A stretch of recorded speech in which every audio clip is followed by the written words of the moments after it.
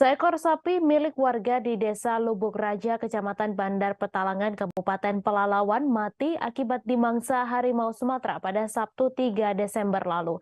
Bangkai sapi dewasa itu ditemukan tergeletak di Pondok 3 Perkebunan Kelapa Sawit milik PT Serikat Putra Desa Lubuk Raja, Bandar Petalangan. Pada tubuh sapi tersebut ditemukan bekas serangan harimau Sumatera berupa gigitan dan cakaran. Informasi selengkapnya akan disampaikan langsung oleh wartawan Tribun Pekanbaru, Johannes Tanjung, yang kini sudah terhubung bersama kami. Silakan rekan Johannes. Baik, terima kasih rekan Mei dan selamat sore semua Tribuners dimanapun Anda berada. Konflik dengan harimau Sumatera kembali terjadi di Kabupaten Pelalawan, namun kali ini harimau Sumatera menyerang ternak milik masyarakat di Desa Lubuk Raja, Kecamatan Bandar Petalangan, Kabupaten Pelalawan. Seekor sapi milik masyarakat dimangsa pada Sabtu pekan lalu dan ditemukan tergeletak di sebuah perkebunan milik perusahaan PT Serikat Putra di Desa Lubuk Raja. Sapi tersebut milik masyarakat bernama Sami Tony Mustafa, merupakan warga Desa Lubuk Raja. Adapun kronologinya Tribuners, ketika saat hari kejadian, Sami Tony Mustafa hendak memeriksa 6 ekor sapinya yang ditambatkan di perkebunan milik Serikat Putra di Desa Lubuk Raja, tepatnya di pondok kebun yang ada di perkebunan tersebut. Namun ketika diperiksa, korban hanya mendapatkan 5 ekor sapinya yang ditambat di pondok perkebunan tersebut, dan satu lagi tidak ada di tempat lagi. Kemudian ia berupaya mencari di sekitar perkebunan milik perusahaan tersebut, dan berselang 2 jam di melakukan pencarian ditemukan sapi tersebut sudah dalam keadaan mati dan bangkainya tergeletak berkisar 10-15 km dari tempat penambatan. Dan yang membuat korban lebih terkejut lagi, Tribuners, ditemukan bekas gigitan dan cakaran di sekitar tubuh korban, tubuh sapi maksud kami, tepatnya di bagian leher dan di bagian ekor juga sudah mengalami luka yang serius. Yang itu yang membuat sapi tersebut mati karena digigit atau diserang oleh harimau Sumatera tersebut. Mendapati fakta tersebut, korban melaporkan ke pihak desa dan ke pihak perusahaan serta Polsek Bunut. Kemudian oleh tim gabungan kemudian dihubungi Badan atau BKSDA Provinsi Riau untuk turun ke lokasi. Pada hari Minggu dan hari Senin, tim identifikasi dari berbagai gabungan dari instansi melakukan identifikasi langsung dan mitigasi langsung ke tempat kejadian perkara, dan ditemukan memang beberapa jejak daripada satu harimau tersebut. Berdasarkan hasil konfirmasi kami dengan BKSDA Riau, dipastikan bahwa memang sapi tersebut diserang oleh harimau Sumatera yang merupakan satwa langka dari Sumatera, dan hal itu terlihat dari jejak yang ditemukan yang cukup berukuran besar. Dan lebih parahnya lagi, Tribuners, bahwasanya tali tambat daripada sapi tersebut ikut putus ketika duga harimau tersebut menarik sapi dari tambatannya. Sampai saat ini tim identifikasi dari BKSDA masih berada di lapangan dan berencana memasang beberapa kamera trap di daerah perlintasan harimau tersebut. Kemudian perusahaan diminta untuk melakukan atau memasang semacam pemberitahuan atau papan pengumuman bahwasanya di sekitar lokasi tersebut merupakan daerah perlintasan harimau. Kemudian sosialisasi juga diberikan kepada masyarakat agar tidak berkeliaran di kebun pada sore hari maupun pada subuh hari, sebab pada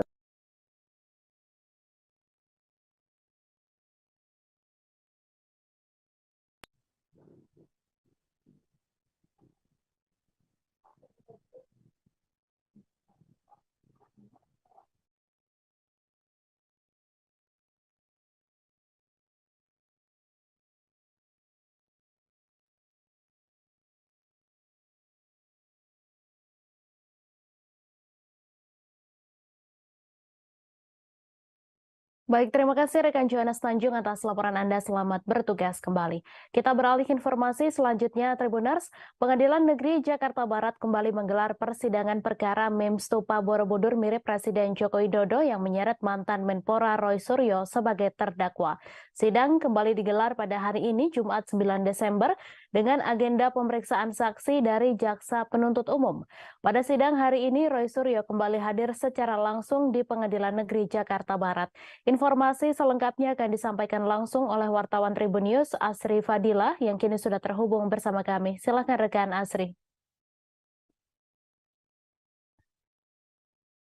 Iya, terima kasih Mei. Tribuners, hari ini sidang perkara MIM Stupa Borobudur milik Jokowi yang menyeret Roy Suryo sebagai terdakwa kembali digelar di Pengadilan Negeri Jakarta Barat. Sidang pada hari ini dimulai sekira pada pukul 10 waktu Indonesia bagian Barat dan masih berlangsung sampai saat ini. Roy Suryo tampak hadir didampingi tim penasihat hukumnya. Dalam persidangan kali ini, Roy Suryo terlebih dulu dicecar pertanyaan-pertanyaan oleh tim jaksa penuntut umum. Di hadapan majelis, dia pun mengaku tidak memposting meme Stupa Borobudur di akun Twitternya @krmtroysuryo2. Namun, dia hanya melakukan multiple quote tweet dari berita mainstream dan postingan warganet. Kemudian dia juga menurutnya kata lucu dan ambiar yang digunakan bukan bermaksud untuk menjelek-jelekan kelompok tertentu. Namun dirinya mengklaim bahwa kata-kata tersebut merupakan bentuk satir.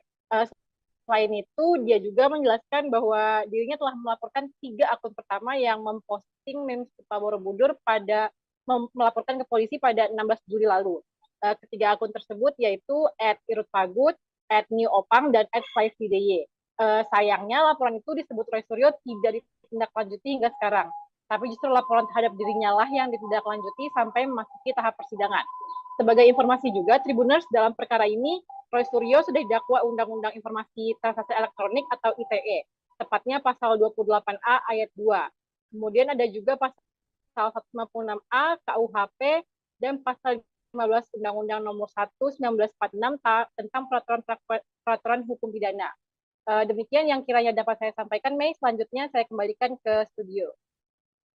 Baik, terima kasih rekan Asri Fadila atas laporan Anda. Selamat bertugas kembali. Kita beralih ke informasi selanjutnya, Tribuners. Sebanyak 4 juta batang lebih rokok ilegal senilai 4 miliar rupiah di Bengkulu dimusnahkan Kantor Pengawasan dan Pelayanan Bea dan Cukai tipe Madya Pabean C Bengkulu. Pemusnahan dipimpin langsung oleh Kepala Kantor Pengawasan dan Pelayanan Bea dan Cukai, Ardani Naryasti. Jutaan barang rokok ini merupakan hasil penindakan yang dilakukan Kantor Bea dan Cukai Bengkulu.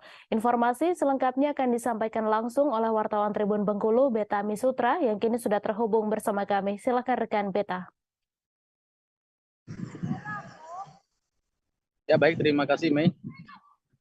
Baik, selamat sore Tribuners. Saat ini saya melaporkan bahwa di Bengkulu kemarin itu telah dilakukan pemusnahan sebanyak kurang lebih sekitar lebih dari 4 juta batang rokok ilegal yang ataupun menjadi sitaan dari pihak Bea dan Cukai Bengkulu ataupun pihak Kantor Pelayanan dan Pengawasan Bea dan Cukai tipe Madya Pabean C Bengkulu yang kemarin dipimpin langsung oleh Kepala Kantornya.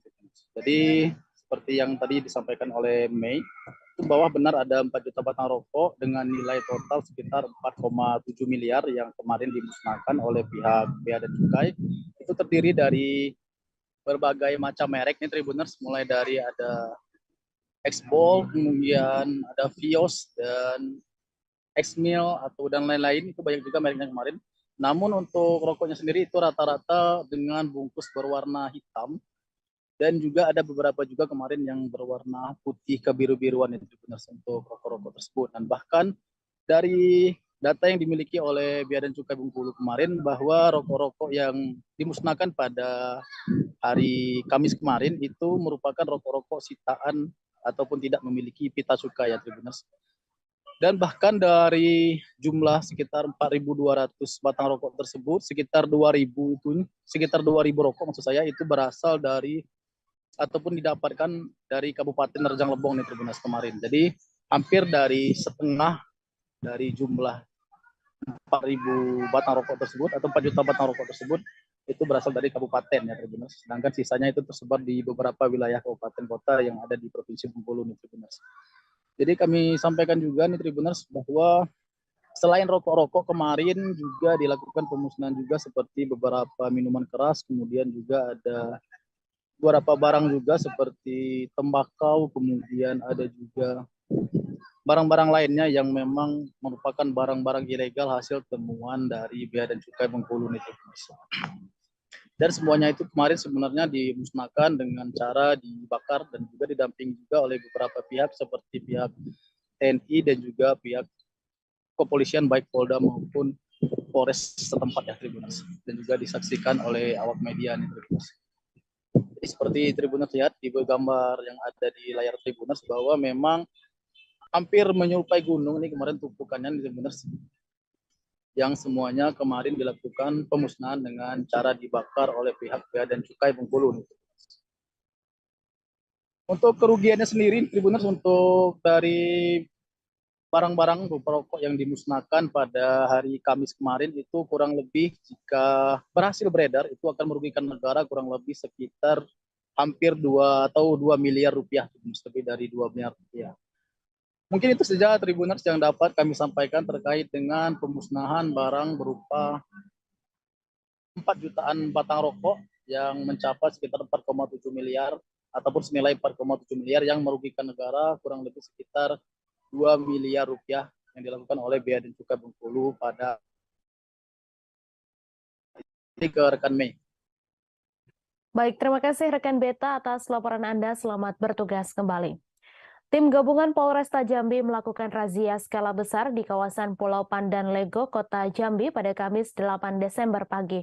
Sebanyak 217 personel Polresta Jambi dan 2 ekor anjing pelacak atau K9 bersama 4 orang polisi satwa dikerahkan untuk menyisir setiap sisi di kawasan eks kampung narkoba tersebut.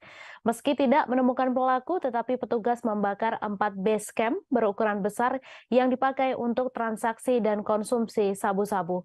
Informasi selengkapnya akan disampaikan langsung oleh wartawan Tribun Jambi Aryo Tondang yang kini sudah terhubung bersama kami. Silakan rekan Aryo. Baik, terima kasih. Selamat sore Mei dan Tribuners. Kami informasikan seperti disebut di awal, pada hari Kamis kemarin, tim gabungan dari Polda Jambi, khususnya awalnya Polresta Jambi ada sekitar 217 personel bersama dengan 2 ekor K9 menggeruduk atau merazia kawasan eks Kampung Narkoba Pulau Pandan. Nah, ini merupakan tindak lanjut dari pihak kepolisian khususnya Polresta Jambi dalam menyikapi permasalahan peredaran narkotika yang ada di kawasan tersebut. Dan ini juga tindak lanjut setelah mendapat informasi dari masyarakat bahwa setelah ditangguhkan sebagai kampung anti narkoba, tetapi masih ada ditemukan indikasi-indikasi peredaran narkoba. Sehingga tim yang dipimpin oleh Kapolresta Jambi, Kombes Pol Eko Wahyudi langsung terjun ke lokasi menyisir seluruh kawasan-kawasan yang menjadi tempat transaksi narkoba atau juga tempat konsumsi narkoba. Nah, pantauan Tribun di lokasi, di mana setiap base camp ini memang didesain sedemikian rupa di mana ada pintu-pintu khusus karena memang ini base camp berbentuk rumah panggung, kemudian itu berdekatan, saling berdekatan, sehingga ada pintu khusus di sampingnya untuk bisa melarikan diri begitu ketika ada petugas datang, sehingga dengan cepat melarikan diri ke belakang ataupun langsung melompat ke kawasan sungai dan danau yang ada di sekitar tersebut. Nah, di lokasi ini, di titik pertama ini ditemukan juga alat hisap bong seperti pipet, kemudian juga pirek, kemudian juga ada kemasan-kemasan atau plastik-plastik benik yang digunakan untuk kemasan sabu-sabu. Nah, petugas juga menyisir seluruh kawasan yang di sini hingga ke kawasan-kawasan yang ada di perkebunan milik warga, di mana di kawasan perkebunan ini ditemukan 4 base camp besar yang memang dibangun cukup besar dengan bahan material seperti rumah begitu. Kemudian dihancurkan dengan alat seadanya oleh petugas gabungan yang berada di lokasi dan langsung diikuti atau dilaksanakan juga oleh Kapolresta Jambi dan juga di Res Narkoba Polda Jambi Kombes Pol Thomas Panji Susbandaru. Nah, setelah base camp ini dibongkar, kemudian bahan material seluruhnya dibakar agar tidak bisa kembali digunakan. Kapolda Jambi juga mengatakan akan menindak tegas dan secara konsisten melakukan merazia dan menekan peredaran narkoba tidak hanya di kawasan ini, tapi di kawasan-kawasan lainnya. Mungkin demikian yang bisa saya sampaikan. Mei, kembali ke studio. Baik, terima kasih rekan Aryo Tondang atas laporan Anda, dan Tribuners, wartawan kami juga telah menghimpun wawancara dengan Kapolresta Jambi. Berikut tayangannya untuk Anda. Polresta Jambi di backup oleh Direktorat Narkoba Polda Jambi melaksanakan kegiatan penertiban yang diindikasikan ada beberapa rukun RT dan kelurahan khususnya Kecamatan Pelanai Pura berindikasi tempat peredaran narkoba Dari yang kita temukan apa yang kita temukan nih Pak? Ada beberapa lokasi yang kita temukan di samping tempat menyabu juga terdapat bungkusan-bungkusan plastik bekas sabu dan alat untuk mengisap pirek, botol-botol aqua, istilah mereka untuk mengisap itu bong. Ini markas yang dibakar, markas tempatnya pengungsian. Ada 4 lokasi yang dibakar hari ini, 2 di Kecamatan Kulai, 2 di Kelurahan Lego, kemudian di RT 25, RT 30, RT 31, dan yang terakhir ini di Jajaran Polresta Cirebon menangkap pelajar berinisial MRF berusia 18 tahun yang terbukti membacok montir bengkel di Kecamatan Sumber, Kabupaten Cirebon. Kapolresta Cirebon Kombes Pol Arief Budiman mengatakan peristiwa tersebut terjadi pada siang hari, yakni tepatnya pada Rabu 7 Desember. Akibatnya, korban mendapat luka sabetan senjata tajam di bagian lehernya dan langsung dilarikan ke rumah sakit untuk mendapatkan perawatan medis. Informasi selengkapnya akan disampaikan langsung oleh wartawan Tribun Cirebon, Ahmad Imam Bayhaki, yang kini sudah terhubung bersama kami. Silakan rekan Imam. Ya, baik, terima kasih, Mai. Polresta Cirebon menangkap MRF pada hari Rabu kemarin, atau tepatnya 10 jam setelah kejadian. Peristiwa pembacokan terhadap montir bengkel tersebut berawal dari para tersangka bersama 10 temannya yang berboncengan menaiki sepeda motor, kemudian berhenti tidak jauh dari bengkel tempat korban bekerja. Kemudian korban yang saat itu berada di bengkel menduga para pelajar atau kelompok para tersangka tersebut hendak tawuran karena korban melihat mereka sudah membawa senjata tajam dan bendera. Diduga mereka hendak menyerang kelompok pelajar lainnya yang lokasi sekolahnya berada tidak jauh dari lokasi kejadian. Kemudian korban mencoba membubarkan kelompok tersangka dan agar tidak terjadi tawuran di kawasan tersebut. Pada mulanya kelompok tersangka tersebut pergi meninggalkan lokasi menggunakan sepeda motornya, namun tidak berapa lama kemudian mereka kembali lagi dan saat itu tersangka yang berinisial MRF turun dari sepeda motor sambil menenteng celurit, kemudian menghampiri korban dan langsung menyerangnya. Saat itu korban sempat berusaha melawan menggunakan beberapa peralatan yang ada di bengkel tersebut, namun akhirnya korban tumbang setelah dibacok di bagian lehernya. Dan setelah membacok tersebut, MRF langsung kabur bersama teman-temannya. Dan korban juga sempat dilarikan ke rumah sakit untuk mendapatkan perawatan medis.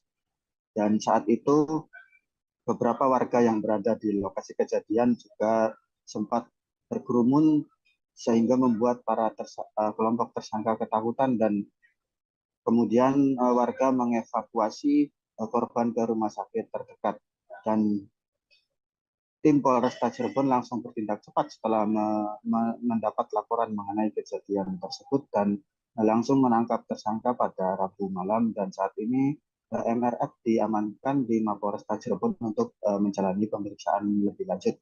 Dan atas perbuatannya MRF dijerat pasal 351 ayat 2 KUHP dan diancam hukuman maksimal 5 tahun penjara. Dan diketahui MRF merupakan saat ini masih berstatus sebagai pelajar kelas 3 SMA, salah satu SMA swasta di Kabupaten Cirebon. Demikian, Mei. Baik, terima kasih rekan Ahmad Imam atas laporan Anda, dan Tribuners, wartawan kami juga telah menghimpun wawancara dengan Kapolresta Cirebon. Berikut tayangannya untuk Anda.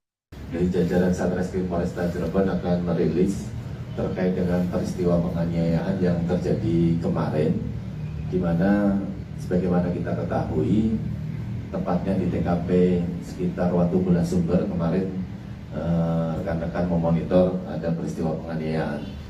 Jadi sebagai kronologis adalah bahwasanya korban menegur sekelompok pelajar yang mengendarai sepeda motor yang diduga akan melakukan kegiatan tawuran.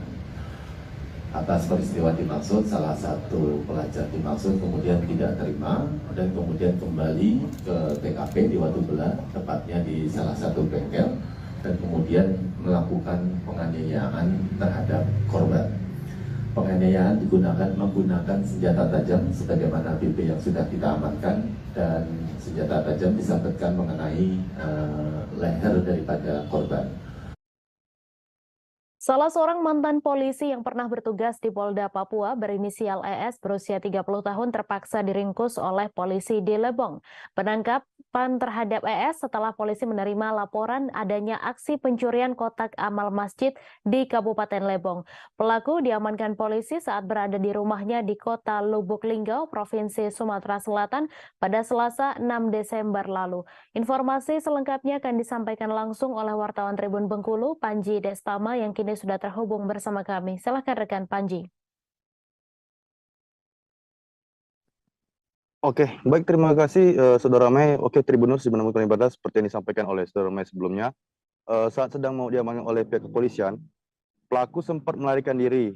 Akhirnya polisi melakukan tindakan tegas dan terukur untuk melumpuhkan pelaku.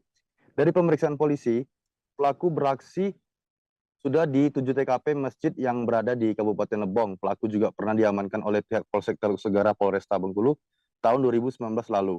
Dari aksi pelaku ini, pihak kepolisian masih melakukan pengembangan apakah pelaku memiliki komplotan atau tidak. Untuk diketahui, pelaku S ini dipecat dari institusi Polri lantaran meninggalkan tugas tanpa izin saat berdinas di Polda Papua. Pelaku juga sempat bergabung di Satbrimob Polda Papua. Dari perbuatan pelaku, disangkakan pasal 363 KUHP tentang tindak pidana pencurian dengan pemberatan dengan ancaman penjara 7 tahun penjara. Selain itu, polisi juga mengamankan beberapa barang bukti, 1 lembar baju batik lengan panjang yang digunakan pelaku, 1 buah topi warna hitam, dan 1 unit R4 Toyota Avanza warna putih. Demikian Saudara Mei, laporan dari tribunbengkulu.com. Baik, terima kasih rekan Panji atas laporan Anda, dan Tribuners, wartawan kami juga telah menghimpun wawancara dengan Kapolres Lebong. Berikut tayangannya untuk Anda. Tersangka Elian Saputra, ini 32 tahun, merupakan pecatan dari anggota Polri. Beliau dulu bertugas sebagai Brimob di Polda Papua, kemudian disersi, kemudian dilakukan pemecatan, dan pencurian ini sudah dilakukan berulang-ulang. Jadi beliau juga seorang residivis, pernah ditahan atas kasus yang sama. Kemudian untuk di wilayah Lebong, yang bersangkutan telah melakukan pencurian sebanyak 5 TKP, ya, yaitu di Masjid Al-Jihad di Tanjung Agung 2 kali, kemudian Masjid Al-Huda, Desa Danau, kemudian Masjid Tik Tebing, kemudian Masjid Jami Al-Azhar, Kelurahan Pasar Muaraman, kemudian Masjid Muhammadiyah. Telah ditemukan mortir di Balikpapan pada Kamis 8 Desember sekitar pukul 15 waktu Indonesia Tengah. Persisnya di kawasan Asrama Sentosa RT 20 Kelurahan Kelandasan Ulu, Balikpapan Kota, Balikpapan, Kalimantan Timur. Mortir tersebut ditemukan di kedalaman sekitar 40 cm di dalam tanah oleh seorang pekerja drainase bernama Wawan. Informasi selengkapnya akan disampaikan langsung oleh wartawan Tribun Kaltim Muhammad Zain yang kini sudah terhubung bersama kami. Silakan rekan Zain. Selamat sore rekan, kami laporkan dari kota Balikpapan, Kalimantan Timur, di mana seorang pekerja bernama Wawan telah menemukan sebuah mortir di kedalaman tanah kurang lebihnya 40 cm. Untuk mortir tersebut ditemukan saat dia sedang melakukan pemboran tanah, dan ketika dia melakukan pemboran itu ternyata alat bornya itu ataupun mata bornya itu mengenai suatu benda yang awalnya dia kira adalah pipa besi. Nah, kemudian setelah dia mencoba untuk menyingkirkan ataupun membuka tanah itu, dia mencoba untuk mengangkat sendiri, ternyata tidak bisa. Akhirnya dia melaporkan kepada aparat RT setempat untuk dibantu. Namun rupanya dari aparat RT sendiri mengetahui bahwa itu bukanlah merupakan sebuah pipa besi, melainkan sebuah mortir. Adapun untuk spesifikasi mortirnya sendiri, ini berdimensi kurang lebihnya 50 kali 15 cm dengan diameter 20 cm dengan bobot kurang lebihnya 70 kg. Untuk proses evakuasinya sendiri kemudian dari warga melaporkan kepada pihak kepolisian untuk dibantu melakukan pengangkatan, karena setelah diproses oleh pihak kepolisian, dari mortir tersebut ternyata dalam kondisi aktif dan berpotensi ledakan. Dari kepolisian sendiri kemudian menurunkan tim penjinak bom dari Detasemen Gegana Satrimob Polda Kaltim untuk melakukan evakuasi. Dan selanjutnya dari temuan mortir tersebut akan dilakukan proses metode disposal, di mana untuk metode disposal ini adalah proses pemusnahan dengan cara ditembak, kemudian dari mortir tersebut akan meledak dan tidak menyisakan bahan-bahan peledak sedikit pun. Mungkin demikian yang bisa dilaporkan dari Kota Balikpapan, rekan Mei. Baik, terima kasih rekan Zain atas laporan Anda. Selamat bertugas kembali. Kita beralih ke informasi selanjutnya, Tribuners. Aktivis yang tergabung dalam Masyarakat Anti Korupsi Sulawesi Selatan atau MARS berkolaborasi dengan seniman Makassar Art Initiative Movement memperingati Hari Anti Korupsi tahun 2022 di Makassar pada Kamis 8 Desember. Hari Anti Korupsi jatuh pada 9 Desember 2022, namun MARS dan MAI memperingati sehari sebelumnya di bawah flyover Makassar. Informasi selengkapnya akan disampaikan langsung oleh wartawan Tribun Timur Wahyudin yang kini sudah terhubung bersama kami. Silakan rekan Wahyudin.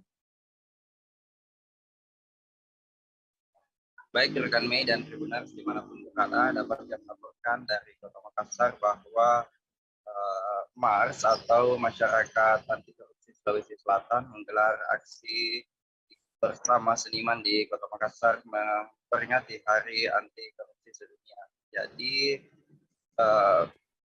Masyarakat Anti Korupsi Sulawesi Selatan bersama seniman memperingati Hari Anti Korupsi dengan melukis di bawah flyover di Kota Makassar. Mereka menuangkan ide dan gagasan terhadap keresahan dan berbagai ketimpangan yang terjadi khususnya di bidang korupsi di Indonesia. Sehingga dengan melalui aktivitas melukis, ide-ide dan gagasan yang dituangkan dalam kanvas disampaikan keresahan para seniman, sebab dianggap bukan hanya keresahan aktivis dan masyarakat biasa terhadap anti korupsi yang merajalela di Indonesia, tetapi seniman juga merasakan keresahan itu, sehingga MARS menggandeng seniman untuk memperingati Hari Anti Korupsi Sedunia. Jadi peringatan Hari Anti Korupsi Sedunia ini dilakukan sehari sebelum tepatnya Hari Anti Korupsi pada 9 Desember 2022. Jadi ada beberapa keresahan yang disampaikan oleh masyarakat anti korupsi, seperti terkait dengan korupsi demokrasi yang diungkam dengan berbagai kritikan yang mulai resah dan tidak bisa disampaikan secara langsung. Nah, demikianlah Tribuners yang dapat saya laporkan dari Kota Makassar. Kembalikan ke studio. Baik, terima kasih rekan Wahyudin atas laporan Anda. Selamat bertugas kembali. Bawaslu Kaltara menekankan kepada ASN di lingkungan Pemprov Kaltara untuk tetap menjaga netralitas menjelang pemilu 2024. Ketua Bawaslu Kaltara, Suryani, mengatakan ASN sebagai perangkat pemerintahan harus memberikan layanan publik yang adil. Jika ASN tidak netral, Suryani khawatir pelayanan publik akan terganggu. Informasi selengkapnya akan disampaikan langsung oleh wartawan Tribun Kaltara, Ilhami Faudi, yang kini sudah terhubung bersama kami. Silahkan rekan Faudi.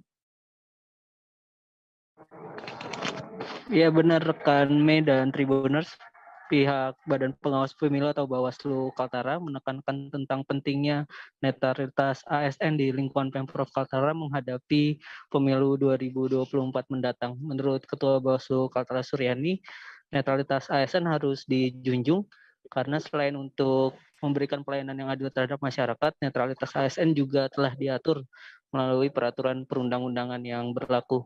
Menurut Suryani, pihaknya akan melakukan pengawasan secara melekat kepada ASN di lingkungan Pemprov Kaltara untuk mengantisipasi adanya dugaan dukungan terhadap salah satu pasangan calon ataupun partai politik di masa pemilu 2024 mendatang. Pihak Bawaslu Kaltara dan Pemprov Kaltara pun telah menandatangani perjanjian terkait memastikan adanya netralitas ASN menjelang pemilu 2024 mendatang.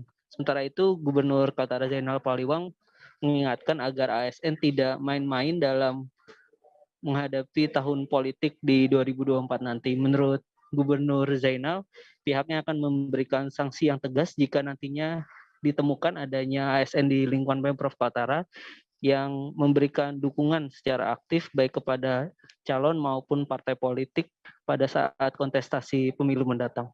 Demikian rekan Mei laporannya. Terima kasih rekan Faudi atas laporan Anda, dan Tribuners, wartawan kami juga telah menghimpun wawancara dengan Ketua Bawaslu Kaltara. Berikut tayangannya untuk Anda. Upaya-upaya kita yaitu melakukan pencegahan. Yang pertama tentu sosialisasi. Nah, selanjutnya tentu ada kesepakatan yang kami lakukan sesuai dengan perangkat daerah masing-masing. Ya.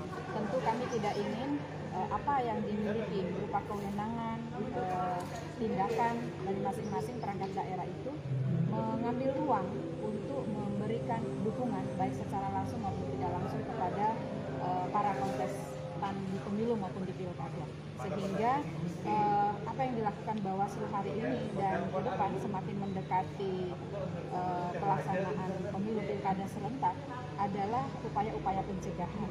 Nah, selanjutnya Bawaslu akan melakukan pengawasan secara melekat, baik secara langsung maupun tidak. Tentunya juga mendorong semua lapisan masyarakat untuk ikut mengawasi. Ya, tidak ragu menyampaikan laporan kepada Bawaslu ketika Beberapa pekan menjelang Hari Natal dan Tahun Baru, terpantau harga beras di pusat pasar Kota Medan terus mengalami kenaikan. Adapun harga beras secara bertahap naik dalam sehari mencapai Rp200, lalu Rp300 hingga Rp500 per kilogramnya. Pedagang beras bernama Acai mengatakan harga beras mulai mengalami kenaikan dalam beberapa waktu menjelang Hari Natal dan Tahun Baru 2023.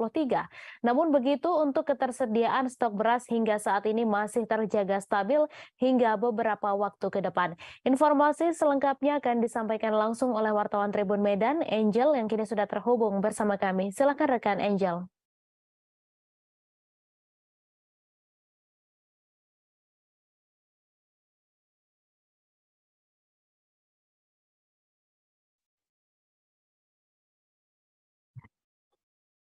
Halo rekan Angel. Ya, selamat sore, Mei. Ya, silakan dengan laporan Anda.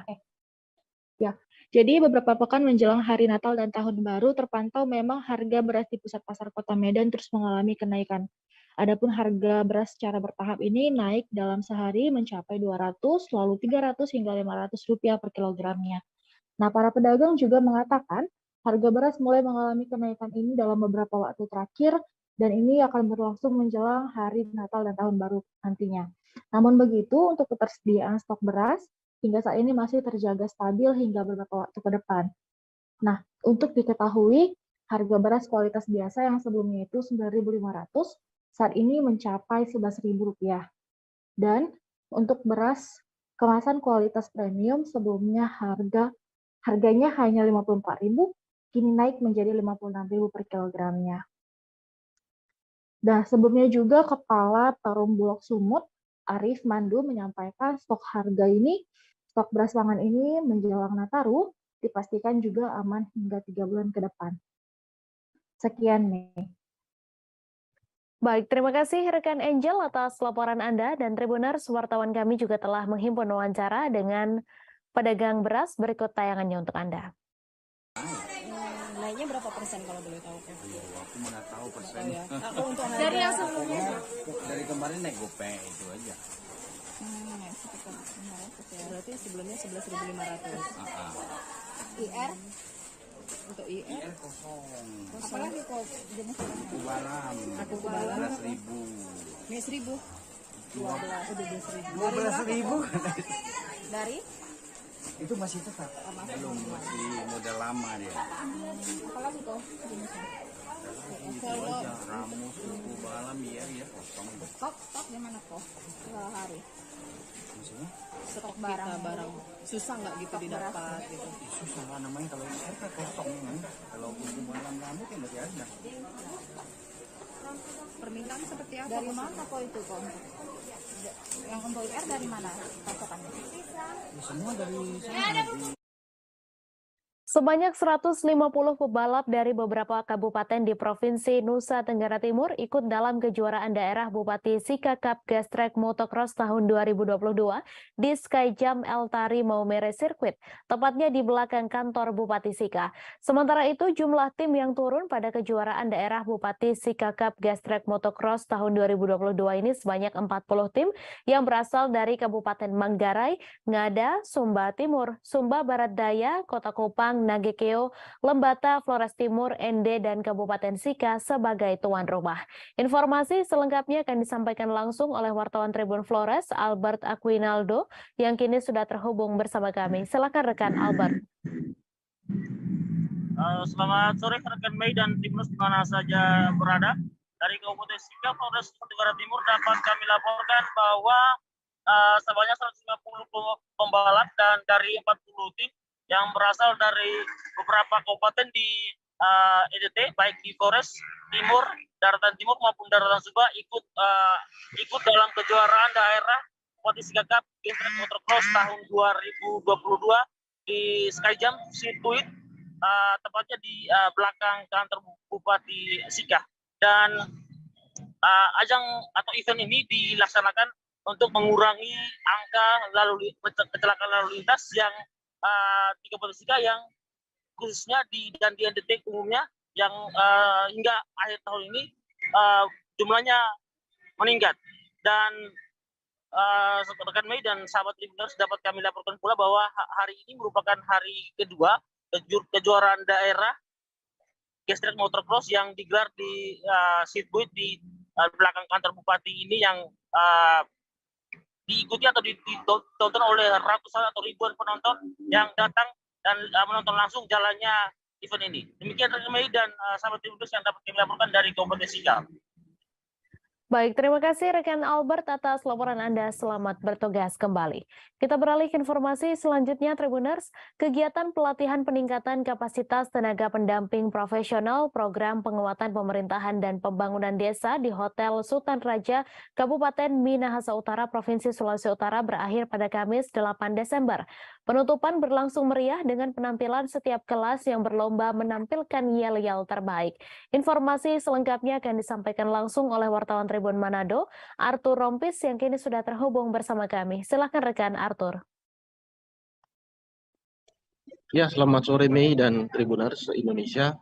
Jadi kegiatan pelatihan pendamping desa yang diselenggarakan oleh Kementerian Desa dan PDTT di Hotel Sultan Raja telah berakhir. Jadi selama 3 hari para peserta dari 6 kabupaten di Sulawesi Utara mengikuti materi pelatihan yang dibimbing oleh sekitar 39 pelatih nasional dan pelatih lokal.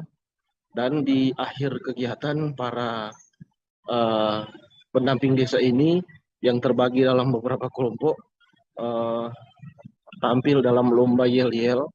Jadi ini lomba yang bukan hanya sekedar lomba, tapi ini juga menunjukkan kekompakan dan semangat, serta di dalamnya berisi penguasaan materi terhadap materi yang diberikan.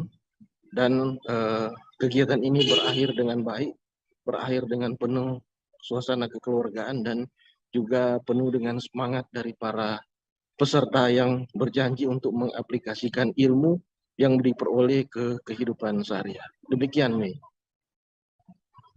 Baik, terima kasih rekan Arthur Rompis atas laporan Anda. Selamat bertugas kembali. Kita beralih ke informasi selanjutnya, Tribuners. Jaksa Penuntut Umum dalam sidang kasus pembunuhan Brigadir Yosua Huta Barat menunjukkan barang bukti saat persidangan di Pengadilan Negeri Jakarta Selatan pada Kamis 8 Desember. Barang bukti itu ditunjukkan kepada mantan Kadif Propam Polri Verdi Sambo yang juga menjadi terdakwa dalam kasus ini. Kepada JPU, Verdi Sambo membenarkan pakaian PDL adalah pakaian yang digunakannya di hari kematian Brigadir J. Selanjutnya, JPU memperlihatkan 2 buah senjata api, yakni laras panjang dan pistol jenis Glock. Mendapatkan pertanyaan itu, Verdi Sambo menjawab bahwa senjata laras panjang digunakan oleh ajudan. JPU juga menanyakan siapa yang menggunakan senjata jenis Glock. Adapun senjata jenis Glock ini menurut kesaksian Verdi Sambo ia berikan kepada Barada Richard Eliezer. Momen lain yang terekam kamera adalah Verdi Sambo sempat tidak sengaja melontarkan kesaksian bahwa dirinya ikut menembak Brigadir J. Saat ditanya apakah senjata HS ia tembakkan ke punggung Brigadir J, spontan Verdi Sambo membenarkan pernyataan JPU itu. Dan tiba-tiba dengan spontan Verdi Sambo membenarkan pernyataan tersebut. Ia spontan mengatakan, "Ya, saya tembakkan ke punggung." Setelah menjawab pertanyaan itu, seketika Verdi Sambo terlihat menunduk dan sempat membetulkan posisi kemejanya. Ia juga terlihat memindahkan mikrofon dari yang semula tangan kiri ke tangan kanan. Pada saat Verdi Sambo memberikan kesaksiannya dalam persidangan Barada Richard Eliezer, Verdi Sambo mengatakan bahwa Barada Eliezer menembak sebanyak 5 kali. Mendengar kesaksian Verdi Sambo, Barada Richard Eliezer pun mengkoreksi kesaksian mantan Kadif Propam Polri itu. Saat di Pengadilan Negeri Jakarta Selatan digelar pada Kamis 8 Desember, Barada Eliezer tidak membenarkan apa yang menjadi pernyataan Verdi Sambo. Padahal menurut pengakuan Barada Eliezer, dirinya menembak Brigadir J sebanyak 3-4 kali. Tak hanya itu, di persidangan Barada Eliezer juga mengungkapkan bahwa dirinya melihat Verdi Sambo turut melakukan penembakan. Selain itu, Barada Eliezer mengatakan bahwa Verdi Sambo tidak pernah memintanya untuk membackup suami dari Putri Chandrawati tersebut. Yang benar menurut Barada E adalah pada saat Sambo memerintah ia untuk menembak Yosua, setelah itu Sambo juga menceritakan kepada Barada E skenario yang nantinya akan dijalankan. Merespons pernyataan Barada Eliezer ini, Ketua Majelis Hakim Wahyu Iman Santoso turut menanyai Verdi Sambo. Ketua Majelis Hakim meminta kejujuran Verdi Sambo soal apakah dirinya ikut menembak Yosua atau tidak. Verdi Sambo mengaku tidak ikut menembak Yosua dan hanya mengetahui Richard Eliezer menembak sebanyak 5 kali ke arah Brigadir J. Pada hasil autopsi yang menyebut ada 7 bekas tembakan. Adapun Verdi Sambo menjawab bahwa dirinya tidak tahu terkait adanya 7 bekas tembakan tersebut.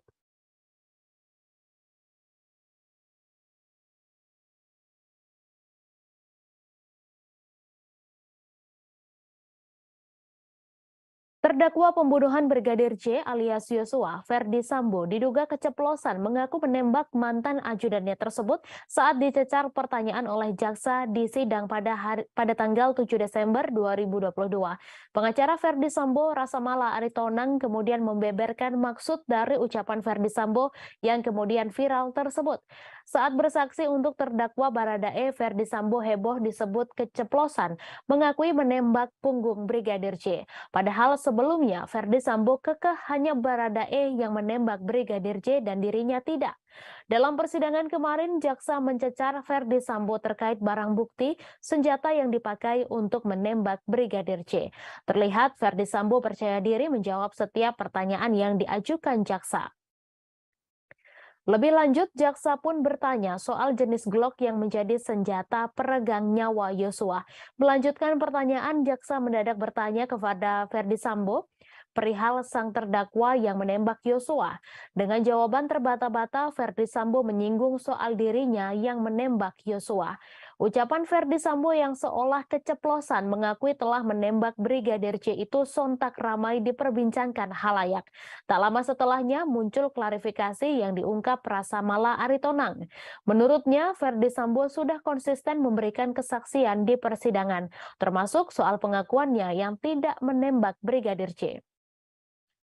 Setelah mendengar penjelasan pengacara Verdi Sambo, ada salah satu wartawan yang terdengar kembali menegaskan soal momen ketika Verdi Sambo mengaku menembak punggung Brigadir J. Rasamala membantah maksud Verdi Sambo adalah menembak Yosua. Ia mengatakan maksud Sambo adalah menembak dinding seusai mengambil pistol dari Yosua. Sementara itu, dalam persidangan kemarin, Majelis Hakim menilai janggal keterangan dari Verdi Sambo. Pertama, seperti pada pernyataan Verdi Sambo yang mengatakan bahwa istrinya, Putri Chandrawati, sedang tidak enak badan.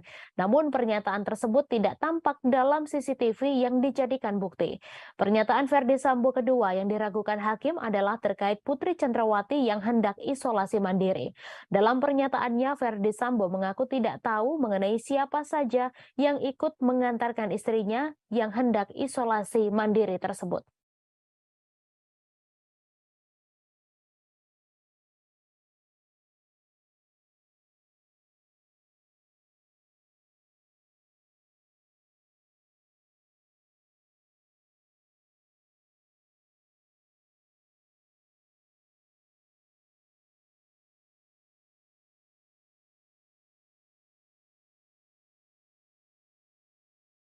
Kebakaran terjadi di rumah hingga kios warga di kawasan Lorong Tahu, Mardika, Ambon pada Jumat 9 Desember. Kebakaran terjadi sekitar pukul 3 waktu Indonesia Timur dini hari. Menurut pantauan di lokasi, sekitar pukul 5:10 waktu Indonesia Timur, api dan asap hitam membumbung tinggi di langit kota Ambon. Tak hanya rumah, kios warga hingga deretan toko baju bekar atau cakar bongkar pun ikut terbakar.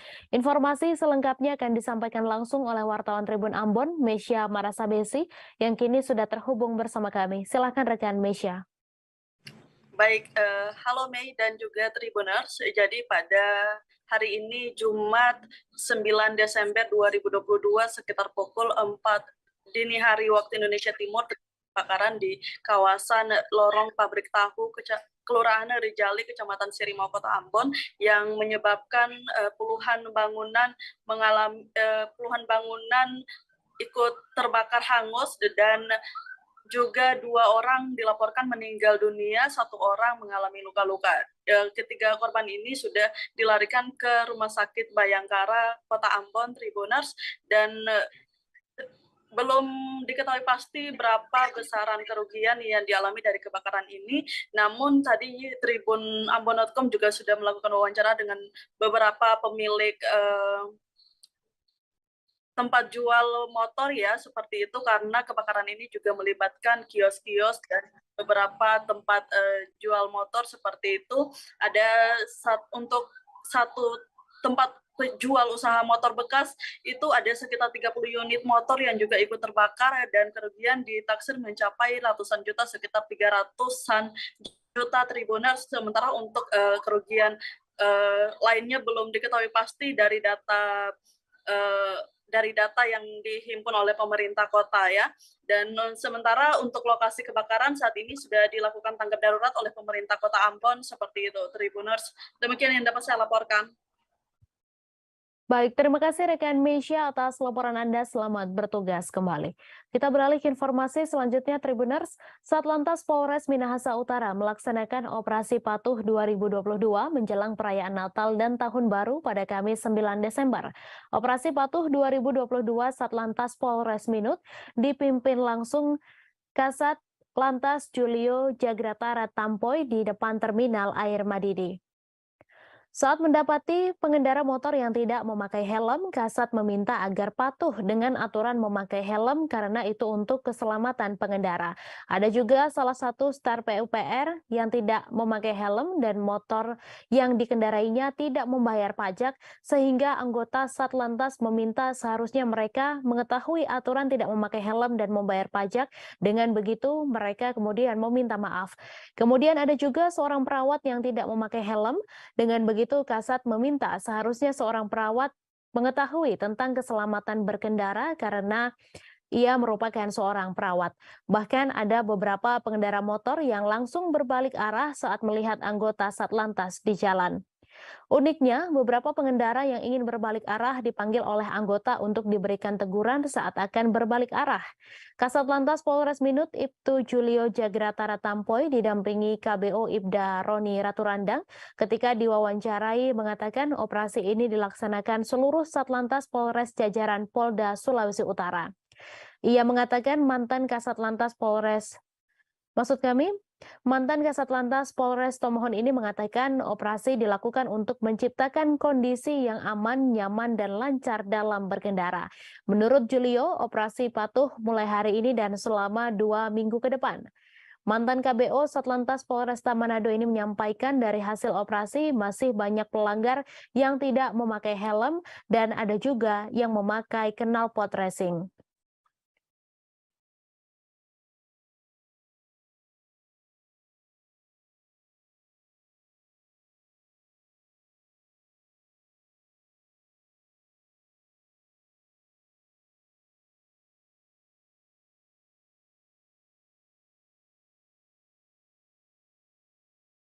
Turap setinggi 15 meter longsor di kawasan perumahan Tirta Mandala, Cilodong, Kota Depok pada dini hari tadi. Longsoran turap tersebut pun menutup aliran kali di lokasi sekitar hingga akhirnya air meluap dan menyebabkan banjir di perumahan Tirta Mandala. Camat Cilodong Bambang Eko mengatakan longsor ini terjadi akibat curah hujan yang cukup tinggi. Informasi selengkapnya akan disampaikan langsung oleh wartawan Tribun Jakarta, Dwi Putra Kesuma, yang kini sudah terhubung bersama kami. Silahkan rekan Dwi. Baik, selamat sore Mei dan juga Tribuners. Juga saya sampaikan bahwa musibah tanah longsor yang menyebabkan banjir di kawasan perumahan Tirta Mandala, Cilodong, Kota Depok ini terjadi pada kemarin dini hari. Turap setinggi 15 meter ini longsor akibat curah hujan yang tinggi dan juga intensitas yang cukup lama. Sebelum turap ini longsor, warga sekitar juga sempat mendengar suara retakan yang cukup keras. Dan baru beberapa saat kemudian turap ini longsor, yang mana di atas turap tersebut adalah bangunan berupa bengkelan. Akibat turapnya longsor ini, aliran kali yang ada persis ada di bawahnya pun sempat tertutup hingga air meluap merendam pemukiman warga. Camat Cilodong, Kota Depok, Bambang Eko mengatakan kurang lebihnya ada 2 RW yang terendam banjir, dan akibat banjir ini, petugas dari Dinas Damkar Kota Depok juga sempat mengevakuasi sejumlah warga yang hendak berangkat sekolah dan juga berangkat kerja akibat tidak bisa melewati jalan yang terendam banjir.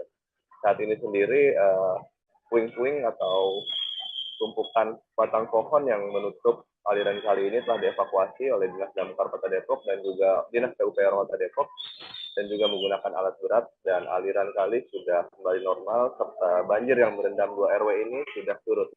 Namun demikian, puing-puing seperti puing bangunan dan juga batang pohon berukuran besar masih berada di lokasi dan sedang dalam proses dievakuasi menggunakan mobil. Kurang lebih seperti itu nih yang bisa saya sampaikan. Baik, terima kasih rekan Dwi Putra atas laporan Anda. Selamat bertugas kembali. Polda Kalimantan Timur meresmikan posko pengamanan yang berada tepat di dalam kawasan inti Ibu Kota Negara Nusantara pada Jumat 9 Desember. Kapolda Kalimantan Timur Irjen Pol Imam Sugianto mengatakan posko yang dibangun itu untuk memudahkan pengamanan di Ibu Kota baru.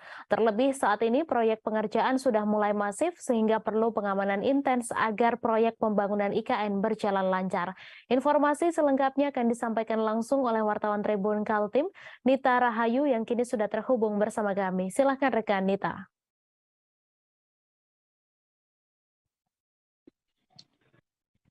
Ya baik, di studio dapat kami laporkan dari Kabupaten Penajam Pasar Utara bahwa pada Jumat 9 Desember 2022 ini Polda Kalimantan Timur meresmikan posko pengamanan yang berada tepat di dalam kawasan inti Ibu Kota Negara atau IKN Nusantara.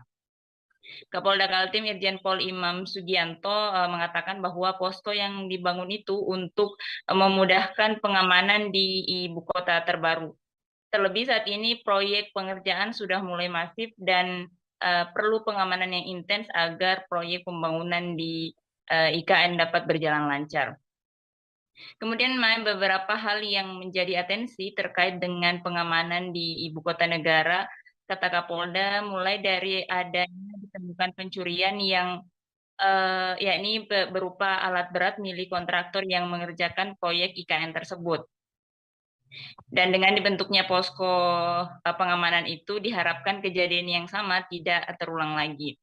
Kemudian posko tersebut juga, Mai dan Tribuners, dikerjakan kurang lebih selama 4 bulan dan lokasinya berada tepat di tengah-tengah kawasan inti ibu kota negara, dan sehingga lokasi tersebut dianggap strategis untuk dijadikan posko pengamanan.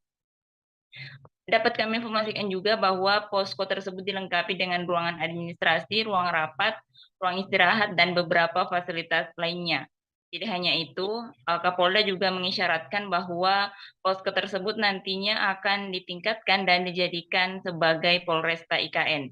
Kemudian disinggung mengenai personil yang akan bersiaga serta sistem penjagaan seperti apa yang akan diterapkan di posko. Kata Kapolda saat ini masih dalam tahap penyusunan.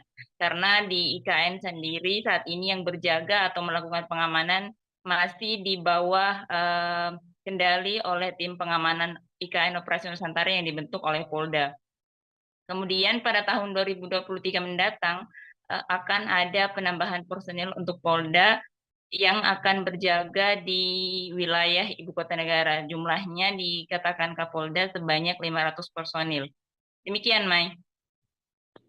Baik, terima kasih rekan Dita atas laporan Anda. Dan Tribuners, wartawan kami juga telah menghimpun wawancara dengan Kapolda Kalimantan Timur. Berikut tayangannya untuk Anda. Ada pos-pos lain, Pak? Akan ada tambahan pos-pos lain. Kita mengeliminir, sudah ada beberapa laporan kehilangan dari kecil itu, ya. Ini harus kita mitigasi, kalau tidak ini nanti akan berlanjut terus. Pelaku harus ketangkep. Ada berapa personil, Pak, yang akan ditambah, Pak? Kurang lebih 500 sekian tahun depan. Tapi itu dinamis, akan bisa bertambah lagi. Kita sesuaikan dengan tingkat ancaman yang ada di sekitar proyek pembangunan KIPP. Laporan selama ini baru hanya pencurian, Pak? Pencurian sementara, ya, pencurian. Mudah-mudahan nggak ada lagi deh. Masyarakat kita, saya menghimbau ke masyarakat, ojo nyuri-nyuri lah, nanti daripada dikandangkan di sel nanti, ya. Siap. Oke ya. Siap. Terungkap fakta baru kasus dugaan ruda paksa yang dilakukan oleh seorang pas pampres berinisial Mayor BF kepada prajurit wanita TNI di sebuah hotel di Bali. Setelah dilakukan penyelidikan oleh penyidik Pusat Polisi Militer TNI, tidak ditemukan bukti adanya kasus ruda paksa.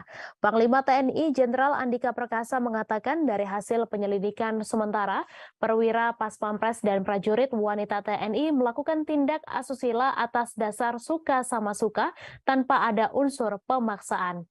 Saat ini, korban yang merupakan perwira muda perempuan Divisi Infanteri 3 Kostrat berinisial Letda CAJKGER berpotensi sebagai tersangka. Sebelumnya, Mayor Infanteri BF yang menjabat sebagai wakil komandan di salah satu detasmen pasukan pengamanan presiden atau Pas Pampres telah ditetapkan sebagai tersangka. Menurutnya, kedua pelaku dapat dijerat dengan pasal 281 tentang asusila dan dapat dipecat dari TNI karena kasus ini. Kini proses penyelidikan masih berjalan dan akan terus dikembangkan. Sebelumnya, Jenderal Andika Perkasa mengatakan Mayor BF sudah diproses hukum atas kesalahannya. Hal ini dikatakan sebelum ada bukti kasus asusila dilakukan atas dasar suka sama suka. Kasus ini telah diperiksa di Makassar, Sulawesi Selatan karena korban bertugas di Divisi Infanteri 3 Kostrat. Namun kini kasus ini akan ditangani langsung oleh Pusat Polisi Militer atau Puspom TNI. Andika menjelaskan jika perbuatan Mayor BF sudah memenuhi unsur pidana dan tidak akan memberi kompromi atas perbuatannya. Selain itu, ia juga dengan tegas akan memecat Mayor BF karena melakukan perbuatan tersebut kepada sesama prajurit TNI. Kepala Staf Kepresidenan Jenderal Purnawirawan Muldoko menanggapi kasus oknum Pas Pampres yang diduga meruda paksa prajurit TNI wanita di sebuah hotel di Bali ketika acara KTT G20 pada 15 hingga 16 November 2022. Muldoko menyatakan di TNI aturan dan hukum yang berlaku sudah jelas. Menurutnya dalam kasus ini akan dilihat terlebih dahulu pelanggaran kasus ini termasuk disiplin murni atau disiplin tidak murni. Mantan Panglima TNI ini juga mengungkap kasus ini akan ditentukan di pengadilan militer dan hukuman yang diberikan dapat berupa pemecatan jika terbukti bersalah. Terkait tindakan yang akan diberikan kepada korban, menurutnya perlu dilakukan rehabilitasi atau pendekatan psikologi agar korban dapat menghilangkan trauma.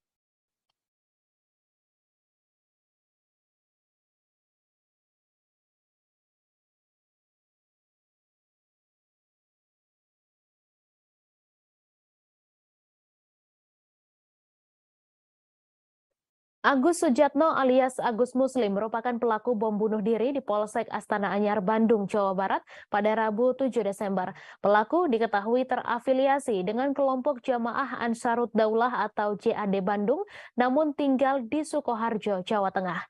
Pekerjaan pelaku adalah menjadi juru parkir di sebuah restoran di belakang Stadion Manahan Solo. Juru parkir di tempat tersebut berinisial ER mengatakan pelaku sudah sejak tahun 2019 bekerja di restoran sebagai juru parkir. Ia juga membenarkan motor Suzuki Shogun berwarna biru yang ditemukan di tempat kejadian perkara merupakan motor milik pelaku yang digunakan untuk berangkat ke tempat kerja. Diketahui motor Suzuki Shogun berwarna biru yang terparkir di dekat Polsek Astana Anyar menjadi barang bukti penting karena terdapat tulisan pesan Agus Sujatno sebelum melakukan bom bunuh diri. ER menjelaskan ketika menjadi juru parkir, pelaku kerap memakai celana cingkrang. Pelaku menjadi juru parkir di restoran tersebut dari pukul 9 pagi hingga 9 malam dan bekerja 2 hari sekali. Menurutnya, penghasilan pelaku menjadi juru parkir cukup besar karena dapat membawa uang Rp500.000 per hari. Di mata ER, Agus Sujatno merupakan sosok yang pendiam karena jarang berinteraksi dengan juru parkir yang lain. Pelaku Agus Sujatno tinggal di sebuah kos di wilayah Desa Siwal, Kecamatan Baki, Kabupaten Sukoharjo. Ketua RT setempat Suparno mengatakan tidak mengenal pelaku karena dari awal datang tidak melapor ke RT. Suparno juga tidak mengetahui sudah berapa lama pelaku tinggal di kos tersebut dan baru diberi informasi oleh pemilik kos setelah kejadian bom bunuh diri di Bandung. Menurutnya, pelaku dan keluarga sangat tertutup dan tidak pernah mengikuti kegiatan RT setempat. Sementara itu diketahui seorang polisi bernama Aibtu Sofyan meninggal dunia akibat ledakan bom di Polsek Astana Anyar, Kota Bandung. Aibda Sofyan merupakan Babin Kamtipmas di Kelurahan Karanganyar, Astana Anyar, Kota Bandung. Ia menjadi korban meninggal dunia akibat teror bom bunuh diri yang dilakukan Agus Sujatno alias Agus Muslim. Seorang mantan teroris Robi Rubiansyah alias Abu Askar menjelaskan alasan aparat penegak hukum dijadikan target oleh kelompok JAD. Ia mengungkap di mata kelompok JAD, sebuah negara yang tidak menggunakan asas Islam akan dipandang sebagai musuh Islam. Mantan tersangka kasus bom Kedutaan Besar Myanmar 2013 ini mengatakan aparat penegak hukum menjadi target JAD karena membela negara yang tidak berasaskan Islam dan dipandang sebagai penolong sistem setan. Menurutnya, kelompok JAD memiliki rasa kekeluargaan, ideologi, dan militansi yang tinggi. Meskipun jumlah anggotanya sedikit, namun sangat berbahaya karena 3 hal tersebut.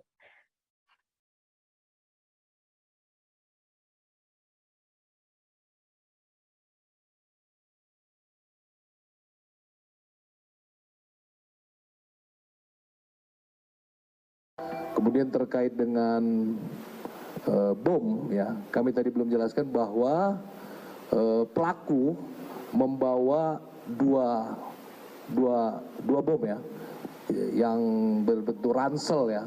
Jadi yang pertama di punggung, yang kedua di depan dada. Namun peristiwa itu yang meledak adalah yang ransel punggung. Ketika meledak, yang di dada terpental. Jadi Direktur Eksekutif Trias Politika Strategis atau TPS Agung Baskoro menilai Ketua Umum Partai Nasdem Surya Paloh tampaknya ingin membalas dendam terhadap Presiden Joko Widodo.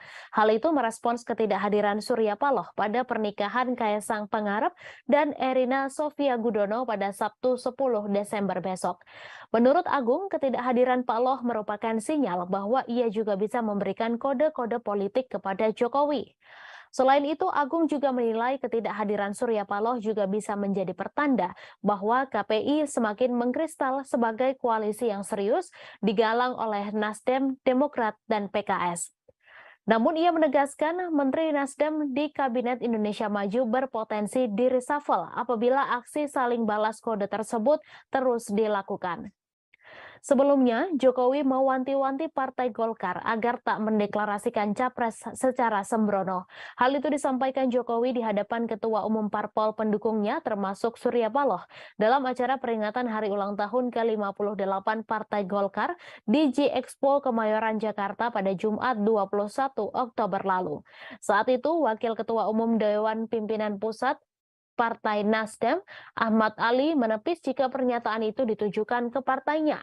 Tak hanya itu, berbeda ketika hari ulang tahun Golkar dan Perindo yang mana Jokowi tampak hadir secara fisik.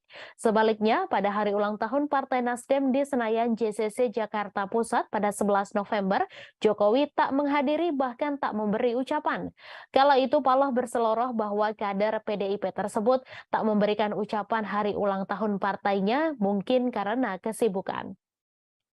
Berbeda dengan tokoh-tokoh lain seperti mantan Presiden Susilo Bambang Yudhoyono, Paloh justru dipastikan absen pada pernikahan putra Jokowi, Kaesang. Ketua Bidang Media dan Komunikasi Publik DPP Partai Nasdem, Charles Meikiansah, mengatakan Paloh telah menyurati Jokowi perihal ketidakhadirannya. Menurut Charles, Paloh tak menghadiri pernikahan putra Jokowi itu dikarenakan sedang berobat ke luar negeri.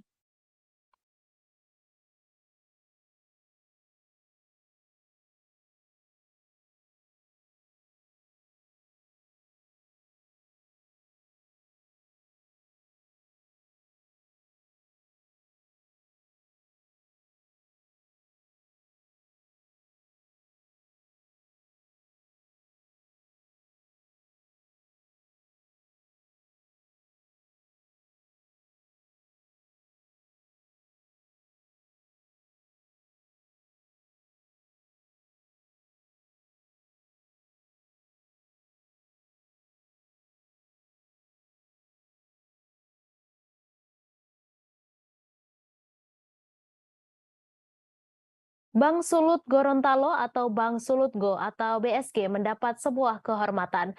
Torang Pebang menjadi tempat konsultasi studi komparasi Bumper Perda di DPRD Sulawesi Tenggara dan Bank Sultra terkait penyertaan modal. Direktur Operasi BSG Luisa Parengkuan yang memimpin jajaran BSG memaparkan, sejauh ini upaya mengejar modal inti 3 triliun rupiah berjalan pada trek yang direncanakan.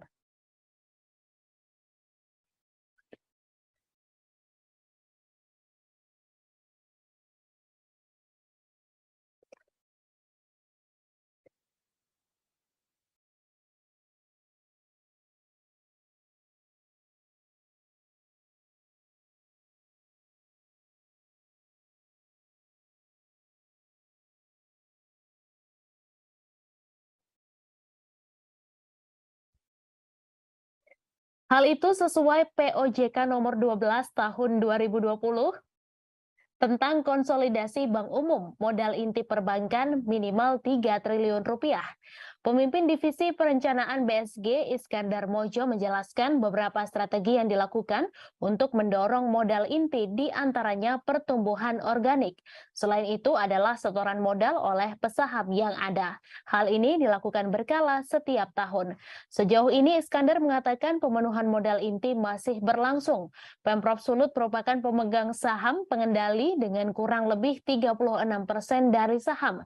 Kemudian BSG memiliki investor strategis PT Mega Corpora yang memiliki 24,9% saham di Torang Pebang. Staf Direksi Bidang Pemasaran Permodalan BSG, Ferry Masengi menambahkan BSG pertama BPD yang memiliki investor strategis. Bahkan Kopkar BSG merupakan pesaham terbesar kelima. Wakil Ketua Bumper Perda DPRD Sultra, Bustam mengatakan pihaknya memilih BSG sebagai tujuan studi komparasi karena memiliki investor strategis. Dijelaskan saat ini pembahasan Raperda penyertaan modal Bank Sultra tengah berlangsung di DPRD Sultra.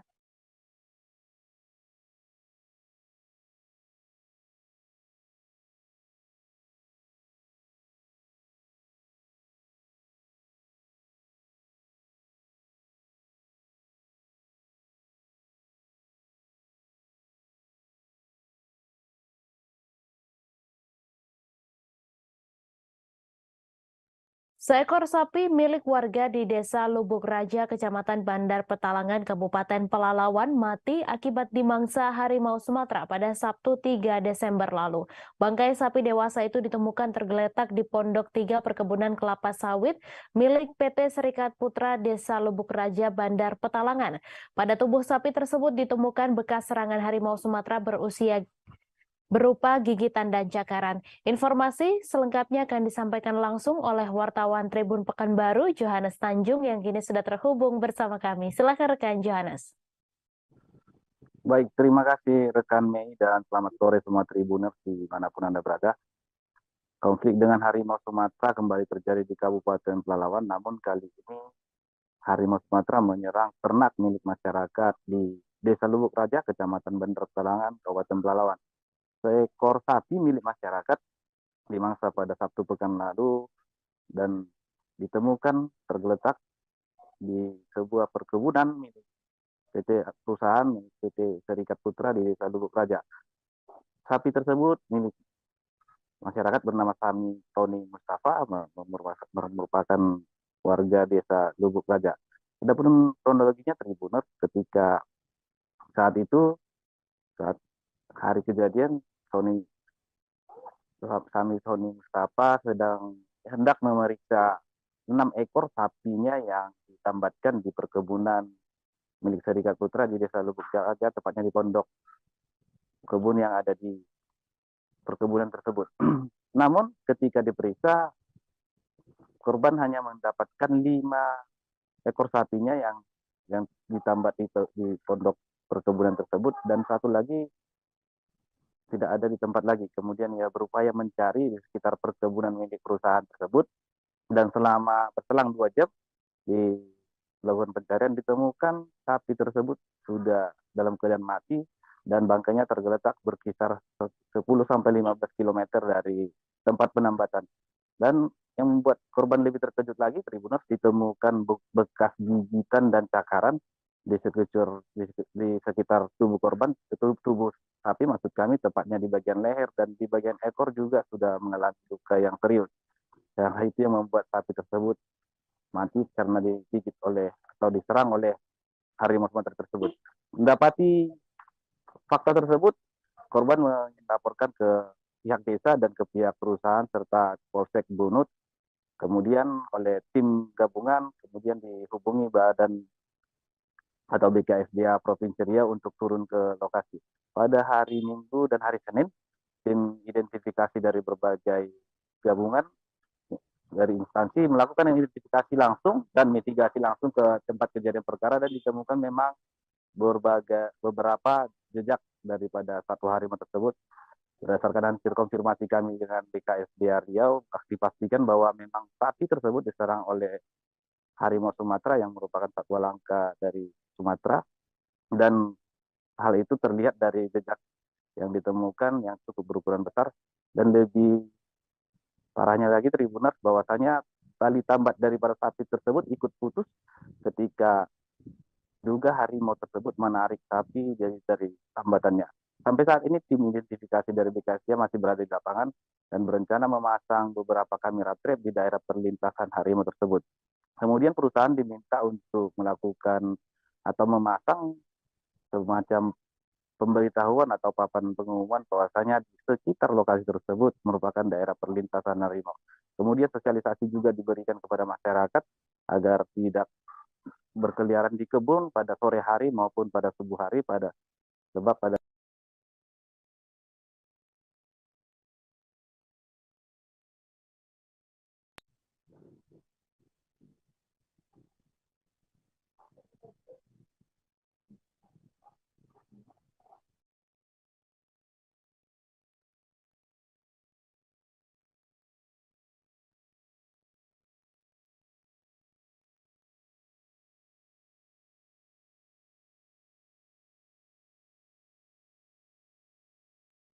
Baik, terima kasih rekan Jonas Tanjung atas laporan Anda. Selamat bertugas kembali. Kita beralih ke informasi selanjutnya, Tribuners. Pengadilan Negeri Jakarta Barat kembali menggelar persidangan perkara meme stupa Borobudur mirip Presiden Joko Widodo yang menyeret mantan Menpora Roy Suryo sebagai terdakwa. Sidang kembali digelar pada hari ini, Jumat 9 Desember, dengan agenda pemeriksaan saksi dari Jaksa Penuntut Umum. Pada sidang hari ini, Roy Suryo kembali hadir secara langsung di Pengadilan Negeri Jakarta Barat. Informasi selengkapnya akan disampaikan langsung oleh wartawan Tribun News Asri Fadila yang kini sudah terhubung bersama kami. Silakan rekan Asri. Iya, terima kasih Mei. Tribuners, hari ini sidang perkara meme stupa Borobudur milik Jokowi yang menyeret Roy Suryo sebagai terdakwa kembali digelar di Pengadilan Negeri Jakarta Barat. Sidang pada hari ini dimulai sekira pada pukul 10 waktu Indonesia bagian Barat dan masih berlangsung sampai saat ini. Roy Suryo tampak hadir didampingi tim penasihat hukumnya. Dalam persidangan kali ini, Roy Suryo terlebih dulu dicecar pertanyaan-pertanyaan oleh tim jaksa penuntut umum. Di hadapan majelis, dia pun mengaku tidak memposting meme stupa Borobudur di akun Twitternya @krmtroysuryo2. Namun, dia hanya melakukan multiple quote tweet dari berita mainstream dan postingan warganet. Kemudian dia juga menurutnya kata lucu dan ambiar yang digunakan bukan bermaksud untuk menjelek-jelekan kelompok tertentu. Namun dirinya mengklaim bahwa kata-kata tersebut merupakan bentuk satir. Selain itu, dia juga menjelaskan bahwa dirinya telah melaporkan 3 akun pertama yang memposting meme stupa Borobudur melaporkan ke polisi pada 16 Juli lalu. Ketiga akun tersebut yaitu @irutpagut, @newopang, dan @5vdy. Sayangnya laporan itu disebut Roy Suryo tidak ditindaklanjuti hingga sekarang. Tapi justru laporan terhadap dirinya lah yang ditindaklanjuti sampai memasuki tahap persidangan. Sebagai informasi juga, Tribuners, dalam perkara ini, Roy Suryo sudah didakwa Undang-Undang Informasi Transaksi Elektronik atau ITE, tepatnya pasal 28A ayat 2.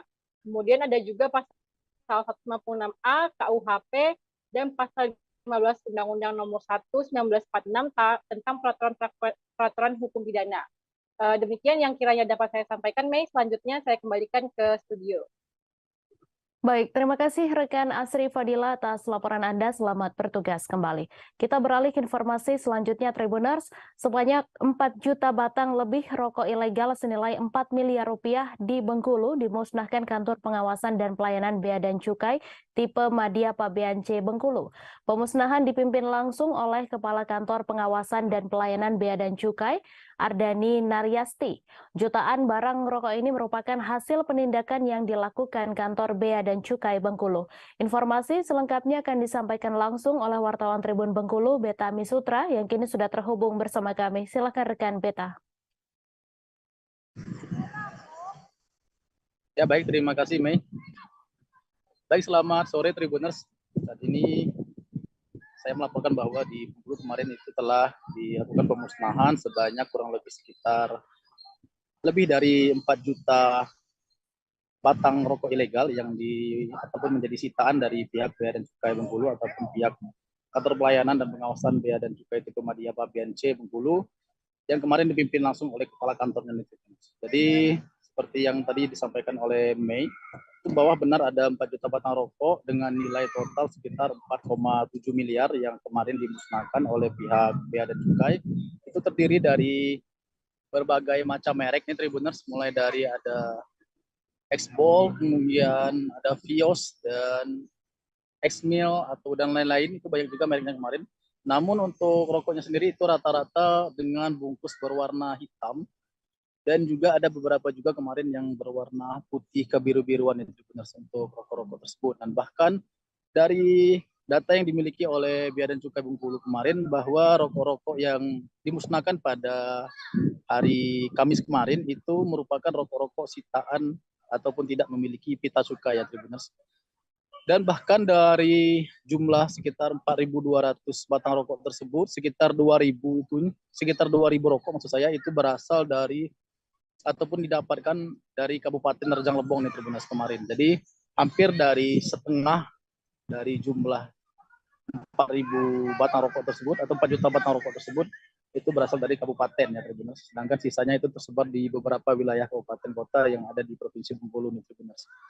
Jadi kami sampaikan juga nih Tribuners bahwa selain rokok-rokok kemarin juga dilakukan pemusnahan juga seperti beberapa minuman keras, kemudian juga ada beberapa barang juga seperti tembakau, kemudian ada juga barang-barang lainnya yang memang merupakan barang-barang ilegal hasil temuan dari Bea dan Cukai Bengkulu nih Tribuners. Dan semuanya itu kemarin sebenarnya dimusnahkan dengan cara dibakar dan juga didampingi juga oleh beberapa pihak seperti pihak TNI dan juga pihak kepolisian baik Polda maupun Polres setempat ya Tribuners, dan juga disaksikan oleh awak media nih Tribuners.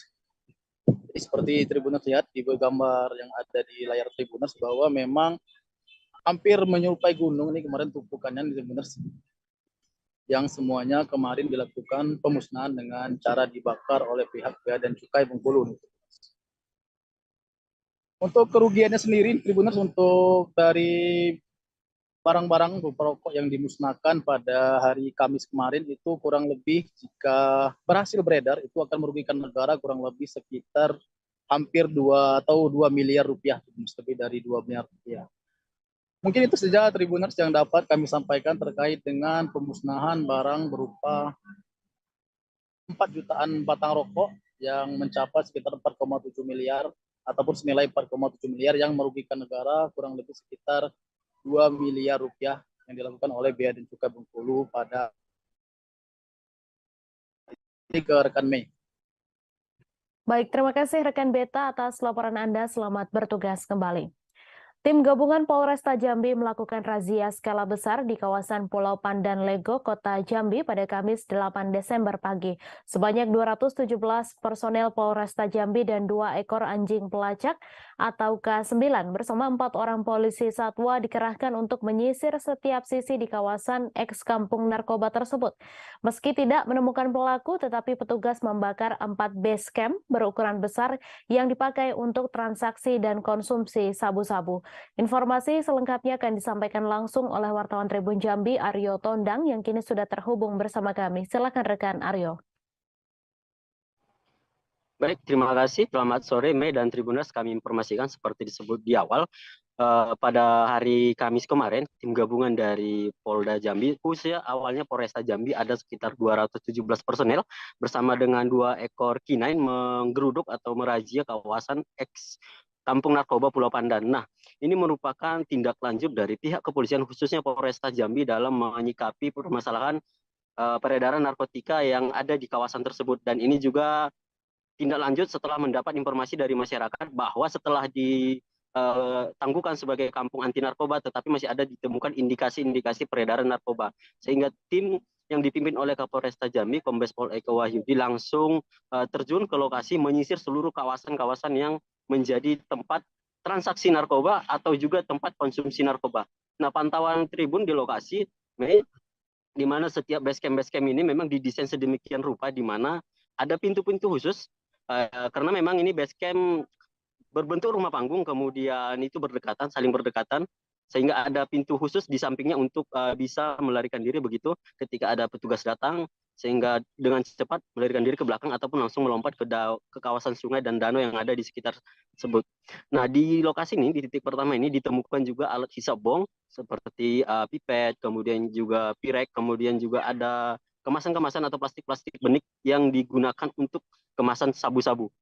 Nah, petugas juga menyisir seluruh kawasan yang di sini hingga ke kawasan-kawasan yang ada di perkebunan milik warga, di mana di kawasan perkebunan ini ditemukan 4 base camp besar yang memang dibangun cukup besar dengan bahan material seperti rumah begitu.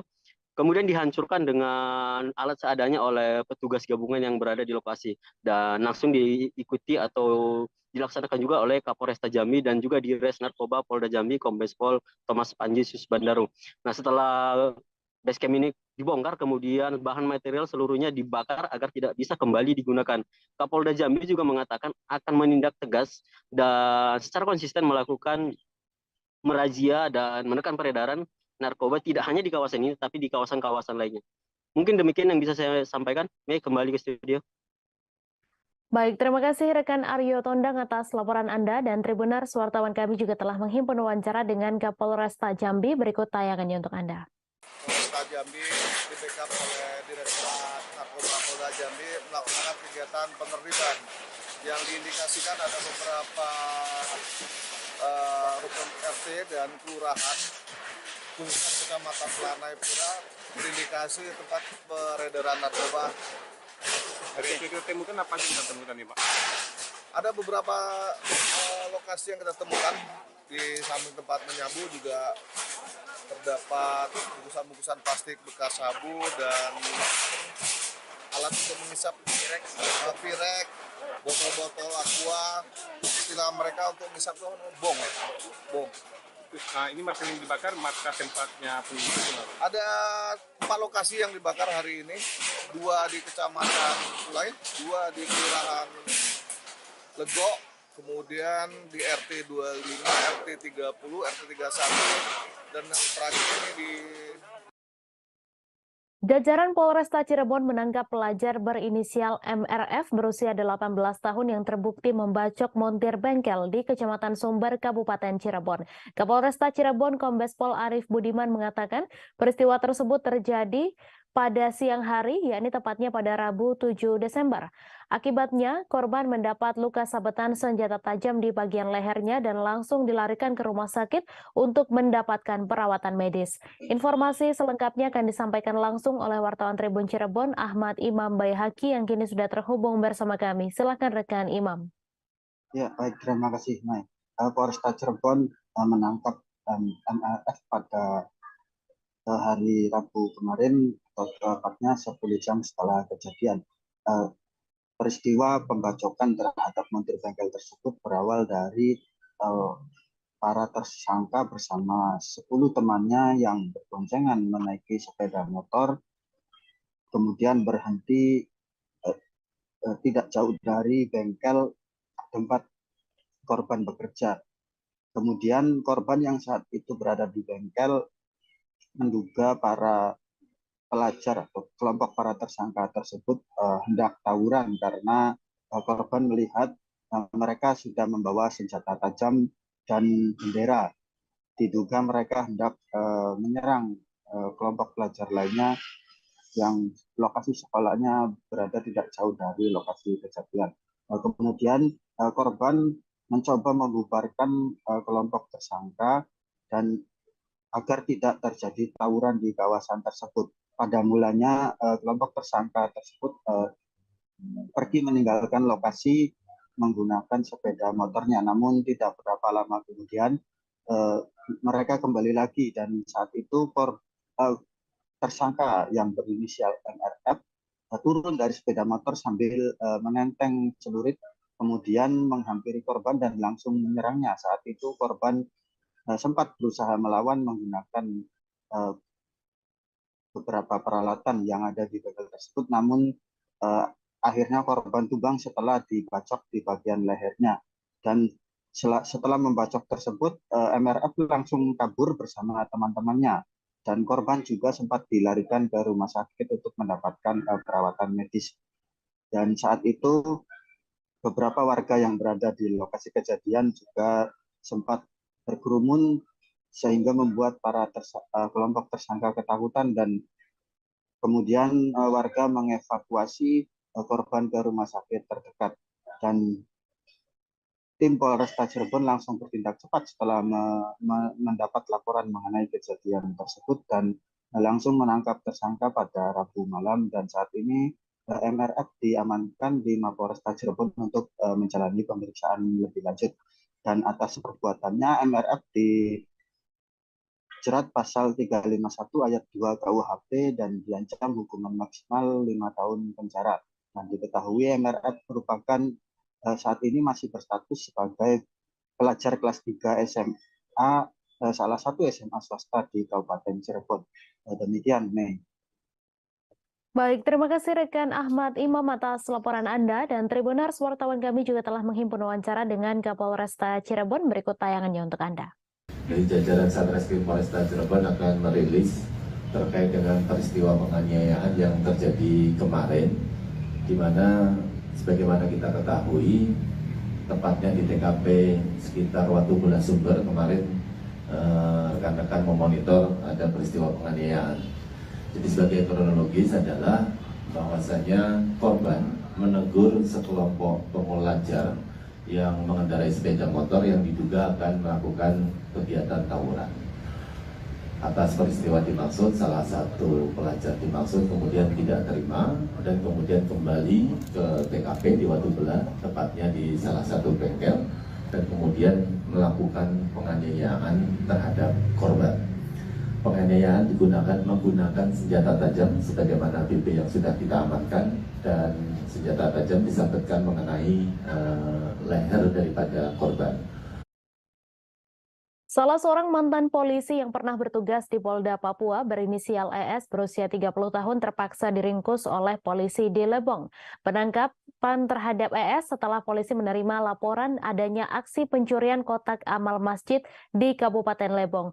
Pelaku diamankan polisi saat berada di rumahnya di kota Lubuk Linggau, Provinsi Sumatera Selatan pada Selasa 6 Desember lalu.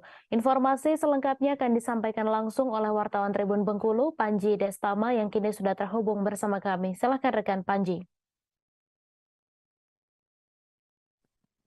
Oke, baik, terima kasih Saudara Mei. Oke, Tribuners dimanapun berada, seperti yang disampaikan oleh Saudara Mei sebelumnya, saat sedang mau diamankan oleh pihak kepolisian, pelaku sempat melarikan diri. Akhirnya polisi melakukan tindakan tegas dan terukur untuk melumpuhkan pelaku. Dari pemeriksaan polisi, pelaku beraksi sudah di 7 TKP masjid yang berada di Kabupaten Lebong. Pelaku juga pernah diamankan oleh pihak Polsek Teluk Segara Polresta Bengkulu tahun 2019 lalu. Dari aksi pelaku ini, pihak kepolisian masih melakukan pengembangan apakah pelaku memiliki komplotan atau tidak. Untuk diketahui, pelaku S ini dipecat dari institusi Polri lantaran meninggalkan tugas tanpa izin saat berdinas di Polda Papua. Pelaku juga sempat bergabung di Satbrimob Polda Papua. Dari perbuatan pelaku, disangkakan pasal 363 KUHP tentang tindak pidana pencurian dengan pemberatan dengan ancaman penjara 7 tahun penjara. Selain itu, polisi juga mengamankan beberapa barang bukti, 1 lembar baju batik lengan panjang yang digunakan pelaku, 1 buah topi warna hitam, dan 1 unit R4 Toyota Avanza warna putih. Demikian Saudara Mei, laporan dari tribunbengkulu.com. Baik, terima kasih rekan Panji atas laporan Anda, dan Tribuners, wartawan kami juga telah menghimpun wawancara dengan Kapolres Lebong. Berikut tayangannya untuk Anda. Tersangka Elian Saputra, ini 32 tahun, merupakan pecatan dari anggota Polri. Beliau dulu bertugas sebagai Brimob di Polda Papua, kemudian disersi, kemudian dilakukan pemecatan, dan pencurian ini sudah dilakukan berulang-ulang. Jadi beliau juga seorang residivis, pernah ditahan atas kasus yang sama. Kemudian untuk di wilayah Lebong, yang bersangkutan telah melakukan pencurian sebanyak 5 TKP, ya, yaitu di Masjid Al-Jihad di Tanjung Agung 2 kali, kemudian Masjid Al-Huda, Desa Danu, kemudian Masjid Tik Tebing, kemudian Masjid Jami Al-Azhar, Kelurahan Pasar Muaraman, kemudian Masjid Muhammadiyah. Telah ditemukan mortir di Balikpapan pada Kamis 8 Desember sekitar pukul 15 waktu Indonesia Tengah. Persisnya di kawasan Asrama Sentosa RT 20 Kelurahan Kelandasan Ulu, Balikpapan Kota, Balikpapan, Kalimantan Timur. Mortir tersebut ditemukan di kedalaman sekitar 40 cm di dalam tanah oleh seorang pekerja drainase bernama Wawan. Informasi selengkapnya akan disampaikan langsung oleh wartawan Tribun Kaltim Muhammad Zain yang kini sudah terhubung bersama kami. Silakan rekan Zain. Baik, selamat sore rekan, kami laporkan dari kota Balikpapan, Kalimantan Timur, di mana seorang pekerja bernama Wawan telah menemukan sebuah mortir di kedalaman tanah kurang lebihnya 40 cm. Untuk mortir tersebut ditemukan saat dia sedang melakukan pemboran tanah, dan ketika dia melakukan pemboran itu ternyata alat bornya itu ataupun mata bornya itu mengenai suatu benda yang awalnya dia kira adalah pipa besi. Nah, kemudian setelah dia mencoba untuk menyingkirkan ataupun membuka tanah itu, dia mencoba untuk mengangkat sendiri ternyata tidak bisa. Akhirnya dia melaporkan kepada aparat RT setempat untuk dibantu. Namun rupanya dari aparat RT sendiri mengetahui bahwa itu bukanlah merupakan sebuah pipa besi, melainkan sebuah mortir. Adapun untuk spesifikasi mortirnya sendiri ini berdimensi kurang lebihnya 50 kali 15 cm dengan diameter 20 cm dengan bobot kurang lebihnya 70 kg. Untuk proses evakuasinya sendiri kemudian dari warga melaporkan kepada pihak kepolisian untuk dibantu melakukan pengangkatan, karena setelah diproses oleh pihak kepolisian, dari mortir tersebut ternyata dalam kondisi aktif dan berpotensi ledakan. Dari kepolisian sendiri kemudian menurunkan tim penjinak bom dari Detasemen Gegana Satrimob Polda Kaltim untuk melakukan evakuasi. Dan selanjutnya dari temuan mortir tersebut akan dilakukan proses metode disposal, di mana untuk metode disposal ini adalah proses pemusnahan dengan cara ditembak, kemudian dari mortir tersebut akan meledak dan tidak menyisakan bahan-bahan peledak sedikit pun. Mungkin demikian yang bisa dilaporkan dari Kota Balikpapan, rekan Mei. Baik, terima kasih rekan Zain atas laporan Anda. Selamat bertugas kembali.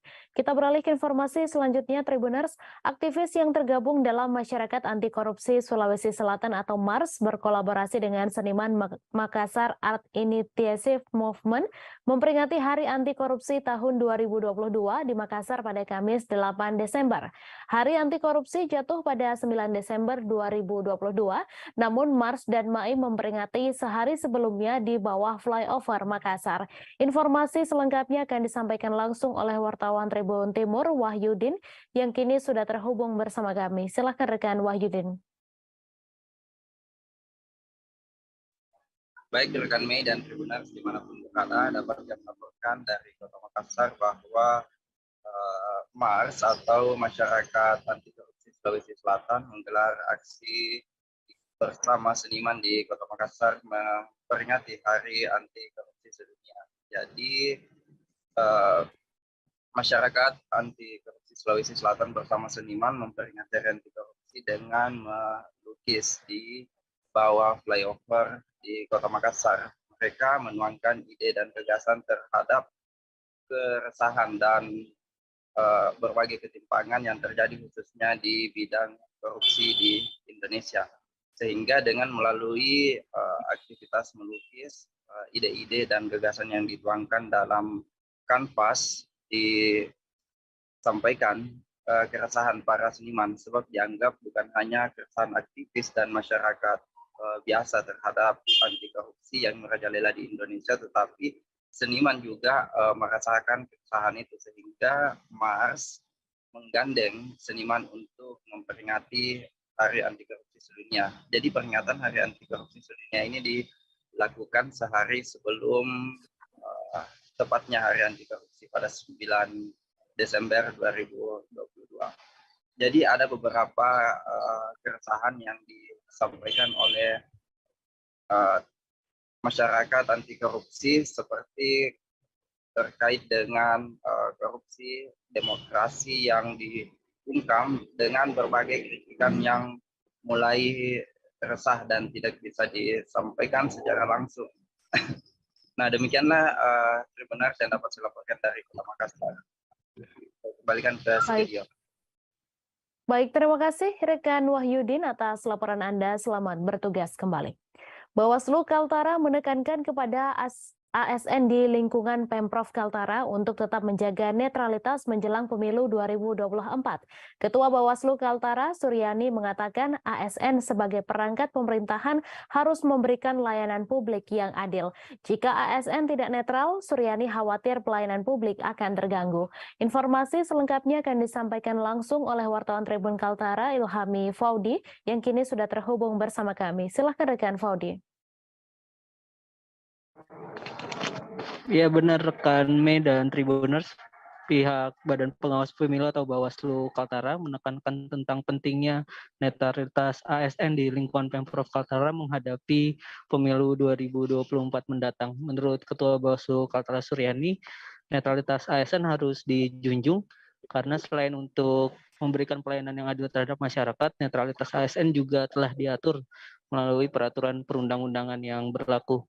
Menurut Suryani, pihaknya akan melakukan pengawasan secara melekat kepada ASN di lingkungan Pemprov Kaltara untuk mengantisipasi adanya dugaan dukungan terhadap salah satu pasangan calon ataupun partai politik di masa pemilu 2024 mendatang. Pihak Bawaslu Kaltara dan Pemprov Kaltara pun telah menandatangani perjanjian terkait memastikan adanya netralitas ASN menjelang pemilu 2024 mendatang. Sementara itu, Gubernur Kaltara Zainal Paliwang mengingatkan agar ASN tidak main-main dalam menghadapi tahun politik di 2024 nanti. Menurut Gubernur Zainal, pihaknya akan memberikan sanksi yang tegas jika nantinya ditemukan adanya ASN di lingkungan Pemprov Kaltara yang memberikan dukungan secara aktif baik kepada calon maupun partai politik pada saat kontestasi pemilu mendatang. Demikian rekan Mei laporannya. Terima kasih rekan Faudi atas laporan Anda, dan Tribuners, wartawan kami juga telah menghimpun wawancara dengan Ketua Bawaslu Kaltara. Berikut tayangannya untuk Anda. Upaya-upaya kita yaitu melakukan pencegahan. Yang pertama tentu sosialisasi. Nah, selanjutnya tentu ada kesepakatan yang kami lakukan sesuai dengan perangkat daerah masing-masing. Ya. Tentu kami tidak ingin apa yang dimiliki berupa kewenangan, tindakan dari masing-masing perangkat daerah itu mengambil ruang untuk memberikan dukungan baik secara langsung maupun tidak langsung kepada para kontestan di pemilu maupun di pilkada, sehingga apa yang dilakukan Bawaslu hari ini dan ke depan semakin mendekati pelaksanaan pemilu pilkada serentak adalah upaya-upaya pencegahan. Nah, selanjutnya Bawaslu akan melakukan pengawasan secara melekat, baik secara langsung maupun tidak. Tentunya juga mendorong semua lapisan masyarakat untuk ikut mengawasi. Ya, tidak ragu menyampaikan laporan kepada Bawaslu ketika Beberapa pekan menjelang Hari Natal dan Tahun Baru, terpantau harga beras di pusat pasar Kota Medan terus mengalami kenaikan. Adapun harga beras secara bertahap naik dalam sehari mencapai Rp200, lalu Rp300 hingga Rp500 per kilogramnya.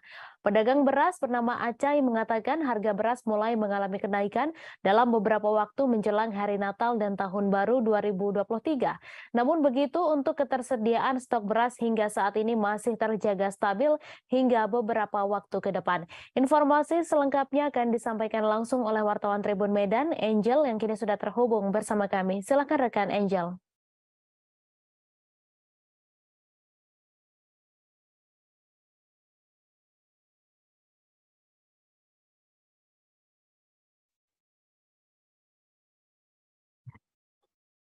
Halo rekan Angel. Ya, selamat sore Mei. Ya, silakan dengan laporan Anda. Ya, jadi beberapa pekan menjelang Hari Natal dan Tahun Baru terpantau memang harga beras di pusat pasar Kota Medan terus mengalami kenaikan.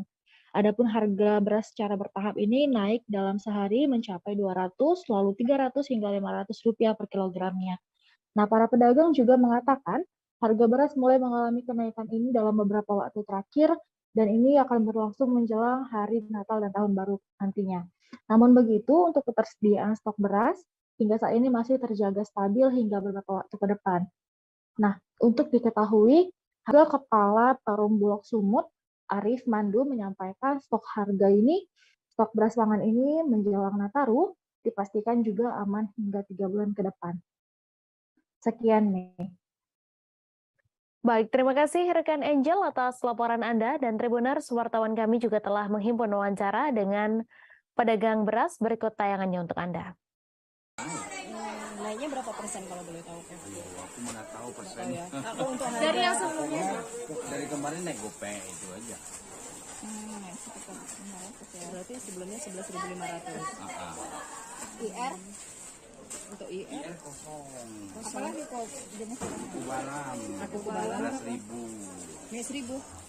12.000. Dari? Itu masih tetap. Belum, masih model lama dia. Apalagi kok jenisnya? Kalau Ramu, suku, balam, iya kosong. stok gimana kok? Kalau hari Maksudnya? stok barang susah nggak gitu stok didapat beras. gitu? Susah lah namanya kalau RT kosong kan. Kalau suku balam Ramu kan masih ada. Permintaan seperti apa? Dari mana kok itu kok? Yang untuk IR dari mana pasokannya? Semua dari sana. Sebanyak 150 pebalap dari beberapa kabupaten di Provinsi Nusa Tenggara Timur ikut dalam kejuaraan daerah Bupati Sika Cup Gas Track Motocross tahun 2022 di Skyjump El Tari Maumere Circuit, tepatnya di belakang kantor Bupati Sika. Sementara itu, jumlah tim yang turun pada kejuaraan daerah Bupati Sika Cup Gas Track Motocross tahun 2022 ini sebanyak 40 tim yang berasal dari Kabupaten Manggarai, Ngada, Sumba Timur, Sumba Barat Daya, Kota Kupang, Nagekeo, Lembata, Flores Timur, Ende, dan Kabupaten Sika sebagai tuan rumah. Informasi selengkapnya akan disampaikan langsung oleh wartawan Tribun Flores, Albert Aquinaldo, yang kini sudah terhubung bersama kami. Silakan rekan Albert. Selamat sore rekan Mei dan Tribuners di mana saja berada.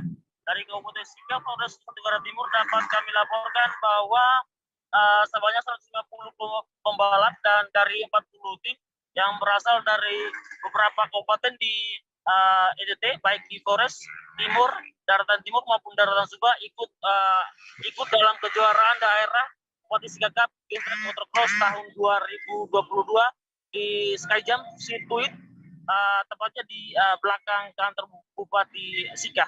Dan ajang atau event ini dilaksanakan untuk mengurangi angka kecelakaan lalu lintas yang di Kabupaten Sika yang khususnya di NTT umumnya yang hingga akhir tahun ini jumlahnya meningkat. Dan rekan Mei dan sahabat Tribuners dapat kami laporkan pula bahwa hari ini merupakan hari kedua kejuaraan daerah Gas Track Motocross yang digelar di sirkuit di belakang kantor Bupati ini yang diikuti atau ditonton oleh ratusan atau ribuan penonton yang datang dan menonton langsung jalannya event ini. Demikian rekan Mei dan sahabat Tribuners yang dapat kami laporkan dari Kabupaten Sika. Baik, terima kasih rekan Albert atas laporan Anda. Selamat bertugas kembali. Kita beralih ke informasi selanjutnya, Tribuners. Kegiatan pelatihan peningkatan kapasitas tenaga pendamping profesional program penguatan pemerintahan dan pembangunan desa di Hotel Sultan Raja, Kabupaten Minahasa Utara, Provinsi Sulawesi Utara berakhir pada Kamis 8 Desember. Penutupan berlangsung meriah dengan penampilan setiap kelas yang berlomba menampilkan yel-yel terbaik. Informasi selengkapnya akan disampaikan langsung oleh wartawan Tribun Manado, Arthur Rompis yang kini sudah terhubung bersama kami. Silakan rekan Arthur.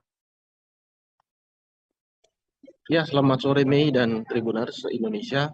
Jadi kegiatan pelatihan pendamping desa yang diselenggarakan oleh Kementerian Desa dan PDTT di Hotel Sultan Raja telah berakhir. Jadi selama 3 hari para peserta dari 6 kabupaten di Sulawesi Utara mengikuti materi pelatihan yang dibimbing oleh sekitar 39 pelatih nasional dan pelatih lokal.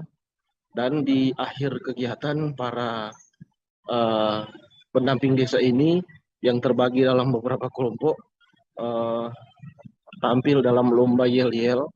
Jadi ini lomba yang bukan hanya sekedar lomba, tapi ini juga menunjukkan kekompakan dan semangat, serta di dalamnya berisi penguasaan materi terhadap materi yang diberikan. Dan kegiatan ini berakhir dengan baik, berakhir dengan penuh suasana kekeluargaan dan juga penuh dengan semangat dari para peserta yang berjanji untuk mengaplikasikan ilmu yang diperoleh ke kehidupan sehari-hari. Demikian, Mei. Baik, terima kasih rekan Arthur Rompis atas laporan Anda. Selamat bertugas kembali. Kita beralih ke informasi selanjutnya, Tribuners. Jaksa penuntut umum dalam sidang kasus pembunuhan Brigadir Yosua Huta Barat menunjukkan barang bukti saat persidangan di Pengadilan Negeri Jakarta Selatan pada Kamis 8 Desember. Barang bukti itu ditunjukkan kepada mantan Kadif Propam Polri Verdi Sambo yang juga menjadi terdakwa dalam kasus ini.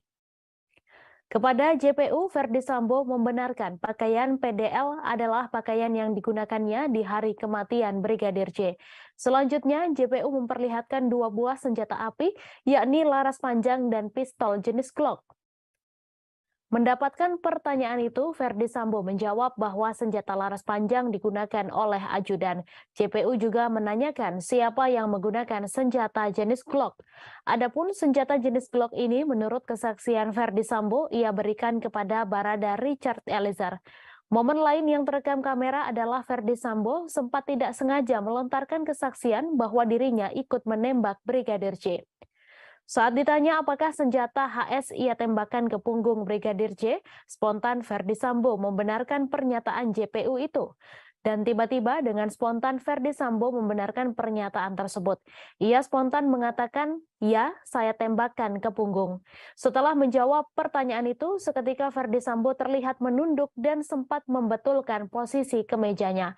Ia juga terlihat memindahkan mikrofon dari yang semula tangan kiri ke tangan kanan.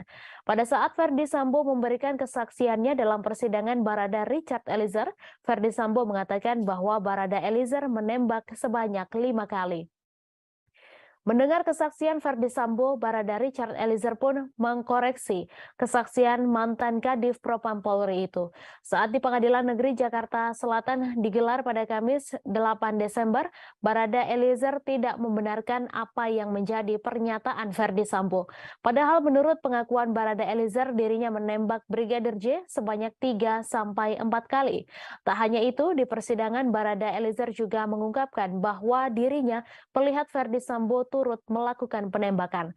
Selain itu, Barada Eliezer mengatakan bahwa Verdi Sambo tidak pernah memintanya untuk membackup suami dari Putri Chandrawati tersebut. Yang benar menurut Baradae adalah pada saat Sambo memerintah ia untuk menembak Yosua, setelah itu Sambo juga menceritakan kepada Baradae skenario yang nantinya akan dijalankan. Merespons pernyataan Barada Eliezer ini, Ketua Majelis Hakim Wahyu Iman Santoso turut menanyai Verdi Sambo.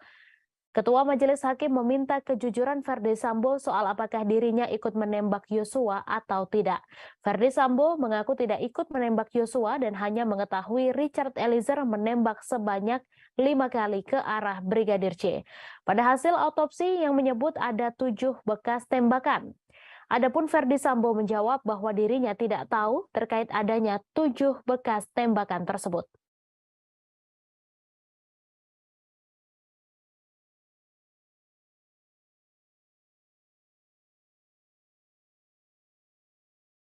Terdakwa pembunuhan Brigadir J alias Yosua, Verdi Sambo, diduga keceplosan mengaku menembak mantan ajudannya tersebut saat dicecar pertanyaan oleh jaksa di sidang pada tanggal 7 Desember 2022. Pengacara Verdi Sambo, Rasamala Aritonang, kemudian membeberkan maksud dari ucapan Verdi Sambo yang kemudian viral tersebut. Saat bersaksi untuk terdakwa Baradae, Verdi Sambo heboh disebut keceplosan, mengakui menembak punggung Brigadir J. Padahal sebelumnya, Verdi Sambo kekeh hanya Baradae yang menembak Brigadir J dan dirinya tidak. Dalam persidangan kemarin, jaksa mencecar Verdi Sambo terkait barang bukti senjata yang dipakai untuk menembak Brigadir J. Terlihat Verdi Sambo percaya diri menjawab setiap pertanyaan yang diajukan jaksa. Lebih lanjut, jaksa pun bertanya soal jenis Glock yang menjadi senjata peregang nyawa Yosua. Melanjutkan pertanyaan, jaksa mendadak bertanya kepada Verdi Sambo perihal sang terdakwa yang menembak Yosua. Dengan jawaban terbata-bata, Verdi Sambo menyinggung soal dirinya yang menembak Yosua. Ucapan Verdi Sambo yang seolah keceplosan mengakui telah menembak Brigadir J itu sontak ramai diperbincangkan halayak. Tak lama setelahnya muncul klarifikasi yang diungkap Rasamala Aritonang. Menurutnya, Verdi Sambo sudah konsisten memberikan kesaksian di persidangan, termasuk soal pengakuannya yang tidak menembak Brigadir J. Setelah mendengar penjelasan pengacara Verdi Sambo, ada salah satu wartawan yang terdengar kembali menegaskan soal momen ketika Verdi Sambo mengaku menembak punggung Brigadir J. Rasamala membantah maksud Verdi Sambo adalah menembak Yosua. Ia mengatakan maksud Sambo adalah menembak dinding seusai mengambil pistol dari Yosua. Sementara itu, dalam persidangan kemarin, Majelis Hakim menilai janggal keterangan dari Verdi Sambo. Pertama, seperti pada pernyataan Verdi Sambo yang mengatakan bahwa istrinya, Putri Chandrawati, sedang tidak enak badan. Namun, pernyataan tersebut tidak tampak dalam CCTV yang dijadikan bukti. Pernyataan Verdi Sambo kedua yang diragukan hakim adalah terkait Putri Chandrawati yang hendak isolasi mandiri. Dalam pernyataannya, Verdi Sambo mengaku tidak tahu mengenai siapa saja yang ikut mengantarkan istrinya yang hendak isolasi mandiri tersebut.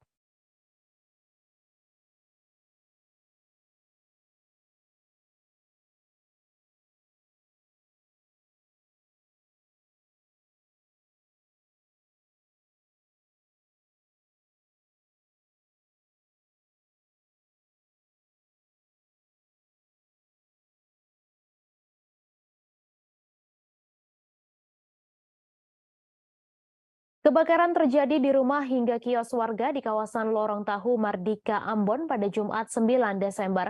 Kebakaran terjadi sekitar pukul 3 waktu Indonesia Timur dini hari. Menurut pantauan di lokasi sekitar pukul 5:10 waktu Indonesia Timur, api dan asap hitam membumbung tinggi di langit kota Ambon. Tak hanya rumah, kios warga hingga deretan toko baju bekar atau cakar bongkar pun ikut terbakar. Informasi selengkapnya akan disampaikan langsung oleh wartawan Tribun Ambon, Mesya Marasabesi, yang kini sudah terhubung bersama kami. Silakan rekan Mesya. Baik, halo Mei dan juga Tribuners. Jadi pada hari ini Jumat 9 Desember 2022 sekitar pukul 4 dini hari waktu Indonesia Timur, kebakaran di kawasan Lorong Pabrik Tahu, Kelurahan Rijali, Kecamatan Sirimau, Kota Ambon, yang menyebabkan puluhan bangunan ikut terbakar hangus dan juga 2 orang dilaporkan meninggal dunia, 1 orang mengalami luka-luka. Ketiga korban ini sudah dilarikan ke Rumah Sakit Bayangkara, Kota Ambon, Tribuners, dan belum diketahui pasti berapa besaran kerugian yang dialami dari kebakaran ini. Namun tadi Tribun Ambon.com juga sudah melakukan wawancara dengan beberapa pemilik tempat jual motor ya, seperti itu, karena kebakaran ini juga melibatkan kios-kios dan beberapa tempat jual motor seperti itu. Ada untuk satu tempat jual usaha motor bekas itu ada sekitar 30 unit motor yang juga ikut terbakar dan kerugian ditaksir mencapai ratusan juta, sekitar 300-an juta Tribuners. Sementara untuk kerugian lainnya belum diketahui pasti dari data yang dihimpun oleh pemerintah kota ya. Dan sementara untuk lokasi kebakaran saat ini sudah dilakukan tanggap darurat oleh pemerintah Kota Ambon, seperti itu Tribuners. Demikian yang dapat saya laporkan. Baik, terima kasih rekan Mesya atas laporan Anda. Selamat bertugas kembali. Kita beralih ke informasi selanjutnya, Tribuners. Satlantas Polres Minahasa Utara melaksanakan Operasi Patuh 2022 menjelang perayaan Natal dan Tahun Baru pada Kamis 9 Desember. Operasi Patuh 2022 Satlantas Polres Minut dipimpin langsung Kasat Lantas Julio Jagratara Tampoy di depan Terminal Air Madidi. Saat mendapati pengendara motor yang tidak memakai helm, Kasat meminta agar patuh dengan aturan memakai helm karena itu untuk keselamatan pengendara. Ada juga salah satu star PUPR yang tidak memakai helm dan motor yang dikendarainya tidak membayar pajak, sehingga anggota Satlantas meminta seharusnya mereka mengetahui aturan tidak memakai helm dan membayar pajak. Dengan begitu, mereka kemudian meminta maaf. Kemudian ada juga seorang perawat yang tidak memakai helm. Dengan begitu, Kasat meminta seharusnya seorang perawat mengetahui tentang keselamatan berkendara karena ia merupakan seorang perawat. Bahkan ada beberapa pengendara motor yang langsung berbalik arah saat melihat anggota Satlantas di jalan. Uniknya, beberapa pengendara yang ingin berbalik arah dipanggil oleh anggota untuk diberikan teguran saat akan berbalik arah. Kasat Lantas Polres Minut Ibtu Julio Jagratara Tampoy didampingi KBO Ibda Roni Raturandang ketika diwawancarai mengatakan operasi ini dilaksanakan seluruh Satlantas Polres jajaran Polda Sulawesi Utara. Ia mengatakan mantan Kasat Lantas Mantan Kasat Lantas Polres Tomohon ini mengatakan operasi dilakukan untuk menciptakan kondisi yang aman, nyaman, dan lancar dalam berkendara. Menurut Julio, operasi patuh mulai hari ini dan selama 2 minggu ke depan. Mantan KBO Satlantas Polresta Manado ini menyampaikan dari hasil operasi masih banyak pelanggar yang tidak memakai helm dan ada juga yang memakai knalpot racing.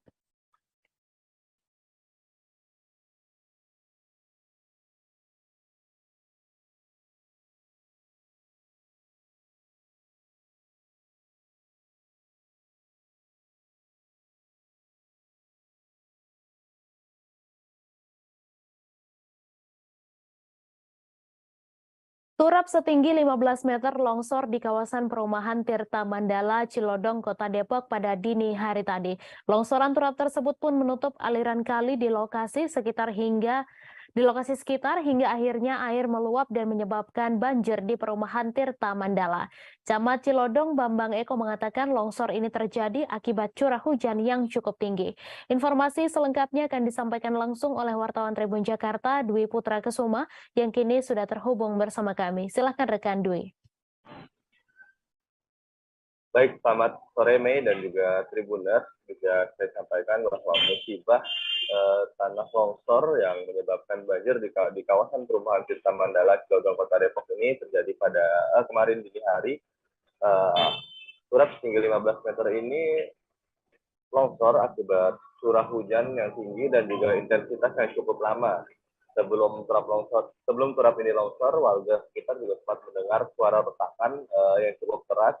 Dan baru beberapa saat kemudian turap ini longsor, yang mana di atas turap tersebut adalah bangunan berupa bengkelan. Akibat turapnya longsor ini, aliran kali yang ada persis ada di bawahnya pun sempat tertutup sehingga air meluap merendam pemukiman warga. Camat Cilodong, Kota Depok, Bambang Eko mengatakan kurang lebihnya ada 2 RW yang terendam banjir, dan akibat banjir ini, petugas dan Dinas Damkar Kota Depok juga sempat mengevakuasi sejumlah warga yang hendak berangkat sekolah dan juga berangkat kerja akibat tidak bisa melewati jalan yang terendam banjir. Saat ini sendiri, puing-puing atau tumpukan batang pohon yang menutup aliran kali ini telah dievakuasi oleh Dinas Damkar Kota Depok dan juga Dinas PUPR Kota Depok, dan juga menggunakan alat berat, dan aliran kali sudah kembali normal serta banjir yang merendam 2 RW ini sudah surut. Namun demikian, puing-puing seperti puing bangunan dan juga batang pohon berukuran besar masih berada di lokasi dan sedang dalam proses dievakuasi menggunakan mobil. Kurang lebih seperti itu nih yang bisa saya sampaikan. Baik, terima kasih rekan Dwi Putra atas laporan Anda. Selamat bertugas kembali. Polda Kalimantan Timur meresmikan posko pengamanan yang berada tepat di dalam kawasan inti Ibu Kota Negara Nusantara pada Jumat 9 Desember. Kapolda Kalimantan Timur Irjen Pol Imam Sugianto mengatakan posko yang dibangun itu untuk memudahkan pengamanan di Ibu Kota baru. Terlebih saat ini proyek pengerjaan sudah mulai masif sehingga perlu pengamanan intens agar proyek pembangunan IKN berjalan lancar. Informasi selengkapnya akan disampaikan langsung oleh wartawan Tribun Kaltim, Nita Rahayu, yang kini sudah terhubung bersama kami. Silahkan rekan Nita.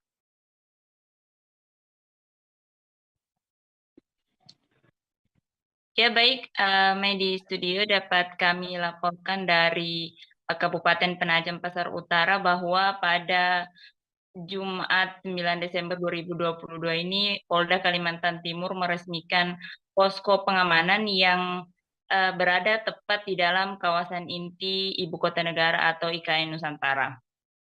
Kapolda Kaltim Irjen Pol Imam Sugianto mengatakan bahwa posko yang dibangun itu untuk memudahkan pengamanan di ibu kota terbaru. Terlebih saat ini proyek pengerjaan sudah mulai masif dan perlu pengamanan yang intens agar proyek pembangunan di IKN dapat berjalan lancar. Kemudian beberapa hal yang menjadi atensi terkait dengan pengamanan di ibu kota negara, kata Kapolda, mulai dari adanya ditemukan pencurian yang yakni berupa alat berat milik kontraktor yang mengerjakan proyek IKN tersebut. Dan dengan dibentuknya posko pengamanan itu diharapkan kejadian yang sama tidak terulang lagi. Kemudian posko tersebut juga, Mai dan Tribuners, dikerjakan kurang lebih selama 4 bulan dan lokasinya berada tepat di tengah-tengah kawasan inti ibu kota negara, dan sehingga lokasi tersebut dianggap strategis untuk dijadikan posko pengamanan. Dapat kami informasikan juga bahwa posko tersebut dilengkapi dengan ruangan administrasi, ruang rapat, ruang istirahat, dan beberapa fasilitas lainnya. Tidak hanya itu, Kapolda juga mengisyaratkan bahwa posko tersebut nantinya akan ditingkatkan dan dijadikan sebagai Polresta IKN. Kemudian disinggung mengenai personil yang akan bersiaga serta sistem penjagaan seperti apa yang akan diterapkan di posko. Kata Kapolda saat ini masih dalam tahap penyusunan. Karena di IKN sendiri saat ini yang berjaga atau melakukan pengamanan masih di bawah kendali oleh tim pengamanan IKN Operasi Nusantara yang dibentuk oleh Polda. Kemudian pada tahun 2023 mendatang akan ada penambahan personil untuk Polda yang akan berjaga di wilayah ibu kota negara. Jumlahnya dikatakan Kapolda sebanyak 500 personil. Demikian, Mai. Baik, terima kasih rekan Dita atas laporan Anda. Dan Tribuners, wartawan kami juga telah menghimpun wawancara dengan Kapolda Kalimantan Timur. Berikut tayangannya untuk Anda. Ada pos-pos lain, Pak? Akan ada tambahan pos-pos lain. Kita mengeliminir, sudah ada beberapa laporan kehilangan, yang kecil itu, ya. Ini harus kita mitigasi, kalau tidak, ini nanti akan berlanjut terus. Pelaku harus ketangkep. Ada berapa personil, Pak, yang akan ditambah, Pak? Kurang lebih 500 sekian tahun depan. Tapi itu dinamis, akan bisa bertambah lagi. Kita sesuaikan dengan tingkat ancaman yang ada di sekitar proyek pembangunan KIPP. Laporan selama ini baru hanya pencurian, Pak? Pencurian sementara, ya, pencurian. Mudah-mudahan nggak ada lagi deh. Masyarakat kita, saya menghimbau ke masyarakat, ojo nyuri-nyuri lah, nanti daripada dikandangkan sel nanti, ya. Siap. Oke ya. Siap. Terungkap fakta baru kasus dugaan ruda paksa yang dilakukan oleh seorang pas pampres berinisial Mayor BF kepada prajurit wanita TNI di sebuah hotel di Bali. Setelah dilakukan penyelidikan oleh penyidik Pusat Polisi Militer TNI, tidak ditemukan bukti adanya kasus ruda paksa. Panglima TNI Jenderal Andika Perkasa mengatakan dari hasil penyelidikan sementara, perwira pas pampres dan prajurit wanita TNI melakukan tindak asusila atas dasar suka sama suka tanpa ada unsur pemaksaan. Saat ini, korban yang merupakan perwira muda perempuan Divisi Infanteri 3 Kostrat berinisial Letda CAJ KGER berpotensi sebagai tersangka. Sebelumnya, Mayor Infanteri BF yang menjabat sebagai wakil komandan di salah satu detasmen pasukan pengamanan presiden atau Pas Pampres telah ditetapkan sebagai tersangka. Menurutnya, kedua pelaku dapat dijerat dengan pasal 281 tentang asusila dan dapat dipecat dari TNI karena kasus ini. Kini proses penyelidikan masih berjalan dan akan terus dikembangkan. Sebelumnya, Jenderal Andika Perkasa mengatakan Mayor BF sudah diproses hukum atas kesalahannya. Hal ini dikatakan sebelum ada bukti kasus asusila dilakukan atas dasar suka sama suka. Kasus ini telah diperiksa di Makassar, Sulawesi Selatan karena korban bertugas di Divisi Infanteri 3 Kostrat. Namun kini kasus ini akan ditangani langsung oleh Pusat Polisi Militer atau Puspom TNI. Andika menjelaskan jika perbuatan Mayor BF sudah memenuhi unsur pidana dan tidak akan memberi kompromi atas perbuatannya. Selain itu, ia juga dengan tegas akan memecat Mayor BF karena melakukan perbuatan tersebut kepada sesama prajurit TNI. Kepala Staf Kepresidenan Jenderal Purnawirawan Muldoko menanggapi kasus oknum Pas Pampres yang diduga meruda paksa prajurit TNI wanita di sebuah hotel di Bali ketika acara KTT G20 pada 15 hingga 16 November 2022. Muldoko menyatakan di TNI aturan dan hukum yang berlaku sudah jelas. Menurutnya dalam kasus ini akan dilihat terlebih dahulu pelanggaran kasus ini termasuk disiplin murni atau disiplin tidak murni. Mantan Panglima TNI ini juga mengungkap kasus ini akan ditentukan di pengadilan militer dan hukuman yang diberikan dapat berupa pemecatan jika terbukti bersalah. Terkait tindakan yang akan diberikan kepada korban, menurutnya perlu dilakukan rehabilitasi atau pendekatan psikologi agar korban dapat menghilangkan trauma.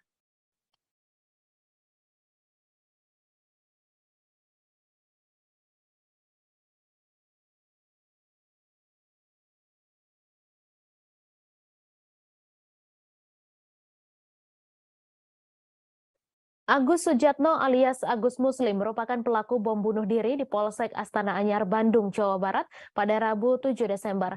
Pelaku diketahui terafiliasi dengan kelompok Jamaah Ansarut Daulah atau JAD Bandung, namun tinggal di Sukoharjo, Jawa Tengah. Pekerjaan pelaku adalah menjadi juru parkir di sebuah restoran di belakang Stadion Manahan Solo. Juru parkir di tempat tersebut berinisial ER mengatakan pelaku sudah sejak tahun 2019 bekerja di restoran sebagai juru parkir. Ia juga membenarkan motor Suzuki Shogun berwarna biru yang ditemukan di tempat kejadian perkara merupakan motor milik pelaku yang digunakan untuk berangkat ke tempat kerja. Diketahui motor Suzuki Shogun berwarna biru yang terparkir di dekat Polsek Astana Anyar menjadi barang bukti penting karena terdapat tulisan pesan Agus Sujatno sebelum melakukan bom bunuh diri. ER menjelaskan ketika menjadi juru parkir, pelaku kerap memakai celana cingkrang. Pelaku menjadi juru parkir di restoran tersebut dari pukul 9 pagi hingga 9 malam dan bekerja 2 hari sekali. Menurutnya, penghasilan pelaku menjadi juru parkir cukup besar karena dapat membawa uang Rp500.000 per hari. Di mata ER, Agus Sujatno merupakan sosok yang pendiam karena jarang berinteraksi dengan juru parkir yang lain.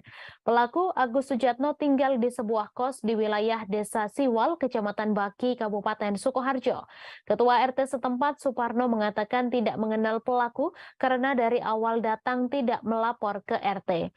Suparno juga tidak mengetahui sudah berapa lama pelaku tinggal di kos tersebut dan baru diberi informasi oleh pemilik kos setelah kejadian bom bunuh diri di Bandung. Menurutnya, pelaku dan keluarga sangat tertutup dan tidak pernah mengikuti kegiatan RT setempat. Sementara itu diketahui seorang polisi bernama Aibtu Sofyan meninggal dunia akibat ledakan bom di Polsek Astana Anyar, Kota Bandung. Aibda Sofyan merupakan Babin Kamtipmas di Kelurahan Karanganyar, Astana Anyar, Kota Bandung. Ia menjadi korban meninggal dunia akibat teror bom bunuh diri yang dilakukan Agus Sujatno alias Agus Muslim. Seorang mantan teroris Robi Rubiansyah alias Abu Askar menjelaskan alasan aparat penegak hukum dijadikan target oleh kelompok JAD. Ia mengungkap di mata kelompok JAD, sebuah negara yang tidak menggunakan asas Islam akan dipandang sebagai musuh Islam. Mantan tersangka kasus bom Kedutaan Besar Myanmar 2013 ini mengatakan aparat penegak hukum menjadi target JAD karena membela negara yang tidak berasaskan Islam dan dipandang sebagai penolong sistem setan. Menurutnya, kelompok JAD memiliki rasa kekeluargaan, ideologi, dan militansi yang tinggi. Meskipun jumlah anggotanya sedikit, namun sangat berbahaya karena 3 hal tersebut.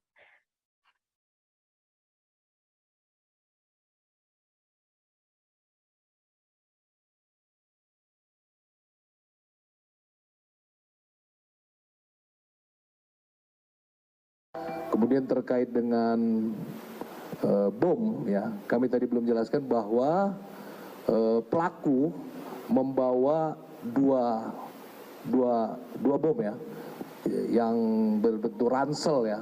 Jadi yang pertama di punggung, yang kedua di depan dada. Namun peristiwa itu yang meledak adalah yang ransel punggung. Ketika meledak, yang di dada terpental. Jadi Direktur Eksekutif Trias Politika Strategis atau TPS Agung Baskoro menilai Ketua Umum Partai Nasdem Surya Paloh tampaknya ingin membalas dendam terhadap Presiden Joko Widodo. Hal itu merespons ketidakhadiran Surya Paloh pada pernikahan Kaesang Pangarep dan Erina Sofia Gudono pada Sabtu 10 Desember besok. Menurut Agung, ketidakhadiran Paloh merupakan sinyal bahwa ia juga bisa memberikan kode-kode politik kepada Jokowi.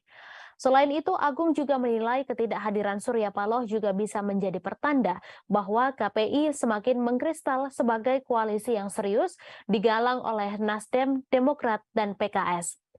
Namun ia menegaskan Menteri Nasdem di Kabinet Indonesia Maju berpotensi di-reshuffle apabila aksi saling balas kode tersebut terus dilakukan.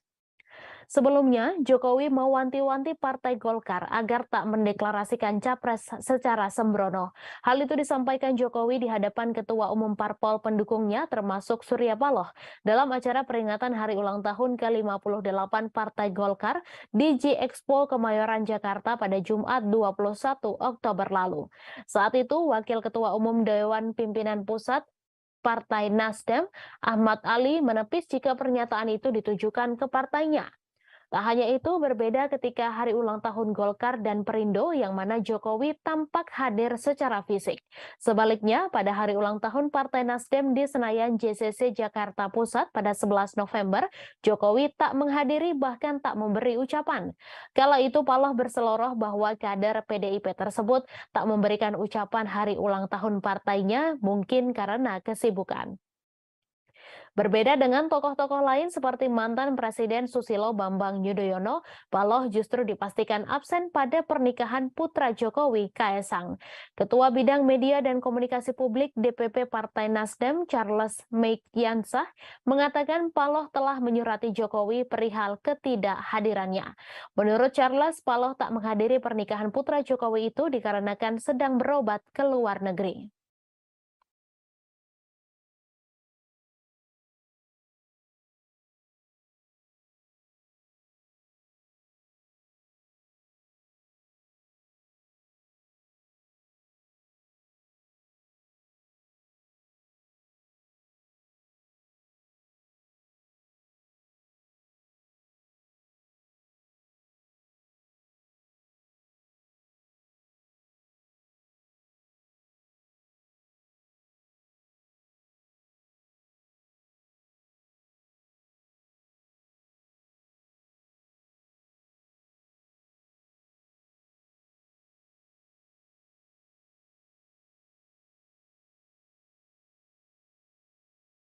Bank Sulut Gorontalo atau Bank Sulutgo atau BSG mendapat sebuah kehormatan.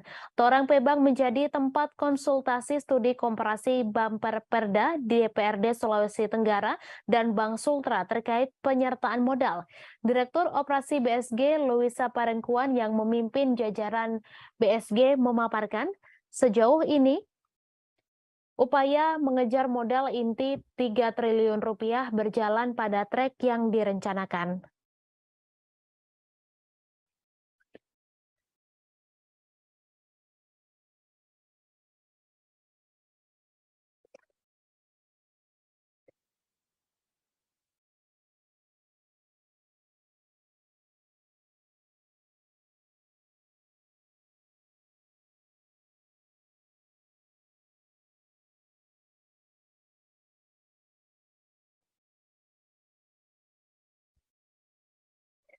Hal itu sesuai POJK nomor 12 tahun 2020 tentang konsolidasi bank umum modal inti perbankan minimal 3 triliun rupiah.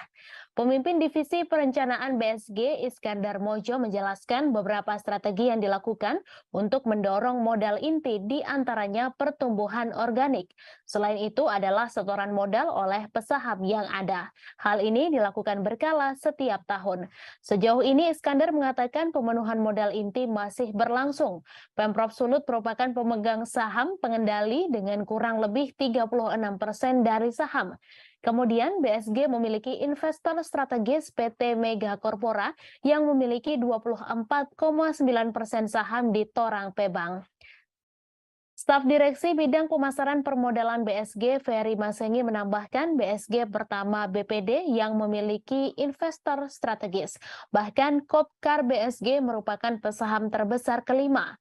Wakil Ketua Bumper Perda DPRD Sultra, Bustam mengatakan pihaknya memilih BSG sebagai tujuan studi komparasi karena memiliki investor strategis. Dijelaskan saat ini pembahasan Raperda penyertaan modal Bank Sultra tengah berlangsung di DPRD Sultra.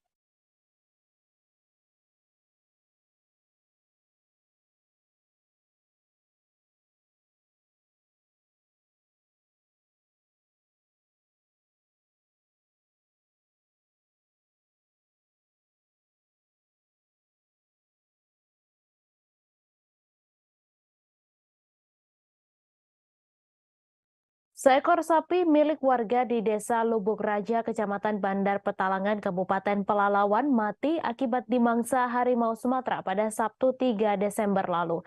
Bangkai sapi dewasa itu ditemukan tergeletak di Pondok 3 Perkebunan Kelapa Sawit milik PT Serikat Putra Desa Lubuk Raja, Bandar Petalangan. Pada tubuh sapi tersebut ditemukan bekas serangan harimau Sumatera berupa gigitan dan cakaran. Informasi selengkapnya akan disampaikan langsung oleh wartawan Tribun Pekanbaru, Johannes Tanjung, yang kini sudah terhubung bersama kami. Silakan rekan Johannes. Baik, terima kasih rekan Mei dan selamat sore semua Tribuners dimanapun Anda berada. Konflik dengan harimau Sumatera kembali terjadi di Kabupaten Pelalawan, namun kali ini harimau Sumatera menyerang ternak milik masyarakat di Desa Lubuk Raja, Kecamatan Bandar Petalangan, Kabupaten Pelalawan.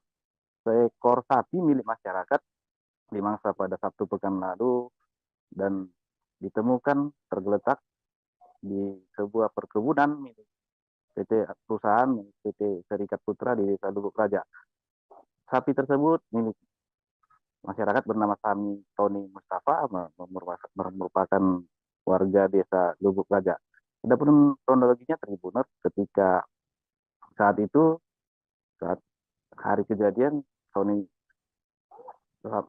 Mustafa hendak memeriksa 6 ekor sapinya yang ditambatkan di perkebunan milik Serikat Putra di Desa Lubuk Raja, tepatnya di pondok kebun yang ada di perkebunan tersebut. Namun ketika diperiksa, korban hanya mendapatkan 5 ekor sapinya yang ditambat di pondok perkebunan tersebut, dan satu lagi tidak ada di tempat lagi. Kemudian ia berupaya mencari di sekitar perkebunan milik perusahaan tersebut, dan berselang 2 jam dilakukan pencarian, ditemukan sapi tersebut sudah dalam keadaan mati dan bangkainya tergeletak berkisar 10-15 km dari tempat penambatan. Dan yang membuat korban lebih terkejut lagi, Tribuners, ditemukan bekas gigitan dan cakaran di sekitar tubuh korban, tubuh sapi maksud kami, tepatnya di bagian leher dan di bagian ekor juga sudah mengalami luka yang serius. Dan hal itu yang membuat sapi tersebut mati karena digigit atau diserang oleh harimau Sumatera tersebut. Mendapati fakta tersebut, korban melaporkan ke pihak desa dan ke pihak perusahaan serta Polsek Bunut. Kemudian oleh tim gabungan kemudian dihubungi badan atau BKSDA Provinsi Riau untuk turun ke lokasi.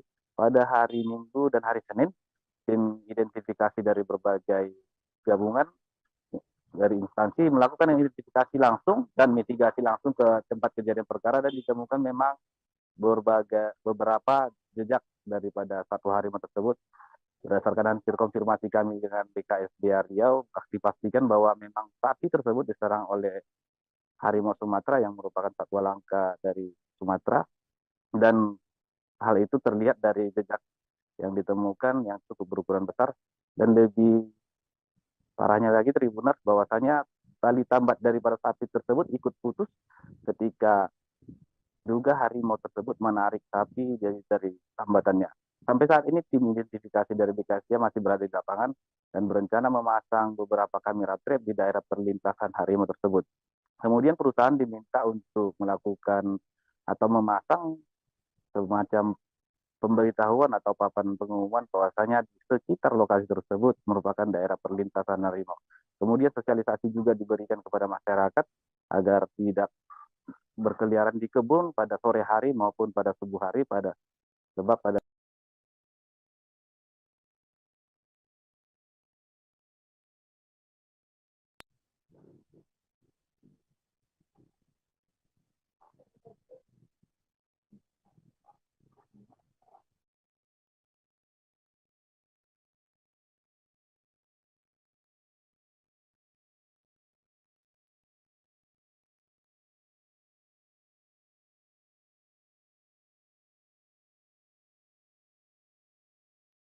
Baik, terima kasih rekan Jonas Tanjung atas laporan Anda. Selamat bertugas kembali. Kita beralih informasi selanjutnya, Tribuners.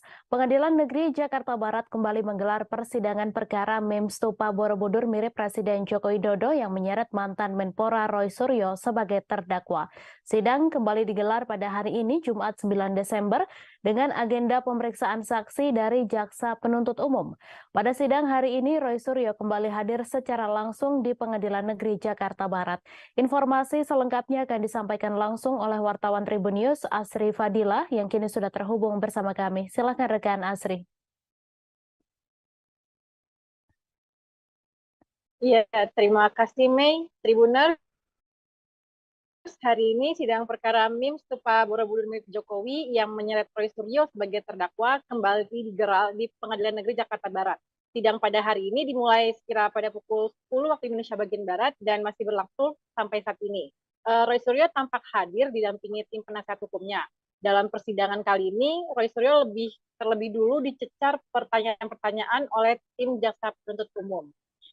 Di hadapan majelis, dia pun mengaku tidak memposting meme stupa Borobudur di akun Twitternya @krmtroysuryo2. Namun, dia hanya melakukan multiple quote tweet dari berita stream dan postingan warganet.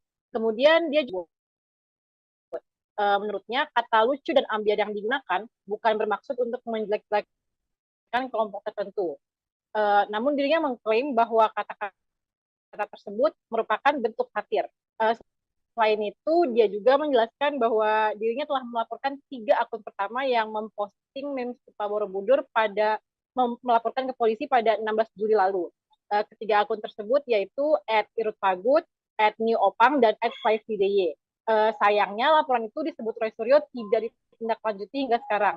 Tapi justru laporan terhadap dirinya lah yang ditindaklanjuti sampai memasuki tahap persidangan. Sebagai informasi juga, Tribuners, dalam perkara ini, Roy Suryo sudah didakwa Undang-Undang Informasi Transaksi Elektronik atau ITE, tepatnya pasal 28A ayat 2.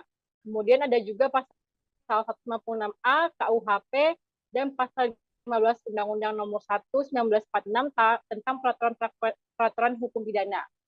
Demikian yang kiranya dapat saya sampaikan, Mei. Selanjutnya saya kembalikan ke studio. Baik, terima kasih rekan Asri Fadila atas laporan Anda. Selamat bertugas kembali. Kita beralih ke informasi selanjutnya, Tribuners. Sebanyak 4 juta batang lebih rokok ilegal senilai 4 miliar rupiah di Bengkulu dimusnahkan Kantor Pengawasan dan Pelayanan Bea dan Cukai tipe Madya Pabean C Bengkulu. Pemusnahan dipimpin langsung oleh Kepala Kantor Pengawasan dan Pelayanan Bea dan Cukai, Ardani Naryasti. Jutaan barang rokok ini merupakan hasil penindakan yang dilakukan Kantor Bea dan Cukai Bengkulu. Informasi selengkapnya akan disampaikan langsung oleh wartawan Tribun Bengkulu, Beta Misutra, yang kini sudah terhubung bersama kami. Silakan rekan Beta. Ya baik, terima kasih Mei. Baik, selamat sore Tribuners. Saat ini saya melaporkan bahwa di Bengkulu kemarin itu telah dilakukan pemusnahan sebanyak kurang lebih sekitar lebih dari 4 juta batang rokok ilegal yang ataupun menjadi sitaan dari pihak Bea dan Cukai Bengkulu ataupun pihak Kantor Pelayanan dan Pengawasan Bea dan Cukai tipe Madya Pabean C Bengkulu yang kemarin dipimpin langsung oleh Kepala Kantornya. Jadi seperti yang tadi disampaikan oleh Mei, itu bahwa benar ada 4 juta batang rokok dengan nilai total sekitar 4,7 miliar yang kemarin dimusnahkan oleh pihak Bea dan Cukai. Itu terdiri dari berbagai macam merek nih Tribuners, mulai dari ada X-Ball, kemudian ada Vios dan X-Mil dan lain-lain. Itu banyak juga mereknya kemarin. Namun untuk rokoknya sendiri itu rata-rata dengan bungkus berwarna hitam.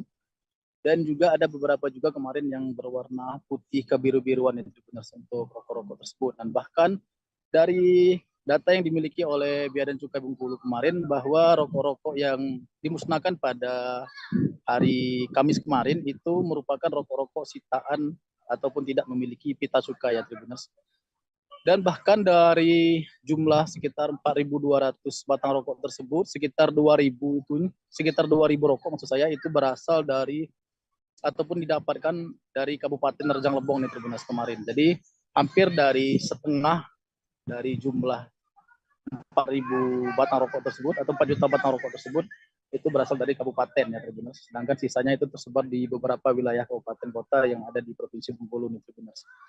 Jadi kami sampaikan juga nih Tribuners bahwa selain rokok-rokok kemarin juga dilakukan pemusnahan juga seperti beberapa minuman keras, kemudian juga ada beberapa barang juga seperti tembakau, kemudian ada juga barang-barang lainnya yang memang merupakan barang-barang ilegal hasil temuan dari Bea dan Cukai Bengkulu nih Tribuners. Dan semuanya itu kemarin sebenarnya dimusnahkan dengan cara dibakar dan juga didampingi juga oleh beberapa pihak seperti pihak TNI dan juga pihak kepolisian baik Polda maupun Polres setempat ya Tribuners, dan juga disaksikan oleh awak media nih Tribuners. Jadi seperti Tribuners lihat di gambar yang ada di layar Tribuners bahwa memang hampir menyerupai gunung nih kemarin tumpukannya nih Tribuners, yang semuanya kemarin dilakukan pemusnahan dengan cara dibakar oleh pihak Bea dan Cukai Bengkulu. Untuk kerugiannya sendiri, Tribuners, untuk dari barang-barang rokok yang dimusnahkan pada hari Kamis kemarin itu kurang lebih jika berhasil beredar itu akan merugikan negara kurang lebih sekitar hampir 2 miliar rupiah, lebih dari 2 miliar rupiah. Mungkin itu saja Tribuners yang dapat kami sampaikan terkait dengan pemusnahan barang berupa 4 jutaan batang rokok yang mencapai sekitar 4,7 miliar ataupun senilai 4,7 miliar yang merugikan negara kurang lebih sekitar 2 miliar rupiah yang dilakukan oleh Bea dan Cukai Bengkulu pada ini ke rekan Mei. Baik, terima kasih rekan Beta atas laporan Anda. Selamat bertugas kembali. Tim gabungan Polresta Jambi melakukan razia skala besar di kawasan Pulau Pandan Lego, Kota Jambi pada Kamis 8 Desember pagi. Sebanyak 217 personel Polresta Jambi dan 2 ekor anjing pelacak atau K9 bersama 4 orang polisi satwa dikerahkan untuk menyisir setiap sisi di kawasan eks kampung narkoba tersebut. Meski tidak menemukan pelaku, tetapi petugas membakar 4 base camp berukuran besar yang dipakai untuk transaksi dan konsumsi sabu-sabu. Informasi selengkapnya akan disampaikan langsung oleh wartawan Tribun Jambi Aryo Tondang yang kini sudah terhubung bersama kami. Silakan rekan Aryo. Baik, terima kasih. Selamat sore Mei dan Tribuners. Kami informasikan seperti disebut di awal, pada hari Kamis kemarin, tim gabungan dari Polda Jambi, khususnya awalnya Polresta Jambi ada sekitar 217 personel bersama dengan 2 ekor K9 menggeruduk atau merazia kawasan eks Kampung Narkoba Pulau Pandan. Nah, ini merupakan tindak lanjut dari pihak kepolisian khususnya Polresta Jambi dalam menyikapi permasalahan peredaran narkotika yang ada di kawasan tersebut. Dan ini juga tindak lanjut setelah mendapat informasi dari masyarakat bahwa setelah ditangguhkan sebagai kampung anti narkoba, tetapi masih ada ditemukan indikasi-indikasi peredaran narkoba. Sehingga tim yang dipimpin oleh Kapolresta Jambi, Kombes Pol Eko Wahyudi, langsung terjun ke lokasi menyisir seluruh kawasan-kawasan yang menjadi tempat transaksi narkoba atau juga tempat konsumsi narkoba. Nah, pantauan Tribun di lokasi, di mana setiap base camp ini memang didesain sedemikian rupa, di mana ada pintu-pintu khusus, karena memang ini base camp berbentuk rumah panggung, kemudian itu berdekatan, saling berdekatan, sehingga ada pintu khusus di sampingnya untuk bisa melarikan diri begitu ketika ada petugas datang, sehingga dengan cepat melarikan diri ke belakang ataupun langsung melompat ke kawasan sungai dan danau yang ada di sekitar tersebut. Nah, di lokasi ini, di titik pertama ini ditemukan juga alat hisap bong seperti pipet, kemudian juga pirek, kemudian juga ada kemasan-kemasan atau plastik-plastik benik yang digunakan untuk kemasan sabu-sabu. Nah, petugas juga menyisir seluruh kawasan yang di sini hingga ke kawasan-kawasan yang ada di perkebunan milik warga, di mana di kawasan perkebunan ini ditemukan 4 base camp besar yang memang dibangun cukup besar dengan bahan material seperti rumah begitu. Kemudian dihancurkan dengan alat seadanya oleh petugas gabungan yang berada di lokasi dan langsung diikuti atau dilaksanakan juga oleh Kapolresta Jambi dan juga di Res Narkoba Polda Jambi Kombes Pol Thomas Panji Susbandaru. Nah, setelah base camp ini dibongkar, kemudian bahan material seluruhnya dibakar agar tidak bisa kembali digunakan. Kapolda Jambi juga mengatakan akan menindak tegas dan secara konsisten melakukan merazia dan menekan peredaran narkoba tidak hanya di kawasan ini, tapi di kawasan-kawasan lainnya. Mungkin demikian yang bisa saya sampaikan. Mei, kembali ke studio. Baik, terima kasih rekan Aryo Tondang atas laporan Anda, dan Tribuners, wartawan kami juga telah menghimpun wawancara dengan Kapolresta Jambi. Berikut tayangannya untuk Anda. Polresta Jambi di backup oleh Direktorat Narkoba Polda Jambi melakukan kegiatan penertiban yang diindikasikan ada beberapa rukun RT dan kelurahan khususnya Kecamatan Pelanai Pura terindikasi tempat peredaran narkoba. Dari yang kita temukan apa yang kita temukan nih Pak? Ada beberapa lokasi yang kita temukan di samping tempat menyabu juga terdapat bungkusan-bungkusan plastik bekas sabu dan alat untuk mengisap pirek, botol-botol aqua, istilah mereka untuk mengisap itu bong. Nah, ini markas yang dibakar, markas tempatnya pengungsian. Ada 4 lokasi yang dibakar hari ini, 2 di Kecamatan Kulai, 2 di Kelurahan Lego, kemudian di RT 25, RT 30, RT 31, dan yang terakhir ini di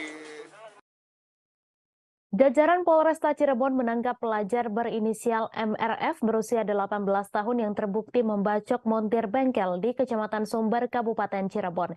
Kapolresta Cirebon Kombes Pol Arief Budiman mengatakan peristiwa tersebut terjadi pada siang hari, yakni tepatnya pada Rabu 7 Desember. Akibatnya, korban mendapat luka sabetan senjata tajam di bagian lehernya dan langsung dilarikan ke rumah sakit untuk mendapatkan perawatan medis. Informasi selengkapnya akan disampaikan langsung oleh wartawan Tribun Cirebon, Ahmad Imam Bayhaki, yang kini sudah terhubung bersama kami. Silakan rekan Imam. Ya, baik, terima kasih, Mai. Polresta Cirebon menangkap MRF pada hari Rabu kemarin, atau tepatnya 10 jam setelah kejadian. Peristiwa pembacokan terhadap montir bengkel tersebut berawal dari para tersangka bersama 10 temannya yang berboncengan menaiki sepeda motor, kemudian berhenti tidak jauh dari bengkel tempat korban bekerja. Kemudian korban yang saat itu berada di bengkel menduga para pelajar atau kelompok para tersangka tersebut hendak tawuran karena korban melihat mereka sudah membawa senjata tajam dan bendera. Diduga mereka hendak menyerang kelompok pelajar lainnya yang lokasi sekolahnya berada tidak jauh dari lokasi kejadian. Kemudian korban mencoba membubarkan kelompok tersangka dan agar tidak terjadi tawuran di kawasan tersebut. Pada mulanya kelompok tersangka tersebut pergi meninggalkan lokasi menggunakan sepeda motornya, namun tidak berapa lama kemudian mereka kembali lagi, dan saat itu tersangka yang berinisial MRF turun dari sepeda motor sambil menenteng celurit, kemudian menghampiri korban dan langsung menyerangnya. Saat itu korban sempat berusaha melawan menggunakan beberapa peralatan yang ada di bengkel tersebut, namun akhirnya korban tumbang setelah dibacok di bagian lehernya. Dan setelah membacok tersebut, MRF langsung kabur bersama teman-temannya, dan korban juga sempat dilarikan ke rumah sakit untuk mendapatkan perawatan medis.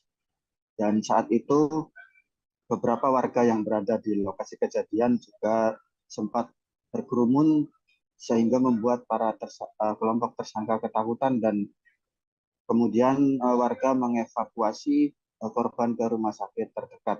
Dan tim Polresta Cirebon langsung bertindak cepat setelah mendapat laporan mengenai kejadian tersebut dan langsung menangkap tersangka pada Rabu malam, dan saat ini MRF diamankan di Mapolresta Cirebon untuk menjalani pemeriksaan lebih lanjut. Dan atas perbuatannya MRF dijerat pasal 351 ayat 2 KUHP dan diancam hukuman maksimal 5 tahun penjara. Dan diketahui MRF merupakan saat ini masih berstatus sebagai pelajar kelas 3 SMA, salah satu SMA swasta di Kabupaten Cirebon. Demikian, Mei. Baik, terima kasih rekan Ahmad Imam atas laporan Anda, dan Tribuners, wartawan kami juga telah menghimpun wawancara dengan Kapolresta Cirebon. Berikut tayangannya untuk Anda. Dari jajaran Satreskrim Polresta Cirebon akan merilis terkait dengan peristiwa penganiayaan yang terjadi kemarin, di mana Sebagaimana kita ketahui, tepatnya di TKP sekitar Watu Bula Sumber kemarin rekan-rekan memonitor ada peristiwa penganiayaan. Jadi sebagai kronologis adalah bahwasanya korban menegur sekelompok pemulajar yang mengendarai sepeda motor yang diduga akan melakukan kegiatan tawuran. Atas peristiwa dimaksud, salah satu pelajar dimaksud kemudian tidak terima dan kemudian kembali ke TKP di Watu Bela, tepatnya di salah satu bengkel, dan kemudian melakukan penganiayaan terhadap korban. Penganiayaan menggunakan senjata tajam sebagaimana BP yang sudah kita amankan, dan senjata tajam disabetkan mengenai leher daripada korban. Salah seorang mantan polisi yang pernah bertugas di Polda Papua berinisial ES berusia 30 tahun terpaksa diringkus oleh polisi di Lebong. Penangkapan terhadap ES setelah polisi menerima laporan adanya aksi pencurian kotak amal masjid di Kabupaten Lebong. Pelaku diamankan polisi saat berada di rumahnya di kota Lubuk Linggau, Provinsi Sumatera Selatan pada Selasa 6 Desember lalu. Informasi selengkapnya akan disampaikan langsung oleh wartawan Tribun Bengkulu, Panji Destama, yang kini sudah terhubung bersama kami. Silakan rekan Panji. Oke, baik, terima kasih Saudara Mei. Oke, Tribuners dimanapun kalian berada, seperti yang disampaikan oleh Saudara Mei sebelumnya, saat sedang mau diamankan oleh pihak kepolisian, pelaku sempat melarikan diri. Akhirnya polisi melakukan tindakan tegas dan terukur untuk melumpuhkan pelaku. Dari pemeriksaan polisi, pelaku beraksi sudah di 7 TKP masjid yang berada di Kabupaten Lebong. Pelaku juga pernah diamankan oleh pihak Polsek Teluk Segara Polresta Bengkulu tahun 2019 lalu. Dari aksi pelaku ini, pihak kepolisian masih melakukan pengembangan apakah pelaku memiliki komplotan atau tidak. Untuk diketahui, pelaku S ini dipecat dari institusi Polri lantaran meninggalkan tugas tanpa izin saat berdinas di Polda Papua. Pelaku juga sempat bergabung di Satbrimob Polda Papua. Dari perbuatan pelaku, disangkakan pasal 363 KUHP tentang tindak pidana pencurian dengan pemberatan dengan ancaman penjara 7 tahun penjara. Selain itu, polisi juga mengamankan beberapa barang bukti, 1 lembar baju batik lengan panjang yang digunakan pelaku, 1 buah topi warna hitam, dan 1 unit R4 Toyota Avanza warna putih. Demikian Saudara Mei, laporan dari tribunbengkulu.com. Baik, terima kasih rekan Panji atas laporan Anda, dan Tribuners, wartawan kami juga telah menghimpun wawancara dengan Kapolres Lebong. Berikut tayangannya untuk Anda. Tersangka Elian Saputra, ini 32 tahun, merupakan pecatan dari anggota Polri. Beliau dulu bertugas sebagai Brimob di Polda Papua, kemudian disersi, kemudian dilakukan pemecatan, dan pencurian ini sudah dilakukan berulang-ulang. Jadi beliau juga seorang residivis, pernah ditahan atas kasus yang sama. Kemudian untuk di wilayah Lebong, yang bersangkutan telah melakukan pencurian sebanyak 5 TKP, ya, yaitu di Masjid Al-Jihad di Tanjung Agung 2 kali, kemudian Masjid Al-Huda, Desa Danu, kemudian Masjid Tik Tebing, kemudian Masjid Jami Al-Azhar, Kelurahan Pasar Muaraman, kemudian Masjid Muhammadiyah. Telah ditemukan mortir di Balikpapan pada Kamis 8 Desember sekitar pukul 15 waktu Indonesia Tengah. Persisnya di kawasan Asrama Sentosa RT 20 Kelurahan Kelandasan Ulu, Balikpapan Kota, Balikpapan, Kalimantan Timur. Mortir tersebut ditemukan di kedalaman sekitar 40 cm di dalam tanah oleh seorang pekerja drainase bernama Wawan. Informasi selengkapnya akan disampaikan langsung oleh wartawan Tribun Kaltim Muhammad Zain yang kini sudah terhubung bersama kami. Silakan rekan Zain. Selamat sore rekan, kami laporkan dari kota Balikpapan, Kalimantan Timur, di mana seorang pekerja bernama Wawan telah menemukan sebuah mortir di kedalaman tanah kurang lebihnya 40 cm. Untuk mortir tersebut ditemukan saat dia sedang melakukan pemboran tanah, dan ketika dia melakukan pemboran itu ternyata alat bornya itu ataupun mata bornya itu mengenai suatu benda yang awalnya dia kira adalah pipa besi. Nah, kemudian setelah dia mencoba untuk menyingkirkan ataupun membuka tanah itu, Dia mencoba untuk mengangkat sendiri, ternyata tidak bisa. Akhirnya dia melaporkan kepada aparat RT setempat untuk dibantu.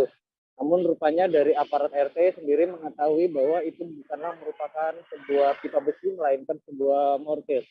Adapun untuk spesifikasi mortirnya sendiri, ini berdimensi kurang lebihnya 50 kali 15 cm dengan diameter 20 cm dengan bobot kurang lebihnya 70 kg.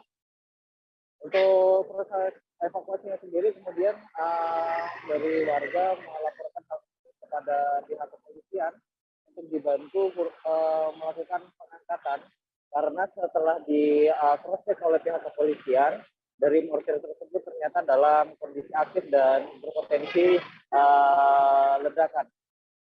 Dari kepolisian sendiri kemudian menurunkan tim penjinak bom dari Detasemen Gegana Satrimob Polda Kaltim untuk melakukan evakuasi.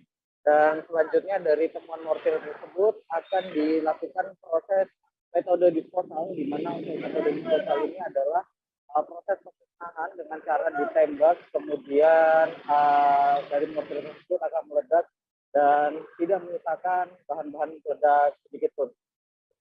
Mungkin demikian yang bisa dilaporkan dari Kota Balikpapan, rekan Mei. Baik, terima kasih rekan Zain atas laporan Anda. Selamat bertugas kembali. Kita beralih ke informasi selanjutnya, Tribuners. Aktivis yang tergabung dalam Masyarakat Anti Korupsi Sulawesi Selatan atau MARS berkolaborasi dengan seniman Makassar Art Initiative Movement memperingati Hari Anti Korupsi tahun 2022 di Makassar pada Kamis 8 Desember. Hari Anti Korupsi jatuh pada 9 Desember 2022, namun MARS dan MAI memperingati sehari sebelumnya di bawah flyover Makassar. Informasi selengkapnya akan disampaikan langsung oleh wartawan Tribun Timur Wahyudin yang kini sudah terhubung bersama kami. Silakan rekan Wahyudin. Baik rekan Mei dan Tribuners dimanapun berada, dapat saya laporkan dari Kota Makassar bahwa MARS atau Masyarakat Anti Korupsi Sulawesi Selatan menggelar aksi bersama seniman di Kota Makassar memperingati Hari Anti Korupsi Sedunia. Jadi Masyarakat Anti Korupsi Sulawesi Selatan bersama seniman memperingati Hari Anti Korupsi dengan melukis di bawah flyover di Kota Makassar. Mereka menuangkan ide dan gagasan terhadap keresahan dan berbagai ketimpangan yang terjadi khususnya di bidang korupsi di Indonesia. Sehingga dengan melalui aktivitas melukis, ide-ide dan gagasan yang dituangkan dalam kanvas disampaikan keresahan para seniman, sebab dianggap bukan hanya keresahan aktivis dan masyarakat biasa terhadap anti korupsi yang merajalela di Indonesia, tetapi seniman juga merasakan keresahan itu, sehingga MARS menggandeng seniman untuk memperingati Hari Anti Korupsi Sedunia. Jadi peringatan Hari Anti Korupsi Sedunia ini dilakukan sehari sebelum tepatnya Hari Anti Korupsi pada 9 Desember 2022. Jadi ada beberapa keresahan yang disampaikan oleh masyarakat anti korupsi, seperti terkait dengan korupsi demokrasi yang diungkam dengan berbagai kritikan yang mulai resah dan tidak bisa disampaikan secara langsung. Nah, demikianlah Tribuners yang dapat saya laporkan dari Kota Makassar. Kembalikan ke studio. Baik, terima kasih rekan Wahyudin atas laporan Anda. Selamat bertugas kembali. Bawaslu Kaltara menekankan kepada ASN di lingkungan Pemprov Kaltara untuk tetap menjaga netralitas menjelang pemilu 2024. Ketua Bawaslu Kaltara, Suryani, mengatakan ASN sebagai perangkat pemerintahan harus memberikan layanan publik yang adil. Jika ASN tidak netral, Suryani khawatir pelayanan publik akan terganggu. Informasi selengkapnya akan disampaikan langsung oleh wartawan Tribun Kaltara, Ilhami Faudi, yang kini sudah terhubung bersama kami. Silahkan rekan Faudi.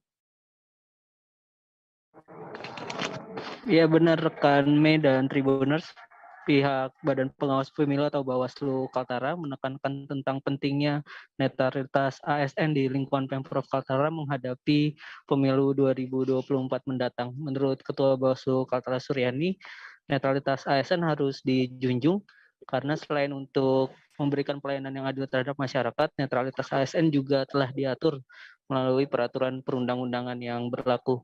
Menurut Suryani, pihaknya akan melakukan pengawasan secara melekat kepada ASN di lingkungan Pemprov Kaltara untuk mengantisipasi adanya dugaan dukungan terhadap salah satu pasangan calon ataupun partai politik di masa pemilu 2024 mendatang.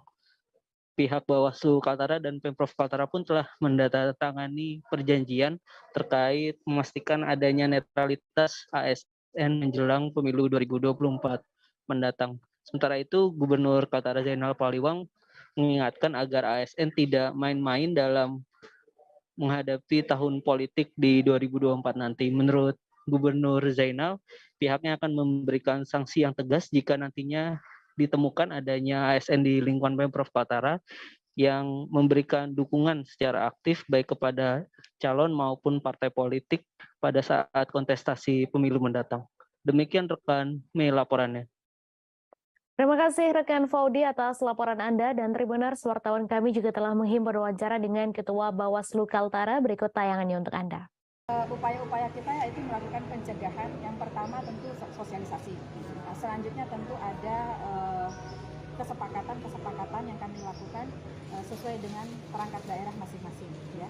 Tentu kami tidak ingin apa yang dimiliki berupa kewenangan, tindakan dari masing-masing perangkat daerah itu mengambil ruang untuk memberikan dukungan baik secara langsung maupun tidak langsung kepada para kontestan di pemilu maupun di pilkada, sehingga apa yang dilakukan Bawaslu hari ini dan ke depan semakin mendekati pelaksanaan pemilu pilkada serentak adalah upaya-upaya pencegahan.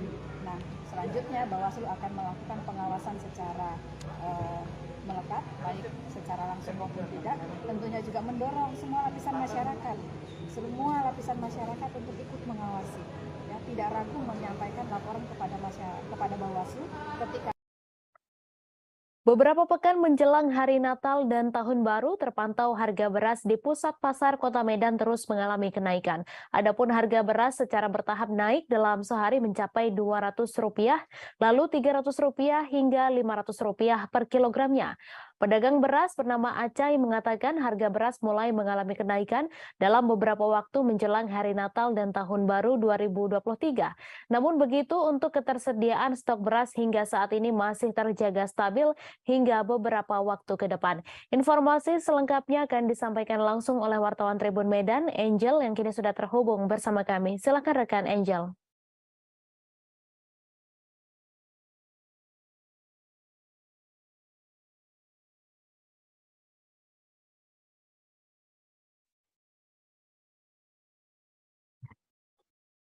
Halo rekan Angel. Ya, selamat sore Mei. Ya, silakan dengan laporan Anda. Ya, jadi beberapa pekan menjelang Hari Natal dan Tahun Baru terpantau memang harga beras di pusat pasar Kota Medan terus mengalami kenaikan. Adapun harga beras secara bertahap ini naik dalam sehari mencapai 200, lalu 300 hingga Rp500 per kilogramnya. Nah, para pedagang juga mengatakan harga beras mulai mengalami kenaikan ini dalam beberapa waktu terakhir, dan ini akan berlangsung menjelang Hari Natal dan Tahun Baru nantinya. Namun begitu, untuk ketersediaan stok beras hingga saat ini masih terjaga stabil hingga beberapa waktu ke depan. Nah, untuk diketahui, harga beras kualitas biasa yang sebelumnya itu Rp9.500, saat ini mencapai Rp11.000. Dan untuk beras kemasan kualitas premium sebelumnya harganya hanya Rp54.000, kini naik menjadi Rp56.000 per kilogramnya. Nah, sebelumnya juga Kepala Perum Bulog Sumut, Arif Mandu, menyampaikan stok beras pangan ini menjelang Nataru dipastikan juga aman hingga 3 bulan ke depan. Sekian, Mei. Baik, terima kasih rekan Angel atas laporan Anda, dan Tribuners, wartawan kami juga telah menghimpun wawancara dengan pedagang beras. Berikut tayangannya untuk Anda. Naiknya berapa persen kalau boleh tahu? Aku mana tahu persen. Ya. Aku untuk harga dari yang sebelumnya. Dari kemarin naik gope itu aja. Naik sekitar 500 ya. Berarti sebelumnya 11.500. IR? Untuk IR? IR kosong. Apalagi kok jenis barang? Aku balam. Aku balam. 12.000. Ini 1.000. 12.000. 12.000. Dari? Itu masih tetap. Belum, masih model lama dia. Apalagi kok jenisnya? Kalau ramu, suku, balam, iya kosong. Stok gimana kok? Hari. Maksudnya? Stok barang susah nggak gitu didapat gitu? Susah lah namanya kalau RK kosong kan. Kalau suku balam ramu kan masih ada. Permintaan seperti apa? Dari mana kok itu kok? Yang untuk IR dari mana pasokannya? Semua dari sana. Sebanyak 150 pebalap dari beberapa kabupaten di Provinsi Nusa Tenggara Timur ikut dalam kejuaraan daerah Bupati Sika Cup Gas Track Motocross tahun 2022 di Skyjump El Tari Maumere Circuit, tepatnya di belakang kantor Bupati Sika. Sementara itu, jumlah tim yang turun pada kejuaraan daerah Bupati Sika Cup Gas Track Motocross tahun 2022 ini sebanyak 40 tim yang berasal dari Kabupaten Manggarai, Ngada, Sumba Timur, Sumba Barat Daya, Kota Kupang, Nagekeo, Lembata, Flores Timur, Ende, dan Kabupaten Sika sebagai tuan rumah.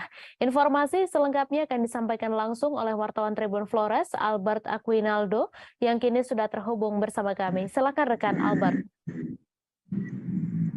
Selamat sore rekan Mei dan Tribuners di mana saja berada.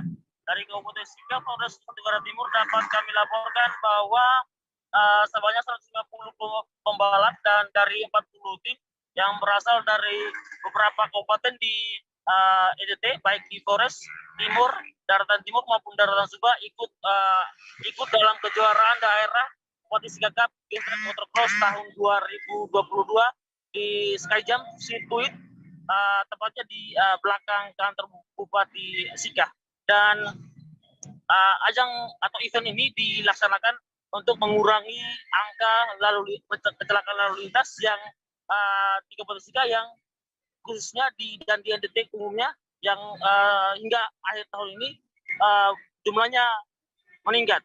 Dan rekan Mei dan sahabat Tribuners dapat kami laporkan pula bahwa hari ini merupakan hari kedua kejuaraan daerah Gas Track Motocross yang digelar di sirkuit di belakang kantor Bupati ini yang diikuti atau ditonton oleh ratusan atau ribuan penonton yang datang dan menonton langsung jalannya event ini. Demikian rekan Mei dan sahabat Tribuners yang dapat kami laporkan dari Kabupaten Sika. Baik, terima kasih rekan Albert atas laporan Anda. Selamat bertugas kembali. Kita beralih ke informasi selanjutnya, Tribuners. Kegiatan pelatihan peningkatan kapasitas tenaga pendamping profesional program penguatan pemerintahan dan pembangunan desa di Hotel Sultan Raja, Kabupaten Minahasa Utara, Provinsi Sulawesi Utara berakhir pada Kamis 8 Desember. Penutupan berlangsung meriah dengan penampilan setiap kelas yang berlomba menampilkan yel-yel terbaik. Informasi selengkapnya akan disampaikan langsung oleh wartawan Tribun Manado, Arthur Rompis yang kini sudah terhubung bersama kami. Silakan rekan Arthur. Ya, selamat sore Mei dan Tribuners Indonesia. Jadi kegiatan pelatihan pendamping desa yang diselenggarakan oleh Kementerian Desa dan PDTT di Hotel Sultan Raja telah berakhir. Jadi selama 3 hari para peserta dari 6 kabupaten di Sulawesi Utara mengikuti materi pelatihan yang dibimbing oleh sekitar 39 pelatih nasional dan pelatih lokal. Dan di akhir kegiatan para pendamping desa ini yang terbagi dalam beberapa kelompok tampil dalam lomba yel-yel. Jadi ini lomba yang bukan hanya sekedar lomba, tapi ini juga menunjukkan kekompakan dan semangat, serta di dalamnya berisi penguasaan materi terhadap materi yang diberikan. Dan kegiatan ini berakhir dengan baik, berakhir dengan penuh suasana kekeluargaan dan juga penuh dengan semangat dari para peserta yang berjanji untuk mengaplikasikan ilmu yang diperoleh ke kehidupan sehari-hari. Demikian, Mei. Baik, terima kasih rekan Arthur Rompis atas laporan Anda. Selamat bertugas kembali. Kita beralih ke informasi selanjutnya, Tribuners. Jaksa penuntut umum dalam sidang kasus pembunuhan Brigadir Yosua Huta Barat menunjukkan barang bukti saat persidangan di Pengadilan Negeri Jakarta Selatan pada Kamis 8 Desember. Barang bukti itu ditunjukkan kepada mantan Kadif Propam Polri Verdi Sambo yang juga menjadi terdakwa dalam kasus ini. Kepada JPU, Verdi Sambo membenarkan pakaian PDL adalah pakaian yang digunakannya di hari kematian Brigadir J. Selanjutnya, JPU memperlihatkan 2 buah senjata api, yakni laras panjang dan pistol jenis Glock. Mendapatkan pertanyaan itu, Verdi Sambo menjawab bahwa senjata laras panjang digunakan oleh ajudan. JPU juga menanyakan siapa yang menggunakan senjata jenis Glock. Adapun senjata jenis Glock ini menurut kesaksian Verdi Sambo ia berikan kepada Barada Richard Eliezer. Momen lain yang terekam kamera adalah Verdi Sambo sempat tidak sengaja melontarkan kesaksian bahwa dirinya ikut menembak Brigadir J. Saat ditanya apakah senjata HS ia tembakkan ke punggung Brigadir J, spontan Verdi Sambo membenarkan pernyataan JPU itu. Dan tiba-tiba dengan spontan Verdi Sambo membenarkan pernyataan tersebut. Ia spontan mengatakan, "Ya, saya tembakkan ke punggung." Setelah menjawab pertanyaan itu, seketika Verdi Sambo terlihat menunduk dan sempat membetulkan posisi kemejanya. Ia juga terlihat memindahkan mikrofon dari yang semula tangan kiri ke tangan kanan. Pada saat Verdi Sambo memberikan kesaksiannya dalam persidangan Barada Richard Eliezer, Verdi Sambo mengatakan bahwa Barada Eliezer menembak sebanyak 5 kali. Mendengar kesaksian Verdi Sambo, Barada Richard Eliezer pun mengkoreksi kesaksian mantan Kadif Propam Polri itu. Saat di Pengadilan Negeri Jakarta Selatan digelar pada Kamis 8 Desember, Barada Eliezer tidak membenarkan apa yang menjadi pernyataan Verdi Sambo. Padahal menurut pengakuan Barada Eliezer, dirinya menembak Brigadir J sebanyak 3-4 kali. Tak hanya itu, di persidangan Barada Eliezer juga mengungkapkan bahwa dirinya melihat Verdi Sambo turut melakukan penembakan. Selain itu, Barada Eliezer mengatakan bahwa Verdi Sambo tidak pernah memintanya untuk membackup suami dari Putri Chandrawati tersebut. Yang benar menurut Baradae adalah pada saat Sambo memerintah ia untuk menembak Yosua, setelah itu Sambo juga menceritakan kepada Baradae skenario yang nantinya akan dijalankan. Merespons pernyataan Barada Eliezer ini, Ketua Majelis Hakim Wahyu Iman Santoso turut menanyai Verdi Sambo. Ketua Majelis Hakim meminta kejujuran Verdi Sambo soal apakah dirinya ikut menembak Yosua atau tidak. Verdi Sambo mengaku tidak ikut menembak Yosua dan hanya mengetahui Richard Eliezer menembak sebanyak 5 kali ke arah Brigadir J. Pada hasil autopsi yang menyebut ada 7 bekas tembakan. Adapun Verdi Sambo menjawab bahwa dirinya tidak tahu terkait adanya 7 bekas tembakan tersebut.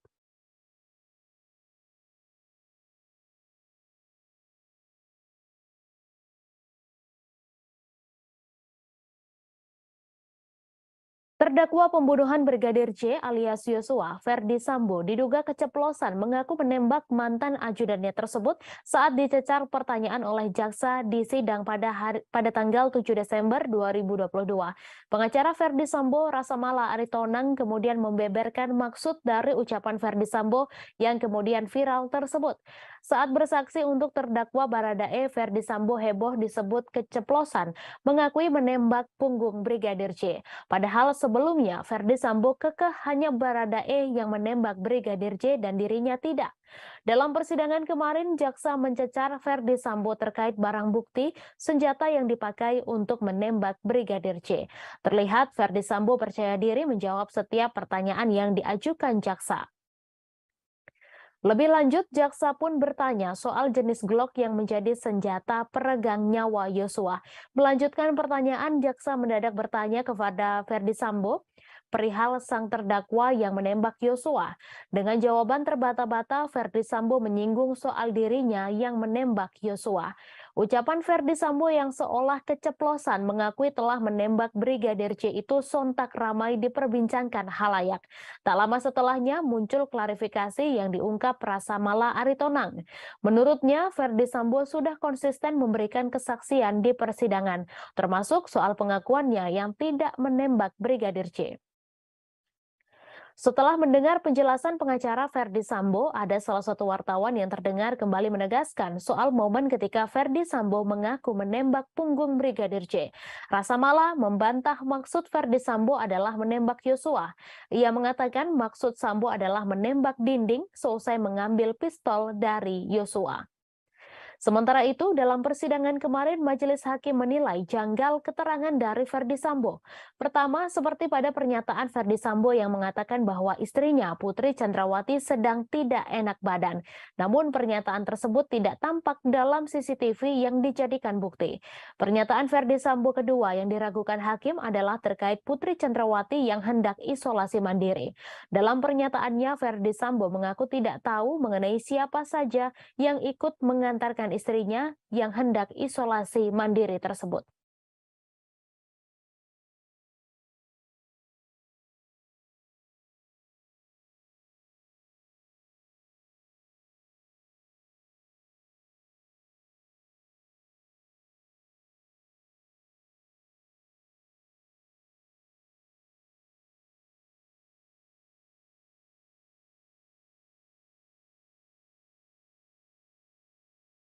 Kebakaran terjadi di rumah hingga kios warga di kawasan Lorong Tahu Mardika, Ambon pada Jumat 9 Desember. Kebakaran terjadi sekitar pukul 3 waktu Indonesia Timur dini hari. Menurut pantauan di lokasi sekitar pukul 5:10 waktu Indonesia Timur, api dan asap hitam membumbung tinggi di langit kota Ambon. Tak hanya rumah, kios warga hingga deretan toko baju bekar atau cakar bongkar pun ikut terbakar. Informasi selengkapnya akan disampaikan langsung oleh wartawan Tribun Ambon, Mesya Marasabesi, yang kini sudah terhubung bersama kami. Silakan rekan Mesya. Baik, halo Mei dan juga Tribuners. Jadi pada hari ini Jumat 9 Desember 2022 sekitar pukul 4 dini hari waktu Indonesia Timur, kebakaran di kawasan Lorong Pabrik Tahu, Kelurahan Rijali, Kecamatan Sirimau, Kota Ambon, yang menyebabkan puluhan bangunan ikut terbakar hangus dan juga 2 orang dilaporkan meninggal dunia, 1 orang mengalami luka-luka.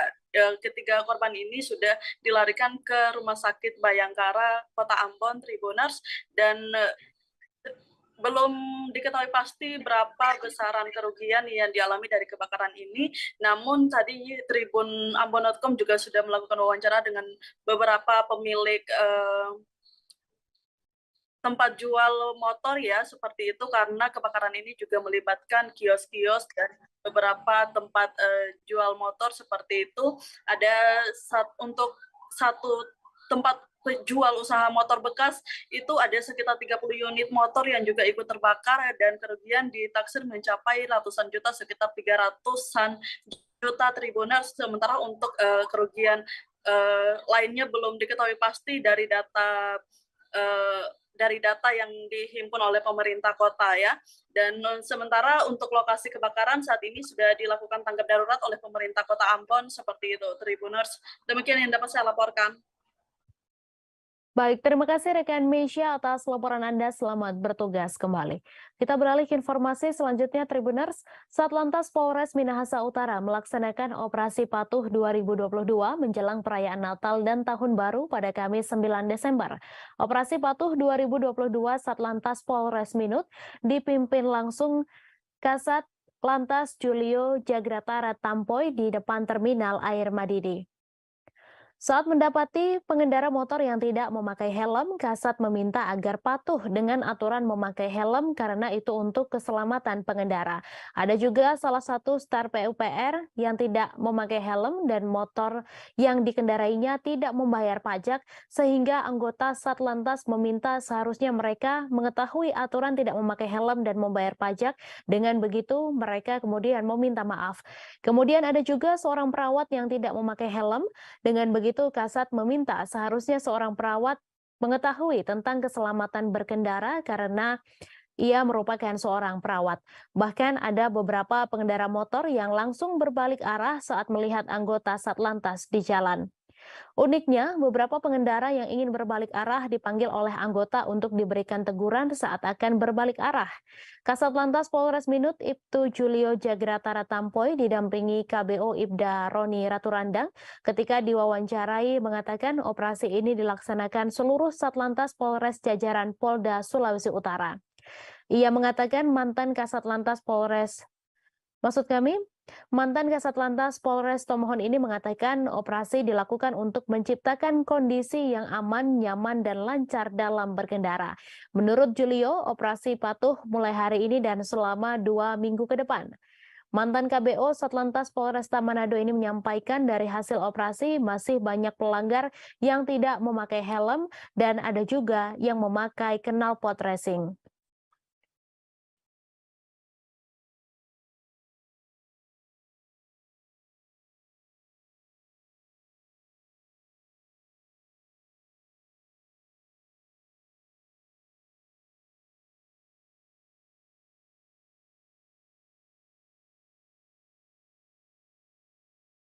Turap setinggi 15 meter longsor di kawasan perumahan Tirta Mandala, Cilodong, Kota Depok pada dini hari tadi. Longsoran turap tersebut pun menutup aliran kali di lokasi sekitar hingga akhirnya air meluap dan menyebabkan banjir di perumahan Tirta Mandala. Camat Cilodong Bambang Eko mengatakan longsor ini terjadi akibat curah hujan yang cukup tinggi. Informasi selengkapnya akan disampaikan langsung oleh wartawan Tribun Jakarta, Dwi Putra Kesuma, yang kini sudah terhubung bersama kami. Silahkan rekan Dwi. Baik, selamat sore Mei dan juga Tribuners. Bisa saya sampaikan bahwa musibah tanah longsor yang menyebabkan banjir di kawasan perumahan Tirta Mandala, Cilodong, Kota Depok ini terjadi pada kemarin dini hari. Turap setinggi 15 meter ini longsor akibat curah hujan yang tinggi dan juga intensitas yang cukup lama. Sebelum turap ini longsor, warga sekitar juga sempat mendengar suara retakan yang cukup keras. Dan baru beberapa saat kemudian turap ini longsor, yang mana di atas turap tersebut adalah bangunan berupa bengkelan. Akibat turapnya longsor ini, aliran kali yang ada persis ada di bawahnya pun sempat tertutup hingga air meluap merendam pemukiman warga. Camat Cilodong, Kota Depok, Bambang Eko mengatakan kurang lebihnya ada 2 RW yang terendam banjir, dan akibat banjir ini, petugas dan Dinas Damkar Kota Depok juga sempat mengevakuasi sejumlah warga yang hendak berangkat sekolah dan juga berangkat kerja akibat tidak bisa melewati jalan yang terendam banjir. Saat ini sendiri, puing-puing atau tumpukan batang pohon yang menutup aliran kali ini telah dievakuasi oleh Dinas Damkar Kota Depok dan juga Dinas PUPR Kota Depok, dan juga menggunakan alat berat, dan aliran kali sudah kembali normal serta banjir yang merendam 2 RW ini sudah surut. Namun demikian, puing-puing seperti puing bangunan dan juga batang pohon berukuran besar masih berada di lokasi dan sedang dalam proses dievakuasi menggunakan mobil. Kurang lebih seperti itu nih yang bisa saya sampaikan. Baik, terima kasih rekan Dwi Putra atas laporan Anda. Selamat bertugas kembali. Polda Kalimantan Timur meresmikan posko pengamanan yang berada tepat di dalam kawasan inti Ibu Kota Negara Nusantara pada Jumat 9 Desember. Kapolda Kalimantan Timur Irjen Pol Imam Sugianto mengatakan posko yang dibangun itu untuk memudahkan pengamanan di Ibu Kota baru. Terlebih saat ini proyek pengerjaan sudah mulai masif sehingga perlu pengamanan intens agar proyek pembangunan IKN berjalan lancar. Informasi selengkapnya akan disampaikan langsung oleh wartawan Tribun Kaltim, Nita Rahayu, yang kini sudah terhubung bersama kami. Silahkan rekan Nita.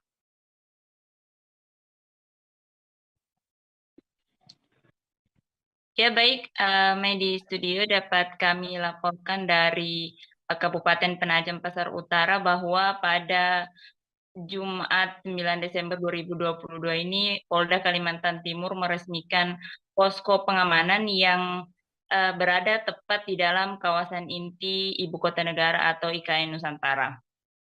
Kapolda Kaltim Irjen Pol Imam Sugianto mengatakan bahwa posko yang dibangun itu untuk memudahkan pengamanan di ibu kota terbaru. Terlebih saat ini proyek pengerjaan sudah mulai masif dan perlu pengamanan yang intens agar proyek pembangunan di IKN dapat berjalan lancar.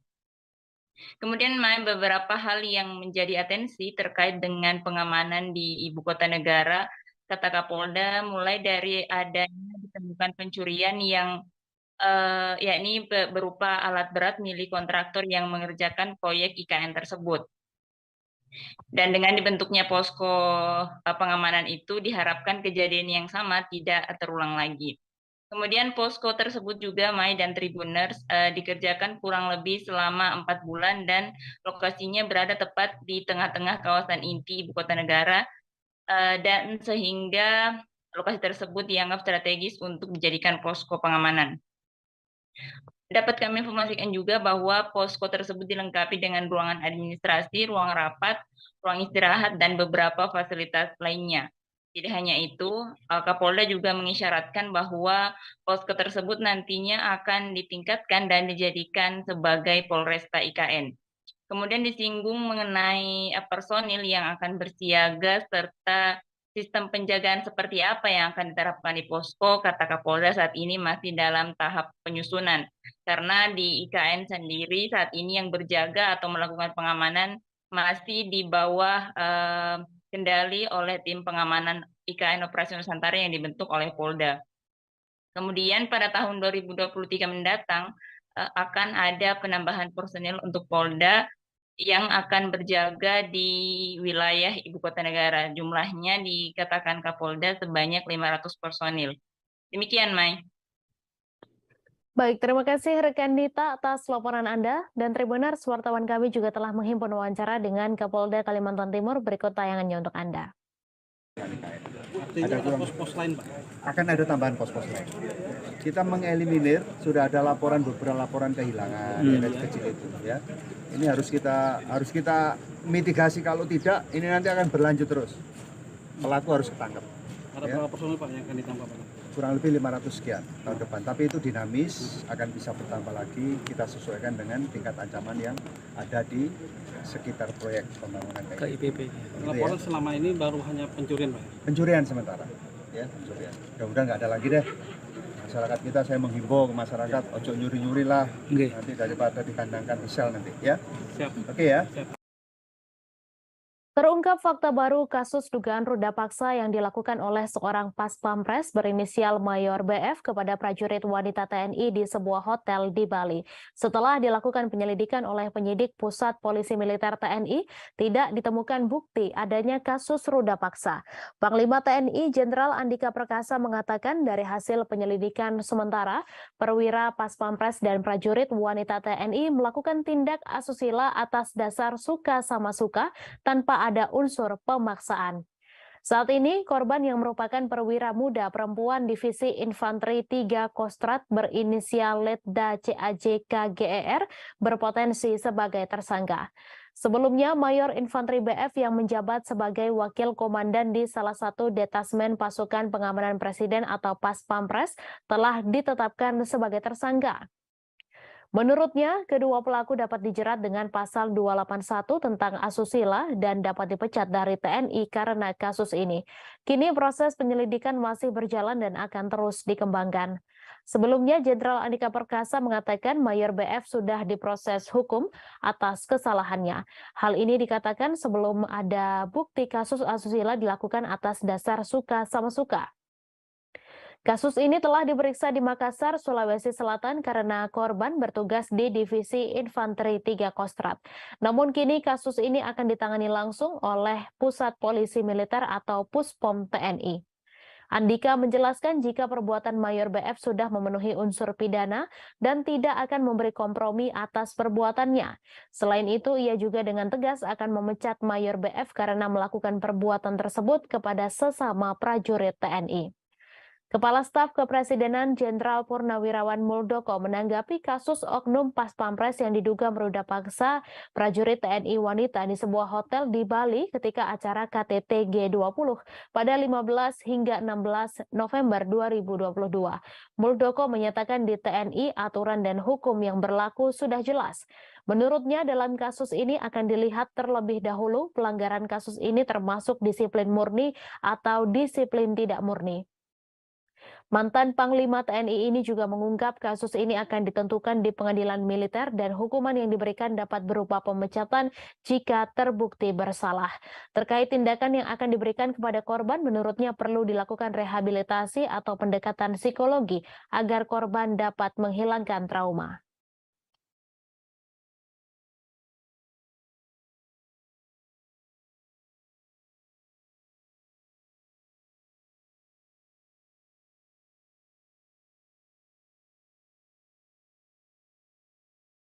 Agus Sujatno alias Agus Muslim merupakan pelaku bom bunuh diri di Polsek Astana Anyar, Bandung, Jawa Barat pada Rabu 7 Desember.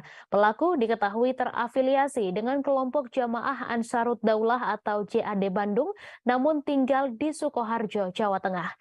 Pekerjaan pelaku adalah menjadi juru parkir di sebuah restoran di belakang Stadion Manahan Solo. Juru parkir di tempat tersebut berinisial ER mengatakan pelaku sudah sejak tahun 2019 bekerja di restoran sebagai juru parkir. Ia juga membenarkan motor Suzuki Shogun berwarna biru yang ditemukan di tempat kejadian perkara merupakan motor milik pelaku yang digunakan untuk berangkat ke tempat kerja. Diketahui motor Suzuki Shogun berwarna biru yang terparkir di dekat Polsek Astana Anyar menjadi barang bukti penting karena terdapat tulisan pesan Agus Sujatno sebelum melakukan bom bunuh diri. ER menjelaskan ketika menjadi juru parkir, pelaku kerap memakai celana cingkrang. Pelaku menjadi juru parkir di restoran tersebut dari pukul 9 pagi hingga 9 malam dan bekerja 2 hari sekali. Menurutnya, penghasilan pelaku menjadi juru parkir cukup besar karena dapat membawa uang Rp500.000 per hari.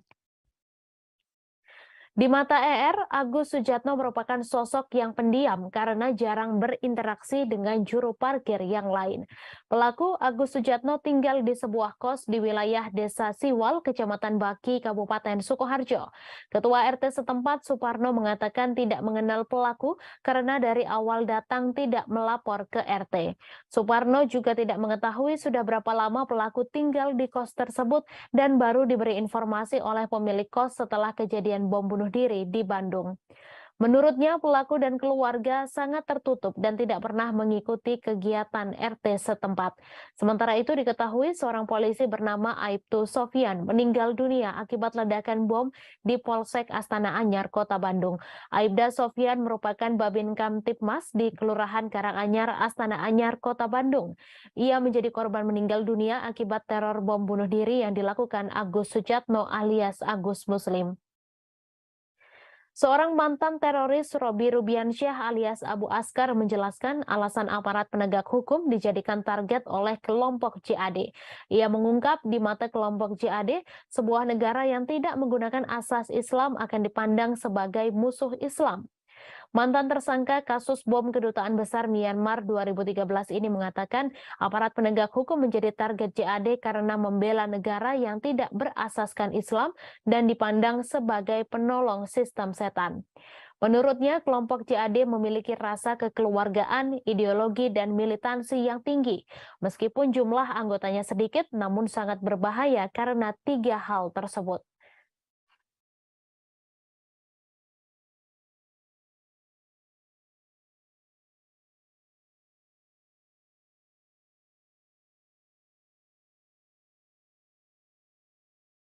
Kemudian terkait dengan bom, ya, kami tadi belum jelaskan bahwa pelaku membawa dua bom, ya, yang berbentuk ransel, ya. Jadi yang pertama di punggung, yang kedua di depan dada. Namun peristiwa itu yang meledak adalah yang ransel punggung. Ketika meledak, yang di dada terpental. Jadi Direktur Eksekutif Trias Politika Strategis atau TPS Agung Baskoro menilai Ketua Umum Partai Nasdem Surya Paloh tampaknya ingin membalas dendam terhadap Presiden Joko Widodo. Hal itu merespons ketidakhadiran Surya Paloh pada pernikahan Kaesang Pangarep dan Erina Sofia Gudono pada Sabtu 10 Desember besok. Menurut Agung, ketidakhadiran Paloh merupakan sinyal bahwa ia juga bisa memberikan kode-kode politik kepada Jokowi. Selain itu, Agung juga menilai ketidakhadiran Surya Paloh juga bisa menjadi pertanda bahwa KPI semakin mengkristal sebagai koalisi yang serius digalang oleh Nasdem, Demokrat, dan PKS. Namun ia menegaskan Menteri Nasdem di Kabinet Indonesia Maju berpotensi di-reshuffle apabila aksi saling balas kode tersebut terus dilakukan. Sebelumnya, Jokowi mewanti-wanti Partai Golkar agar tak mendeklarasikan capres secara sembrono. Hal itu disampaikan Jokowi di hadapan Ketua Umum Parpol pendukungnya termasuk Surya Paloh dalam acara peringatan Hari Ulang Tahun ke-58 Partai Golkar di G-Expo Kemayoran Jakarta pada Jumat 21 Oktober lalu. Saat itu, Wakil Ketua Umum Dewan Pimpinan Pusat Partai Nasdem, Ahmad Ali, menepis jika pernyataan itu ditujukan ke partainya. Tak hanya itu, berbeda ketika hari ulang tahun Golkar dan Perindo yang mana Jokowi tampak hadir secara fisik. Sebaliknya, pada hari ulang tahun Partai Nasdem di Senayan JCC Jakarta Pusat pada 11 November, Jokowi tak menghadiri bahkan tak memberi ucapan. Kala itu Paloh berseloroh bahwa kader PDIP tersebut tak memberikan ucapan hari ulang tahun partainya mungkin karena kesibukan. Berbeda dengan tokoh-tokoh lain seperti mantan Presiden Susilo Bambang Yudhoyono, Paloh justru dipastikan absen pada pernikahan putra Jokowi, Kaesang. Ketua Bidang Media dan Komunikasi Publik DPP Partai Nasdem, Charles Meikyansah, mengatakan Paloh telah menyurati Jokowi perihal ketidakhadirannya. Menurut Charles, Paloh tak menghadiri pernikahan putra Jokowi itu dikarenakan sedang berobat ke luar negeri.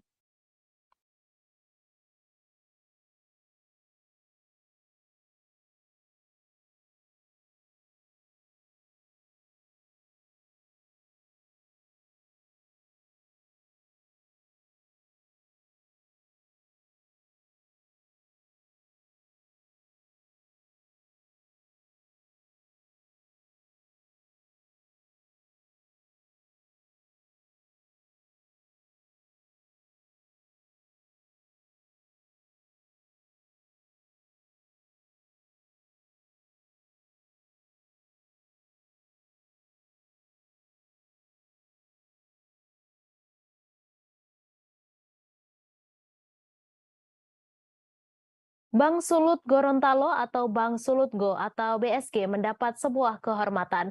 Torang Pebang menjadi tempat konsultasi studi komparasi Bumper Perda di DPRD Sulawesi Tenggara dan Bank Sultra terkait penyertaan modal.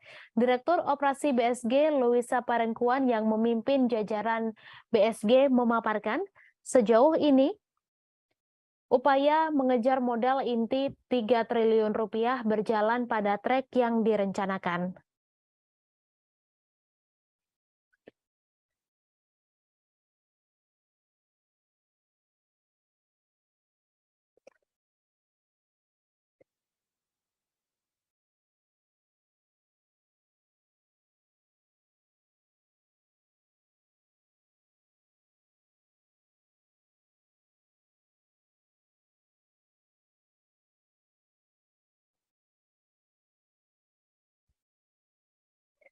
Hal itu sesuai POJK nomor 12 tahun 2020 tentang konsolidasi bank umum modal inti perbankan minimal 3 triliun rupiah.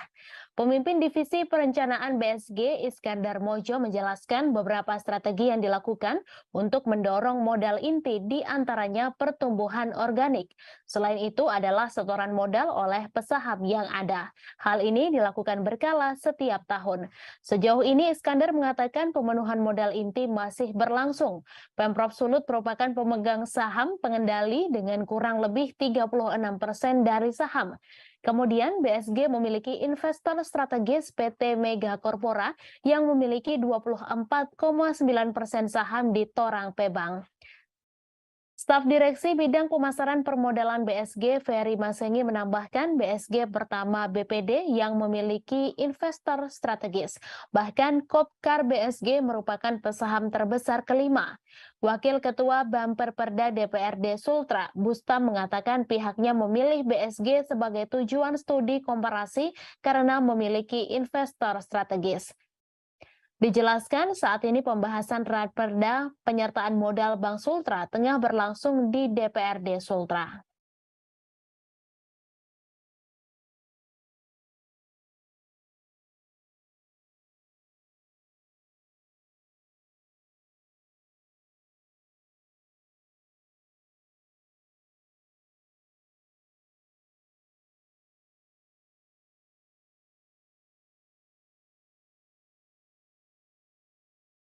Seekor sapi milik warga di Desa Lubuk Raja, Kecamatan Bandar Petalangan, Kabupaten Pelalawan mati akibat dimangsa harimau Sumatera pada Sabtu 3 Desember lalu.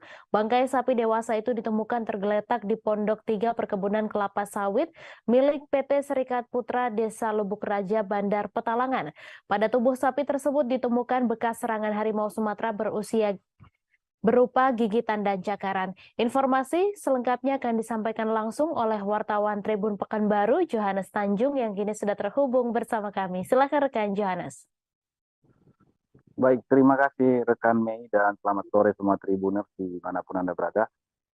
Konflik dengan harimau Sumatera kembali terjadi di Kabupaten Pelalawan, namun kali ini harimau Sumatera menyerang ternak milik masyarakat di Desa Lubuk Raja, Kecamatan Bandar Petalangan, Kabupaten Pelalawan. Seekor sapi milik masyarakat dimangsa pada Sabtu pekan lalu dan ditemukan tergeletak di sebuah perkebunan milik perusahaan PT Serikat Putra di Desa Lubuk Raja.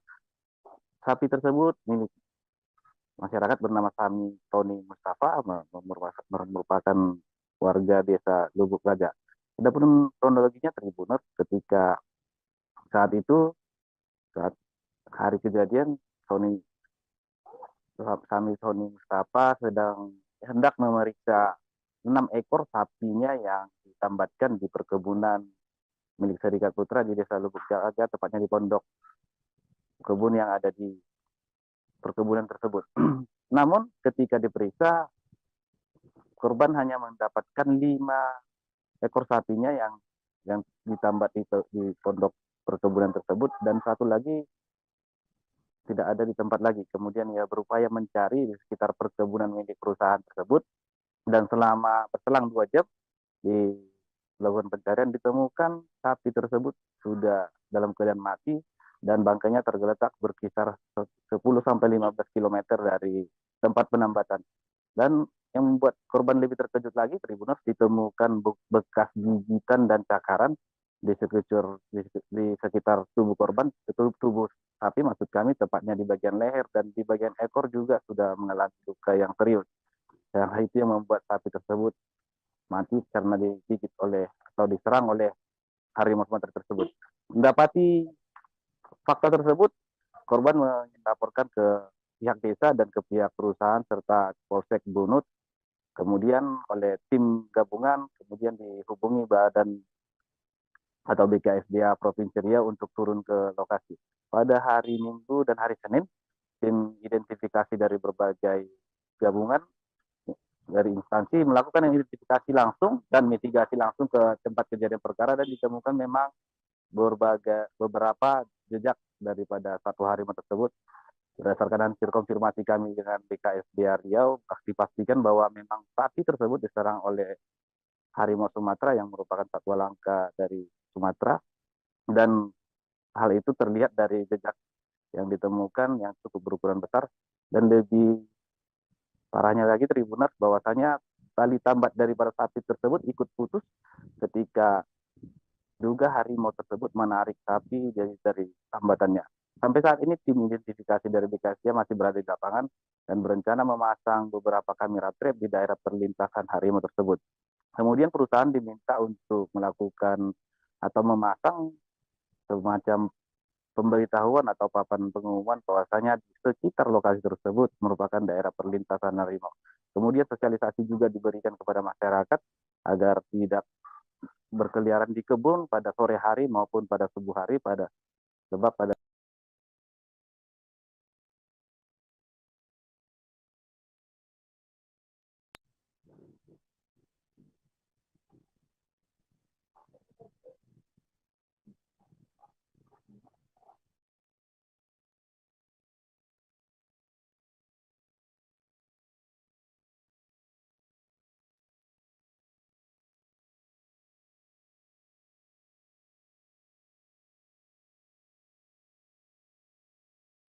Baik, terima kasih rekan Johannes Tanjung atas laporan Anda. Selamat bertugas kembali. Kita beralih informasi selanjutnya, Tribuners. Pengadilan Negeri Jakarta Barat kembali menggelar persidangan perkara meme stupa Borobudur mirip Presiden Joko Widodo yang menyeret mantan Menpora Roy Suryo sebagai terdakwa. Sidang kembali digelar pada hari ini, Jumat 9 Desember, dengan agenda pemeriksaan saksi dari Jaksa Penuntut Umum. Pada sidang hari ini, Roy Suryo kembali hadir secara langsung di Pengadilan Negeri Jakarta Barat. Informasi selengkapnya akan disampaikan langsung oleh wartawan Tribun News Asri Fadila yang kini sudah terhubung bersama kami. Silakan rekan Asri. Iya, terima kasih Mei. Tribuners, hari ini sidang perkara meme stupa Borobudur milik Jokowi yang menyeret Roy Suryo sebagai terdakwa kembali digelar di Pengadilan Negeri Jakarta Barat. Sidang pada hari ini dimulai sekira pada pukul 10 waktu Indonesia bagian Barat dan masih berlangsung sampai saat ini. Roy Suryo tampak hadir didampingi tim penasihat hukumnya. Dalam persidangan kali ini, Roy Suryo terlebih dulu dicecar pertanyaan-pertanyaan oleh tim jaksa penuntut umum. Di hadapan majelis, dia pun mengaku tidak memposting meme stupa Borobudur di akun Twitternya @krmtroysuryo2. Namun, dia hanya melakukan multiple quote tweet dari berita stream dan postingan warganet. Kemudian dia juga menurutnya kata lucu dan ambiar yang digunakan bukan bermaksud untuk menjelek-jelekan kelompok tertentu. Namun dirinya mengklaim bahwa kata-kata tersebut merupakan bentuk satir. Selain itu, dia juga menjelaskan bahwa dirinya telah melaporkan 3 akun pertama yang memposting meme stupa Borobudur melaporkan ke polisi pada 16 Juli lalu. Ketiga akun tersebut yaitu @irutpagut, @newopang, dan @5vdy. Sayangnya laporan itu disebut Roy Suryo tidak ditindaklanjuti hingga sekarang. Tapi justru laporan terhadap dirinya lah yang ditindaklanjuti sampai memasuki tahap persidangan. Sebagai informasi juga, Tribuners, dalam perkara ini, Roy Suryo sudah didakwa Undang-Undang Informasi Transaksi Elektronik atau ITE, tepatnya pasal 28A ayat 2. Kemudian ada juga pasal 156A KUHP dan pasal 15 Undang-Undang Nomor 1 1946 tentang peraturan hukum pidana. Demikian yang kiranya dapat saya sampaikan, Mei. Selanjutnya saya kembalikan ke studio. Baik, terima kasih rekan Asri Fadila atas laporan Anda. Selamat bertugas kembali. Kita beralih ke informasi selanjutnya, Tribuners. Sebanyak 4 juta batang lebih rokok ilegal senilai 4 miliar rupiah di Bengkulu dimusnahkan Kantor Pengawasan dan Pelayanan Bea dan Cukai tipe Madya Pabean C Bengkulu. Pemusnahan dipimpin langsung oleh Kepala Kantor Pengawasan dan Pelayanan Bea dan Cukai, Ardani Naryasti. Jutaan barang rokok ini merupakan hasil penindakan yang dilakukan Kantor Bea dan Cukai Bengkulu. Informasi selengkapnya akan disampaikan langsung oleh wartawan Tribun Bengkulu, Beta Misutra, yang kini sudah terhubung bersama kami. Silakan rekan Beta. Ya baik, terima kasih Mei. Baik, selamat sore Tribuners. Saat ini saya melaporkan bahwa di Bengkulu kemarin itu telah dilakukan pemusnahan sebanyak kurang lebih sekitar lebih dari 4 juta batang rokok ilegal yang ataupun menjadi sitaan dari pihak Bea dan Cukai Bengkulu ataupun pihak Kantor Pelayanan dan Pengawasan Bea dan Cukai tipe Madya Pabean C Bengkulu yang kemarin dipimpin langsung oleh Kepala Kantornya. Jadi seperti yang tadi disampaikan oleh Mei, itu bahwa benar ada 4 juta batang rokok dengan nilai total sekitar 4,7 miliar yang kemarin dimusnahkan oleh pihak Bea dan Cukai. Itu terdiri dari berbagai macam merek nih Tribuners, mulai dari ada X-Ball, kemudian ada Vios dan X-Mil dan lain-lain. Itu banyak juga mereknya kemarin. Namun untuk rokoknya sendiri itu rata-rata dengan bungkus berwarna hitam dan juga ada beberapa juga kemarin yang berwarna putih kebiru-biruan itu Tribuners untuk rokok-rokok tersebut. Dan bahkan dari data yang dimiliki oleh Bea dan Cukai Bengkulu kemarin bahwa rokok-rokok yang dimusnahkan pada hari Kamis kemarin itu merupakan rokok-rokok sitaan ataupun tidak memiliki pita cukai ya Tribuners.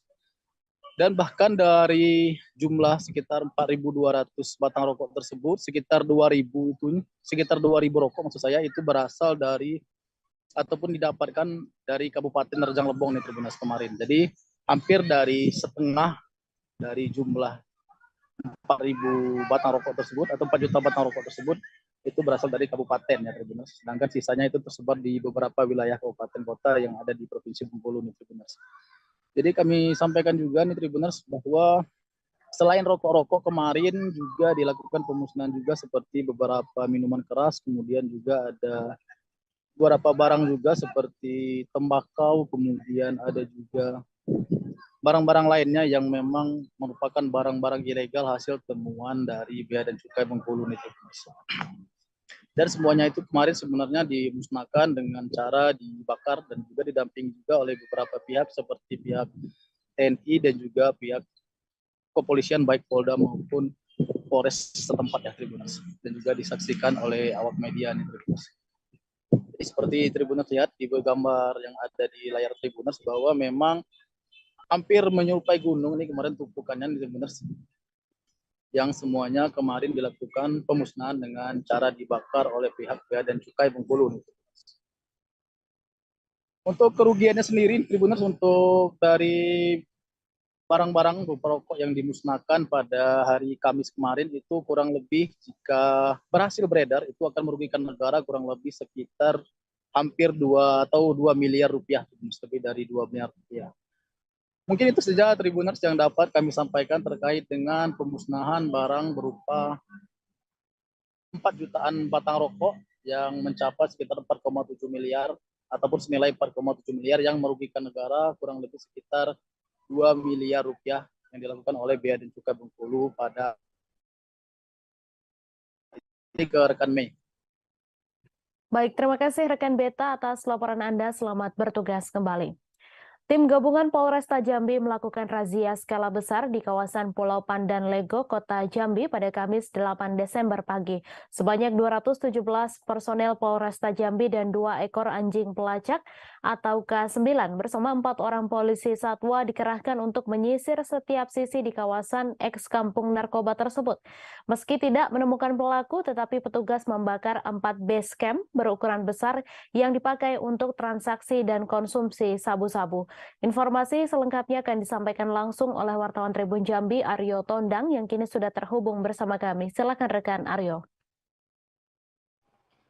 Baik, terima kasih. Selamat sore Mei dan Tribuners. Kami informasikan seperti disebut di awal, pada hari Kamis kemarin, tim gabungan dari Polda Jambi, khususnya awalnya Polresta Jambi ada sekitar 217 personel bersama dengan 2 ekor K9 menggeruduk atau merazia kawasan eks Kampung Narkoba Pulau Pandan. Nah, ini merupakan tindak lanjut dari pihak kepolisian khususnya Polresta Jambi dalam menyikapi permasalahan peredaran narkotika yang ada di kawasan tersebut. Dan ini juga tindak lanjut setelah mendapat informasi dari masyarakat bahwa setelah ditangguhkan sebagai kampung anti narkoba, tetapi masih ada ditemukan indikasi-indikasi peredaran narkoba. Sehingga tim yang dipimpin oleh Kapolresta Jambi, Kombes Pol Eko Wahyudi, langsung terjun ke lokasi menyisir seluruh kawasan-kawasan yang menjadi tempat transaksi narkoba atau juga tempat konsumsi narkoba.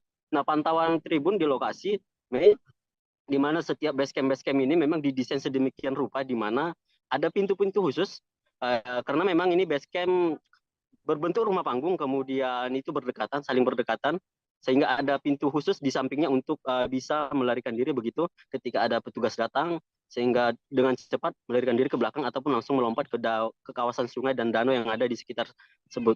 Nah, di lokasi ini, di titik pertama ini ditemukan juga alat hisap bong seperti pipet, kemudian juga pirek, kemudian juga ada kemasan-kemasan atau plastik-plastik benik yang digunakan untuk kemasan sabu-sabu. Nah, petugas juga menyisir seluruh kawasan yang di sini hingga ke kawasan-kawasan yang ada di perkebunan milik warga, di mana di kawasan perkebunan ini ditemukan 4 base camp besar yang memang dibangun cukup besar dengan bahan material seperti rumah begitu. Kemudian dihancurkan dengan alat seadanya oleh petugas gabungan yang berada di lokasi dan langsung diikuti atau dilaksanakan juga oleh Kapolresta Jambi dan juga di Res Narkoba Polda Jambi Kombes Pol Thomas Panji Susbandaru. Nah, setelah base camp ini dibongkar, kemudian bahan material seluruhnya dibakar agar tidak bisa kembali digunakan. Kapolda Jambi juga mengatakan akan menindak tegas dan secara konsisten melakukan merazia dan menekan peredaran narkoba tidak hanya di kawasan ini, tapi di kawasan-kawasan lainnya. Mungkin demikian yang bisa saya sampaikan. Mei, kembali ke studio. Baik, terima kasih rekan Aryo Tondang atas laporan Anda dan Tribuners, wartawan kami juga telah menghimpun wawancara dengan Kapolresta Jambi. Berikut tayangannya untuk Anda. Polresta Jambi di backup oleh Direktorat Narkoba Polda Jambi melaksanakan kegiatan penertiban yang diindikasikan ada beberapa rukun RT dan kelurahan khususnya Kecamatan Pelanai Pura terindikasi tempat peredaran narkoba. Dari yang kita temukan apa yang kita temukan nih Pak? Ada beberapa lokasi yang kita temukan di samping tempat menyabu juga terdapat bungkusan-bungkusan plastik bekas sabu dan alat untuk mengisap pirek, botol-botol aqua, istilah mereka untuk mengisap itu bong.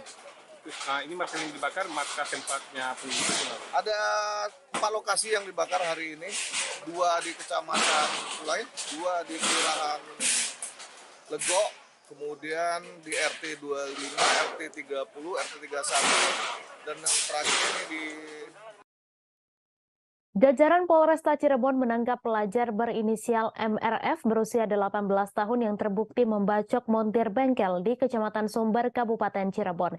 Kapolresta Cirebon Kombes Pol Arief Budiman mengatakan peristiwa tersebut terjadi pada siang hari, yakni tepatnya pada Rabu 7 Desember.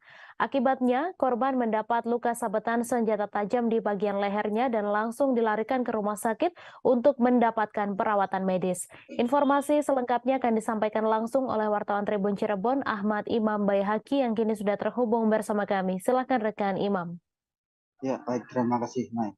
Polresta Cirebon menangkap MRF pada hari Rabu kemarin, atau tepatnya 10 jam setelah kejadian. Peristiwa pembacokan terhadap montir bengkel tersebut berawal dari para tersangka bersama 10 temannya yang berboncengan menaiki sepeda motor, kemudian berhenti tidak jauh dari bengkel tempat korban bekerja. Kemudian korban yang saat itu berada di bengkel menduga para pelajar atau kelompok para tersangka tersebut hendak tawuran karena korban melihat mereka sudah membawa senjata tajam dan bendera. Diduga mereka hendak menyerang kelompok pelajar lainnya yang lokasi sekolahnya berada tidak jauh dari lokasi kejadian. Kemudian korban mencoba membubarkan kelompok tersangka dan agar tidak terjadi tawuran di kawasan tersebut. Pada mulanya kelompok tersangka tersebut pergi meninggalkan lokasi menggunakan sepeda motornya, namun tidak berapa lama kemudian mereka kembali lagi dan saat itu tersangka yang berinisial MRF turun dari sepeda motor sambil menenteng celurit, kemudian menghampiri korban dan langsung menyerangnya. Saat itu korban sempat berusaha melawan menggunakan beberapa peralatan yang ada di bengkel tersebut, namun akhirnya korban tumbang setelah dibacok di bagian lehernya. Dan setelah membacok tersebut, MRF langsung kabur bersama teman-temannya. Dan korban juga sempat dilarikan ke rumah sakit untuk mendapatkan perawatan medis. Dan saat itu beberapa warga yang berada di lokasi kejadian juga sempat berkerumun sehingga membuat para kelompok tersangka ketakutan dan kemudian warga mengevakuasi korban ke rumah sakit terdekat. Dan tim Polresta Cirebon langsung bertindak cepat setelah mendapat laporan mengenai kejadian tersebut dan langsung menangkap tersangka pada Rabu malam, dan saat ini MRF diamankan di Mapolresta Cirebon untuk menjalani pemeriksaan lebih lanjut. Dan atas perbuatannya MRF dijerat pasal 351 ayat 2 KUHP dan diancam hukuman maksimal 5 tahun penjara. Dan diketahui MRF merupakan saat ini masih berstatus sebagai pelajar kelas 3 SMA, salah satu SMA swasta di Kabupaten Cirebon. Demikian, Mei. Baik, terima kasih rekan Ahmad Imam atas laporan Anda, dan Tribuners, wartawan kami juga telah menghimpun wawancara dengan Kapolresta Cirebon. Berikut tayangannya untuk Anda. Dari jajaran Satreskrim Polresta Cirebon akan merilis terkait dengan peristiwa penganiayaan yang terjadi kemarin, di mana Sebagaimana kita ketahui, tepatnya di TKP sekitar Watubula Sumber kemarin rekan-rekan memonitor ada peristiwa penganiayaan. Jadi sebagai kronologis adalah bahwasanya korban menegur sekelompok pemulajar yang mengendarai sepeda motor yang diduga akan melakukan kegiatan tawuran. Atas peristiwa dimaksud, salah satu pelajar dimaksud kemudian tidak terima dan kemudian kembali ke TKP di Watubula, tepatnya di salah satu bengkel, dan kemudian melakukan penganiayaan terhadap korban. Penganiayaan menggunakan senjata tajam sebagaimana BP yang sudah kita amankan, dan senjata tajam disabetkan mengenai leher daripada korban. Salah seorang mantan polisi yang pernah bertugas di Polda Papua berinisial ES berusia 30 tahun terpaksa diringkus oleh polisi di Lebong. Penangkapan terhadap ES setelah polisi menerima laporan adanya aksi pencurian kotak amal masjid di Kabupaten Lebong. Pelaku diamankan polisi saat berada di rumahnya di kota Lubuk Linggau, Provinsi Sumatera Selatan pada Selasa 6 Desember lalu. Informasi selengkapnya akan disampaikan langsung oleh wartawan Tribun Bengkulu, Panji Destama, yang kini sudah terhubung bersama kami. Silakan rekan Panji. Oke, baik, terima kasih Saudara Mei. Oke, Tribuners menemukan ibadah seperti yang disampaikan oleh Saudara Mei sebelumnya. Saat sedang mau diamankan oleh pihak kepolisian, pelaku sempat melarikan diri. Akhirnya polisi melakukan tindakan tegas dan terukur untuk melumpuhkan pelaku. Dari pemeriksaan polisi, pelaku beraksi sudah di 7 TKP masjid yang berada di Kabupaten Lebong. Pelaku juga pernah diamankan oleh pihak Polsek Segara Polresta Bengkulu tahun 2019 lalu. Dari aksi pelaku ini, pihak kepolisian masih melakukan pengembangan apakah pelaku memiliki komplotan atau tidak. Untuk diketahui, pelaku S ini dipecat dari institusi Polri lantaran meninggalkan tugas tanpa izin saat berdinas di Polda Papua. Pelaku juga sempat bergabung di Satbrimob Polda Papua. Dari perbuatan pelaku, disangkakan pasal 363 KUHP tentang tindak pidana pencurian dengan pemberatan dengan ancaman penjara 7 tahun penjara. Selain itu, polisi juga mengamankan beberapa barang bukti, 1 lembar baju batik lengan panjang yang digunakan pelaku, 1 buah topi warna hitam, dan 1 unit R4 Toyota Avanza warna putih. Demikian Saudara Mei, laporan dari tribunbengkulu.com. Baik, terima kasih rekan Panji atas laporan Anda, dan Tribuners, wartawan kami juga telah menghimpun wawancara dengan Kapolres Lebong. Berikut tayangannya untuk Anda. Jadi tersangka Elian Saputra, ini 32 tahun, merupakan pecatan dari anggota Polri. Beliau dulu bertugas sebagai Brimob di Polda Papua, kemudian disersi, kemudian dilakukan pemecatan, dan pencurian ini sudah dilakukan berulang-ulang. Jadi beliau juga seorang residivis, pernah ditahan atas kasus yang sama. Kemudian untuk di wilayah Lebong, yang bersangkutan telah melakukan pencurian sebanyak 5 TKP, ya, yaitu di Masjid Al-Jihad di Tanjung Agung 2 kali, kemudian Masjid Al-Huda, Desa Danu, kemudian Masjid Tik Tebing, kemudian Masjid Jami Al-Azhar, Kelurahan Pasar Muaraman, kemudian Masjid Muhammadiyah. Telah ditemukan mortir di Balikpapan pada Kamis 8 Desember sekitar pukul 15 waktu Indonesia Tengah. Persisnya di kawasan Asrama Sentosa RT 20 Kelurahan Kelandasan Ulu, Balikpapan Kota, Balikpapan, Kalimantan Timur. Mortir tersebut ditemukan di kedalaman sekitar 40 cm di dalam tanah oleh seorang pekerja drainase bernama Wawan. Informasi selengkapnya akan disampaikan langsung oleh wartawan Tribun Kaltim Muhammad Zain yang kini sudah terhubung bersama kami. Silakan rekan Zain. Selamat sore rekan, kami laporkan dari kota Balikpapan, Kalimantan Timur, di mana seorang pekerja bernama Wawan telah menemukan sebuah mortir di kedalaman tanah kurang lebihnya 40 cm. Untuk mortir tersebut ditemukan saat dia sedang melakukan pemboran tanah, dan ketika dia melakukan pemboran itu ternyata alat bornya itu ataupun mata bornya itu mengenai suatu benda yang awalnya dia kira adalah pipa besi. Nah, kemudian setelah dia mencoba untuk menyingkirkan ataupun membuka tanah itu, Dia mencoba untuk mengangkat sendiri, ternyata tidak bisa. Akhirnya dia melaporkan kepada aparat RT setempat untuk dibantu. Namun rupanya dari aparat RT sendiri mengetahui bahwa itu bukanlah merupakan sebuah pipa besi, melainkan sebuah mortir. Adapun untuk spesifikasi mortirnya sendiri, ini berdimensi kurang lebihnya 50 kali 15 cm dengan diameter 20 cm dengan bobot kurang lebihnya 70 kg. Untuk proses evakuasinya sendiri kemudian dari warga melaporkan kepada pihak kepolisian untuk dibantu melakukan pengangkatan, karena setelah di cross check oleh pihak kepolisian, dari mortir tersebut ternyata dalam kondisi aktif dan berpotensi ledakan.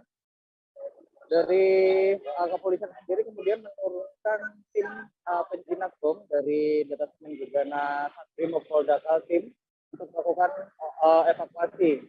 Dan selanjutnya dari temuan mortir tersebut akan dilakukan proses metode disposal, di mana untuk metode disposal ini adalah proses pemusnahan dengan cara ditembak, kemudian dari mortir tersebut akan meledak dan tidak menyisakan bahan-bahan peledak sedikit pun. Mungkin demikian yang bisa dilaporkan dari Kota Balikpapan, rekan Mei. Baik, terima kasih rekan Zain atas laporan Anda. Selamat bertugas kembali. Kita beralih ke informasi selanjutnya, Tribuners. Aktivis yang tergabung dalam Masyarakat Anti Korupsi Sulawesi Selatan atau MARS berkolaborasi dengan seniman Makassar Art Initiative Movement memperingati Hari Anti Korupsi tahun 2022 di Makassar pada Kamis 8 Desember. Hari Anti Korupsi jatuh pada 9 Desember 2022, namun MARS dan MAI memperingati sehari sebelumnya di bawah flyover Makassar. Informasi selengkapnya akan disampaikan langsung oleh wartawan Tribun Timur Wahyudin yang kini sudah terhubung bersama kami. Silakan rekan Wahyudin.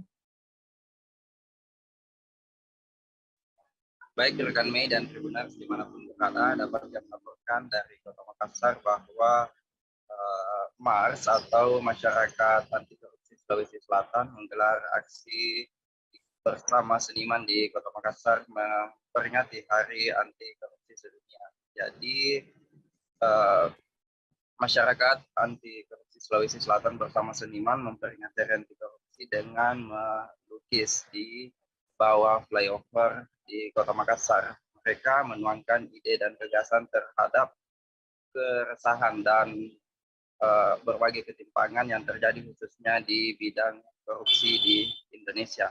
Sehingga dengan melalui aktivitas melukis, ide-ide dan gagasan yang dituangkan dalam kanvas disampaikan keresahan para seniman, sebab dianggap bukan hanya keresahan aktivis dan masyarakat biasa terhadap anti korupsi yang merajalela di Indonesia, tetapi seniman juga merasakan keresahan itu, sehingga MARS menggandeng seniman untuk memperingati Hari Anti Korupsi Sedunia. Jadi peringatan Hari Anti Korupsi Sedunia ini dilakukan sehari sebelum tepatnya Hari Anti Korupsi pada 9 Desember 2022.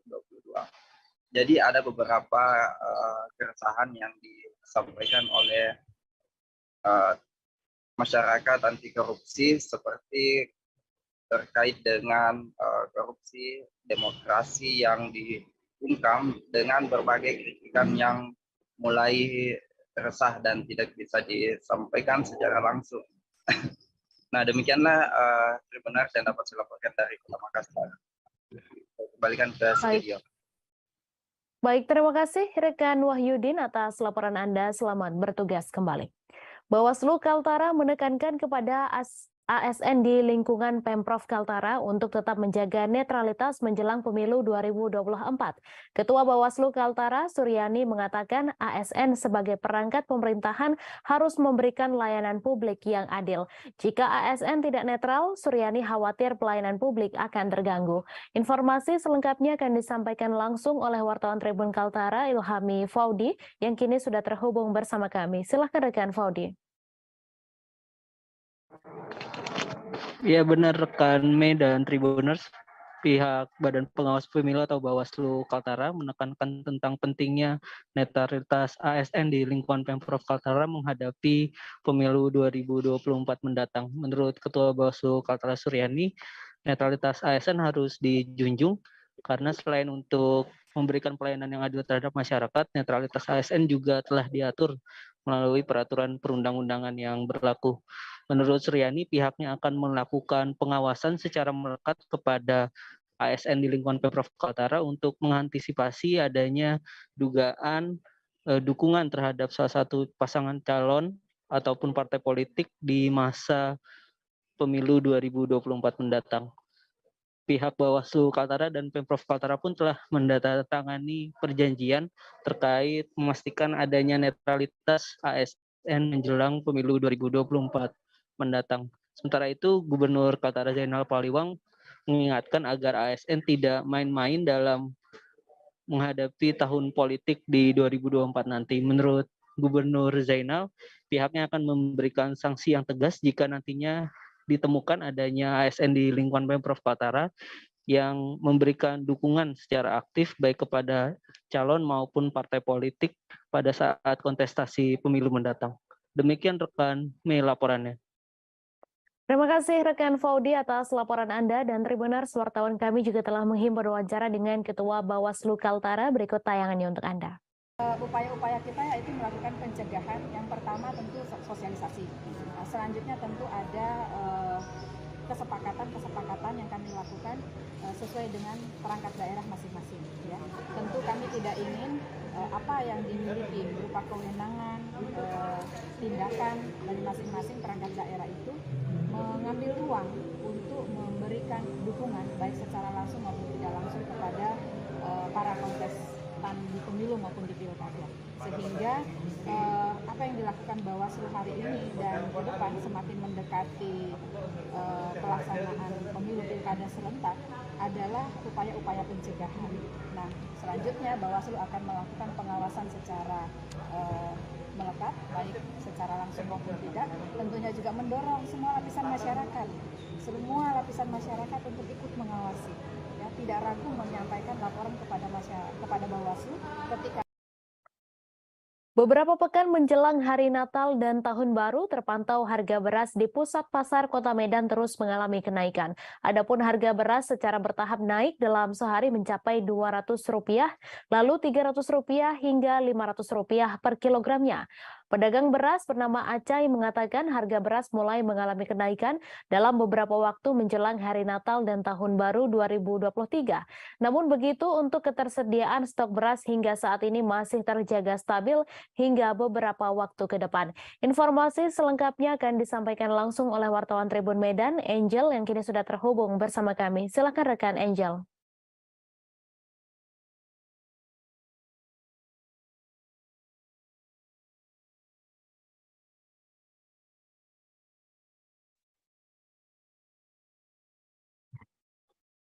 Halo rekan Angel. Ya, selamat sore Mei. Ya, silakan dengan laporan Anda.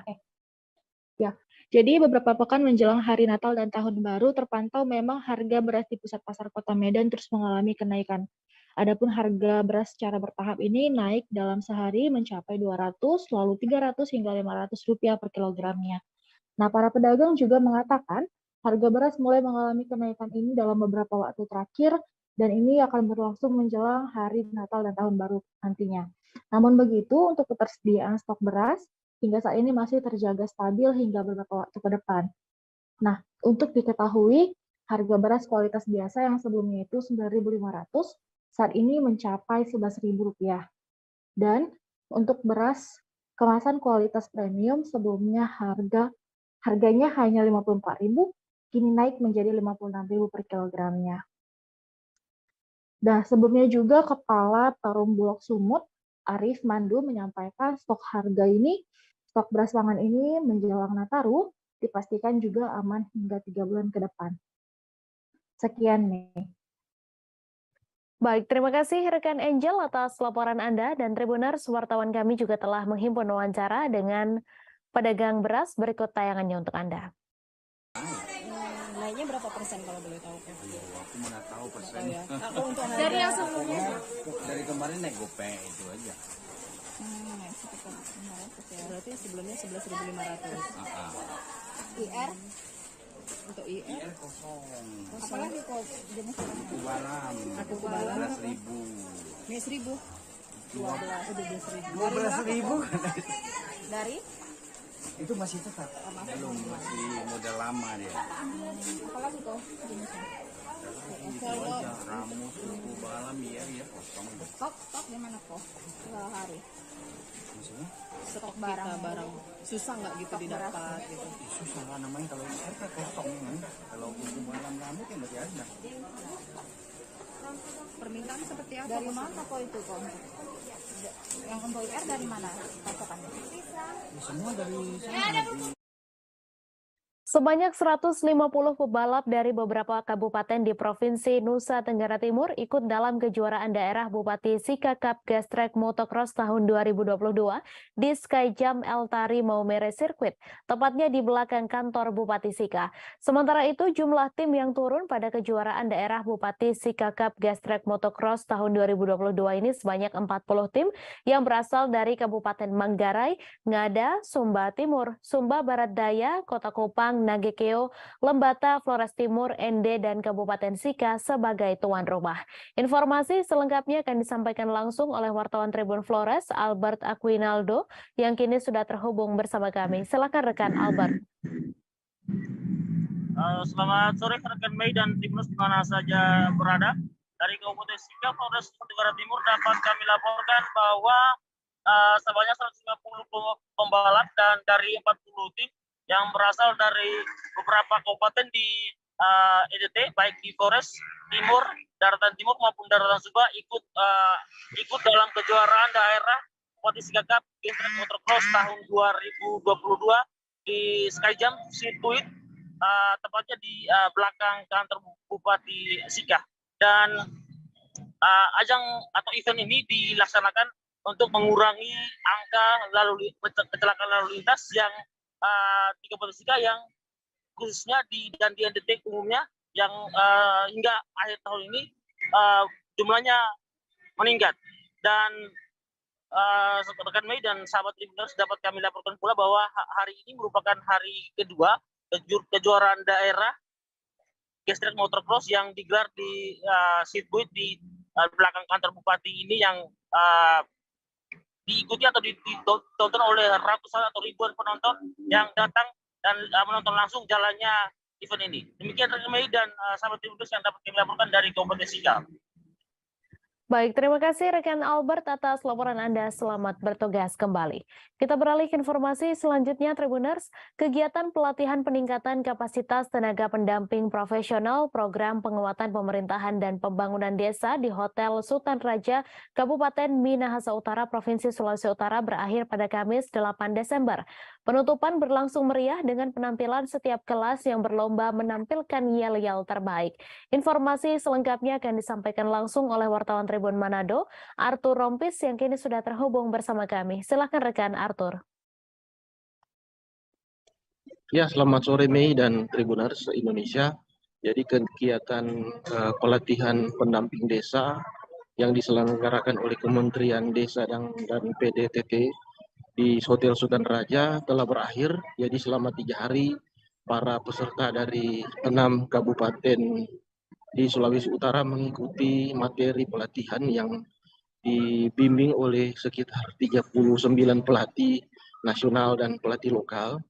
Dan di akhir kegiatan para pendamping desa ini yang terbagi dalam beberapa kelompok tampil dalam lomba yel-yel. Jadi ini lomba yang bukan hanya sekedar lomba, tapi ini juga menunjukkan kekompakan dan semangat, serta di dalamnya berisi penguasaan materi terhadap materi yang diberikan. Dan kegiatan ini berakhir dengan baik, berakhir dengan penuh suasana kekeluargaan dan juga penuh dengan semangat dari para peserta yang berjanji untuk mengaplikasikan ilmu yang diperoleh ke kehidupan sehari-hari. Demikian, Mei. Baik, terima kasih rekan Arthur Rompis atas laporan Anda. Selamat bertugas kembali. Kita beralih ke informasi selanjutnya, Tribuners. Jaksa penuntut umum dalam sidang kasus pembunuhan Brigadir Yosua Huta Barat menunjukkan barang bukti saat persidangan di Pengadilan Negeri Jakarta Selatan pada Kamis 8 Desember. Barang bukti itu ditunjukkan kepada mantan Kadif Propam Polri Verdi Sambo yang juga menjadi terdakwa dalam kasus ini.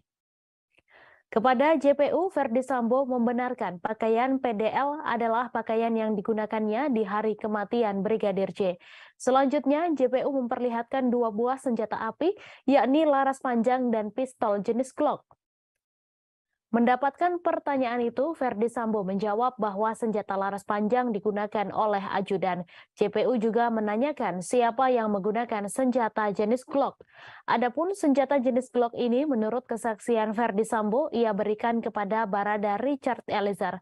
Momen lain yang terekam kamera adalah Verdi Sambo sempat tidak sengaja melontarkan kesaksian bahwa dirinya ikut menembak Brigadir J.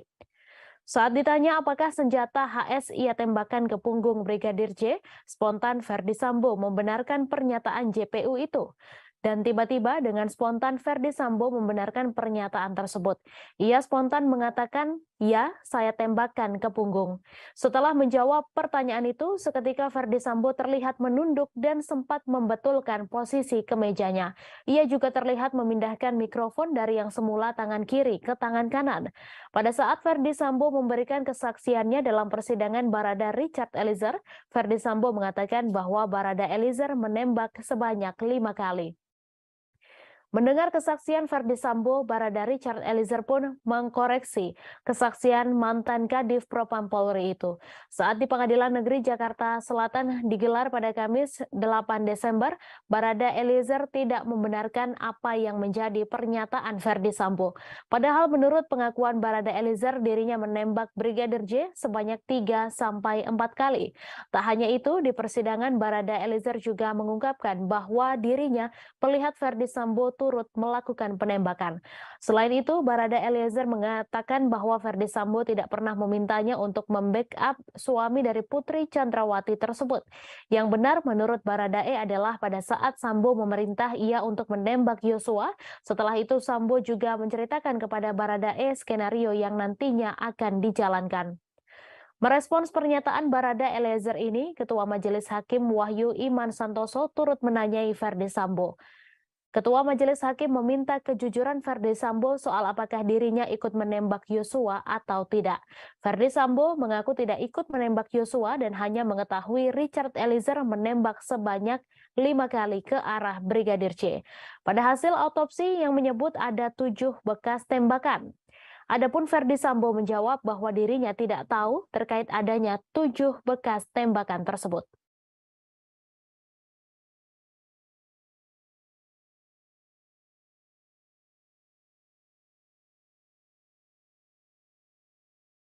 Terdakwa pembunuhan Brigadir J alias Yosua, Verdi Sambo, diduga keceplosan mengaku menembak mantan ajudannya tersebut saat dicecar pertanyaan oleh jaksa di sidang pada tanggal 7 Desember 2022.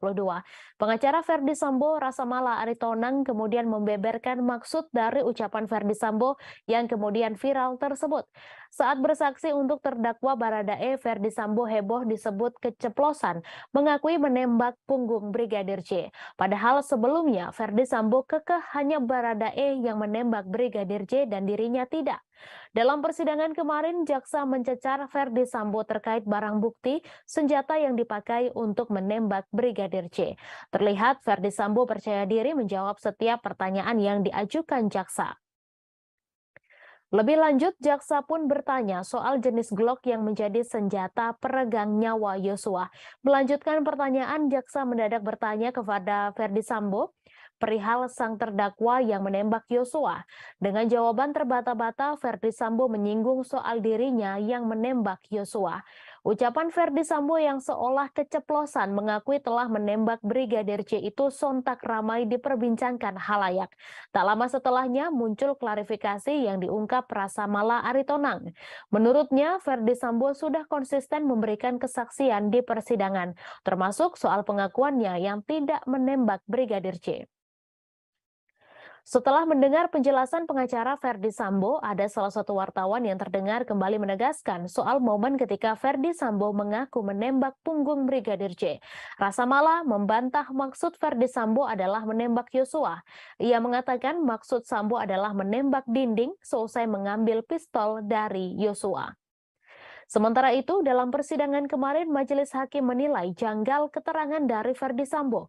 Pertama, seperti pada pernyataan Verdi Sambo yang mengatakan bahwa istrinya, Putri Chandrawati, sedang tidak enak badan. Namun, pernyataan tersebut tidak tampak dalam CCTV yang dijadikan bukti. Pernyataan Verdi Sambo kedua yang diragukan hakim adalah terkait Putri Chandrawati yang hendak isolasi mandiri.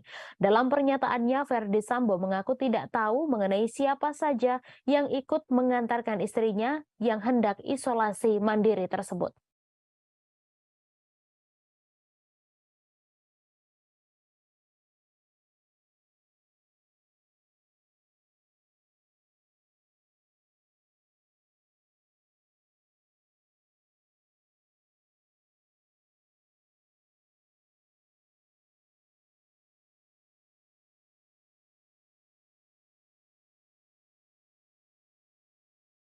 Kebakaran terjadi di rumah hingga kios warga di kawasan Lorong Tahu Mardika, Ambon pada Jumat 9 Desember. Kebakaran terjadi sekitar pukul 3 waktu Indonesia Timur dini hari.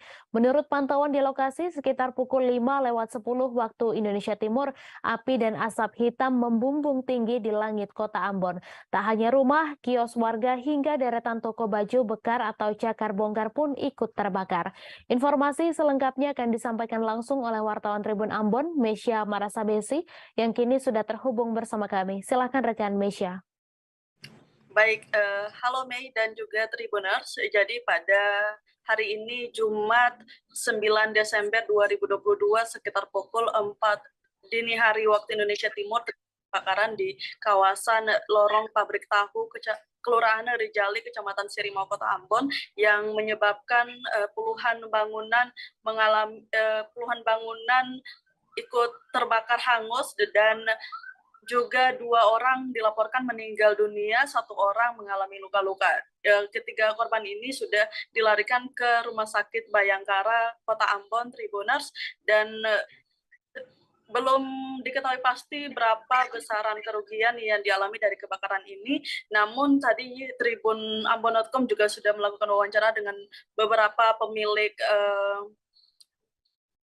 tempat jual motor ya, seperti itu, karena kebakaran ini juga melibatkan kios-kios dan beberapa tempat jual motor seperti itu.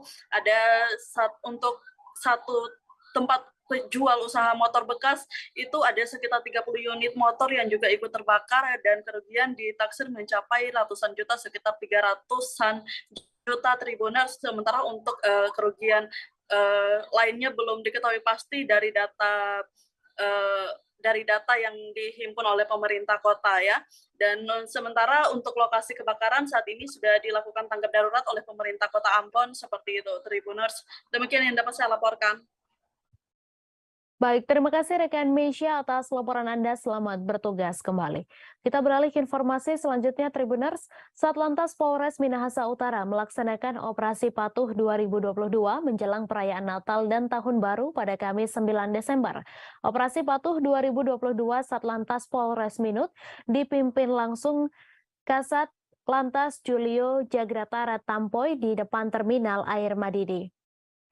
Saat mendapati pengendara motor yang tidak memakai helm, Kasat meminta agar patuh dengan aturan memakai helm karena itu untuk keselamatan pengendara.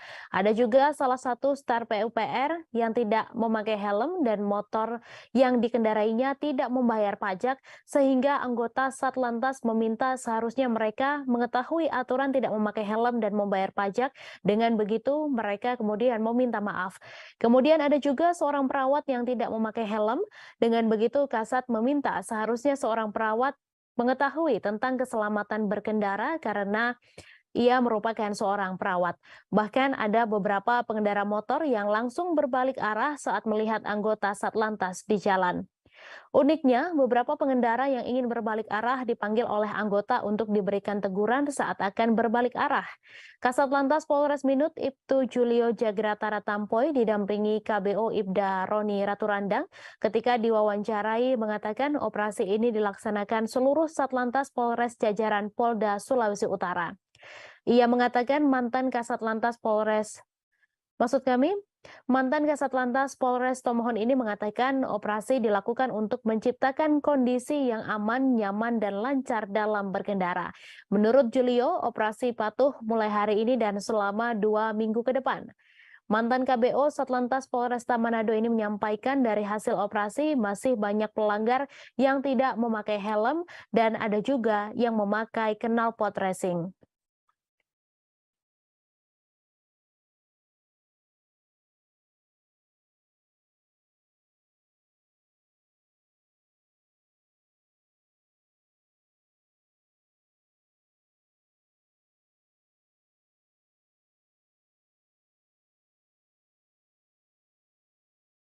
Turap setinggi 15 meter longsor di kawasan perumahan Tirta Mandala, Cilodong, Kota Depok pada dini hari tadi. Longsoran turap tersebut pun menutup aliran kali di lokasi sekitar hingga akhirnya air meluap dan menyebabkan banjir di perumahan Tirta Mandala. Camat Cilodong Bambang Eko mengatakan longsor ini terjadi akibat curah hujan yang cukup tinggi. Informasi selengkapnya akan disampaikan langsung oleh wartawan Tribun Jakarta, Dwi Putra Kesuma, yang kini sudah terhubung bersama kami. Silahkan rekan Dwi. Baik, selamat sore Mei dan juga Tribuners. Juga saya sampaikan bahwa musibah tanah longsor yang menyebabkan banjir di kawasan perumahan Tirta Mandala, Cilodong, Kota Depok ini terjadi pada kemarin dini hari. Turap setinggi 15 meter ini longsor akibat curah hujan yang tinggi dan juga intensitas yang cukup lama. Sebelum turap ini longsor, warga sekitar juga sempat mendengar suara retakan yang cukup keras. Dan baru beberapa saat kemudian turap ini longsor, yang mana di atas turap tersebut adalah bangunan berupa bengkelan. Akibat turapnya longsor ini, aliran kali yang ada persis ada di bawahnya pun sempat tertutup hingga air meluap merendam pemukiman warga. Camat Cilodong, Kota Depok, Bambang Eko mengatakan kurang lebihnya ada 2 RW yang terendam banjir, dan akibat banjir ini, petugas dari Dinas Damkar Kota Depok juga sempat mengevakuasi sejumlah warga yang hendak berangkat sekolah dan juga berangkat kerja akibat tidak bisa melewati jalan yang terendam banjir. Saat ini sendiri, puing-puing atau tumpukan batang pohon yang menutup aliran kali ini telah dievakuasi oleh Dinas Damkar Kota Depok dan juga Dinas PUPR Kota Depok, dan juga menggunakan alat berat, dan aliran kali sudah kembali normal serta banjir yang merendam 2 RW ini sudah surut.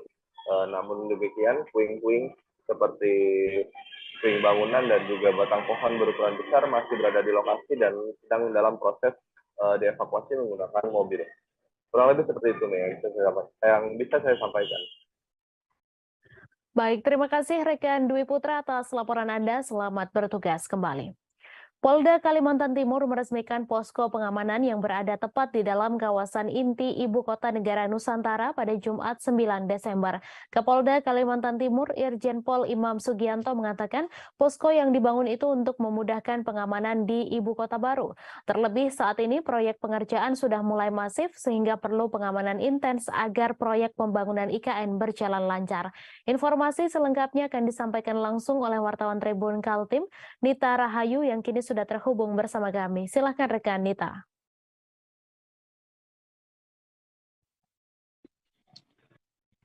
Ya baik, di studio dapat kami laporkan dari Kabupaten Penajam Pasar Utara bahwa pada Jumat 9 Desember 2022 ini Polda Kalimantan Timur meresmikan posko pengamanan yang berada tepat di dalam kawasan inti Ibu Kota Negara atau IKN Nusantara. Kapolda Kaltim Irjen Pol Imam Sugianto mengatakan bahwa posko yang dibangun itu untuk memudahkan pengamanan di ibu kota terbaru. Terlebih saat ini proyek pengerjaan sudah mulai masif dan perlu pengamanan yang intens agar proyek pembangunan di IKN dapat berjalan lancar.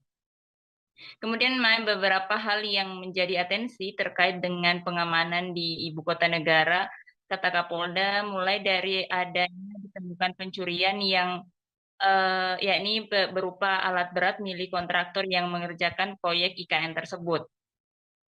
Dan dengan dibentuknya posko pengamanan itu diharapkan kejadian yang sama tidak terulang lagi.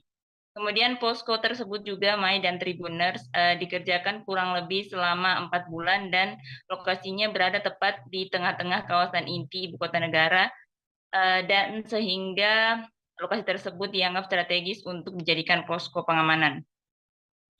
Dapat kami informasikan juga bahwa posko tersebut dilengkapi dengan ruangan administrasi, ruang rapat, ruang istirahat, dan beberapa fasilitas lainnya. Tidak hanya itu, Kapolda juga mengisyaratkan bahwa posko tersebut nantinya akan ditingkatkan dan dijadikan sebagai Polresta IKN. Kemudian disinggung mengenai personil yang akan bersiaga serta sistem penjagaan seperti apa yang akan diterapkan di posko, kata Kapolda saat ini masih dalam tahap penyusunan. Karena di IKN sendiri saat ini yang berjaga atau melakukan pengamanan masih di bawah kendali oleh tim pengamanan IKN Operasi Nusantara yang dibentuk oleh Polda. Kemudian pada tahun 2023 mendatang akan ada penambahan personil untuk Polda yang akan berjaga di wilayah ibu kota negara. Jumlahnya dikatakan Kapolda sebanyak 500 personil. Demikian, Mai. Baik, terima kasih rekan Dita atas laporan Anda. Dan Tribuners, wartawan kami juga telah menghimpun wawancara dengan Kapolda Kalimantan Timur. Berikut tayangannya untuk Anda. Ada pos-pos lain, Pak? Akan ada tambahan pos-pos lain. Kita mengeliminir, sudah ada beberapa laporan kehilangan yang kecil-kecil itu, ya. Ini harus kita mitigasi, kalau tidak ini nanti akan berlanjut terus. Pelaku harus ketangkep. Ada berapa personil Pak yang akan ditambah, Pak? Kurang lebih 500 sekian tahun depan. Tapi itu dinamis, akan bisa bertambah lagi. Kita sesuaikan dengan tingkat ancaman yang ada di sekitar proyek pembangunan KIPP. Laporan selama ini baru hanya pencurian, Pak? Pencurian sementara, ya, pencurian. Mudah-mudahan nggak ada lagi deh. Masyarakat kita, saya menghimbau ke masyarakat, ojo nyuri-nyuri lah, nanti daripada dikandangkan di sel nanti, ya. Siap. Oke ya. Siap. Terungkap fakta baru kasus dugaan ruda paksa yang dilakukan oleh seorang pas pampres berinisial Mayor BF kepada prajurit wanita TNI di sebuah hotel di Bali.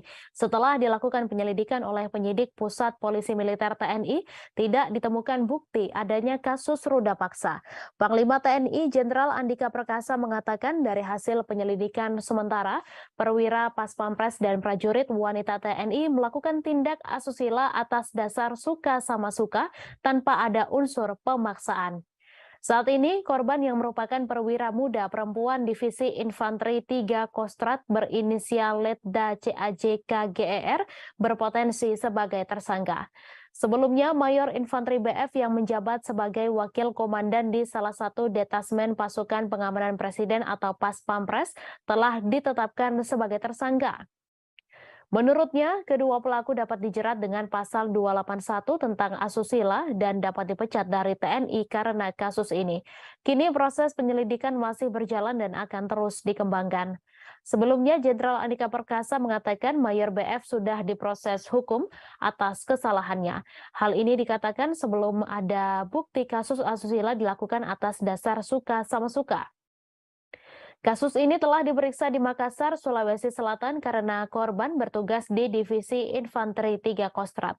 Namun kini kasus ini akan ditangani langsung oleh Pusat Polisi Militer atau Puspom TNI. Andika menjelaskan jika perbuatan Mayor BF sudah memenuhi unsur pidana dan tidak akan memberi kompromi atas perbuatannya. Selain itu, ia juga dengan tegas akan memecat Mayor BF karena melakukan perbuatan tersebut kepada sesama prajurit TNI. Kepala Staf Kepresidenan Jenderal Purnawirawan Muldoko menanggapi kasus oknum Pas Pampres yang diduga meruda paksa prajurit TNI wanita di sebuah hotel di Bali ketika acara KTT G20 pada 15 hingga 16 November 2022. Muldoko menyatakan di TNI aturan dan hukum yang berlaku sudah jelas. Menurutnya dalam kasus ini akan dilihat terlebih dahulu pelanggaran kasus ini termasuk disiplin murni atau disiplin tidak murni. Mantan Panglima TNI ini juga mengungkap kasus ini akan ditentukan di pengadilan militer dan hukuman yang diberikan dapat berupa pemecatan jika terbukti bersalah. Terkait tindakan yang akan diberikan kepada korban, menurutnya perlu dilakukan rehabilitasi atau pendekatan psikologi agar korban dapat menghilangkan trauma.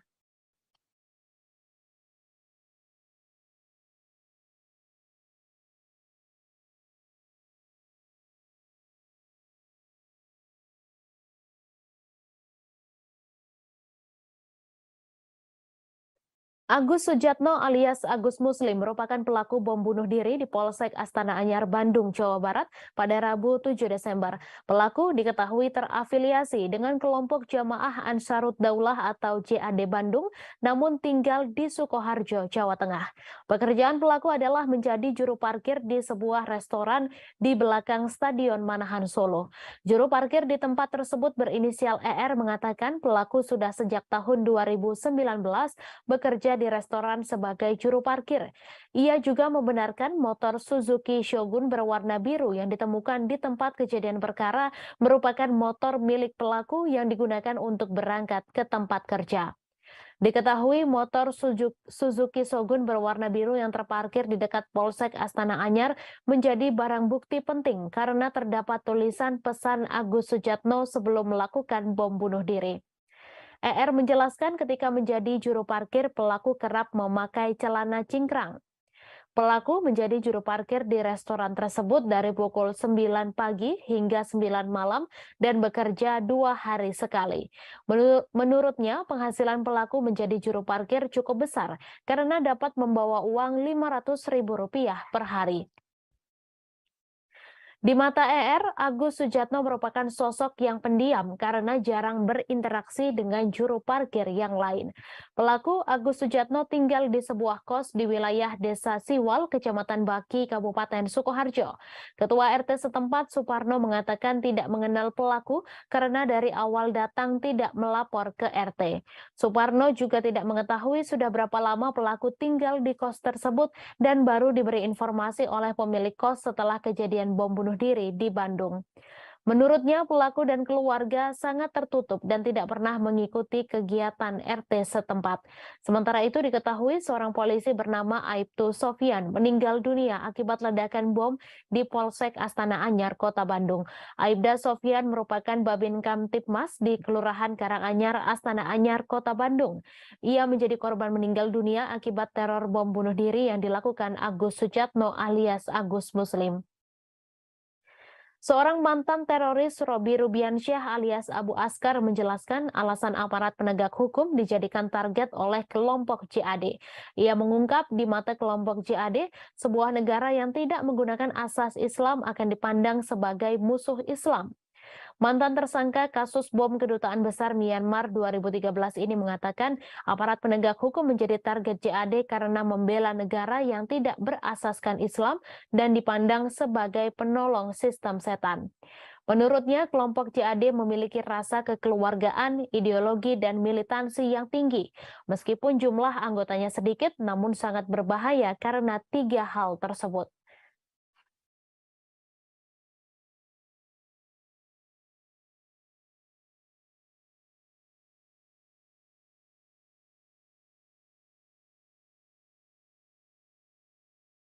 Kemudian terkait dengan bom, ya, kami tadi belum jelaskan bahwa pelaku membawa dua bom, ya, yang berbentuk ransel, ya. Jadi yang pertama di punggung, yang kedua di depan dada. Namun peristiwa itu yang meledak adalah yang ransel punggung. Ketika meledak, yang di dada terpental. Jadi Direktur Eksekutif Trias Politika Strategis atau TPS Agung Baskoro menilai Ketua Umum Partai Nasdem Surya Paloh tampaknya ingin membalas dendam terhadap Presiden Joko Widodo. Hal itu merespons ketidakhadiran Surya Paloh pada pernikahan Kaesang Pangarep dan Erina Sofia Gudono pada Sabtu 10 Desember besok. Menurut Agung, ketidakhadiran Paloh merupakan sinyal bahwa ia juga bisa memberikan kode-kode politik kepada Jokowi. Selain itu, Agung juga menilai ketidakhadiran Surya Paloh juga bisa menjadi pertanda bahwa KPI semakin mengkristal sebagai koalisi yang serius digalang oleh Nasdem, Demokrat, dan PKS.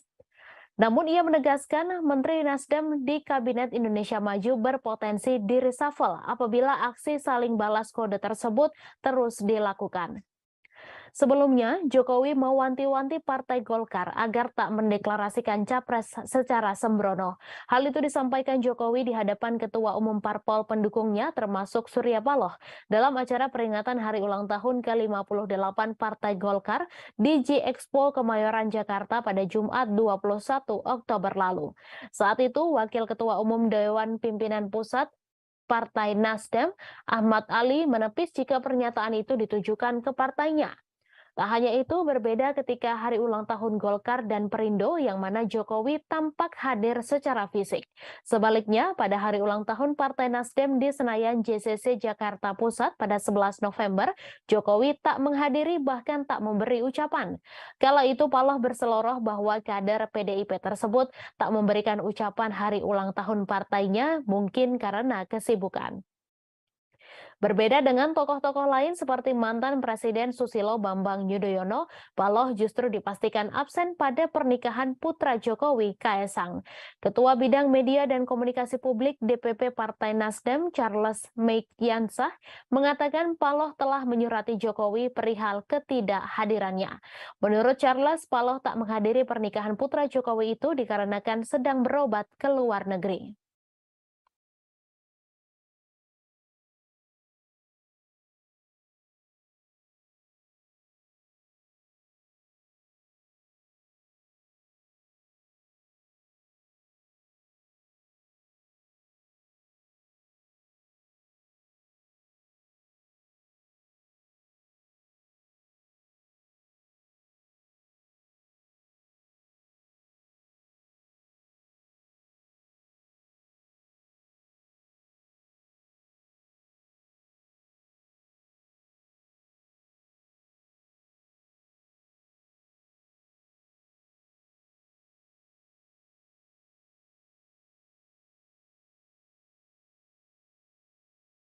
Bank Sulut Gorontalo atau Bank Sulutgo atau BSG mendapat sebuah kehormatan.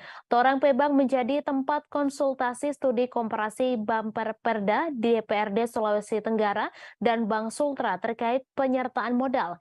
Direktur Operasi BSG Luisa Parengkuan yang memimpin jajaran BSG memaparkan, sejauh ini upaya mengejar modal inti 3 triliun rupiah berjalan pada trek yang direncanakan.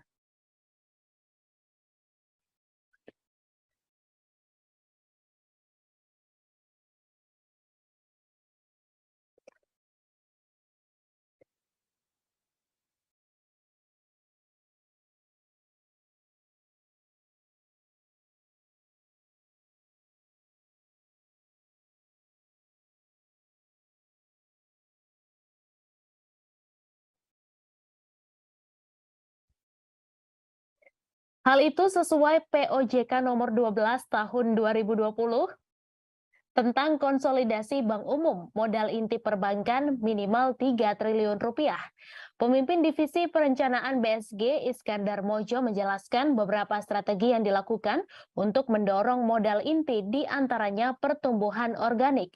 Selain itu adalah setoran modal oleh pesaham yang ada. Hal ini dilakukan berkala setiap tahun. Sejauh ini Iskandar mengatakan pemenuhan modal inti masih berlangsung. Pemprov Sulut merupakan pemegang saham pengendali dengan kurang lebih 36% dari saham. Kemudian BSG memiliki investor strategis PT Mega Corpora yang memiliki 24,9% saham di Torang Pebang. Staf Direksi Bidang Pemasaran Permodalan BSG, Ferry Masengi menambahkan BSG pertama BPD yang memiliki investor strategis. Bahkan Kopkar BSG merupakan pesaham terbesar kelima. Wakil Ketua Bumper Perda DPRD Sultra, Bustam mengatakan pihaknya memilih BSG sebagai tujuan studi komparasi karena memiliki investor strategis. Dijelaskan saat ini pembahasan Raperda penyertaan modal Bank Sultra tengah berlangsung di DPRD Sultra.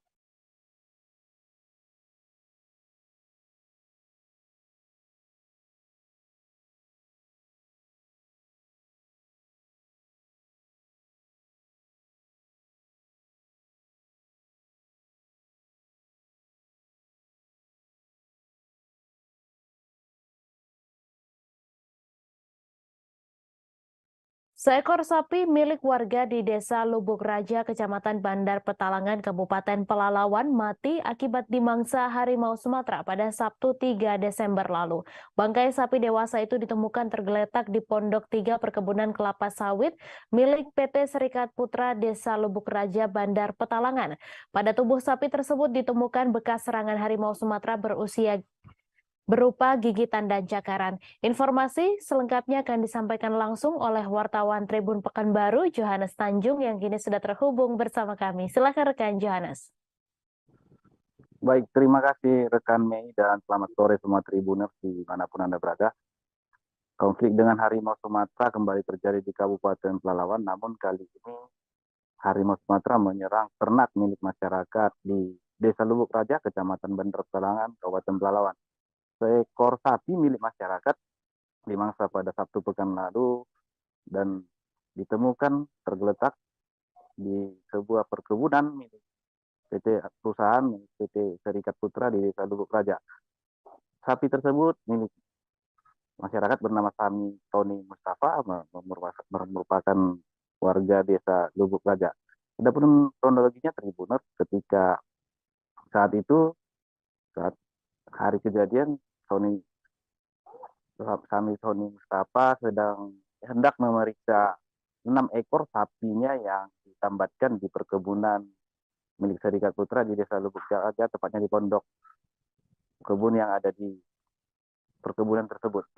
Namun ketika diperiksa, korban hanya mendapatkan 5 ekor sapinya yang ditambat di pondok perkebunan tersebut, dan satu lagi tidak ada di tempat lagi. Kemudian ia berupaya mencari di sekitar perkebunan milik perusahaan tersebut, dan berselang 2 jam dilakukan pencarian, ditemukan sapi tersebut sudah dalam keadaan mati dan bangkainya tergeletak berkisar 10-15 km dari tempat penambatan.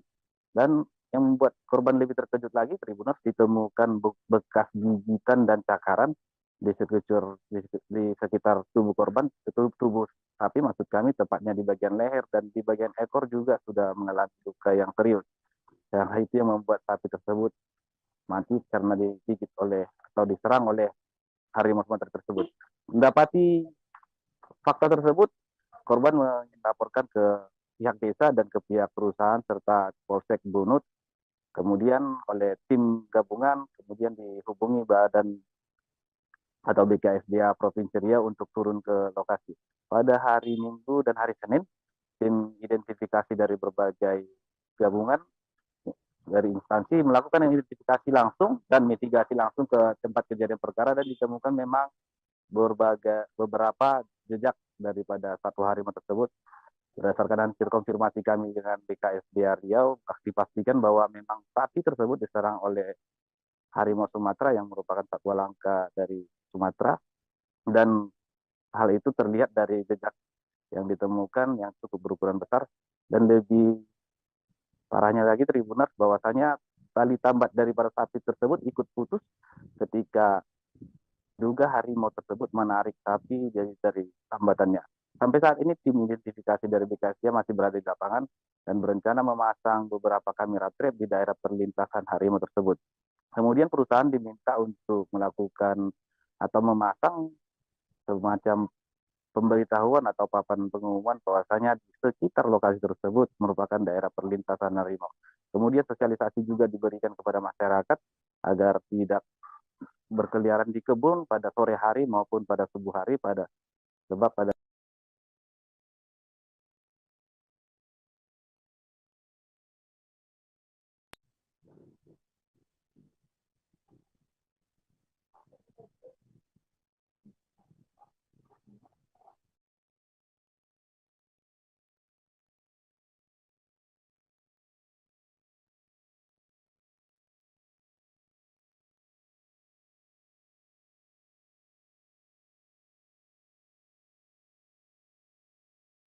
Baik, terima kasih rekan Johannes Tanjung atas laporan Anda. Selamat bertugas kembali. Kita beralih informasi selanjutnya, Tribuners. Pengadilan Negeri Jakarta Barat kembali menggelar persidangan perkara meme stupa Borobudur mirip Presiden Joko Widodo yang menyeret mantan Menpora Roy Suryo sebagai terdakwa. Sidang kembali digelar pada hari ini, Jumat 9 Desember, dengan agenda pemeriksaan saksi dari Jaksa Penuntut Umum. Pada sidang hari ini, Roy Suryo kembali hadir secara langsung di Pengadilan Negeri Jakarta Barat. Informasi selengkapnya akan disampaikan langsung oleh wartawan Tribun News Asri Fadila yang kini sudah terhubung bersama kami. Silakan rekan Asri. Iya, terima kasih Mei. Tribuners, hari ini sidang perkara meme stupa Borobudur milik Jokowi yang menyeret Roy Suryo sebagai terdakwa kembali digelar di Pengadilan Negeri Jakarta Barat. Sidang pada hari ini dimulai sekira pada pukul 10 waktu Indonesia bagian Barat dan masih berlangsung sampai saat ini. Roy Suryo tampak hadir didampingi tim penasihat hukumnya. Dalam persidangan kali ini, Roy Suryo terlebih dulu dicecar pertanyaan-pertanyaan oleh tim jaksa penuntut umum. Di hadapan majelis, dia pun mengaku tidak memposting meme stupa Borobudur di akun Twitternya @krmtroysuryo2. Namun, dia hanya melakukan multiple quote tweet dari berita stream dan postingan warganet. Kemudian dia juga menurutnya kata lucu dan ambiar yang digunakan bukan bermaksud untuk menjelek-jelekan kelompok tertentu. Namun dirinya mengklaim bahwa kata-kata tersebut merupakan bentuk satir. Selain itu, dia juga menjelaskan bahwa dirinya telah melaporkan 3 akun pertama yang memposting meme stupa Borobudur melaporkan ke polisi pada 16 Juli lalu. Ketiga akun tersebut yaitu @irutpagut, @newopang, dan @5vdy. Sayangnya laporan itu disebut Roy Suryo tidak ditindaklanjuti hingga sekarang. Tapi justru laporan terhadap dirinya lah yang ditindaklanjuti sampai memasuki tahap persidangan. Sebagai informasi juga, Tribuners, dalam perkara ini, Roy Suryo sudah didakwa Undang-Undang Informasi Transaksi Elektronik atau ITE, tepatnya pasal 28A ayat 2. Kemudian ada juga pasal 156A KUHP dan pasal 15 Undang-Undang Nomor 1 1946 tentang peraturan hukum pidana. Demikian yang kiranya dapat saya sampaikan, Mei. Selanjutnya saya kembalikan ke studio. Baik, terima kasih rekan Asri Fadila atas laporan Anda. Selamat bertugas kembali. Kita beralih ke informasi selanjutnya, Tribuners. Sebanyak 4 juta batang lebih rokok ilegal senilai 4 miliar rupiah di Bengkulu dimusnahkan Kantor Pengawasan dan Pelayanan Bea dan Cukai tipe Madya Pabean C Bengkulu. Pemusnahan dipimpin langsung oleh Kepala Kantor Pengawasan dan Pelayanan Bea dan Cukai, Ardani Naryasti.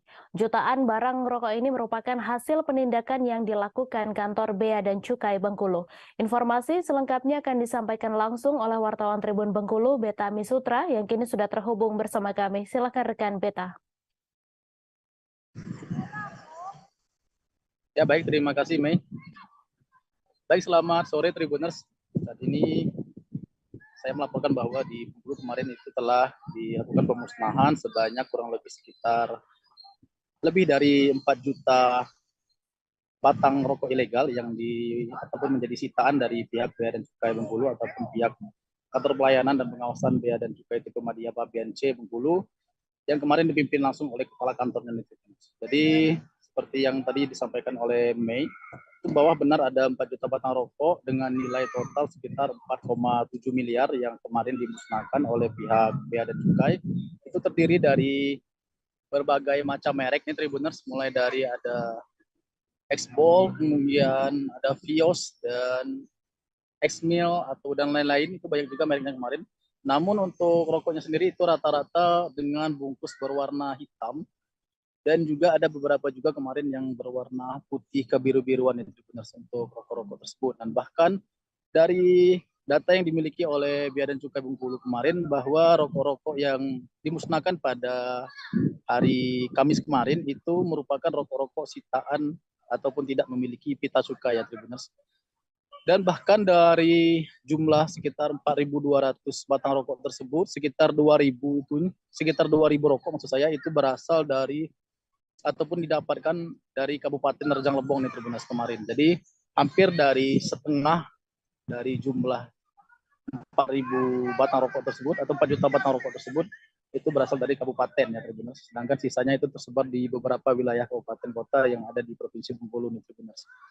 Jadi kami sampaikan juga nih Tribuners bahwa selain rokok-rokok kemarin juga dilakukan pemusnahan juga seperti beberapa minuman keras, kemudian juga ada beberapa barang juga seperti tembakau, kemudian ada juga barang-barang lainnya yang memang merupakan barang-barang ilegal hasil temuan dari Bea dan Cukai Bengkulu nih Tribuners.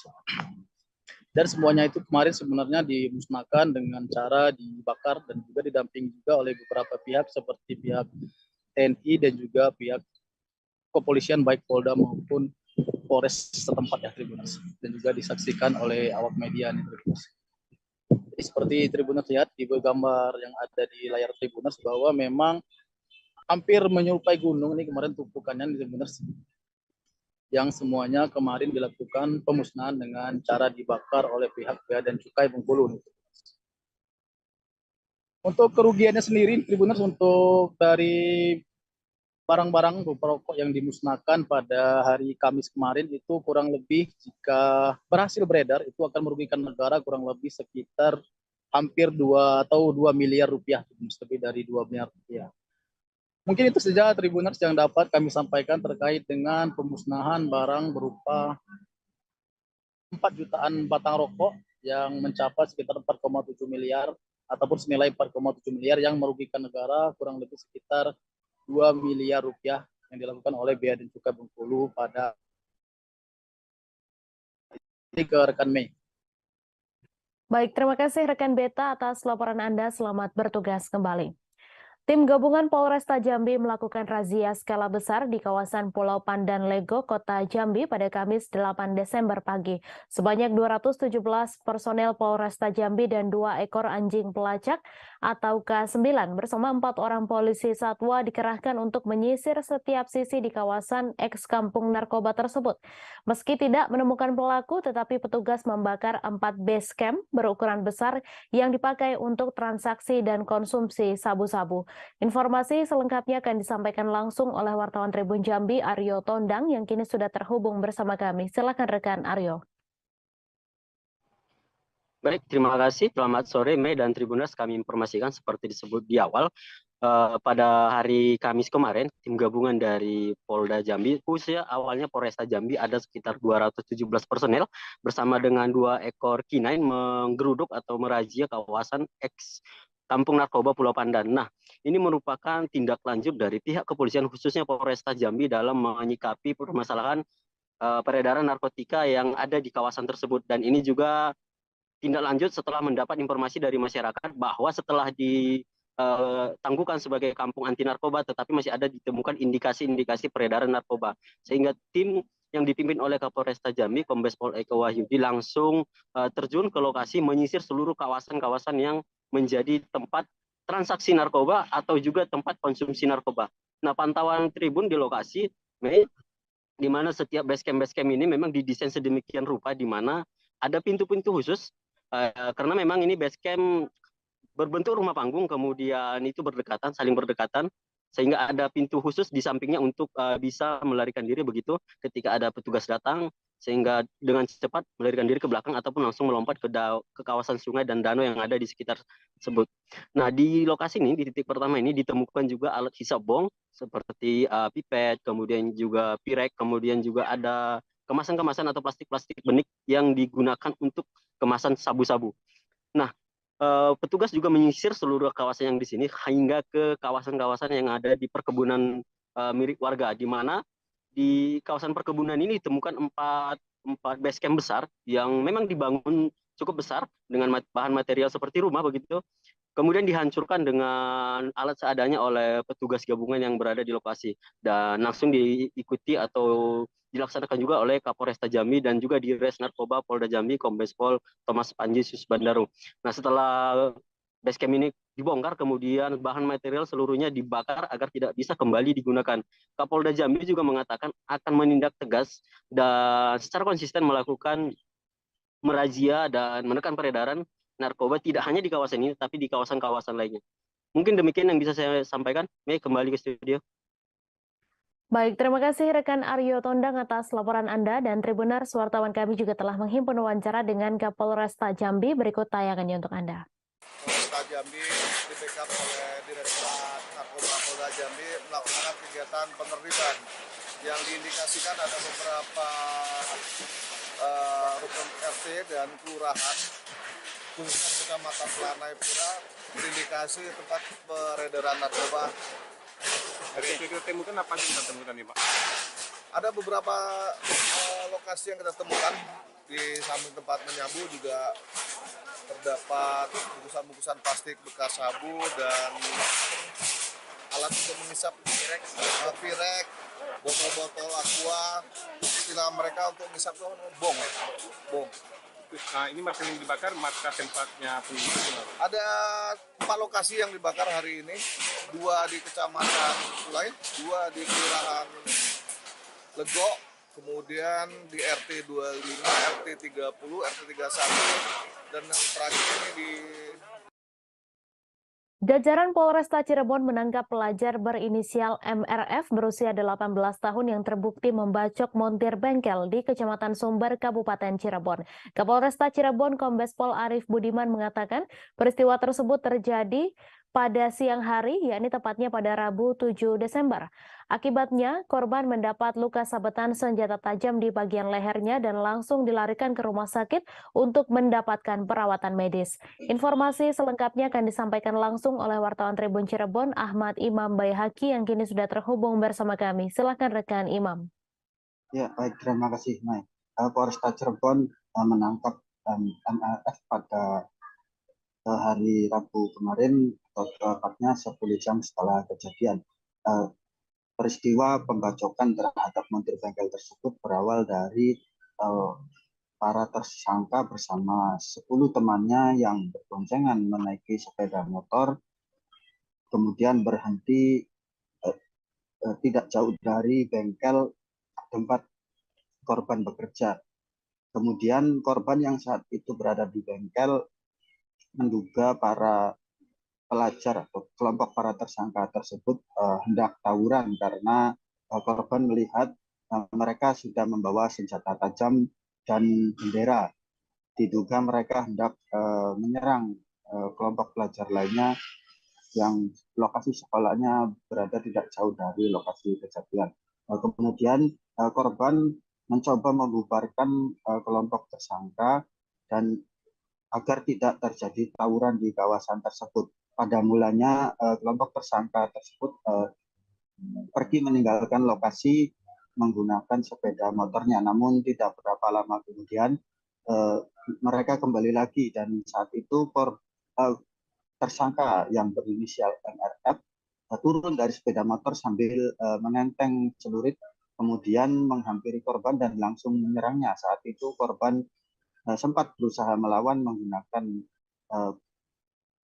beberapa peralatan yang ada di bengkel tersebut, namun akhirnya korban tumbang setelah dibacok di bagian lehernya. Dan setelah membacok tersebut, MRF langsung kabur bersama teman-temannya. Dan korban juga sempat dilarikan ke rumah sakit untuk mendapatkan perawatan medis. Dan saat itu beberapa warga yang berada di lokasi kejadian juga sempat berkerumun sehingga membuat para kelompok tersangka ketakutan dan kemudian warga mengevakuasi korban ke rumah sakit terdekat.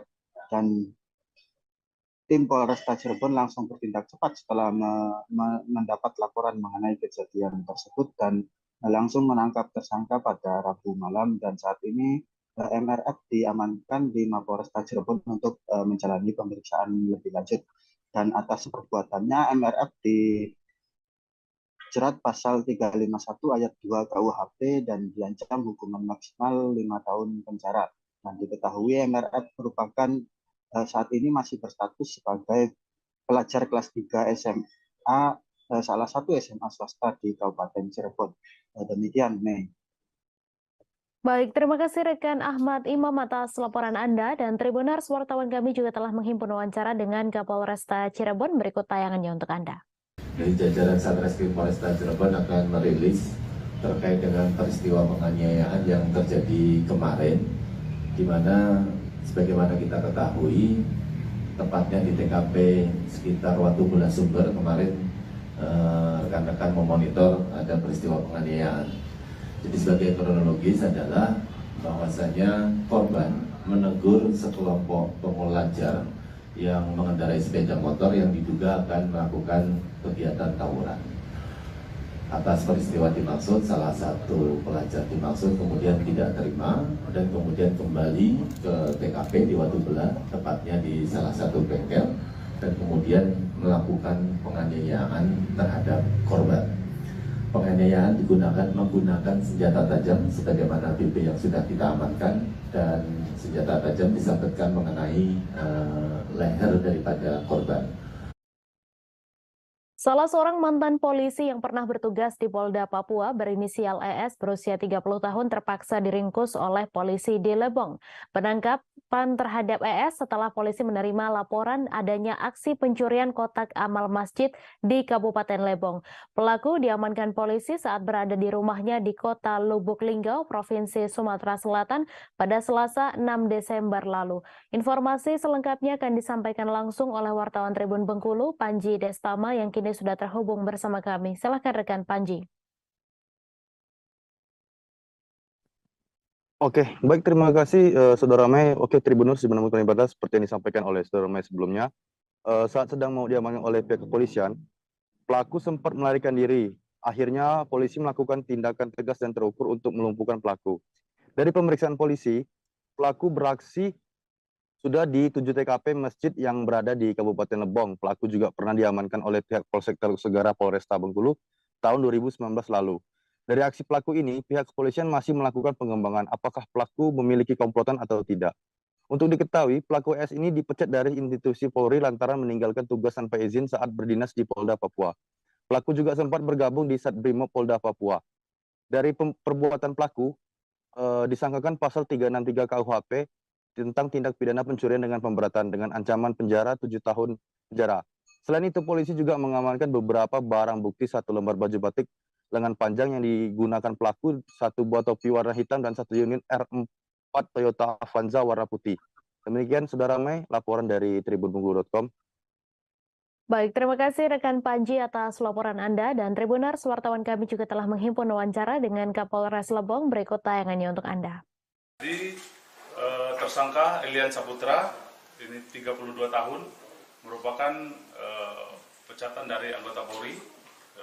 Beliau dulu bertugas sebagai Brimob di Polda Papua, kemudian disersi, kemudian dilakukan pemecatan, dan pencurian ini sudah dilakukan berulang-ulang. Jadi beliau juga seorang residivis, pernah ditahan atas kasus yang sama. Kemudian untuk di wilayah Lebong, yang bersangkutan telah melakukan pencurian sebanyak 5 TKP, ya, yaitu di Masjid Al-Jihad di Tanjung Agung 2 kali, kemudian Masjid Al-Huda, Desa Danu, kemudian Masjid Tik Tebing, kemudian Masjid Jami Al-Azhar, Kelurahan Pasar Muaraman, kemudian Masjid Muhammadiyah. Telah ditemukan mortir di Balikpapan pada Kamis 8 Desember sekitar pukul 15 waktu Indonesia Tengah. Persisnya di kawasan Asrama Sentosa RT 20 Kelurahan Kelandasan Ulu, Balikpapan Kota, Balikpapan, Kalimantan Timur. Mortir tersebut ditemukan di kedalaman sekitar 40 cm di dalam tanah oleh seorang pekerja drainase bernama Wawan. Informasi selengkapnya akan disampaikan langsung oleh wartawan Tribun Kaltim Muhammad Zain yang kini sudah terhubung bersama kami. Silakan rekan Zain. Selamat sore rekan, kami laporkan dari kota Balikpapan, Kalimantan Timur, di mana seorang pekerja bernama Wawan telah menemukan sebuah mortir di kedalaman tanah kurang lebihnya 40 cm. Untuk mortir tersebut ditemukan saat dia sedang melakukan pemboran tanah, dan ketika dia melakukan pemboran itu ternyata alat bornya itu ataupun mata bornya itu mengenai suatu benda yang awalnya dia kira adalah pipa besi. Nah, kemudian setelah dia mencoba untuk menyingkirkan ataupun membuka tanah itu, Dia mencoba untuk mengangkat sendiri, ternyata tidak bisa. Akhirnya dia melaporkan kepada aparat RT setempat untuk dibantu. Namun rupanya dari aparat RT sendiri mengetahui bahwa itu bukanlah merupakan sebuah pipa besi, melainkan sebuah mortir. Adapun untuk spesifikasi mortirnya sendiri, ini berdimensi kurang lebihnya 50 kali 15 cm dengan diameter 20 cm dengan bobot kurang lebihnya 70 kg. Untuk proses evakuasinya sendiri kemudian dari warga melaporkan kepada pihak kepolisian untuk dibantu melakukan pengangkatan, karena setelah diproses oleh pihak kepolisian, dari mortir tersebut ternyata dalam kondisi aktif dan berpotensi ledakan. Dari kepolisian sendiri kemudian menurunkan tim penjinak bom dari Detasemen Gegana Satrimob Polda Kaltim untuk melakukan evakuasi. Dan selanjutnya dari temuan mortir tersebut akan dilakukan proses metode disposal, di mana untuk metode disposal ini adalah proses pemusnahan dengan cara ditembak, kemudian dari mortir tersebut akan meledak dan tidak menyisakan bahan-bahan peledak sedikit pun. Mungkin demikian yang bisa dilaporkan dari Kota Balikpapan, rekan Mei.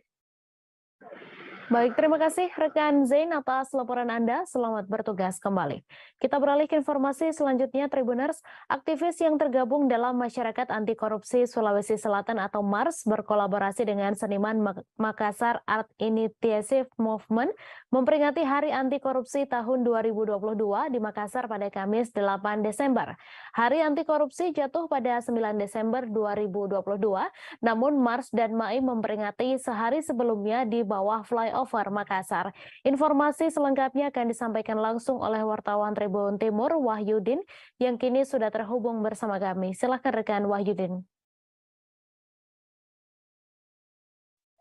Baik rekan Mei dan Tribuners dimanapun berada, dapat kami laporkan dari Kota Makassar bahwa MARS atau Masyarakat Anti Korupsi Sulawesi Selatan menggelar aksi bersama seniman di Kota Makassar memperingati Hari Anti Korupsi Sedunia. Jadi Masyarakat Anti Korupsi Sulawesi Selatan bersama seniman memperingati Hari Anti Korupsi dengan melukis di bawah flyover di Kota Makassar. Mereka menuangkan ide dan gagasan terhadap keresahan dan berbagai ketimpangan yang terjadi khususnya di bidang korupsi di Indonesia. Sehingga dengan melalui aktivitas melukis, ide-ide dan gagasan yang dituangkan dalam kanvas disampaikan keresahan para seniman, sebab dianggap bukan hanya keresahan aktivis dan masyarakat biasa terhadap anti korupsi yang merajalela di Indonesia, tetapi seniman juga merasakan keresahan itu, sehingga MARS menggandeng seniman untuk memperingati Hari Anti Korupsi Sedunia. Jadi peringatan Hari Anti Korupsi Sedunia ini dilakukan sehari sebelum tepatnya Hari Anti Korupsi pada 9 Desember 2022. Jadi ada beberapa keresahan yang disampaikan oleh masyarakat anti korupsi, seperti terkait dengan korupsi demokrasi yang diungkam dengan berbagai kritikan yang mulai resah dan tidak bisa disampaikan secara langsung. Nah, demikianlah Tribuners yang dapat saya laporkan dari Kota Makassar. Kembalikan ke studio. Baik, terima kasih rekan Wahyudin atas laporan Anda. Selamat bertugas kembali. Bawaslu Kaltara menekankan kepada ASN di lingkungan Pemprov Kaltara untuk tetap menjaga netralitas menjelang pemilu 2024.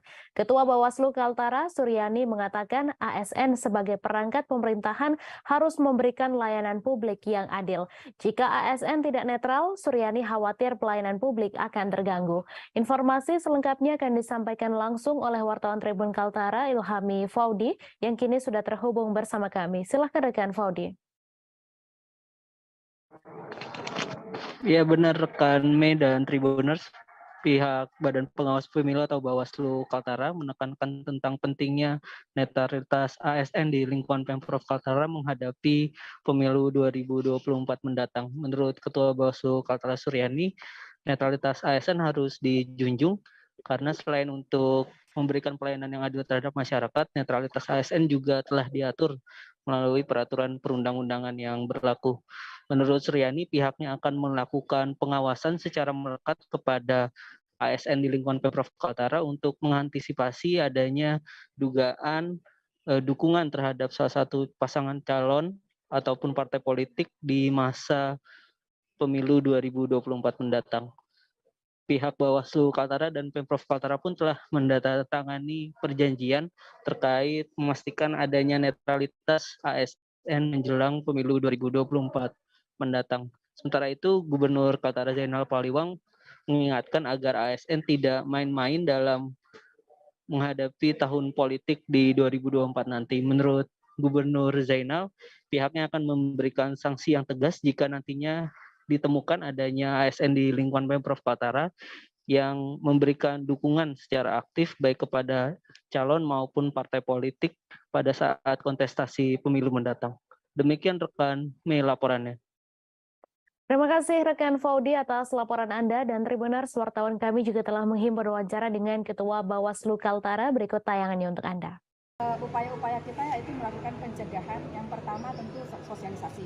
Nah, selanjutnya tentu ada kesepakatan yang kami lakukan sesuai dengan perangkat daerah masing-masing. Ya. Tentu kami tidak ingin apa yang dimiliki berupa kewenangan, tindakan dari masing-masing perangkat daerah itu mengambil ruang untuk memberikan dukungan baik secara langsung maupun tidak langsung kepada para kontestan di pemilu maupun di pilkada, sehingga apa yang dilakukan Bawaslu hari ini dan ke depan semakin mendekati pelaksanaan pemilu pilkada serentak adalah upaya-upaya pencegahan. Nah, selanjutnya Bawaslu akan melakukan pengawasan secara melekat, baik secara langsung maupun tidak. Tentunya juga mendorong semua lapisan masyarakat untuk ikut mengawasi. Ya, tidak ragu menyampaikan laporan kepada Bawaslu ketika Beberapa pekan menjelang Hari Natal dan Tahun Baru, terpantau harga beras di pusat pasar Kota Medan terus mengalami kenaikan. Adapun harga beras secara bertahap naik dalam sehari mencapai Rp200, lalu Rp300 hingga Rp500 per kilogramnya. Pedagang beras bernama Acai mengatakan harga beras mulai mengalami kenaikan dalam beberapa waktu menjelang Hari Natal dan Tahun Baru 2023. Namun begitu, untuk ketersediaan stok beras hingga saat ini masih terjaga stabil hingga beberapa waktu ke depan. Informasi selengkapnya akan disampaikan langsung oleh wartawan Tribun Medan, Angel, yang kini sudah terhubung bersama kami. Silakan rekan Angel.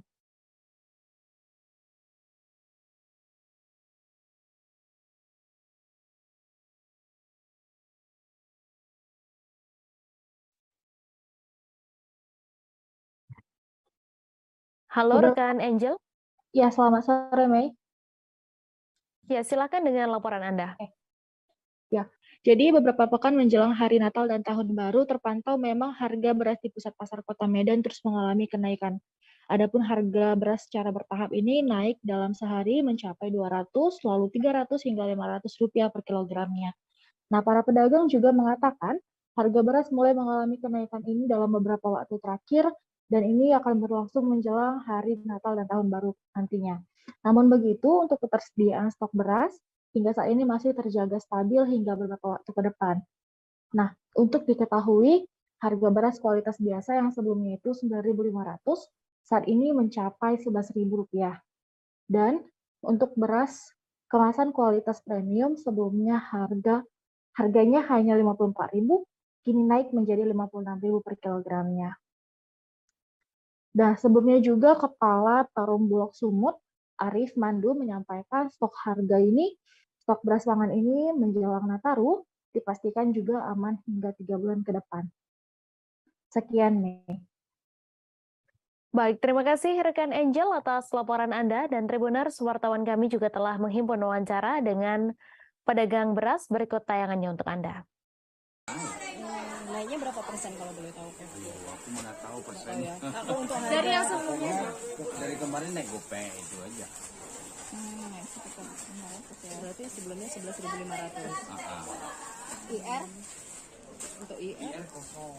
apalagi kok jenis Kubalam. aku kubalan 12.000. ini 1.000 udah 12.000. dari Itu masih tetap. Belum, masih model lama dia. apalagi kok jenisnya Itu aja, ramus, kubalam, iya kosong. stok gimana kok hari Maksudnya? stok barang susah nggak gitu didapat gitu Susah lah namanya kalau IR kan kosong kan. Kalau kubalam kamu kan masih ada. permintaan seperti apa Dari mana kok itu kok? Yang untuk IR dari mana pasokannya? Semua dari sana. Sebanyak 150 pebalap dari beberapa kabupaten di Provinsi Nusa Tenggara Timur ikut dalam kejuaraan daerah Bupati Sika Cup Gas Track Motocross tahun 2022 di Skyjump Eltari Maumere Circuit, tepatnya di belakang kantor Bupati Sika. Sementara itu, jumlah tim yang turun pada kejuaraan daerah Bupati Sika Cup Gas Track Motocross tahun 2022 ini sebanyak 40 tim yang berasal dari Kabupaten Manggarai, Ngada, Sumba Timur, Sumba Barat Daya, Kota Kupang, Nagekeo, Lembata, Flores Timur, Ende, dan Kabupaten Sika sebagai tuan rumah. Informasi selengkapnya akan disampaikan langsung oleh wartawan Tribun Flores, Albert Aquinaldo, yang kini sudah terhubung bersama kami. Silakan rekan Albert. Selamat sore rekan Mei dan Tribuners di mana saja berada.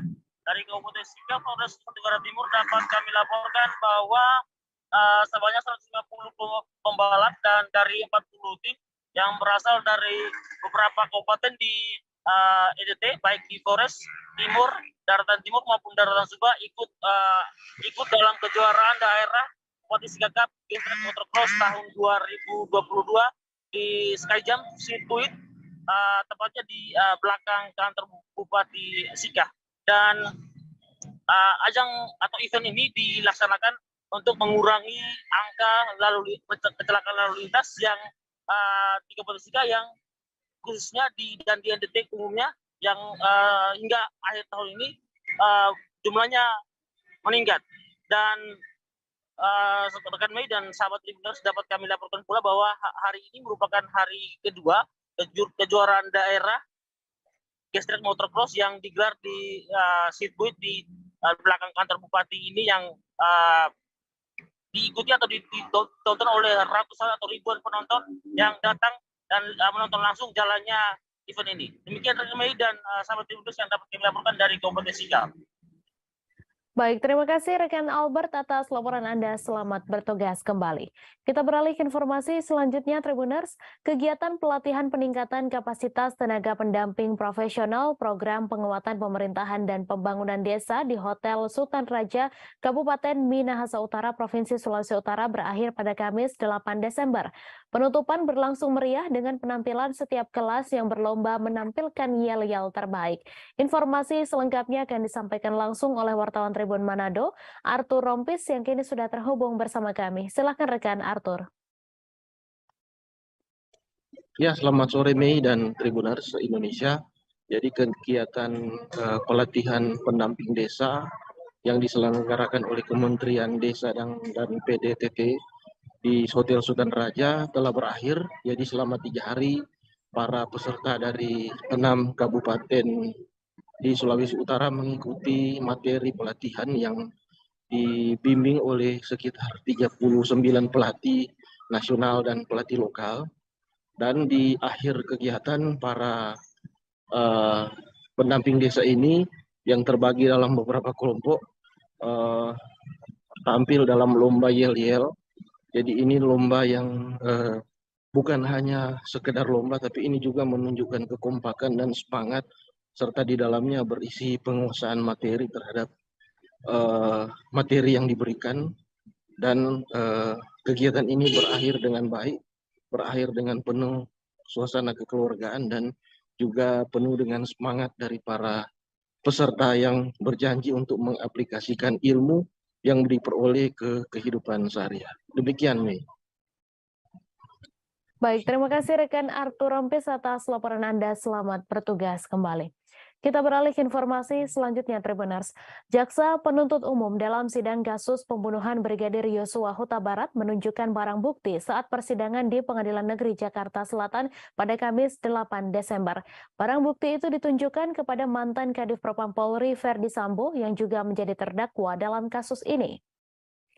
Kepada JPU, Verdi Sambo membenarkan pakaian PDL adalah pakaian yang digunakannya di hari kematian Brigadir J.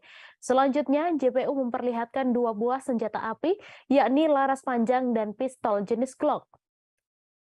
Mendapatkan pertanyaan itu, Verdi Sambo menjawab bahwa senjata laras panjang digunakan oleh ajudan. JPU juga menanyakan siapa yang menggunakan senjata jenis Glock. Adapun senjata jenis Glock ini menurut kesaksian Verdi Sambo ia berikan kepada Barada Richard Eliezer. Momen lain yang terekam kamera adalah Verdi Sambo sempat tidak sengaja melontarkan kesaksian bahwa dirinya ikut menembak Brigadir J. Saat ditanya apakah senjata HS ia tembakkan ke punggung Brigadir J, spontan Verdi Sambo membenarkan pernyataan JPU itu. Dan tiba-tiba dengan spontan Verdi Sambo membenarkan pernyataan tersebut. Ia spontan mengatakan, "Ya, saya tembakkan ke punggung." Setelah menjawab pertanyaan itu, seketika Verdi Sambo terlihat menunduk dan sempat membetulkan posisi kemejanya. Ia juga terlihat memindahkan mikrofon dari yang semula tangan kiri ke tangan kanan. Pada saat Verdi Sambo memberikan kesaksiannya dalam persidangan Barada Richard Eliezer, Verdi Sambo mengatakan bahwa Barada Eliezer menembak sebanyak 5 kali. Mendengar kesaksian Verdi Sambo, Barada Richard Eliezer pun mengkoreksi kesaksian mantan Kadif Propam Polri itu. Saat di Pengadilan Negeri Jakarta Selatan digelar pada Kamis 8 Desember, Barada Eliezer tidak membenarkan apa yang menjadi pernyataan Verdi Sambo. Padahal menurut pengakuan Barada Eliezer, dirinya menembak Brigadir J sebanyak 3-4 kali. Tak hanya itu, di persidangan Barada Eliezer juga mengungkapkan bahwa dirinya melihat Verdi Sambo turut melakukan penembakan. Selain itu, Barada Eliezer mengatakan bahwa Verdi Sambo tidak pernah memintanya untuk membackup suami dari Putri Chandrawati tersebut.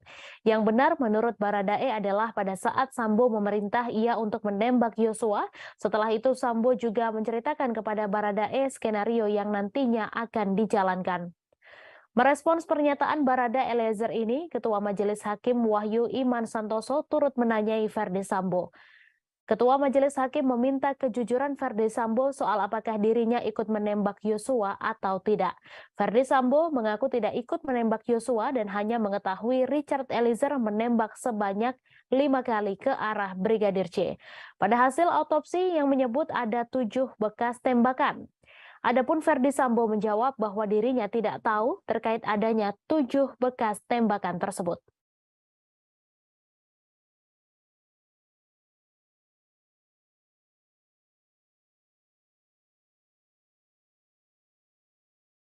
Terdakwa pembunuhan Brigadir J alias Yosua, Verdi Sambo, diduga keceplosan mengaku menembak mantan ajudannya tersebut saat dicecar pertanyaan oleh jaksa di sidang pada tanggal 7 Desember 2022.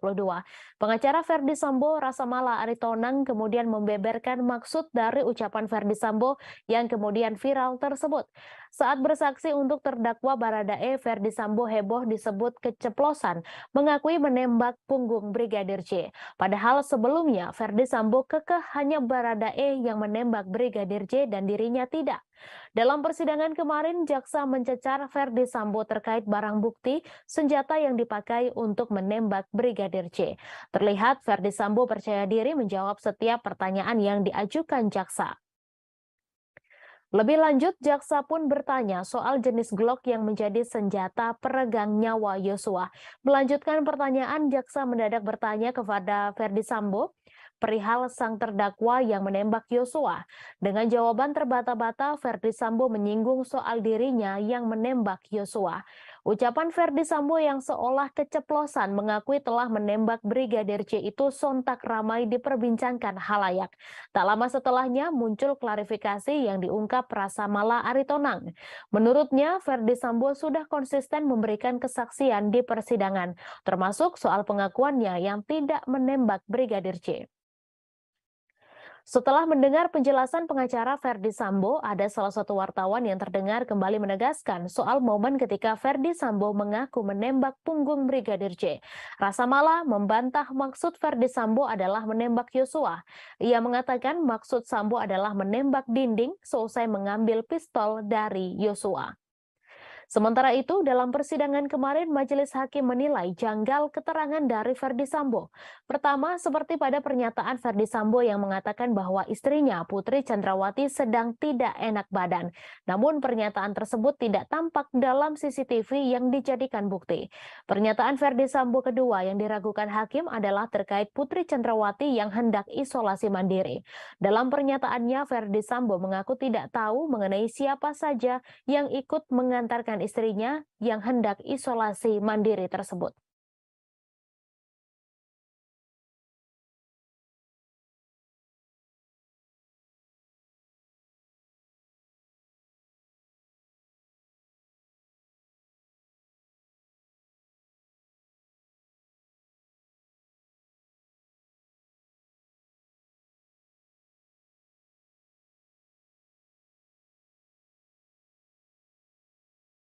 Kebakaran terjadi di rumah hingga kios warga di kawasan Lorong Tahu Mardika, Ambon pada Jumat 9 Desember.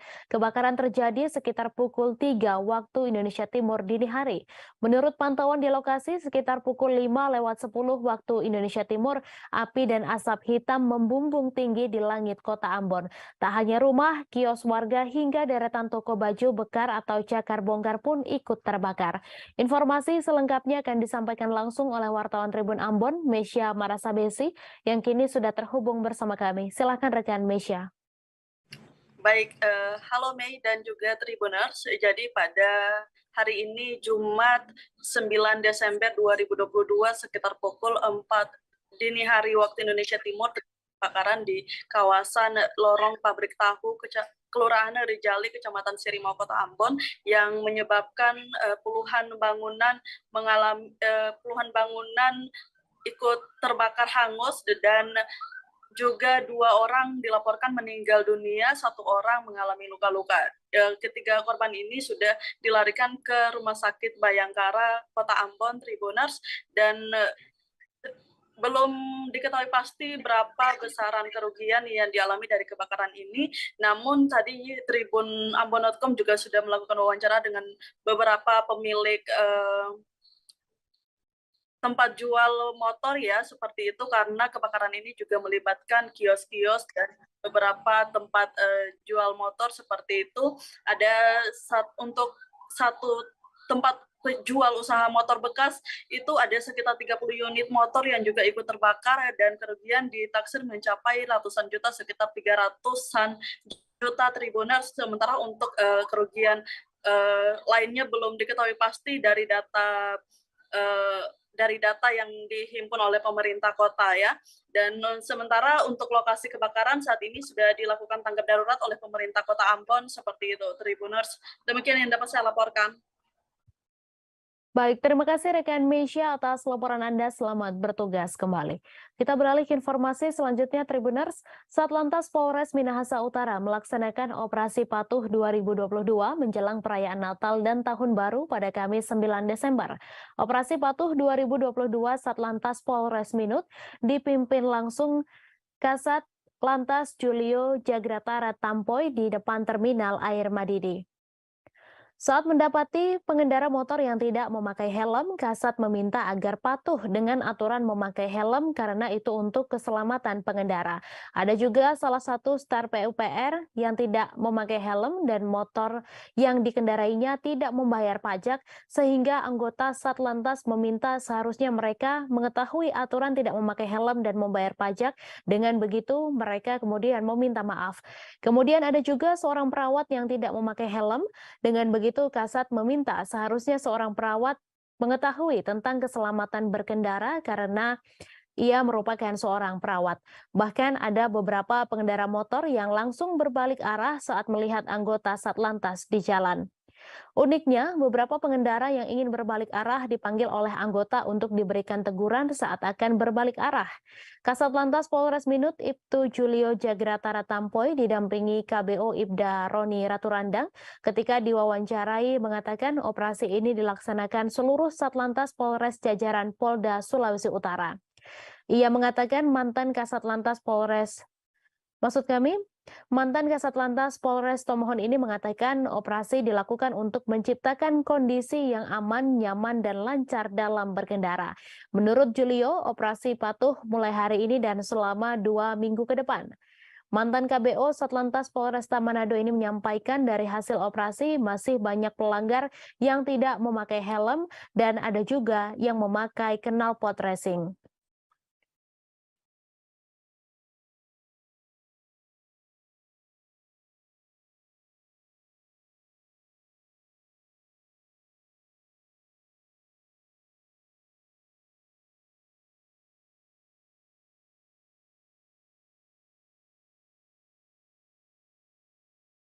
Turap setinggi 15 meter longsor di kawasan perumahan Tirta Mandala, Cilodong, Kota Depok pada dini hari tadi. Longsoran turap tersebut pun menutup aliran kali di lokasi sekitar hingga akhirnya air meluap dan menyebabkan banjir di perumahan Tirta Mandala. Camat Cilodong Bambang Eko mengatakan longsor ini terjadi akibat curah hujan yang cukup tinggi. Informasi selengkapnya akan disampaikan langsung oleh wartawan Tribun Jakarta, Dwi Putra Kesuma, yang kini sudah terhubung bersama kami. Silakan rekan Dwi. Baik, selamat sore Mei dan juga Tribuners. Juga saya sampaikan bahwa musibah tanah longsor yang menyebabkan banjir di kawasan perumahan Tirta Mandala, Cilodong, Kota Depok ini terjadi pada kemarin dini hari. Turap setinggi 15 meter ini longsor akibat curah hujan yang tinggi dan juga intensitas yang cukup lama. Sebelum turap ini longsor, warga sekitar juga sempat mendengar suara retakan yang cukup keras. Dan baru beberapa saat kemudian turap ini longsor, yang mana di atas turap tersebut adalah bangunan berupa bengkelan. Akibat turapnya longsor ini, aliran kali yang ada persis ada di bawahnya pun sempat tertutup hingga air meluap merendam pemukiman warga. Camat Cilodong, Kota Depok, Bambang Eko mengatakan kurang lebihnya ada 2 RW yang terendam banjir, dan akibat banjir ini, petugas dan Dinas Damkar Kota Depok juga sempat mengevakuasi sejumlah warga yang hendak berangkat sekolah dan juga berangkat kerja akibat tidak bisa melewati jalan yang terendam banjir. Saat ini sendiri, puing-puing atau tumpukan batang pohon yang menutup aliran kali ini telah dievakuasi oleh Dinas Damkar Kota Depok dan juga Dinas PUPR Kota Depok, dan juga menggunakan alat berat, dan aliran kali sudah kembali normal serta banjir yang merendam 2 RW ini sudah surut. Namun demikian, puing-puing seperti puing bangunan dan juga batang pohon berukuran besar masih berada di lokasi dan sedang dalam proses dievakuasi menggunakan mobil. Kurang lebih seperti itu nih yang bisa saya sampaikan. Baik, terima kasih rekan Dwi Putra atas laporan Anda. Selamat bertugas kembali. Polda Kalimantan Timur meresmikan posko pengamanan yang berada tepat di dalam kawasan inti Ibu Kota Negara Nusantara pada Jumat 9 Desember. Kapolda Kalimantan Timur Irjen Pol Imam Sugianto mengatakan posko yang dibangun itu untuk memudahkan pengamanan di Ibu Kota baru. Terlebih saat ini proyek pengerjaan sudah mulai masif sehingga perlu pengamanan intens agar proyek pembangunan IKN berjalan lancar. Informasi selengkapnya akan disampaikan langsung oleh wartawan Tribun Kaltim, Nita Rahayu, yang kini sudah terhubung bersama kami. Silakan rekan Nita.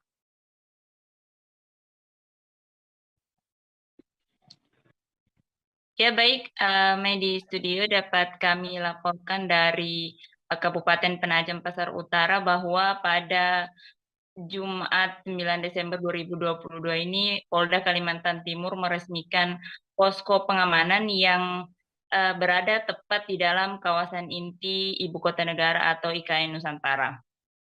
Kapolda Kaltim Irjen Pol Imam Sugianto mengatakan bahwa posko yang dibangun itu untuk memudahkan pengamanan di ibu kota terbaru. Terlebih saat ini proyek pengerjaan sudah mulai masif dan perlu pengamanan yang intens agar proyek pembangunan di IKN dapat berjalan lancar.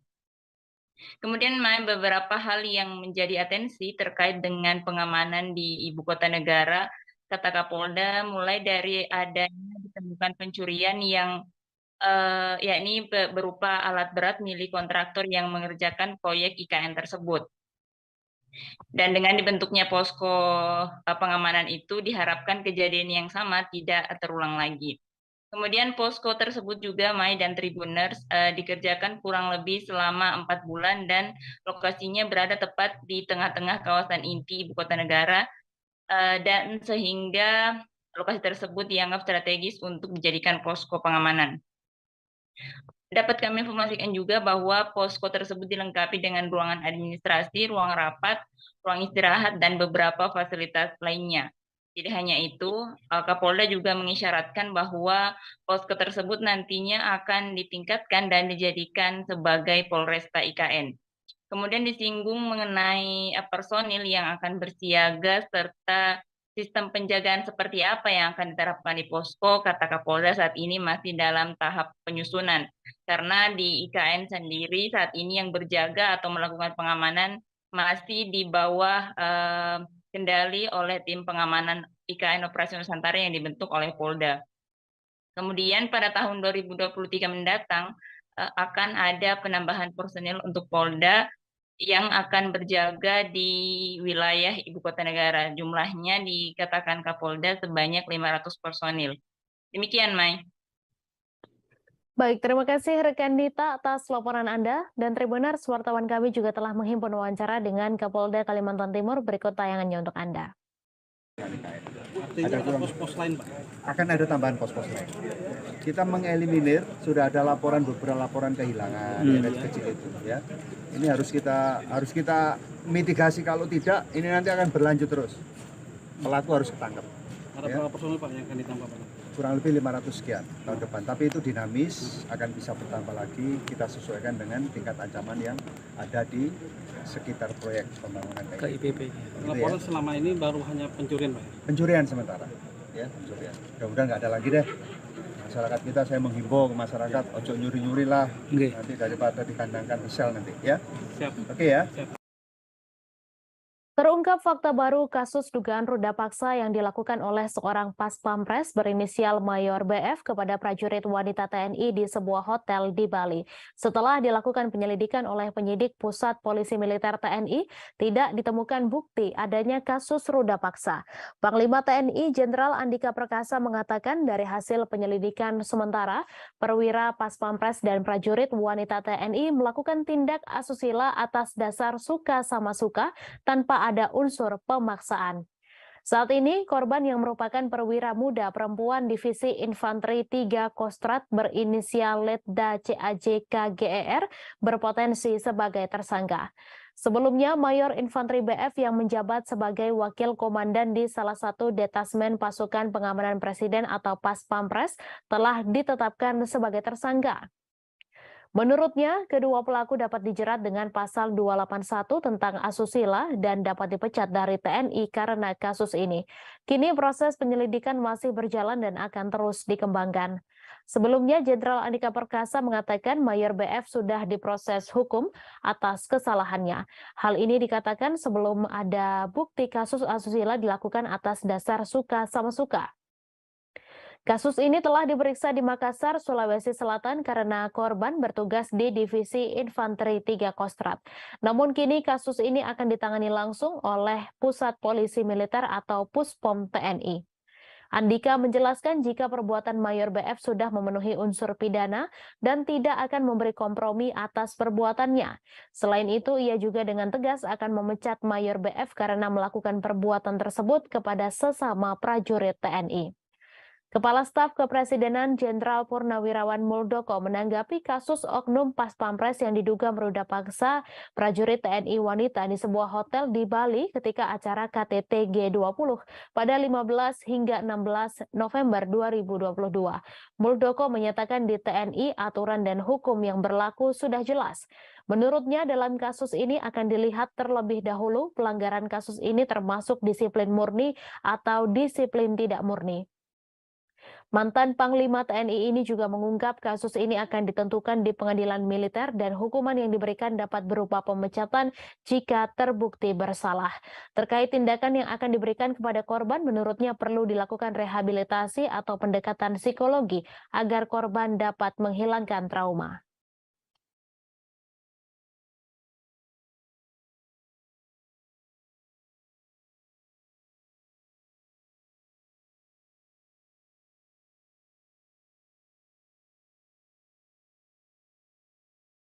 Agus Sujatno alias Agus Muslim merupakan pelaku bom bunuh diri di Polsek Astana Anyar, Bandung, Jawa Barat pada Rabu 7 Desember. Pelaku diketahui terafiliasi dengan kelompok Jamaah Ansarut Daulah atau JAD Bandung, namun tinggal di Sukoharjo, Jawa Tengah. Pekerjaan pelaku adalah menjadi juru parkir di sebuah restoran di belakang Stadion Manahan Solo. Juru parkir di tempat tersebut berinisial ER mengatakan pelaku sudah sejak tahun 2019 bekerja di restoran sebagai juru parkir. Ia juga membenarkan motor Suzuki Shogun berwarna biru yang ditemukan di tempat kejadian perkara merupakan motor milik pelaku yang digunakan untuk berangkat ke tempat kerja. Diketahui motor Suzuki Shogun berwarna biru yang terparkir di dekat Polsek Astana Anyar menjadi barang bukti penting karena terdapat tulisan pesan Agus Sujatno sebelum melakukan bom bunuh diri. ER menjelaskan ketika menjadi juru parkir, pelaku kerap memakai celana cingkrang. Pelaku menjadi juru parkir di restoran tersebut dari pukul 9 pagi hingga 9 malam dan bekerja 2 hari sekali. Menurutnya, penghasilan pelaku menjadi juru parkir cukup besar karena dapat membawa uang Rp500.000 per hari. Di mata ER, Agus Sujatno merupakan sosok yang pendiam karena jarang berinteraksi dengan juru parkir yang lain. Pelaku Agus Sujatno tinggal di sebuah kos di wilayah Desa Siwal, Kecamatan Baki, Kabupaten Sukoharjo. Ketua RT setempat Suparno mengatakan tidak mengenal pelaku karena dari awal datang tidak melapor ke RT.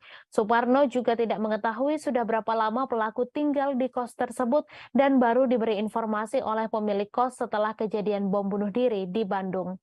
Menurutnya, pelaku dan keluarga sangat tertutup dan tidak pernah mengikuti kegiatan RT setempat.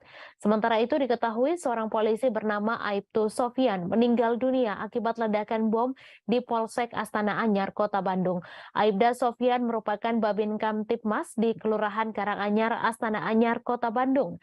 Ia menjadi korban meninggal dunia akibat teror bom bunuh diri yang dilakukan Agus Sujatno alias Agus Muslim. Seorang mantan teroris Robi Rubiansyah alias Abu Askar menjelaskan alasan aparat penegak hukum dijadikan target oleh kelompok JAD. Ia mengungkap di mata kelompok JAD, sebuah negara yang tidak menggunakan asas Islam akan dipandang sebagai musuh Islam. Mantan tersangka kasus bom Kedutaan Besar Myanmar 2013 ini mengatakan aparat penegak hukum menjadi target JAD karena membela negara yang tidak berasaskan Islam dan dipandang sebagai penolong sistem setan. Menurutnya, kelompok JAD memiliki rasa kekeluargaan, ideologi, dan militansi yang tinggi.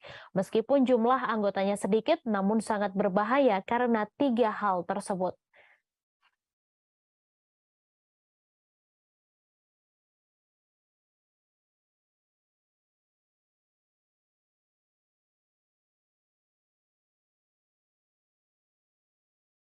Kemudian terkait dengan bom, ya, kami tadi belum jelaskan bahwa pelaku membawa dua bom, ya, yang berbentuk ransel, ya. Jadi yang pertama di punggung, yang kedua di depan dada. Namun peristiwa itu yang meledak adalah yang ransel punggung. Ketika meledak, yang di dada terpental. Jadi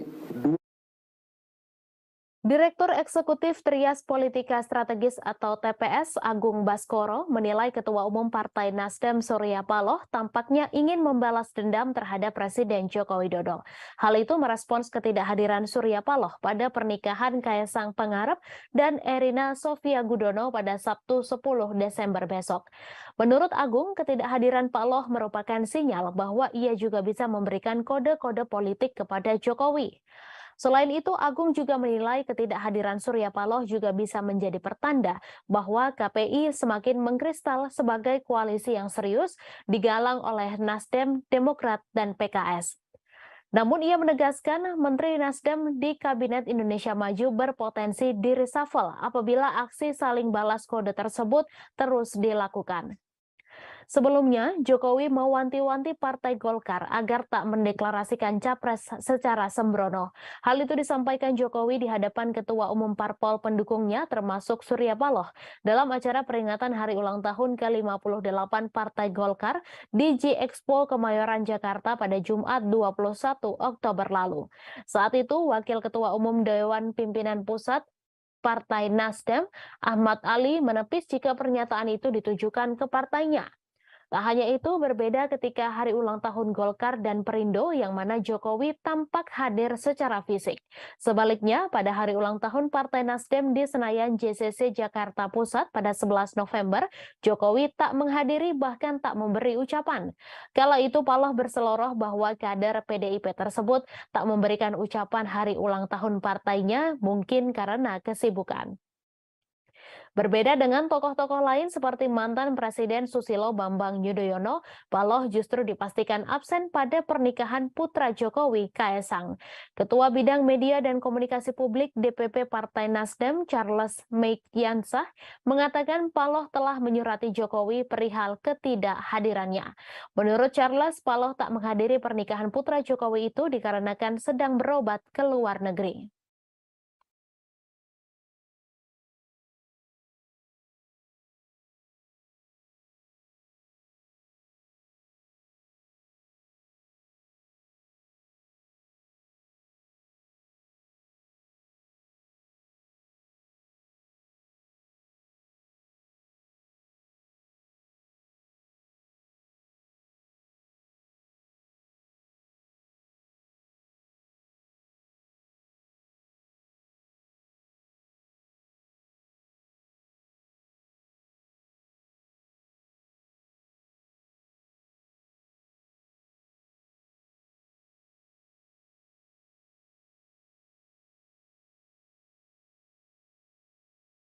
Bank Sulut Gorontalo atau Bank Sulutgo atau BSG mendapat sebuah kehormatan. Torang Pebang menjadi tempat konsultasi studi komparasi Bumper Perda di DPRD Sulawesi Tenggara dan Bank Sultra terkait penyertaan modal. Direktur Operasi BSG Luisa Parengkuan yang memimpin jajaran BSG memaparkan, sejauh ini upaya mengejar modal inti 3 triliun rupiah berjalan pada trek yang direncanakan.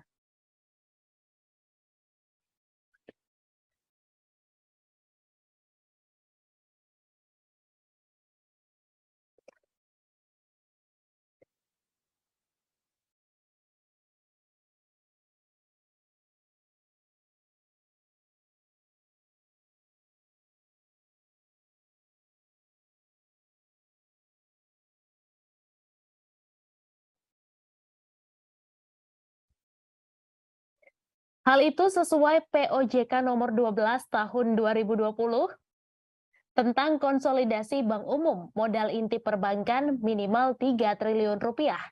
Pemimpin Divisi Perencanaan BSG Iskandar Mojo menjelaskan beberapa strategi yang dilakukan untuk mendorong modal inti di antaranya pertumbuhan organik. Selain itu adalah setoran modal oleh pesaham yang ada. Hal ini dilakukan berkala setiap tahun. Sejauh ini Iskandar mengatakan pemenuhan modal inti masih berlangsung. Pemprov Sulut merupakan pemegang saham pengendali dengan kurang lebih 36% dari saham. Kemudian BSG memiliki investor strategis PT Mega Corpora yang memiliki 24,9% saham di Torang Pebang. Staf Direksi Bidang Pemasaran Permodalan BSG, Ferry Masengi menambahkan BSG pertama BPD yang memiliki investor strategis. Bahkan Kopkar BSG merupakan pesaham terbesar kelima. Wakil Ketua Bumper Perda DPRD Sultra, Bustam mengatakan pihaknya memilih BSG sebagai tujuan studi komparasi karena memiliki investor strategis. Dijelaskan saat ini pembahasan Raperda penyertaan modal Bank Sultra tengah berlangsung di DPRD Sultra.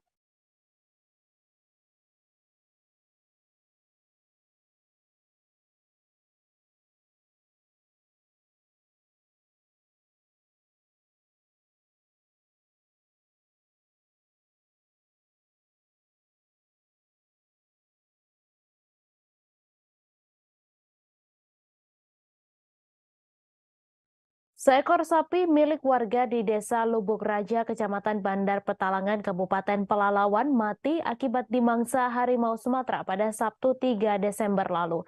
Bangkai sapi dewasa itu ditemukan tergeletak di Pondok 3 Perkebunan Kelapa Sawit milik PT Serikat Putra Desa Lubuk Raja, Bandar Petalangan.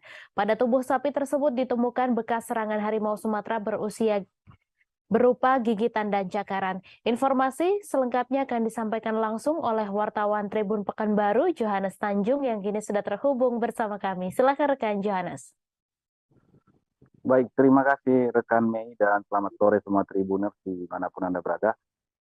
Konflik dengan harimau Sumatera kembali terjadi di Kabupaten Pelalawan, namun kali ini harimau Sumatera menyerang ternak milik masyarakat di Desa Lubuk Raja, Kecamatan Bandar Petalangan, Kabupaten Pelalawan. Seekor sapi milik masyarakat dimangsa pada Sabtu pekan lalu dan ditemukan tergeletak di sebuah perkebunan milik perusahaan PT Serikat Putra di Desa Lubuk Raja.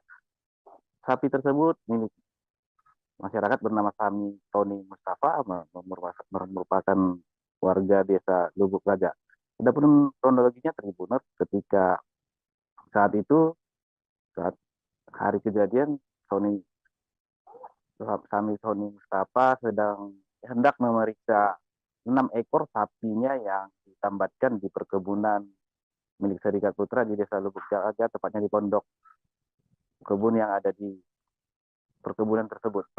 Namun ketika diperiksa, korban hanya mendapatkan 5 ekor sapinya yang ditambat di pondok perkebunan tersebut, dan satu lagi tidak ada di tempat lagi. Kemudian ia berupaya mencari di sekitar perkebunan milik perusahaan tersebut, dan berselang 2 jam dilakukan pencarian, ditemukan sapi tersebut sudah dalam keadaan mati dan bangkainya tergeletak berkisar 10-15 km dari tempat penambatan.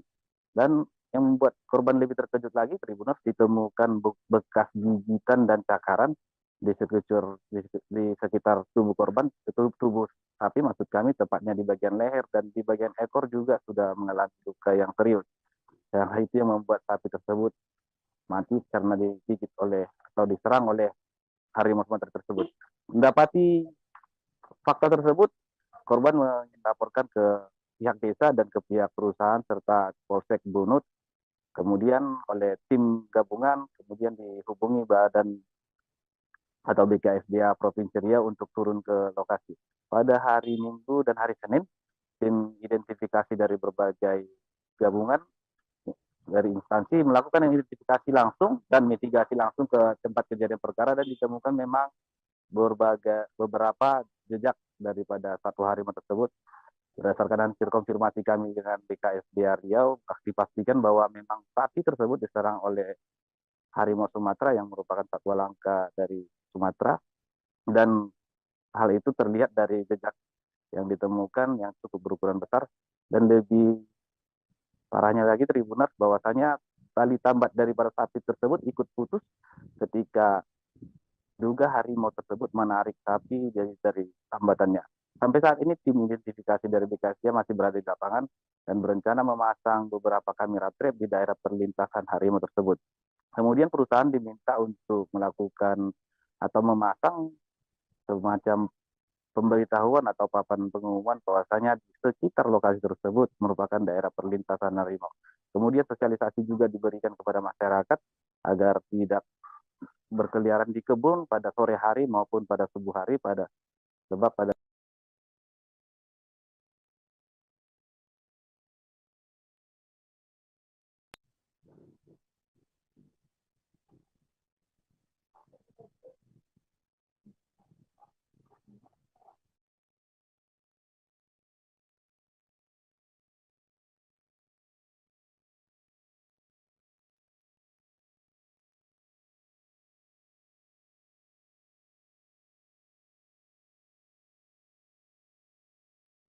Baik, terima kasih rekan Jonas Tanjung atas laporan Anda. Selamat bertugas kembali. Kita beralih ke informasi selanjutnya, Tribuners. Pengadilan Negeri Jakarta Barat kembali menggelar persidangan perkara meme stupa Borobudur mirip Presiden Joko Widodo yang menyeret mantan Menpora Roy Suryo sebagai terdakwa. Sidang kembali digelar pada hari ini, Jumat 9 Desember, dengan agenda pemeriksaan saksi dari Jaksa Penuntut Umum. Pada sidang hari ini, Roy Suryo kembali hadir secara langsung di Pengadilan Negeri Jakarta Barat. Informasi selengkapnya akan disampaikan langsung oleh wartawan Tribun News Asri Fadila yang kini sudah terhubung bersama kami. Silakan rekan Asri.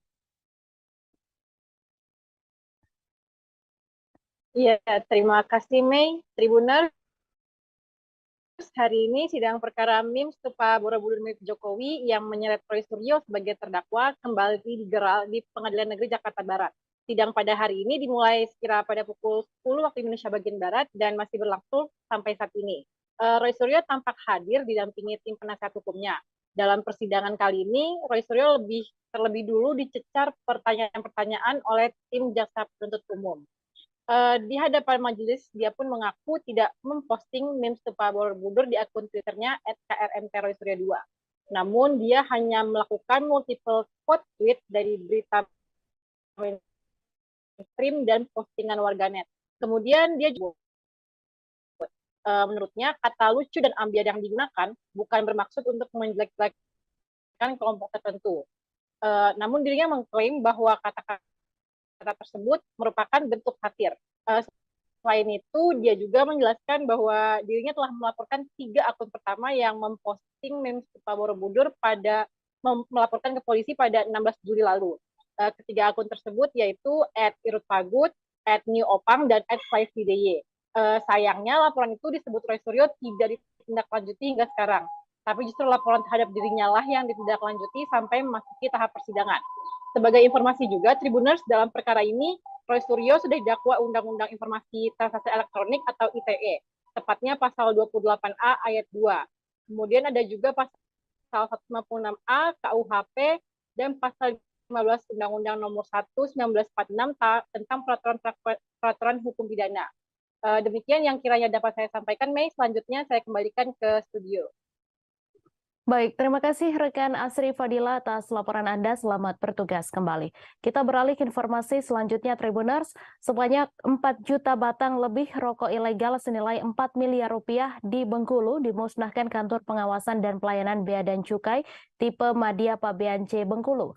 Pemusnahan dipimpin langsung oleh Kepala Kantor Pengawasan dan Pelayanan Bea dan Cukai, Ardani Naryasti. Jutaan barang rokok ini merupakan hasil penindakan yang dilakukan Kantor Bea dan Cukai Bengkulu. Informasi selengkapnya akan disampaikan langsung oleh wartawan Tribun Bengkulu, Beta Misutra, yang kini sudah terhubung bersama kami. Silakan rekan Beta. Ya baik, terima kasih Mei. Baik, selamat sore Tribuners. Saat ini saya melaporkan bahwa di Bengkulu kemarin itu telah dilakukan pemusnahan sebanyak kurang lebih sekitar lebih dari 4 juta batang rokok ilegal yang ataupun menjadi sitaan dari pihak Bea dan Cukai Bengkulu ataupun pihak Kantor Pelayanan dan Pengawasan Bea dan Cukai tipe Madya Pabean C Bengkulu yang kemarin dipimpin langsung oleh Kepala Kantornya. Jadi seperti yang tadi disampaikan oleh Mei, itu bahwa benar ada 4 juta batang rokok dengan nilai total sekitar 4,7 miliar yang kemarin dimusnahkan oleh pihak Bea dan Cukai. Itu terdiri dari berbagai macam merek nih Tribuners, mulai dari ada X-Ball, kemudian ada Vios dan X-Mil dan lain-lain. Itu banyak juga mereknya kemarin. Namun untuk rokoknya sendiri itu rata-rata dengan bungkus berwarna hitam dan juga ada beberapa juga kemarin yang berwarna putih kebiru-biruan itu benar untuk rokok-rokok tersebut. Dan bahkan dari data yang dimiliki oleh Bea dan Cukai Bengkulu kemarin bahwa rokok-rokok yang dimusnahkan pada hari Kamis kemarin itu merupakan rokok-rokok sitaan ataupun tidak memiliki pita cukai ya Tribuners. Dan bahkan dari jumlah sekitar 4.200 batang rokok tersebut, sekitar 2.000 rokok maksud saya itu berasal dari ataupun didapatkan dari Kabupaten Rejang Lebong nih Tribuners kemarin. Jadi hampir dari setengah dari jumlah 4.000 batang rokok tersebut atau 4 juta batang rokok tersebut itu berasal dari kabupaten ya Tribuners. Sedangkan sisanya itu tersebar di beberapa wilayah kabupaten kota yang ada di Provinsi Bengkulu nih Tribuners. Jadi kami sampaikan juga nih Tribuners bahwa selain rokok-rokok kemarin juga dilakukan pemusnahan juga seperti beberapa minuman keras, kemudian juga ada beberapa barang juga seperti tembakau, kemudian ada juga barang-barang lainnya yang memang merupakan barang-barang ilegal hasil temuan dari Bea dan Cukai Bengkulu nih Tribuners. Dan semuanya itu kemarin sebenarnya dimusnahkan dengan cara dibakar dan juga didampingi juga oleh beberapa pihak seperti pihak TNI dan juga pihak kepolisian baik Polda maupun Polres setempat ya Tribuners, dan juga disaksikan oleh awak media nih Tribuners. Jadi seperti Tribuners lihat di gambar yang ada di layar Tribuners bahwa memang hampir menyerupai gunung ini kemarin tumpukannya nih Tribuners, yang semuanya kemarin dilakukan pemusnahan dengan cara dibakar oleh pihak Bea dan Cukai Bengkulu. Untuk kerugiannya sendiri, Tribuners, untuk dari barang-barang rokok yang dimusnahkan pada hari Kamis kemarin itu kurang lebih jika berhasil beredar itu akan merugikan negara kurang lebih sekitar hampir 2 miliar rupiah, lebih dari 2 miliar rupiah.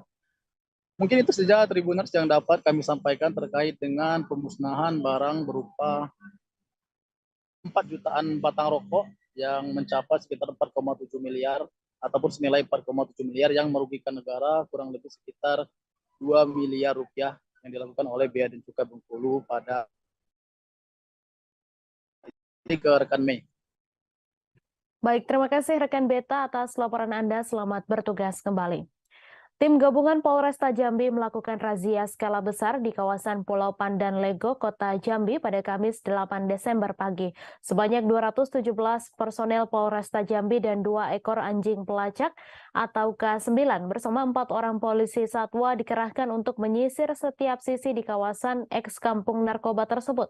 Meski tidak menemukan pelaku, tetapi petugas membakar 4 base camp berukuran besar yang dipakai untuk transaksi dan konsumsi sabu-sabu. Informasi selengkapnya akan disampaikan langsung oleh wartawan Tribun Jambi Aryo Tondang yang kini sudah terhubung bersama kami. Silakan rekan Aryo. Baik, terima kasih. Selamat sore Mei dan Tribuners. Kami informasikan seperti disebut di awal, pada hari Kamis kemarin, tim gabungan dari Polda Jambi, khususnya awalnya Polresta Jambi ada sekitar 217 personel bersama dengan 2 ekor K9 menggeruduk atau merazia kawasan eks Kampung Narkoba Pulau Pandan. Nah, ini merupakan tindak lanjut dari pihak kepolisian khususnya Polresta Jambi dalam menyikapi permasalahan peredaran narkotika yang ada di kawasan tersebut. Dan ini juga tindak lanjut setelah mendapat informasi dari masyarakat bahwa setelah ditangguhkan sebagai kampung anti narkoba, tetapi masih ada ditemukan indikasi-indikasi peredaran narkoba. Sehingga tim yang dipimpin oleh Kapolresta Jambi, Kombes Pol Eko Wahyudi langsung terjun ke lokasi menyisir seluruh kawasan-kawasan yang menjadi tempat transaksi narkoba atau juga tempat konsumsi narkoba. Nah, pantauan Tribun di lokasi, di mana setiap base camp ini memang didesain sedemikian rupa, di mana ada pintu-pintu khusus, karena memang ini base camp berbentuk rumah panggung, kemudian itu berdekatan, saling berdekatan, sehingga ada pintu khusus di sampingnya untuk bisa melarikan diri begitu ketika ada petugas datang, sehingga dengan cepat melarikan diri ke belakang ataupun langsung melompat ke kawasan sungai dan danau yang ada di sekitar tersebut. Nah, di lokasi ini, di titik pertama ini ditemukan juga alat hisap bong seperti pipet, kemudian juga pirek, kemudian juga ada kemasan-kemasan atau plastik-plastik benik yang digunakan untuk kemasan sabu-sabu. Nah, petugas juga menyisir seluruh kawasan yang di sini hingga ke kawasan-kawasan yang ada di perkebunan milik warga, di mana di kawasan perkebunan ini ditemukan 4 base camp besar yang memang dibangun cukup besar dengan bahan material seperti rumah begitu. Kemudian dihancurkan dengan alat seadanya oleh petugas gabungan yang berada di lokasi dan langsung diikuti atau dilaksanakan juga oleh Kapolresta Jambi dan juga di Res Narkoba Polda Jambi Kombes Pol Thomas Panji Susbandaru.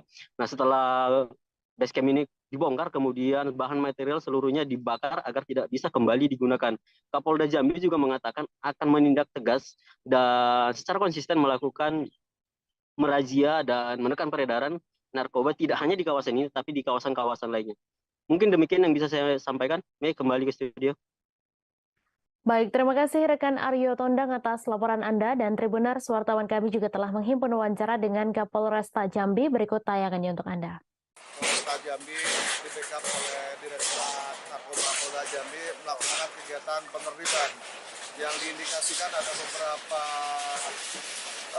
rukun RT dan kelurahan khususnya Kecamatan Pelanai Pura terindikasi tempat peredaran narkoba.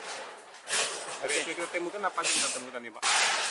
Ada beberapa lokasi yang kita temukan di samping tempat menyabu juga terdapat bungkusan-bungkusan plastik bekas sabu dan alat untuk mengisap pirek, botol-botol aqua, istilah mereka untuk mengisap itu bong.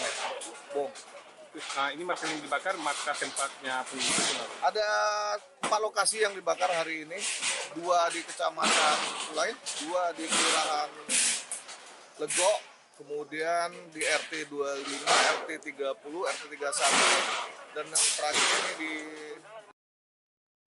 Jajaran Polresta Cirebon menangkap pelajar berinisial MRF berusia 18 tahun yang terbukti membacok montir bengkel di Kecamatan Sumber, Kabupaten Cirebon. Kapolresta Cirebon Kombes Pol Arief Budiman mengatakan peristiwa tersebut terjadi pada siang hari, yakni tepatnya pada Rabu 7 Desember. Akibatnya, korban mendapat luka sabetan senjata tajam di bagian lehernya dan langsung dilarikan ke rumah sakit untuk mendapatkan perawatan medis. Informasi selengkapnya akan disampaikan langsung oleh wartawan Tribun Cirebon, Ahmad Imam Bayhaki, yang kini sudah terhubung bersama kami. Silakan rekan Imam. Ya, baik, terima kasih, Mai. Polresta Cirebon menangkap MRF pada hari Rabu kemarin, atau tepatnya 10 jam setelah kejadian. Peristiwa pembacokan terhadap montir bengkel tersebut berawal dari para tersangka bersama 10 temannya yang berboncengan menaiki sepeda motor, kemudian berhenti tidak jauh dari bengkel tempat korban bekerja. Kemudian korban yang saat itu berada di bengkel menduga para pelajar atau kelompok para tersangka tersebut hendak tawuran karena korban melihat mereka sudah membawa senjata tajam dan bendera. Diduga mereka hendak menyerang kelompok pelajar lainnya yang lokasi sekolahnya berada tidak jauh dari lokasi kejadian. Kemudian korban mencoba membubarkan kelompok tersangka dan agar tidak terjadi tawuran di kawasan tersebut. Pada mulanya kelompok tersangka tersebut pergi meninggalkan lokasi menggunakan sepeda motornya, namun tidak berapa lama kemudian mereka kembali lagi dan saat itu tersangka yang berinisial MRF turun dari sepeda motor sambil menenteng celurit, kemudian menghampiri korban dan langsung menyerangnya. Saat itu korban sempat berusaha melawan menggunakan beberapa peralatan yang ada di bengkel tersebut, namun akhirnya korban tumbang setelah dibacok di bagian lehernya. Dan setelah membacok tersebut, MRF langsung kabur bersama teman-temannya. Dan korban juga sempat dilarikan ke rumah sakit untuk mendapatkan perawatan medis. Dan saat itu beberapa warga yang berada di lokasi kejadian juga sempat berkerumun sehingga membuat para kelompok tersangka ketakutan dan kemudian warga mengevakuasi korban ke rumah sakit terdekat. Dan tim Polresta Cirebon langsung bertindak cepat setelah mendapat laporan mengenai kejadian tersebut dan langsung menangkap tersangka pada Rabu malam, dan saat ini MRF diamankan di Mapolresta Cirebon untuk menjalani pemeriksaan lebih lanjut. Dan atas perbuatannya MRF dijerat pasal 351 ayat 2 KUHP dan diancam hukuman maksimal 5 tahun penjara. Dan diketahui MRF merupakan saat ini masih berstatus sebagai pelajar kelas 3 SMA, salah satu SMA swasta di Kabupaten Cirebon. Demikian, Mei. Baik, terima kasih rekan Ahmad Imam atas laporan Anda, dan Tribuners, wartawan kami juga telah menghimpun wawancara dengan Kapolresta Cirebon. Berikut tayangannya untuk Anda. Dari jajaran Satreskrim Polresta Cirebon akan merilis terkait dengan peristiwa penganiayaan yang terjadi kemarin, di mana Sebagaimana kita ketahui, tepatnya di TKP sekitar Watubula Sumber kemarin rekan-rekan memonitor ada peristiwa penganiayaan. Jadi sebagai kronologis adalah bahwasanya korban menegur sekelompok pemulajar yang mengendarai sepeda motor yang diduga akan melakukan kegiatan tawuran. Atas peristiwa dimaksud, salah satu pelajar dimaksud kemudian tidak terima dan kemudian kembali ke TKP di Watubela, tepatnya di salah satu bengkel, dan kemudian melakukan penganiayaan terhadap korban. Penganiayaan menggunakan senjata tajam sebagaimana BP yang sudah kita amankan, dan senjata tajam disabetkan mengenai leher daripada korban. Salah seorang mantan polisi yang pernah bertugas di Polda Papua berinisial ES berusia 30 tahun terpaksa diringkus oleh polisi di Lebong. Penangkapan terhadap ES setelah polisi menerima laporan adanya aksi pencurian kotak amal masjid di Kabupaten Lebong. Pelaku diamankan polisi saat berada di rumahnya di kota Lubuk Linggau, Provinsi Sumatera Selatan pada Selasa 6 Desember lalu. Informasi selengkapnya akan disampaikan langsung oleh wartawan Tribun Bengkulu, Panji Destama, yang kini sudah terhubung bersama kami. Silakan rekan Panji. Oke, baik, terima kasih Saudara Mei. Oke, Tribuners menemukan ibadah seperti yang disampaikan oleh Saudara Mei sebelumnya. Saat sedang mau diamankan oleh pihak kepolisian, pelaku sempat melarikan diri. Akhirnya polisi melakukan tindakan tegas dan terukur untuk melumpuhkan pelaku. Dari pemeriksaan polisi, pelaku beraksi sudah di 7 TKP masjid yang berada di Kabupaten Lebong. Pelaku juga pernah diamankan oleh pihak Polsek Segara Polresta Bengkulu tahun 2019 lalu. Dari aksi pelaku ini, pihak kepolisian masih melakukan pengembangan apakah pelaku memiliki komplotan atau tidak. Untuk diketahui, pelaku S ini dipecat dari institusi Polri lantaran meninggalkan tugas tanpa izin saat berdinas di Polda Papua. Pelaku juga sempat bergabung di Satbrimob Polda Papua. Dari perbuatan pelaku, disangkakan pasal 363 KUHP tentang tindak pidana pencurian dengan pemberatan dengan ancaman penjara 7 tahun penjara. Selain itu, polisi juga mengamankan beberapa barang bukti, 1 lembar baju batik lengan panjang yang digunakan pelaku, 1 buah topi warna hitam, dan 1 unit R4 Toyota Avanza warna putih. Demikian Saudara Mei, laporan dari tribunbengkulu.com. Baik, terima kasih rekan Panji atas laporan Anda, dan Tribuners, wartawan kami juga telah menghimpun wawancara dengan Kapolres Lebong. Berikut tayangannya untuk Anda. Jadi tersangka Elian Saputra, ini 32 tahun, merupakan pecatan dari anggota Polri. Beliau dulu bertugas sebagai Brimob di Polda Papua, kemudian disersi, kemudian dilakukan pemecatan, dan pencurian ini sudah dilakukan berulang-ulang. Jadi beliau juga seorang residivis, pernah ditahan atas kasus yang sama. Kemudian untuk di wilayah Lebong, yang bersangkutan telah melakukan pencurian sebanyak 5 TKP, ya, yaitu di Masjid Al-Jihad di Tanjung Agung 2 kali, kemudian Masjid Al-Huda, Desa Danau, kemudian Masjid Tik Tebing, kemudian Masjid Jami Al-Azhar, Kelurahan Pasar Muaraman, kemudian Masjid Muhammadiyah. Telah ditemukan mortir di Balikpapan pada Kamis 8 Desember sekitar pukul 15 waktu Indonesia Tengah. Persisnya di kawasan Asrama Sentosa RT 20 Kelurahan Kelandasan Ulu, Balikpapan Kota, Balikpapan, Kalimantan Timur. Mortir tersebut ditemukan di kedalaman sekitar 40 cm di dalam tanah oleh seorang pekerja drainase bernama Wawan. Informasi selengkapnya akan disampaikan langsung oleh wartawan Tribun Kaltim Muhammad Zain yang kini sudah terhubung bersama kami. Silakan rekan Zain. Selamat sore rekan, kami laporkan dari kota Balikpapan, Kalimantan Timur, di mana seorang pekerja bernama Wawan telah menemukan sebuah mortir di kedalaman tanah kurang lebihnya 40 cm. Untuk mortir tersebut ditemukan saat dia sedang melakukan pemboran tanah, dan ketika dia melakukan pemboran itu ternyata alat bornya itu ataupun mata bornya itu mengenai suatu benda yang awalnya dia kira adalah pipa besi.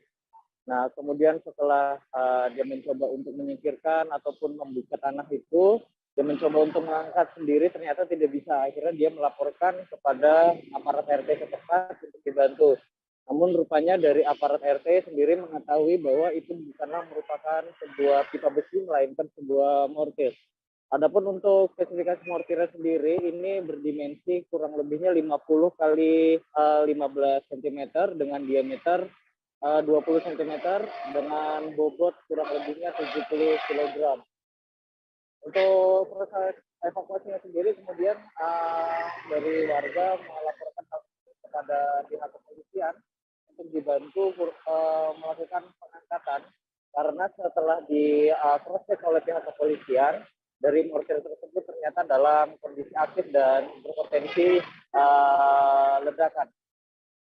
Dari kepolisian sendiri kemudian menurunkan tim penjinak bom dari Detasemen Gegana Satrimob Polda Kaltim untuk melakukan evakuasi. Dan selanjutnya dari temuan mortir tersebut akan dilakukan proses metode disposal, di mana untuk metode disposal ini adalah proses pemusnahan dengan cara ditembak, kemudian dari mortir tersebut akan meledak dan tidak menyisakan bahan-bahan peledak sedikit pun. Mungkin demikian yang bisa dilaporkan dari Kota Balikpapan, rekan Mei. Baik, terima kasih rekan Zain atas laporan Anda. Selamat bertugas kembali. Kita beralih ke informasi selanjutnya, Tribuners. Aktivis yang tergabung dalam Masyarakat Anti Korupsi Sulawesi Selatan atau MARS berkolaborasi dengan seniman Makassar Art Initiative Movement memperingati Hari Anti Korupsi tahun 2022 di Makassar pada Kamis 8 Desember. Hari Anti Korupsi jatuh pada 9 Desember 2022, namun MARS dan MAI memperingati sehari sebelumnya di bawah flyover Makassar. Informasi selengkapnya akan disampaikan langsung oleh wartawan Tribun Timur Wahyudin yang kini sudah terhubung bersama kami. Silakan rekan Wahyudin. Baik rekan Mei dan Tribuners dimanapun berada, dapat kami laporkan dari Kota Makassar bahwa MARS atau Masyarakat Anti Korupsi Sulawesi Selatan menggelar aksi bersama seniman di Kota Makassar memperingati Hari Anti Korupsi Sedunia. Jadi Masyarakat Anti Korupsi Sulawesi Selatan bersama seniman memperingati Hari Anti Korupsi dengan melukis di bawah flyover di Kota Makassar. Mereka menuangkan ide dan gagasan terhadap keresahan dan berbagai ketimpangan yang terjadi khususnya di bidang korupsi di Indonesia. Sehingga dengan melalui aktivitas melukis, ide-ide dan gagasan yang dituangkan dalam kanvas disampaikan keresahan para seniman, sebab dianggap bukan hanya keresahan aktivis dan masyarakat biasa terhadap anti korupsi yang merajalela di Indonesia, tetapi seniman juga merasakan keresahan itu, sehingga MARS menggandeng seniman untuk memperingati Hari Anti Korupsi Sedunia. Jadi peringatan Hari Anti Korupsi Sedunia ini dilakukan sehari sebelum tepatnya Hari Anti Korupsi pada 9 Desember 2022. Jadi ada beberapa keresahan yang disampaikan oleh masyarakat anti korupsi seperti terkait dengan korupsi demokrasi yang diungkam dengan berbagai kritikan yang mulai resah dan tidak bisa disampaikan secara langsung. Nah, demikianlah Tribuners yang dapat saya laporkan dari Kota Makassar. Kembalikan ke studio. Baik, terima kasih rekan Wahyudin atas laporan Anda. Selamat bertugas kembali. Bawaslu Kaltara menekankan kepada ASN di lingkungan Pemprov Kaltara untuk tetap menjaga netralitas menjelang pemilu 2024. Ketua Bawaslu Kaltara, Suryani, mengatakan ASN sebagai perangkat pemerintahan harus memberikan layanan publik yang adil. Jika ASN tidak netral, Suryani khawatir pelayanan publik akan terganggu. Informasi selengkapnya akan disampaikan langsung oleh wartawan Tribun Kaltara, Ilhami Faudi, yang kini sudah terhubung bersama kami. Silahkan rekan Faudi. Ya benar rekan Mei dan Tribuners, pihak Badan Pengawas Pemilu atau Bawaslu Kaltara menekankan tentang pentingnya netralitas ASN di lingkungan Pemprov Kaltara menghadapi pemilu 2024 mendatang. Menurut Ketua Bawaslu Kaltara Suryani, netralitas ASN harus dijunjung karena selain untuk memberikan pelayanan yang adil terhadap masyarakat, netralitas ASN juga telah diatur melalui peraturan perundang-undangan yang berlaku. Menurut Suryani, pihaknya akan melakukan pengawasan secara melekat kepada ASN di lingkungan Pemprov Kaltara untuk mengantisipasi adanya dugaan dukungan terhadap salah satu pasangan calon ataupun partai politik di masa pemilu 2024 mendatang. Pihak Bawaslu Kaltara dan Pemprov Kaltara pun telah menandatangani perjanjian terkait memastikan adanya netralitas ASN menjelang pemilu 2024 mendatang. Sementara itu, Gubernur Kaltara Zainal Paliwang mengingatkan agar ASN tidak main-main dalam menghadapi tahun politik di 2024 nanti. Menurut Gubernur Zainal, pihaknya akan memberikan sanksi yang tegas jika nantinya ditemukan adanya ASN di lingkungan Pemprov Kaltara yang memberikan dukungan secara aktif baik kepada calon maupun partai politik pada saat kontestasi pemilu mendatang. Demikian rekan Mei laporannya. Terima kasih rekan Faudi atas laporan Anda, dan Tribuners, wartawan kami juga telah menghimpun wawancara dengan Ketua Bawaslu Kaltara. Berikut tayangannya untuk Anda. Upaya-upaya kita yaitu melakukan pencegahan. Yang pertama tentu sosialisasi. Selanjutnya tentu ada kesepakatan yang kami lakukan sesuai dengan perangkat daerah masing-masing. Ya. Tentu kami tidak ingin apa yang dimiliki berupa kewenangan, tindakan dari masing-masing perangkat daerah itu mengambil ruang untuk memberikan dukungan baik secara langsung maupun tidak langsung kepada para kontestan di pemilu maupun di pilkada, sehingga apa yang dilakukan Bawaslu hari ini dan ke depan semakin mendekati pelaksanaan pemilu pilkada serentak adalah upaya-upaya pencegahan. Nah, selanjutnya Bawaslu akan melakukan pengawasan secara melekat, baik secara langsung maupun tidak. Tentunya juga mendorong semua lapisan masyarakat untuk ikut mengawasi. Ya, tidak ragu menyampaikan laporan kepada Bawaslu ketika Beberapa pekan menjelang Hari Natal dan Tahun Baru, terpantau harga beras di pusat pasar Kota Medan terus mengalami kenaikan. Adapun harga beras secara bertahap naik dalam sehari mencapai Rp200, lalu Rp300 hingga Rp500 per kilogramnya. Pedagang beras bernama Acai mengatakan harga beras mulai mengalami kenaikan dalam beberapa waktu menjelang Hari Natal dan Tahun Baru 2023. Namun begitu, untuk ketersediaan stok beras hingga saat ini masih terjaga stabil hingga beberapa waktu ke depan. Informasi selengkapnya akan disampaikan langsung oleh wartawan Tribun Medan, Angel, yang kini sudah terhubung bersama kami. Silakan rekan Angel.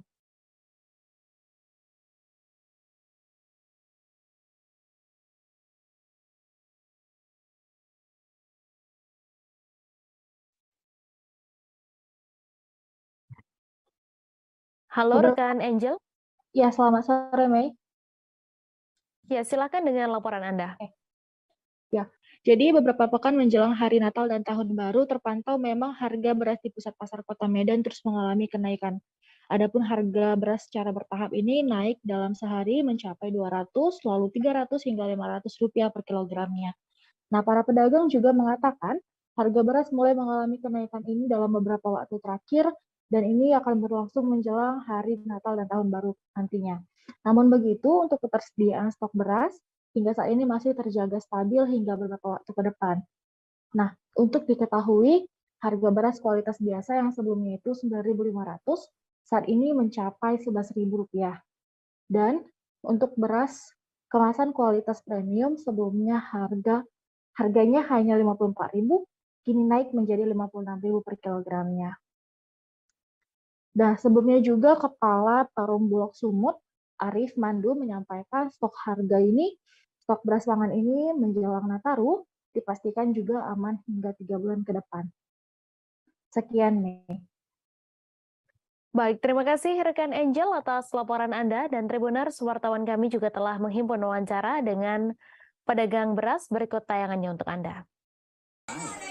Naiknya berapa persen kalau boleh tahu? Aku mana tahu persen. Ya. Aku untuk harga dari yang sebelumnya dari kemarin naik gope itu aja. Naik sekitar 500 ya. Berarti sebelumnya 11.500. IR Untuk IR kosong. apalagi kok jenis Kuku balam. Aku balam 12.000. ini 1.000 12.000 dari Itu masih tetap. Belum, masih model lama dia. apalagi kok jenisnya Itu aja, ramus, kuku balam, iya kosong.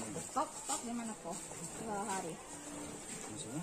stok barang susah nggak gitu didapat gitu Susah lah namanya kalau RT kosong kan. Kalau kuku balam kamu kan masih ada. permintaan seperti apa Dari mana kok itu kok? Yang untuk IR dari mana pasokannya? Semua dari sana. Sebanyak 150 pebalap dari beberapa kabupaten di Provinsi Nusa Tenggara Timur ikut dalam kejuaraan daerah Bupati Sika Cup Gas Track Motocross tahun 2022 di Skyjump El Tari Maumere Circuit, tepatnya di belakang kantor Bupati Sika. Sementara itu, jumlah tim yang turun pada kejuaraan daerah Bupati Sika Cup Gas Track Motocross tahun 2022 ini sebanyak 40 tim yang berasal dari Kabupaten Manggarai, Ngada, Sumba Timur, Sumba Barat Daya, Kota Kupang, Nagekeo, Lembata, Flores Timur, Ende, dan Kabupaten Sika sebagai tuan rumah. Informasi selengkapnya akan disampaikan langsung oleh wartawan Tribun Flores, Albert Aquinaldo, yang kini sudah terhubung bersama kami. Silakan rekan Albert. Selamat sore rekan Mei dan Timnus di mana saja berada. Dari Kabupaten Sika, Flores Tenggara Timur dapat kami laporkan bahwa sebanyak 150 pembalap dan dari 40 tim yang berasal dari beberapa kabupaten di EDT, baik di Flores Timur, Daratan Timur maupun Daratan Sumba ikut dalam kejuaraan daerah Bupati Sika Cup Gas Track Motocross tahun 2022 di Skyjump Circuit, tepatnya di belakang kantor Bupati Sika. Dan ajang atau event ini dilaksanakan untuk mengurangi angka kecelakaan lalu lintas yang di Kabupaten Sika yang khususnya di NTT umumnya yang hingga akhir tahun ini jumlahnya meningkat. Dan rekan Mei dan sahabat Tribuners dapat kami laporkan pula bahwa hari ini merupakan hari kedua kejuaraan daerah Gas Track Motocross yang digelar di sirkuit di belakang kantor Bupati ini yang diikuti atau ditonton oleh ratusan atau ribuan penonton yang datang dan menonton langsung jalannya event ini. Demikian rekan Mei dan sahabat Tribuners yang dapat kami laporkan dari Kabupaten Sika. Baik, terima kasih rekan Albert atas laporan Anda. Selamat bertugas kembali. Kita beralih ke informasi selanjutnya, Tribuners. Kegiatan pelatihan peningkatan kapasitas tenaga pendamping profesional program penguatan pemerintahan dan pembangunan desa di Hotel Sultan Raja, Kabupaten Minahasa Utara, Provinsi Sulawesi Utara berakhir pada Kamis 8 Desember. Penutupan berlangsung meriah dengan penampilan setiap kelas yang berlomba menampilkan yel-yel terbaik. Informasi selengkapnya akan disampaikan langsung oleh wartawan Tribun Manado, Arthur Rompis yang kini sudah terhubung bersama kami. Silakan rekan Arthur. Ya, selamat sore Mei dan Tribuners Indonesia. Jadi kegiatan pelatihan pendamping desa yang diselenggarakan oleh Kementerian Desa dan PDTT di Hotel Sultan Raja telah berakhir. Jadi selama 3 hari para peserta dari 6 kabupaten di Sulawesi Utara mengikuti materi pelatihan yang dibimbing oleh sekitar 39 pelatih nasional dan pelatih lokal. Dan di akhir kegiatan para pendamping desa ini yang terbagi dalam beberapa kelompok tampil dalam lomba yel-yel. Jadi ini lomba yang bukan hanya sekedar lomba, tapi ini juga menunjukkan kekompakan dan semangat, serta di dalamnya berisi penguasaan materi terhadap materi yang diberikan. Dan kegiatan ini berakhir dengan baik, berakhir dengan penuh suasana kekeluargaan dan juga penuh dengan semangat dari para peserta yang berjanji untuk mengaplikasikan ilmu yang diperoleh ke kehidupan sehari-hari. Demikian, Mei. Baik, terima kasih rekan Arthur Rompis atas laporan Anda. Selamat bertugas kembali. Kita beralih ke informasi selanjutnya, Tribuners. Jaksa penuntut umum dalam sidang kasus pembunuhan Brigadir Yosua Huta Barat menunjukkan barang bukti saat persidangan di Pengadilan Negeri Jakarta Selatan pada Kamis 8 Desember. Barang bukti itu ditunjukkan kepada mantan Kadif Propam Polri Verdi Sambo yang juga menjadi terdakwa dalam kasus ini. Kepada JPU, Verdi Sambo membenarkan pakaian PDL adalah pakaian yang digunakannya di hari kematian Brigadir J. Selanjutnya, JPU memperlihatkan 2 buah senjata api, yakni laras panjang dan pistol jenis Glock. Mendapatkan pertanyaan itu, Verdi Sambo menjawab bahwa senjata laras panjang digunakan oleh ajudan. JPU juga menanyakan siapa yang menggunakan senjata jenis Glock. Adapun senjata jenis Glock ini menurut kesaksian Verdi Sambo ia berikan kepada Barada Richard Eliezer. Momen lain yang terekam kamera adalah Verdi Sambo sempat tidak sengaja melontarkan kesaksian bahwa dirinya ikut menembak Brigadir J. Saat ditanya apakah senjata HS ia tembakan ke punggung Brigadir J, spontan Verdi Sambo membenarkan pernyataan JPU itu. Dan tiba-tiba dengan spontan Verdi Sambo membenarkan pernyataan tersebut. Ia spontan mengatakan, "Ya, saya tembakkan ke punggung." Setelah menjawab pertanyaan itu, seketika Verdi Sambo terlihat menunduk dan sempat membetulkan posisi kemejanya. Ia juga terlihat memindahkan mikrofon dari yang semula tangan kiri ke tangan kanan. Pada saat Verdi Sambo memberikan kesaksiannya dalam persidangan Barada Richard Eliezer, Verdi Sambo mengatakan bahwa Barada Eliezer menembak sebanyak 5 kali. Mendengar kesaksian Verdi Sambo, Barada Richard Eliezer pun mengkoreksi kesaksian mantan Kadif Propam Polri itu. Saat di Pengadilan Negeri Jakarta Selatan digelar pada Kamis 8 Desember, Barada Eliezer tidak membenarkan apa yang menjadi pernyataan Verdi Sambo. Padahal menurut pengakuan Barada Eliezer, dirinya menembak Brigadir J sebanyak 3-4 kali. Tak hanya itu, di persidangan Barada Eliezer juga mengungkapkan bahwa dirinya melihat Verdi Sambo turut melakukan penembakan. Selain itu, Barada Eliezer mengatakan bahwa Verdi Sambo tidak pernah memintanya untuk membackup suami dari Putri Chandrawati tersebut. Yang benar menurut Barada E adalah pada saat Sambo memerintah ia untuk menembak Yosua, setelah itu Sambo juga menceritakan kepada Barada E skenario yang nantinya akan dijalankan. Merespons pernyataan Barada Eliezer ini, Ketua Majelis Hakim Wahyu Iman Santoso turut menanyai Verdi Sambo. Ketua Majelis Hakim meminta kejujuran Verdi Sambo soal apakah dirinya ikut menembak Yosua atau tidak. Verdi Sambo mengaku tidak ikut menembak Yosua dan hanya mengetahui Richard Eliezer menembak sebanyak 5 kali ke arah Brigadir J. Pada hasil autopsi yang menyebut ada 7 bekas tembakan. Adapun Verdi Sambo menjawab bahwa dirinya tidak tahu terkait adanya 7 bekas tembakan tersebut.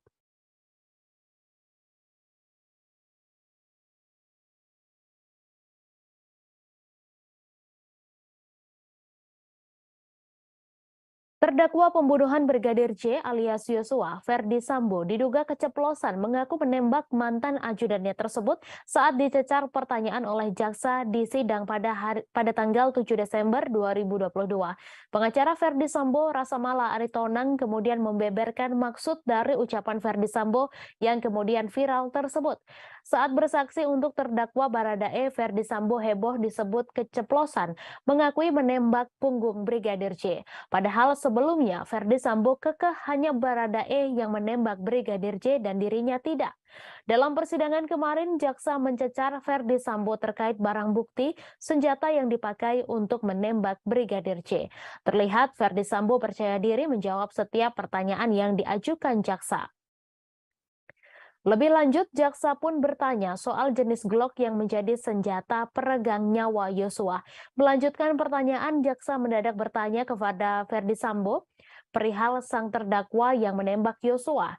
Dengan jawaban terbata-bata, Verdi Sambo menyinggung soal dirinya yang menembak Yosua. Ucapan Verdi Sambo yang seolah keceplosan mengakui telah menembak Brigadir J itu sontak ramai diperbincangkan halayak. Tak lama setelahnya muncul klarifikasi yang diungkap Rasamala Aritonang. Menurutnya, Verdi Sambo sudah konsisten memberikan kesaksian di persidangan, termasuk soal pengakuannya yang tidak menembak Brigadir J. Setelah mendengar penjelasan pengacara Verdi Sambo, ada salah satu wartawan yang terdengar kembali menegaskan soal momen ketika Verdi Sambo mengaku menembak punggung Brigadir J. Rasa Mala membantah maksud Verdi Sambo adalah menembak Yosua. Ia mengatakan maksud Sambo adalah menembak dinding seusai mengambil pistol dari Yosua. Sementara itu, dalam persidangan kemarin, Majelis Hakim menilai janggal keterangan dari Verdi Sambo. Pertama, seperti pada pernyataan Verdi Sambo yang mengatakan bahwa istrinya, Putri Chandrawati, sedang tidak enak badan. Namun, pernyataan tersebut tidak tampak dalam CCTV yang dijadikan bukti. Pernyataan Verdi Sambo kedua yang diragukan hakim adalah terkait Putri Chandrawati yang hendak isolasi mandiri. Dalam pernyataannya, Verdi Sambo mengaku tidak tahu mengenai siapa saja yang ikut mengantarkan istrinya yang hendak isolasi mandiri tersebut.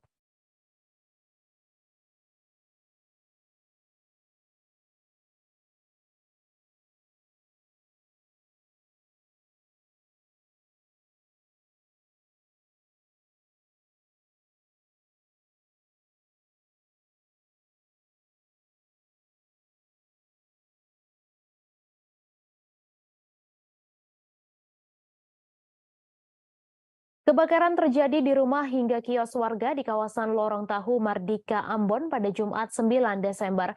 Kebakaran terjadi sekitar pukul 3 waktu Indonesia Timur dini hari. Menurut pantauan di lokasi sekitar pukul 5:10 waktu Indonesia Timur, api dan asap hitam membumbung tinggi di langit kota Ambon. Tak hanya rumah, kios warga hingga deretan toko baju bekar atau cakar bongkar pun ikut terbakar. Informasi selengkapnya akan disampaikan langsung oleh wartawan Tribun Ambon, Mesya Marasabesi, yang kini sudah terhubung bersama kami. Silakan rekan Mesya.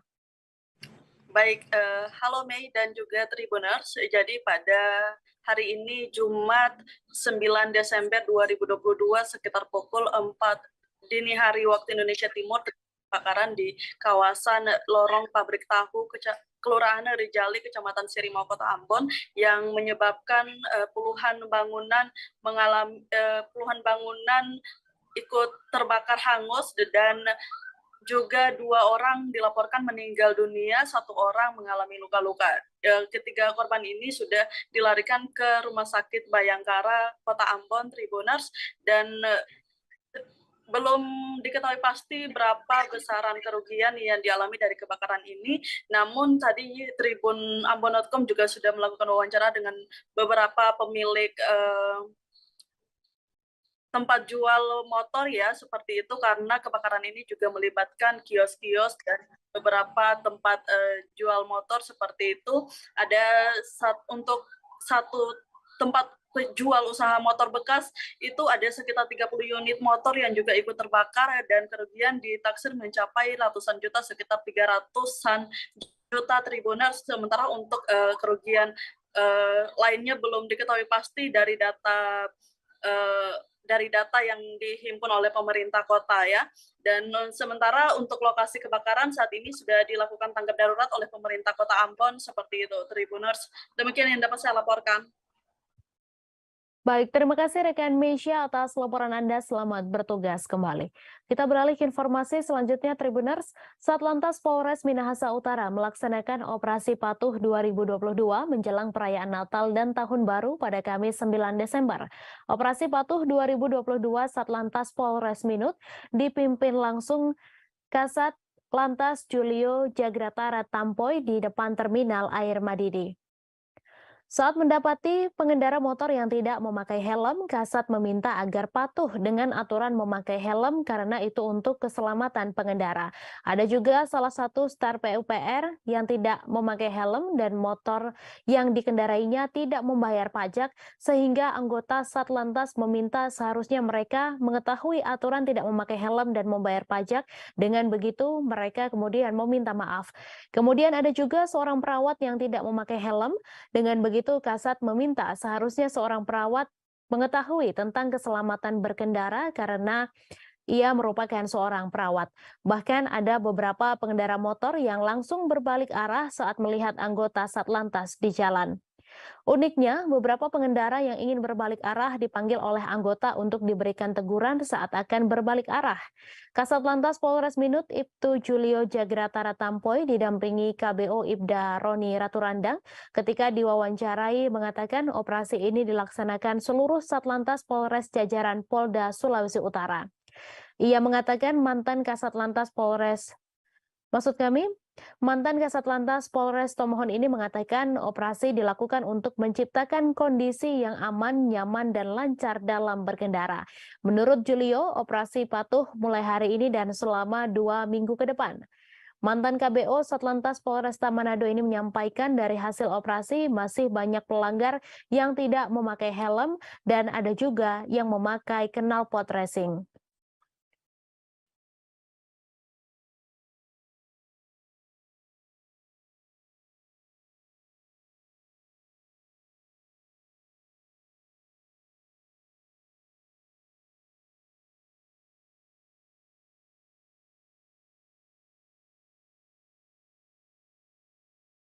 Turap setinggi 15 meter longsor di kawasan perumahan Tirta Mandala, Cilodong, Kota Depok pada dini hari tadi.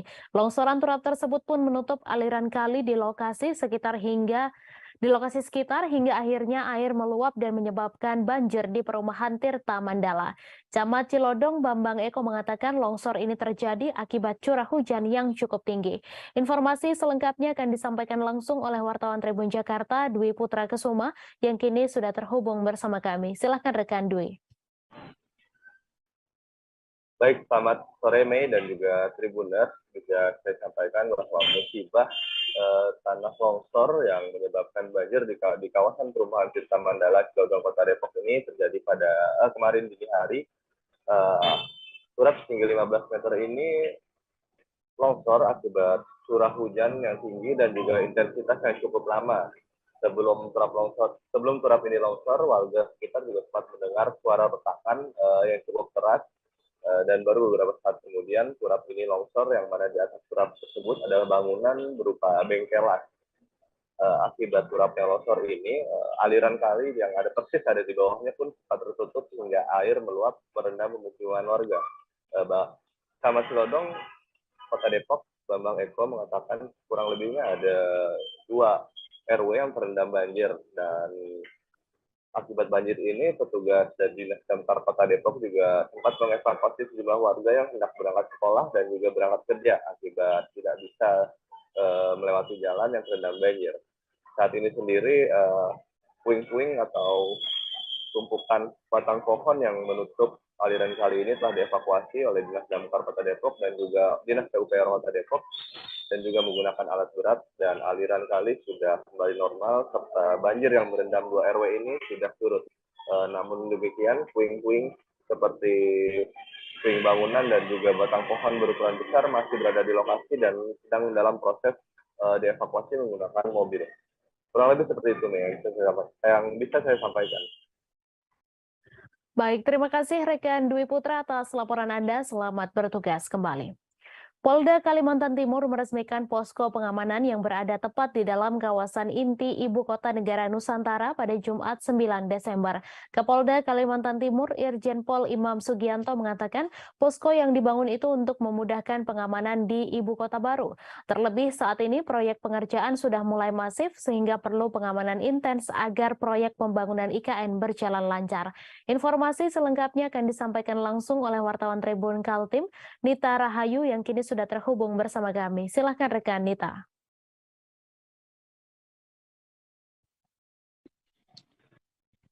Ya baik, di studio dapat kami laporkan dari Kabupaten Penajam Pasar Utara bahwa pada Jumat 9 Desember 2022 ini Polda Kalimantan Timur meresmikan posko pengamanan yang berada tepat di dalam kawasan inti Ibu Kota Negara atau IKN Nusantara. Kapolda Kaltim Irjen Pol Imam Sugianto mengatakan bahwa posko yang dibangun itu untuk memudahkan pengamanan di Ibu Kota terbaru. Terlebih saat ini proyek pengerjaan sudah mulai masif dan perlu pengamanan yang intens agar proyek pembangunan di IKN dapat berjalan lancar. Kemudian beberapa hal yang menjadi atensi terkait dengan pengamanan di ibu kota negara, kata Kapolda, mulai dari adanya ditemukan pencurian yang yakni berupa alat berat milik kontraktor yang mengerjakan proyek IKN tersebut. Dan dengan dibentuknya posko pengamanan itu diharapkan kejadian yang sama tidak terulang lagi. Kemudian posko tersebut juga Mai dan Tribuners dikerjakan kurang lebih selama 4 bulan dan lokasinya berada tepat di tengah-tengah kawasan inti ibu kota negara dan sehingga lokasi tersebut dianggap strategis untuk dijadikan posko pengamanan. Dapat kami informasikan juga bahwa posko tersebut dilengkapi dengan ruangan administrasi, ruang rapat, ruang istirahat, dan beberapa fasilitas lainnya. Tidak hanya itu, Kapolda juga mengisyaratkan bahwa posko tersebut nantinya akan ditingkatkan dan dijadikan sebagai Polresta IKN. Kemudian disinggung mengenai personil yang akan bersiaga serta sistem penjagaan seperti apa yang akan diterapkan di posko, kata Kapolda saat ini masih dalam tahap penyusunan. Karena di IKN sendiri saat ini yang berjaga atau melakukan pengamanan masih di bawah kendali oleh tim pengamanan IKN Operasi Nusantara yang dibentuk oleh Polda. Kemudian pada tahun 2023 mendatang akan ada penambahan personil untuk Polda yang akan berjaga di wilayah ibu kota negara. Jumlahnya dikatakan Kapolda sebanyak 500 personil. Demikian, Mai. Baik, terima kasih rekan Dita atas laporan Anda. Dan Tribuners, wartawan kami juga telah menghimpun wawancara dengan Kapolda Kalimantan Timur. Berikut tayangannya untuk Anda. Ada pos-pos lain, Pak? Akan ada tambahan pos-pos lain. Kita mengeliminir, sudah ada beberapa laporan kehilangan yang kecil itu, ya. Ini harus kita mitigasi, kalau tidak ini nanti akan berlanjut terus. Pelaku harus ketangkep. Ada berapa personil, Pak, yang akan ditambah, Pak? Kurang lebih 500 sekian tahun depan. Tapi itu dinamis, akan bisa bertambah lagi. Kita sesuaikan dengan tingkat ancaman yang ada di sekitar proyek pembangunan KIPP. Laporan selama ini baru hanya pencurian, Pak? Pencurian sementara, ya, pencurian. Mudah-mudahan nggak ada lagi deh. Masyarakat kita, saya menghimbau ke masyarakat, ojo nyuri-nyuri lah, nanti daripada dikandangkan di sel nanti, ya. Siap. Oke ya. Siap. Terungkap fakta baru kasus dugaan ruda paksa yang dilakukan oleh seorang pas pampres berinisial Mayor BF kepada prajurit wanita TNI di sebuah hotel di Bali. Setelah dilakukan penyelidikan oleh penyidik Pusat Polisi Militer TNI, tidak ditemukan bukti adanya kasus ruda paksa. Panglima TNI Jenderal Andika Perkasa mengatakan dari hasil penyelidikan sementara, perwira pas pampres dan prajurit wanita TNI melakukan tindak asusila atas dasar suka sama suka tanpa ada unsur pemaksaan. Saat ini, korban yang merupakan perwira muda perempuan Divisi Infanteri 3 Kostrat berinisial Letda CAJ KGER berpotensi sebagai tersangka. Sebelumnya, Mayor Infanteri BF yang menjabat sebagai Wakil Komandan di salah satu detasmen pasukan pengamanan Presiden atau Pas Pampres telah ditetapkan sebagai tersangka. Menurutnya, kedua pelaku dapat dijerat dengan pasal 281 tentang asusila dan dapat dipecat dari TNI karena kasus ini. Kini proses penyelidikan masih berjalan dan akan terus dikembangkan. Sebelumnya, Jenderal Andika Perkasa mengatakan Mayor BF sudah diproses hukum atas kesalahannya. Hal ini dikatakan sebelum ada bukti kasus asusila dilakukan atas dasar suka sama suka. Kasus ini telah diperiksa di Makassar, Sulawesi Selatan karena korban bertugas di Divisi Infanteri 3 Kostrat. Namun kini kasus ini akan ditangani langsung oleh Pusat Polisi Militer atau Puspom TNI. Andika menjelaskan jika perbuatan Mayor BF sudah memenuhi unsur pidana dan tidak akan memberi kompromi atas perbuatannya. Selain itu, ia juga dengan tegas akan memecat Mayor BF karena melakukan perbuatan tersebut kepada sesama prajurit TNI. Kepala Staf Kepresidenan Jenderal Purnawirawan Muldoko menanggapi kasus oknum Pas Pampres yang diduga meruda paksa prajurit TNI wanita di sebuah hotel di Bali ketika acara KTT G20 pada 15 hingga 16 November 2022. Muldoko menyatakan di TNI aturan dan hukum yang berlaku sudah jelas. Menurutnya dalam kasus ini akan dilihat terlebih dahulu pelanggaran kasus ini termasuk disiplin murni atau disiplin tidak murni.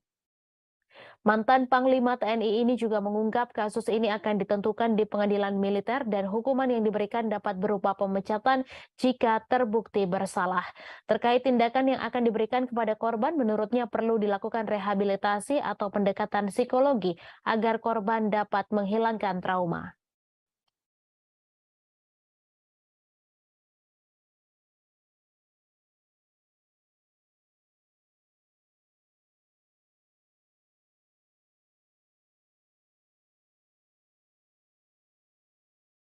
Agus Sujatno alias Agus Muslim merupakan pelaku bom bunuh diri di Polsek Astana Anyar, Bandung, Jawa Barat pada Rabu 7 Desember. Pelaku diketahui terafiliasi dengan kelompok Jamaah Ansarut Daulah atau JAD Bandung, namun tinggal di Sukoharjo, Jawa Tengah. Pekerjaan pelaku adalah menjadi juru parkir di sebuah restoran di belakang Stadion Manahan Solo. Juru parkir di tempat tersebut berinisial ER mengatakan pelaku sudah sejak tahun 2019 bekerja di restoran sebagai juru parkir.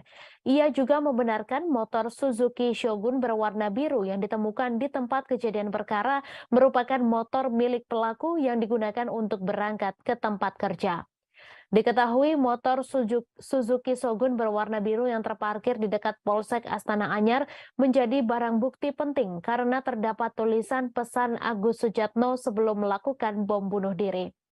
ER menjelaskan ketika menjadi juru parkir, pelaku kerap memakai celana cingkrang. Pelaku menjadi juru parkir di restoran tersebut dari pukul 9 pagi hingga 9 malam dan bekerja 2 hari sekali. Menurutnya, penghasilan pelaku menjadi juru parkir cukup besar karena dapat membawa uang Rp500.000 per hari. Di mata ER, Agus Sujatno merupakan sosok yang pendiam karena jarang berinteraksi dengan juru parkir yang lain. Pelaku Agus Sujatno tinggal di sebuah kos di wilayah Desa Siwal, Kecamatan Baki, Kabupaten Sukoharjo. Ketua RT setempat Suparno mengatakan tidak mengenal pelaku karena dari awal datang tidak melapor ke RT. Suparno juga tidak mengetahui sudah berapa lama pelaku tinggal di kos tersebut dan baru diberi informasi oleh pemilik kos setelah kejadian bom bunuh diri di Bandung. Menurutnya, pelaku dan keluarga sangat tertutup dan tidak pernah mengikuti kegiatan RT setempat. Sementara itu diketahui seorang polisi bernama Aibtu Sofyan meninggal dunia akibat ledakan bom di Polsek Astana Anyar, Kota Bandung. Aibda Sofyan merupakan Babin Kamtipmas di Kelurahan Karanganyar, Astana Anyar, Kota Bandung. Ia menjadi korban meninggal dunia akibat teror bom bunuh diri yang dilakukan Agus Sujatno alias Agus Muslim. Seorang mantan teroris Robi Rubiansyah alias Abu Askar menjelaskan alasan aparat penegak hukum dijadikan target oleh kelompok JAD. Ia mengungkap di mata kelompok JAD, sebuah negara yang tidak menggunakan asas Islam akan dipandang sebagai musuh Islam. Mantan tersangka kasus bom Kedutaan Besar Myanmar 2013 ini mengatakan aparat penegak hukum menjadi target JAD karena membela negara yang tidak berasaskan Islam dan dipandang sebagai penolong sistem setan. Menurutnya, kelompok JAD memiliki rasa kekeluargaan, ideologi, dan militansi yang tinggi. Meskipun jumlah anggotanya sedikit, namun sangat berbahaya karena 3 hal tersebut.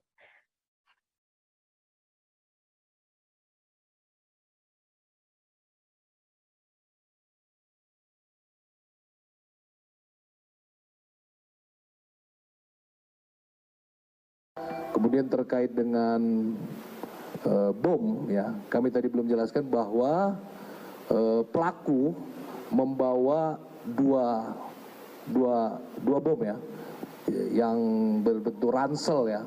Jadi yang pertama di punggung, yang kedua di depan dada. Namun peristiwa itu yang meledak adalah yang ransel punggung. Ketika meledak, yang di dada terpental. Jadi Direktur Eksekutif Trias Politika Strategis atau TPS Agung Baskoro menilai Ketua Umum Partai Nasdem Surya Paloh tampaknya ingin membalas dendam terhadap Presiden Joko Widodo. Hal itu merespons ketidakhadiran Surya Paloh pada pernikahan Kaesang Pangarep dan Erina Sofia Gudono pada Sabtu 10 Desember besok. Menurut Agung, ketidakhadiran Paloh merupakan sinyal bahwa ia juga bisa memberikan kode-kode politik kepada Jokowi. Selain itu, Agung juga menilai ketidakhadiran Surya Paloh juga bisa menjadi pertanda bahwa KPI semakin mengkristal sebagai koalisi yang serius digalang oleh Nasdem, Demokrat, dan PKS. Namun ia menegaskan Menteri Nasdem di Kabinet Indonesia Maju berpotensi di-reshuffle apabila aksi saling balas kode tersebut terus dilakukan. Sebelumnya, Jokowi mewanti-wanti Partai Golkar agar tak mendeklarasikan capres secara sembrono.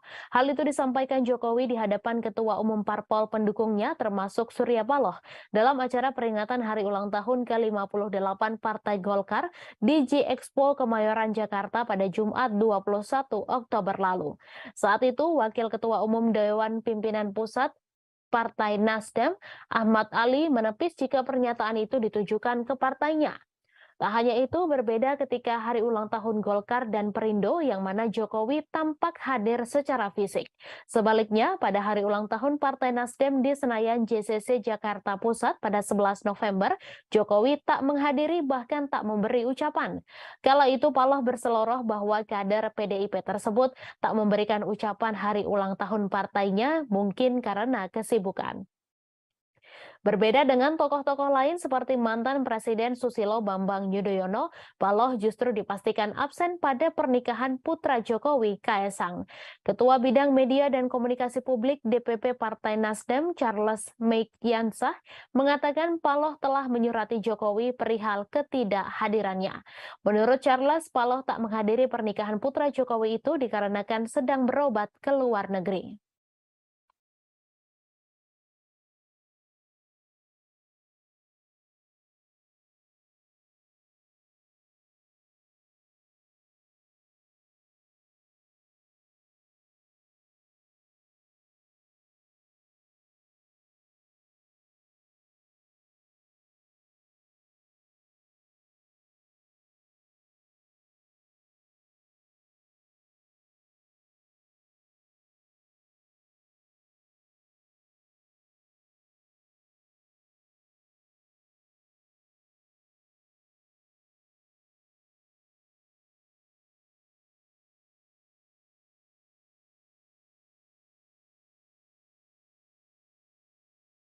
Bank Sulut Gorontalo atau Bank Sulutgo atau BSG mendapat sebuah kehormatan.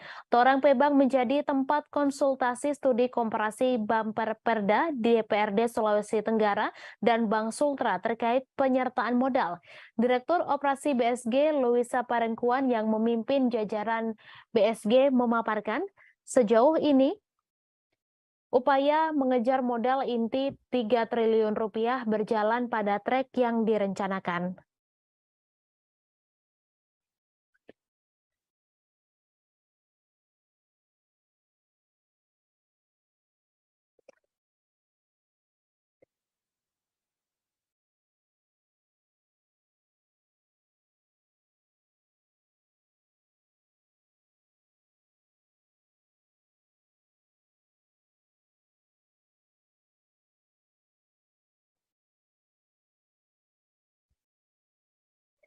Hal itu sesuai POJK nomor 12 tahun 2020 tentang konsolidasi bank umum modal inti perbankan minimal 3 triliun rupiah.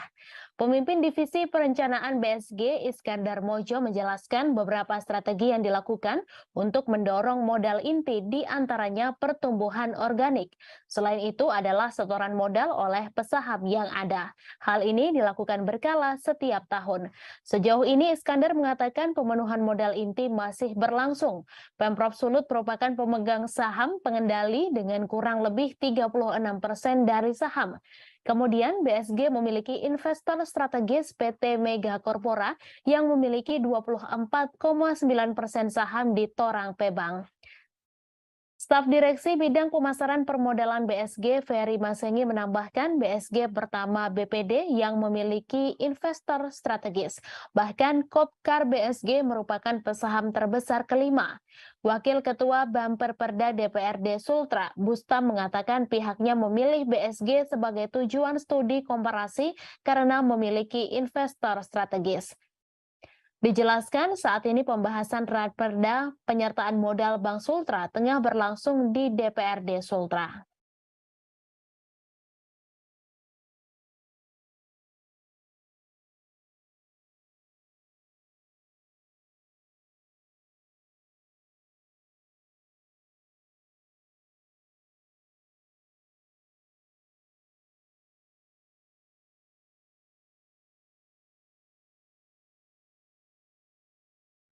Seekor sapi milik warga di Desa Lubuk Raja, Kecamatan Bandar Petalangan, Kabupaten Pelalawan mati akibat dimangsa harimau Sumatera pada Sabtu 3 Desember lalu.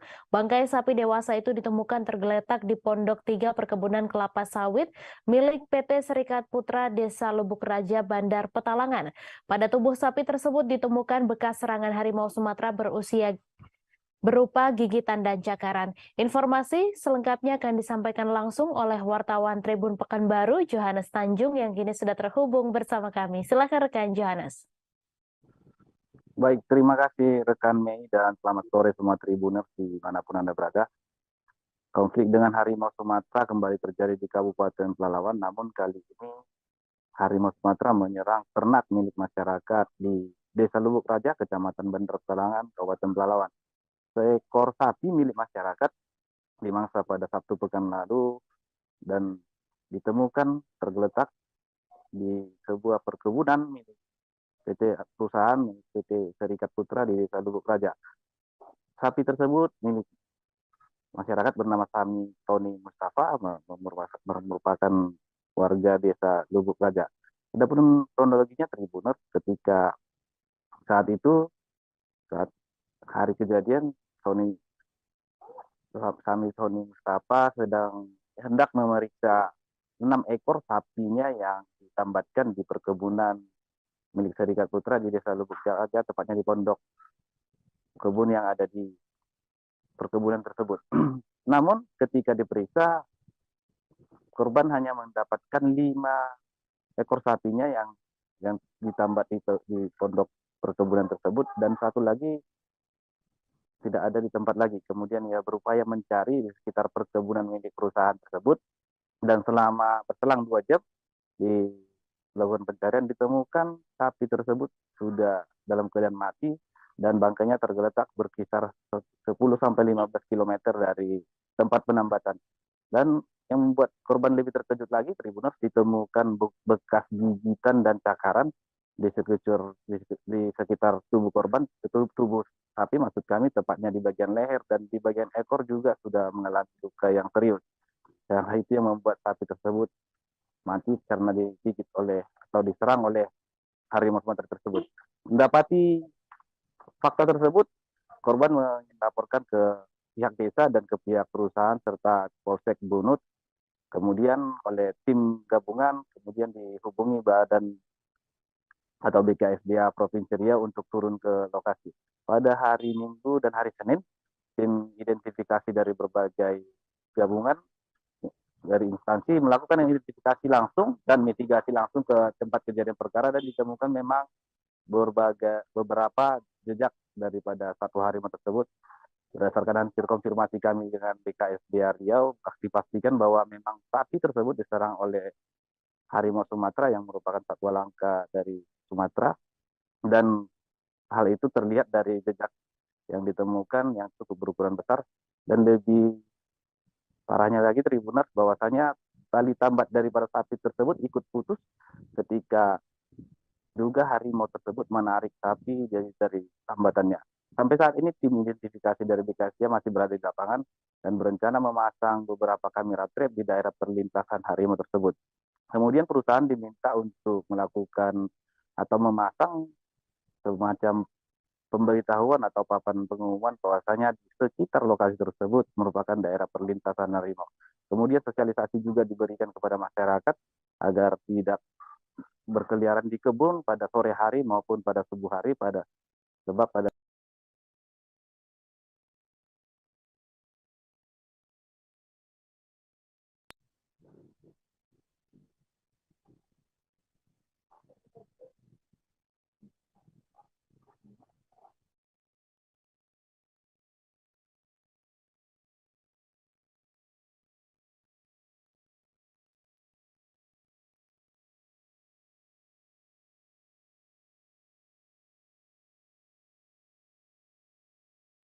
Baik, terima kasih rekan Johannes Tanjung atas laporan Anda. Selamat bertugas kembali. Kita beralih informasi selanjutnya, Tribuners. Pengadilan Negeri Jakarta Barat kembali menggelar persidangan perkara meme stupa Borobudur mirip Presiden Joko Widodo yang menyeret mantan Menpora Roy Suryo sebagai terdakwa. Sidang kembali digelar pada hari ini, Jumat 9 Desember, dengan agenda pemeriksaan saksi dari Jaksa Penuntut Umum. Pada sidang hari ini, Roy Suryo kembali hadir secara langsung di Pengadilan Negeri Jakarta Barat. Informasi selengkapnya akan disampaikan langsung oleh wartawan Tribun News Asri Fadila yang kini sudah terhubung bersama kami. Silakan rekan Asri. Iya, terima kasih Mei. Tribuners, hari ini sidang perkara MIM Stupa Borobudur milik Jokowi yang menyeret Roy Suryo sebagai terdakwa kembali digelar di Pengadilan Negeri Jakarta Barat.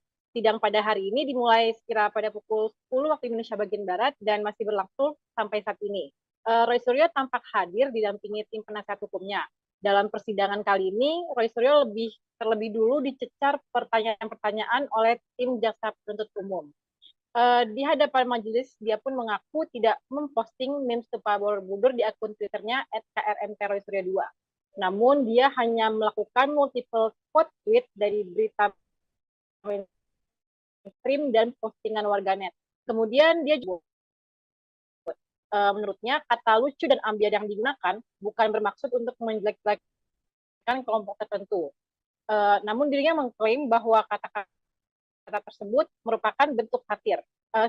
Selain itu, dia juga menjelaskan bahwa dirinya telah melaporkan 3 akun pertama yang memposting meme Stupa Borobudur melaporkan ke polisi pada 16 Juli lalu. Ketiga akun tersebut yaitu @irutpagut, @newopang, dan @5vdy. Sayangnya laporan itu disebut Roy Suryo tidak ditindaklanjuti hingga sekarang. Tapi justru laporan terhadap dirinya lah yang ditindaklanjuti sampai memasuki tahap persidangan. Sebagai informasi juga, Tribuners, dalam perkara ini, Roy Suryo sudah didakwa Undang-Undang Informasi Transaksi Elektronik atau ITE, tepatnya pasal 28A ayat 2. Kemudian ada juga pasal 156A KUHP dan pasal 15 Undang-Undang Nomor 1 1946 tentang peraturan hukum pidana. Demikian yang kiranya dapat saya sampaikan, Mei. Selanjutnya saya kembalikan ke studio. Baik, terima kasih rekan Asri Fadila atas laporan Anda. Selamat bertugas kembali. Kita beralih ke informasi selanjutnya, Tribuners. Sebanyak 4 juta batang lebih rokok ilegal senilai 4 miliar rupiah di Bengkulu dimusnahkan Kantor Pengawasan dan Pelayanan Bea dan Cukai tipe Madya Pabean C Bengkulu. Pemusnahan dipimpin langsung oleh Kepala Kantor Pengawasan dan Pelayanan Bea dan Cukai, Ardani Naryasti. Jutaan barang rokok ini merupakan hasil penindakan yang dilakukan Kantor Bea dan Cukai Bengkulu. Informasi selengkapnya akan disampaikan langsung oleh wartawan Tribun Bengkulu, Beta Misutra, yang kini sudah terhubung bersama kami. Silakan rekan Beta. Ya baik, terima kasih Mei. Baik, selamat sore Tribuners. Saat ini saya melaporkan bahwa di Bengkulu kemarin itu telah dilakukan pemusnahan sebanyak kurang lebih sekitar lebih dari 4 juta batang rokok ilegal yang ataupun menjadi sitaan dari pihak Bea dan Cukai Bengkulu ataupun pihak Kantor Pelayanan dan Pengawasan Bea dan Cukai tipe Madya Pabean C Bengkulu yang kemarin dipimpin langsung oleh Kepala Kantornya. Jadi seperti yang tadi disampaikan oleh Mei, itu bahwa benar ada 4 juta batang rokok dengan nilai total sekitar 4,7 miliar yang kemarin dimusnahkan oleh pihak Bea dan Cukai.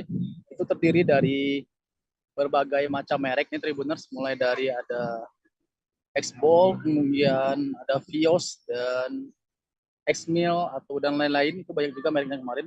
Namun untuk rokoknya sendiri itu rata-rata dengan bungkus berwarna hitam. Dan juga ada beberapa juga kemarin yang berwarna putih kebiru-biruan itu untuk rokok-rokok tersebut. Dan bahkan dari data yang dimiliki oleh Bea dan Cukai Bengkulu kemarin bahwa rokok-rokok yang dimusnahkan pada hari Kamis kemarin itu merupakan rokok-rokok sitaan ataupun tidak memiliki pita cukai ya Tribuners. Dan bahkan dari jumlah sekitar 4.200 batang rokok tersebut, sekitar 2.000 rokok maksud saya itu berasal dari ataupun didapatkan dari Kabupaten Rejang Lebong nih Tribuners kemarin. Jadi hampir dari setengah dari jumlah 4.000 batang rokok tersebut atau 4 juta batang rokok tersebut itu berasal dari kabupaten ya Tribuners. Sedangkan sisanya itu tersebar di beberapa wilayah kabupaten kota yang ada di Provinsi Bengkulu nih Tribuners. Jadi kami sampaikan juga nih Tribuners bahwa selain rokok-rokok kemarin juga dilakukan pemusnahan juga seperti beberapa minuman keras, kemudian juga ada beberapa barang juga seperti tembakau, kemudian ada juga barang-barang lainnya yang memang merupakan barang-barang ilegal hasil temuan dari Bea dan Cukai Bengkulu itu. Dan semuanya itu kemarin sebenarnya dimusnahkan dengan cara dibakar dan juga didampingi juga oleh beberapa pihak seperti pihak TNI dan juga pihak kepolisian baik Polda maupun Polres setempat ya Tribuners, dan juga disaksikan oleh awak media nih Tribuners. Seperti Tribuners lihat di gambar yang ada di layar Tribuners bahwa memang hampir menyerupai gunung ini kemarin tumpukannya nih Tribuners, yang semuanya kemarin dilakukan pemusnahan dengan cara dibakar oleh pihak Bea dan Cukai Bengkulu. Untuk kerugiannya sendiri, Tribuners, untuk dari barang-barang pokok yang dimusnahkan pada hari Kamis kemarin itu kurang lebih jika berhasil beredar itu akan merugikan negara kurang lebih sekitar hampir 2 miliar rupiah, lebih dari 2 miliar rupiah. Mungkin itu saja Tribuners yang dapat kami sampaikan terkait dengan pemusnahan barang berupa 4 jutaan batang rokok yang mencapai sekitar 4,7 miliar ataupun senilai 4,7 miliar yang merugikan negara kurang lebih sekitar 2 miliar rupiah yang dilakukan oleh Bea dan Cukai Bengkulu pada ini ke rekan Mei. Baik, terima kasih rekan Beta atas laporan Anda. Selamat bertugas kembali. Tim gabungan Polresta Jambi melakukan razia skala besar di kawasan Pulau Pandan Lego, Kota Jambi pada Kamis 8 Desember pagi. Sebanyak 217 personel Polresta Jambi dan 2 ekor anjing pelacak atau K9 bersama 4 orang polisi satwa dikerahkan untuk menyisir setiap sisi di kawasan eks kampung narkoba tersebut. Meski tidak menemukan pelaku, tetapi petugas membakar 4 base camp berukuran besar yang dipakai untuk transaksi dan konsumsi sabu-sabu. Informasi selengkapnya akan disampaikan langsung oleh wartawan Tribun Jambi Aryo Tondang yang kini sudah terhubung bersama kami. Silakan rekan Aryo.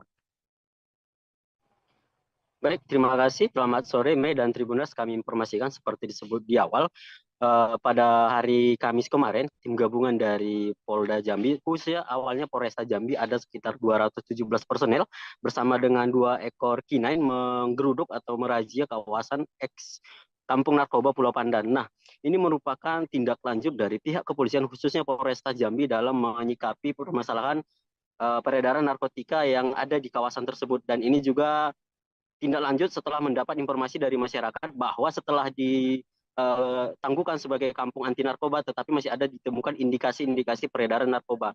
Sehingga tim yang dipimpin oleh Kapolresta Jambi, Kombes Pol Eko Wahyudi langsung terjun ke lokasi menyisir seluruh kawasan-kawasan yang menjadi tempat transaksi narkoba atau juga tempat konsumsi narkoba.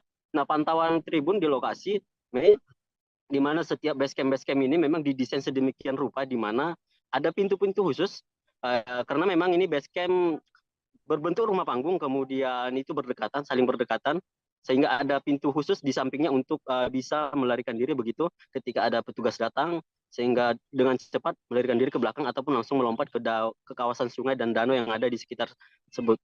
Nah, di lokasi ini, di titik pertama ini ditemukan juga alat hisap bong seperti pipet, kemudian juga pirek, kemudian juga ada kemasan-kemasan atau plastik-plastik benik yang digunakan untuk kemasan sabu-sabu.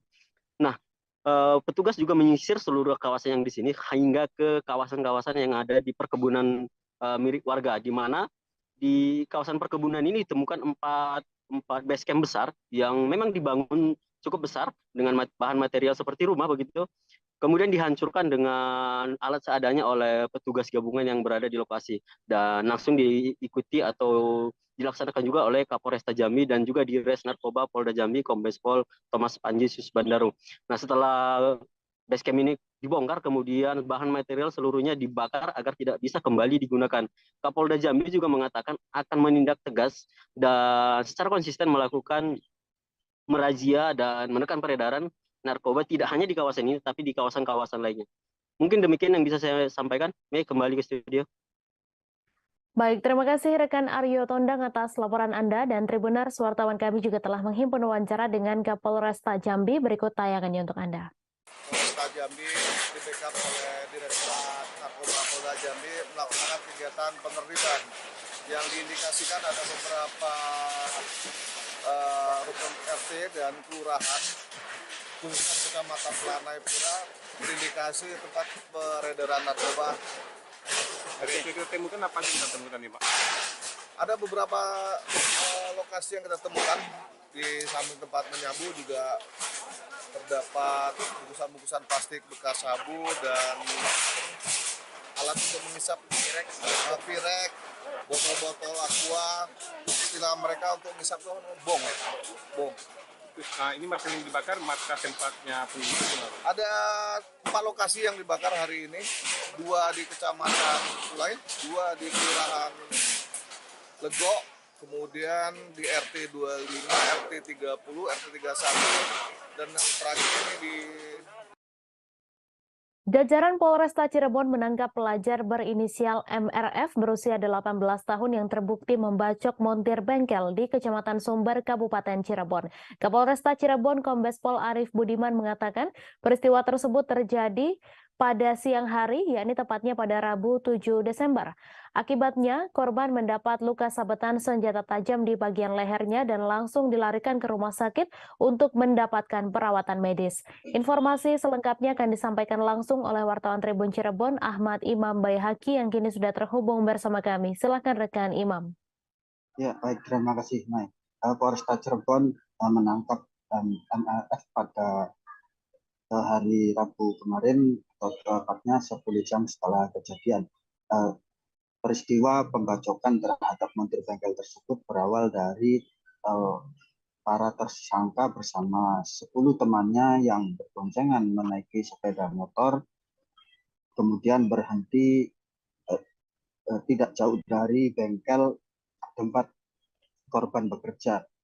Kemudian korban yang saat itu berada di bengkel menduga para pelajar atau kelompok para tersangka tersebut hendak tawuran karena korban melihat mereka sudah membawa senjata tajam dan bendera. Diduga mereka hendak menyerang kelompok pelajar lainnya yang lokasi sekolahnya berada tidak jauh dari lokasi kejadian.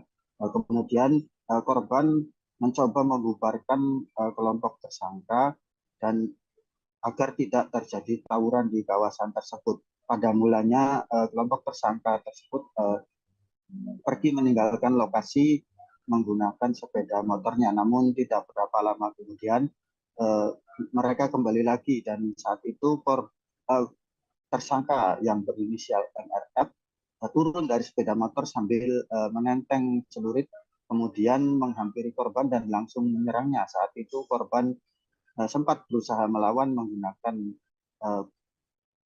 beberapa peralatan yang ada di bengkel tersebut, namun akhirnya korban tumbang setelah dibacok di bagian lehernya. Dan setelah membacok tersebut, MRF langsung kabur bersama teman-temannya. Dan korban juga sempat dilarikan ke rumah sakit untuk mendapatkan perawatan medis.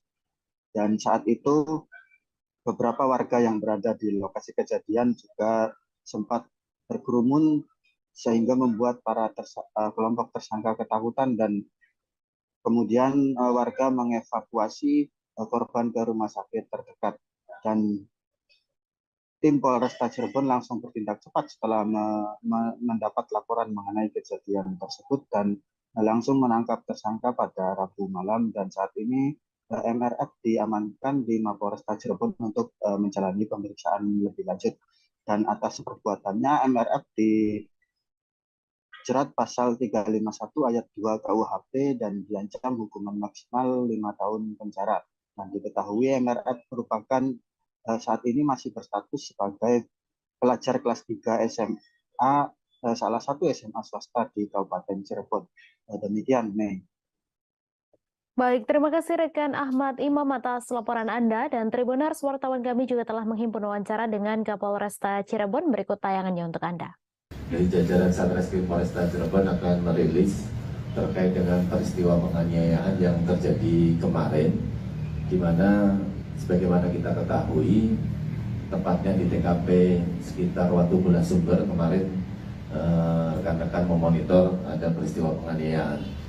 Jadi sebagai kronologis adalah bahwasanya korban menegur sekelompok pemulajar yang mengendarai sepeda motor yang diduga akan melakukan kegiatan tawuran.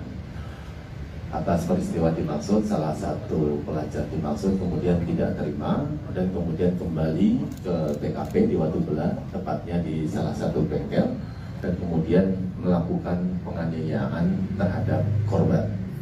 Penganiayaan menggunakan senjata tajam sebagaimana BP yang sudah kita amankan, dan senjata tajam disabetkan mengenai leher daripada korban. Salah seorang mantan polisi yang pernah bertugas di Polda Papua berinisial ES berusia 30 tahun terpaksa diringkus oleh polisi di Lebong. Penangkapan terhadap ES setelah polisi menerima laporan adanya aksi pencurian kotak amal masjid di Kabupaten Lebong. Pelaku diamankan polisi saat berada di rumahnya di kota Lubuk Linggau, Provinsi Sumatera Selatan pada Selasa 6 Desember lalu. Informasi selengkapnya akan disampaikan langsung oleh wartawan Tribun Bengkulu, Panji Destama, yang kini sudah terhubung bersama kami. Silakan rekan Panji. Oke, baik, terima kasih Saudara Mei. Oke, Tribuners menemukan ibadah seperti yang disampaikan oleh Saudara Mei sebelumnya. Saat sedang mau diamankan oleh pihak kepolisian, pelaku sempat melarikan diri. Akhirnya polisi melakukan tindakan tegas dan terukur untuk melumpuhkan pelaku. Dari pemeriksaan polisi, pelaku beraksi sudah di 7 TKP masjid yang berada di Kabupaten Lebong. Pelaku juga pernah diamankan oleh pihak Polsek Teluk Segara Polresta Bengkulu tahun 2019 lalu. Dari aksi pelaku ini, pihak kepolisian masih melakukan pengembangan apakah pelaku memiliki komplotan atau tidak. Untuk diketahui, pelaku S ini dipecat dari institusi Polri lantaran meninggalkan tugas tanpa izin saat berdinas di Polda Papua. Pelaku juga sempat bergabung di Satbrimob Polda Papua.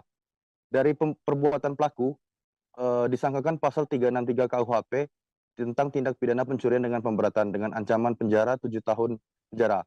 Selain itu, polisi juga mengamankan beberapa barang bukti, 1 lembar baju batik lengan panjang yang digunakan pelaku, 1 buah topi warna hitam, dan 1 unit R4 Toyota Avanza warna putih. Demikian Saudara Mei, laporan dari tribunbengkulu.com. Baik, terima kasih rekan Panji atas laporan Anda, dan Tribuners, wartawan kami juga telah menghimpun wawancara dengan Kapolres Lebong. Berikut tayangannya untuk Anda. Tersangka Elian Saputra, ini 32 tahun, merupakan pecatan dari anggota Polri. Beliau dulu bertugas sebagai Brimob di Polda Papua, kemudian disersi, kemudian dilakukan pemecatan, dan pencurian ini sudah dilakukan berulang-ulang. Jadi beliau juga seorang residivis, pernah ditahan atas kasus yang sama.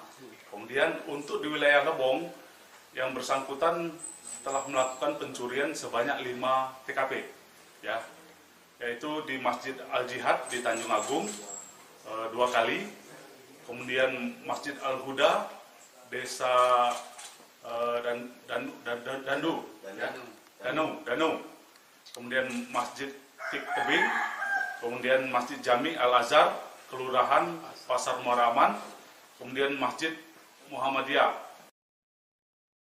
Telah ditemukan mortir di Balikpapan pada Kamis 8 Desember sekitar pukul 15 waktu Indonesia Tengah.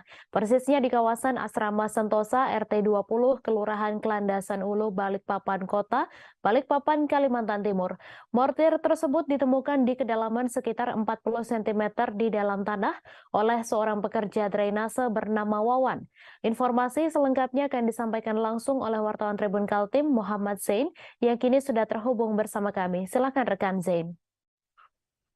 Selamat sore rekan, kami laporkan dari kota Balikpapan, Kalimantan Timur, di mana seorang pekerja bernama Wawan telah menemukan sebuah mortir di kedalaman tanah kurang lebihnya 40 cm. Untuk mortir tersebut ditemukan saat dia sedang melakukan pemboran tanah, dan ketika dia pemboran itu ternyata alat bornya itu ataupun mata bornya itu mengenai suatu benda yang awalnya dia kira adalah pipa besi. Nah, kemudian setelah dia mencoba untuk menyingkirkan ataupun membuka tanah itu, dia mencoba untuk mengangkat sendiri, ternyata tidak bisa. Akhirnya dia melaporkan kepada aparat RT setempat untuk dibantu. Namun rupanya dari aparat RT sendiri mengetahui bahwa itu bukanlah merupakan sebuah pipa besi, melainkan sebuah mortir. Adapun untuk spesifikasi mortirnya sendiri, ini berdimensi kurang lebihnya 50 kali 15 cm dengan diameter 20 cm dengan bobot kurang lebihnya 70 kg. Untuk proses evakuasinya sendiri kemudian dari warga melaporkan hal tersebut kepada pihak kepolisian untuk dibantu melakukan pengangkatan, karena setelah diproses oleh pihak kepolisian, dari mortir tersebut ternyata dalam kondisi aktif dan berpotensi ledakan. Dari kepolisian sendiri kemudian menurunkan tim penjinak bom dari Detasemen Gegana Satrimob Polda Kaltim untuk melakukan evakuasi. Dan selanjutnya dari temuan mortir tersebut akan dilakukan proses metode disposal, di mana untuk metode disposal ini adalah proses pemusnahan dengan cara ditembak, kemudian dari mortir tersebut akan meledak dan tidak menyisakan bahan-bahan peledak sedikit pun. Mungkin demikian yang bisa dilaporkan dari Kota Balikpapan, rekan Mei. Baik, terima kasih rekan Zain atas laporan Anda. Selamat bertugas kembali. Kita beralih ke informasi selanjutnya, Tribuners. Aktivis yang tergabung dalam Masyarakat Anti Korupsi Sulawesi Selatan atau MARS berkolaborasi dengan seniman Makassar Art Initiative Movement memperingati Hari Anti Korupsi tahun 2022 di Makassar pada Kamis 8 Desember. Hari Anti Korupsi jatuh pada 9 Desember 2022, namun MARS dan MAI memperingati sehari sebelumnya di bawah flyover Makassar. Informasi selengkapnya akan disampaikan langsung oleh wartawan Tribun Timur Wahyudin yang kini sudah terhubung bersama kami. Silakan rekan Wahyudin. Baik rekan Mei dan Tribuners dimanapun berada, dapat kami laporkan dari Kota Makassar bahwa MARS atau Masyarakat Anti Korupsi Sulawesi Selatan menggelar aksi bersama seniman di Kota Makassar memperingati Hari Anti Korupsi Sedunia. Jadi Masyarakat Anti Korupsi Sulawesi Selatan bersama seniman memperingati Hari Anti Korupsi dengan melukis di bawah flyover di Kota Makassar. Mereka menuangkan ide dan gagasan terhadap keresahan dan berbagai ketimpangan yang terjadi khususnya di bidang korupsi di Indonesia. Sehingga dengan melalui aktivitas melukis, ide-ide dan gagasan yang dituangkan dalam kanvas disampaikan keresahan para seniman, sebab dianggap bukan hanya keresahan aktivis dan masyarakat biasa terhadap anti korupsi yang merajalela di Indonesia, tetapi seniman juga merasakan keresahan itu, sehingga MARS menggandeng seniman untuk memperingati Hari Anti Korupsi Sedunia. Jadi peringatan Hari Anti Korupsi Sedunia ini dilakukan sehari sebelum tepatnya Hari Anti Korupsi pada 9 Desember 2022. Jadi ada beberapa keresahan yang disampaikan oleh masyarakat anti korupsi, seperti terkait dengan korupsi demokrasi yang diungkam dengan berbagai kritikan yang mulai resah dan tidak bisa disampaikan secara langsung. Nah, demikianlah Tribuners yang dapat saya laporkan dari Kota Makassar. Kembalikan ke studio. Baik, terima kasih rekan Wahyudin atas laporan Anda. Selamat bertugas kembali. Bawaslu Kaltara menekankan kepada ASN di lingkungan Pemprov Kaltara untuk tetap menjaga netralitas menjelang pemilu 2024. Ketua Bawaslu Kaltara, Suryani, mengatakan ASN sebagai perangkat pemerintahan harus memberikan layanan publik yang adil. Jika ASN tidak netral, Suryani khawatir pelayanan publik akan terganggu. Informasi selengkapnya akan disampaikan langsung oleh wartawan Tribun Kaltara, Ilhami Faudi, yang kini sudah terhubung bersama kami. Silahkan rekan Faudi. Ya benar rekan Mei dan Tribuners, pihak Badan Pengawas Pemilu atau Bawaslu Kaltara menekankan tentang pentingnya netralitas ASN di lingkungan Pemprov Kaltara menghadapi pemilu 2024 mendatang. Menurut Ketua Bawaslu Kaltara Suryani, netralitas ASN harus dijunjung karena selain untuk memberikan pelayanan yang adil terhadap masyarakat, netralitas ASN juga telah diatur melalui peraturan perundang-undangan yang berlaku. Menurut Suryani, pihaknya akan melakukan pengawasan secara melekat kepada ASN di lingkungan Pemprov Kaltara untuk mengantisipasi adanya dugaan dukungan terhadap salah satu pasangan calon ataupun partai politik di masa pemilu 2024 mendatang.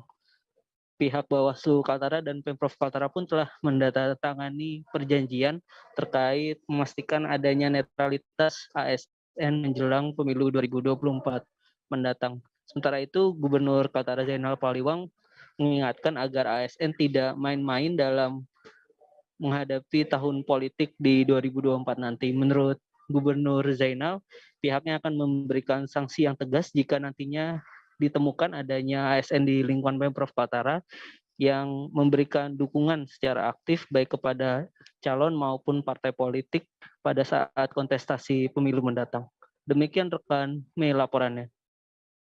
Terima kasih rekan Faudi atas laporan Anda, dan Tribuners, wartawan kami juga telah menghimpun wawancara dengan Ketua Bawaslu Kaltara. Berikut tayangannya untuk Anda.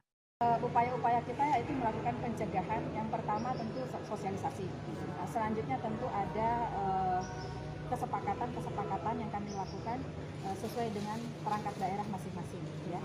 Tentu kami tidak ingin apa yang dimiliki berupa kewenangan, tindakan dari masing-masing perangkat daerah itu mengambil ruang untuk memberikan dukungan baik secara langsung maupun tidak langsung kepada para kontestan di pemilu maupun di pilkada, sehingga apa yang dilakukan Bawaslu hari ini dan ke depan semakin mendekati pelaksanaan pemilu pilkada serentak adalah upaya-upaya pencegahan. Nah, selanjutnya Bawaslu akan melakukan pengawasan secara melekat, baik secara langsung maupun tidak. Tentunya juga mendorong semua lapisan masyarakat untuk ikut mengawasi. Ya, tidak ragu menyampaikan laporan kepada Bawaslu ketika Beberapa pekan menjelang Hari Natal dan Tahun Baru, terpantau harga beras di pusat pasar Kota Medan terus mengalami kenaikan. Adapun harga beras secara bertahap naik dalam sehari mencapai Rp200, lalu Rp300 hingga Rp500 per kilogramnya. Pedagang beras bernama Acai mengatakan harga beras mulai mengalami kenaikan dalam beberapa waktu menjelang Hari Natal dan Tahun Baru 2023. Namun begitu, untuk ketersediaan stok beras hingga saat ini masih terjaga stabil hingga beberapa waktu ke depan. Informasi selengkapnya akan disampaikan langsung oleh wartawan Tribun Medan, Angel, yang kini sudah terhubung bersama kami. Silakan rekan Angel.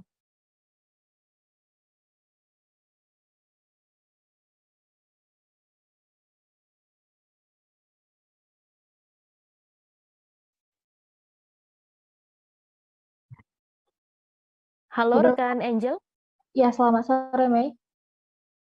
Ya, silakan dengan laporan Anda. Ya, jadi beberapa pekan menjelang Hari Natal dan Tahun Baru terpantau memang harga beras di pusat pasar Kota Medan terus mengalami kenaikan. Adapun harga beras secara bertahap ini naik dalam sehari mencapai 200, lalu 300 hingga Rp500 per kilogramnya. Nah, para pedagang juga mengatakan harga beras mulai mengalami kenaikan ini dalam beberapa waktu terakhir, dan ini akan berlangsung menjelang Hari Natal dan Tahun Baru nantinya. Namun begitu, untuk ketersediaan stok beras hingga saat ini masih terjaga stabil hingga beberapa waktu ke depan. Nah, untuk diketahui, harga beras kualitas biasa yang sebelumnya itu Rp9.500, saat ini mencapai Rp11.000. Dan untuk beras kemasan kualitas premium sebelumnya harganya hanya Rp54.000, kini naik menjadi Rp56.000 per kilogramnya. Dan sebelumnya juga Kepala Perum Bulog Sumut, Arif Mandu, menyampaikan stok beras pangan ini menjelang Nataru dipastikan juga aman hingga 3 bulan ke depan. Sekian, Mei. Baik, terima kasih rekan Angel atas laporan Anda, dan Tribuners, wartawan kami juga telah menghimpun wawancara dengan pedagang beras. Berikut tayangannya untuk Anda.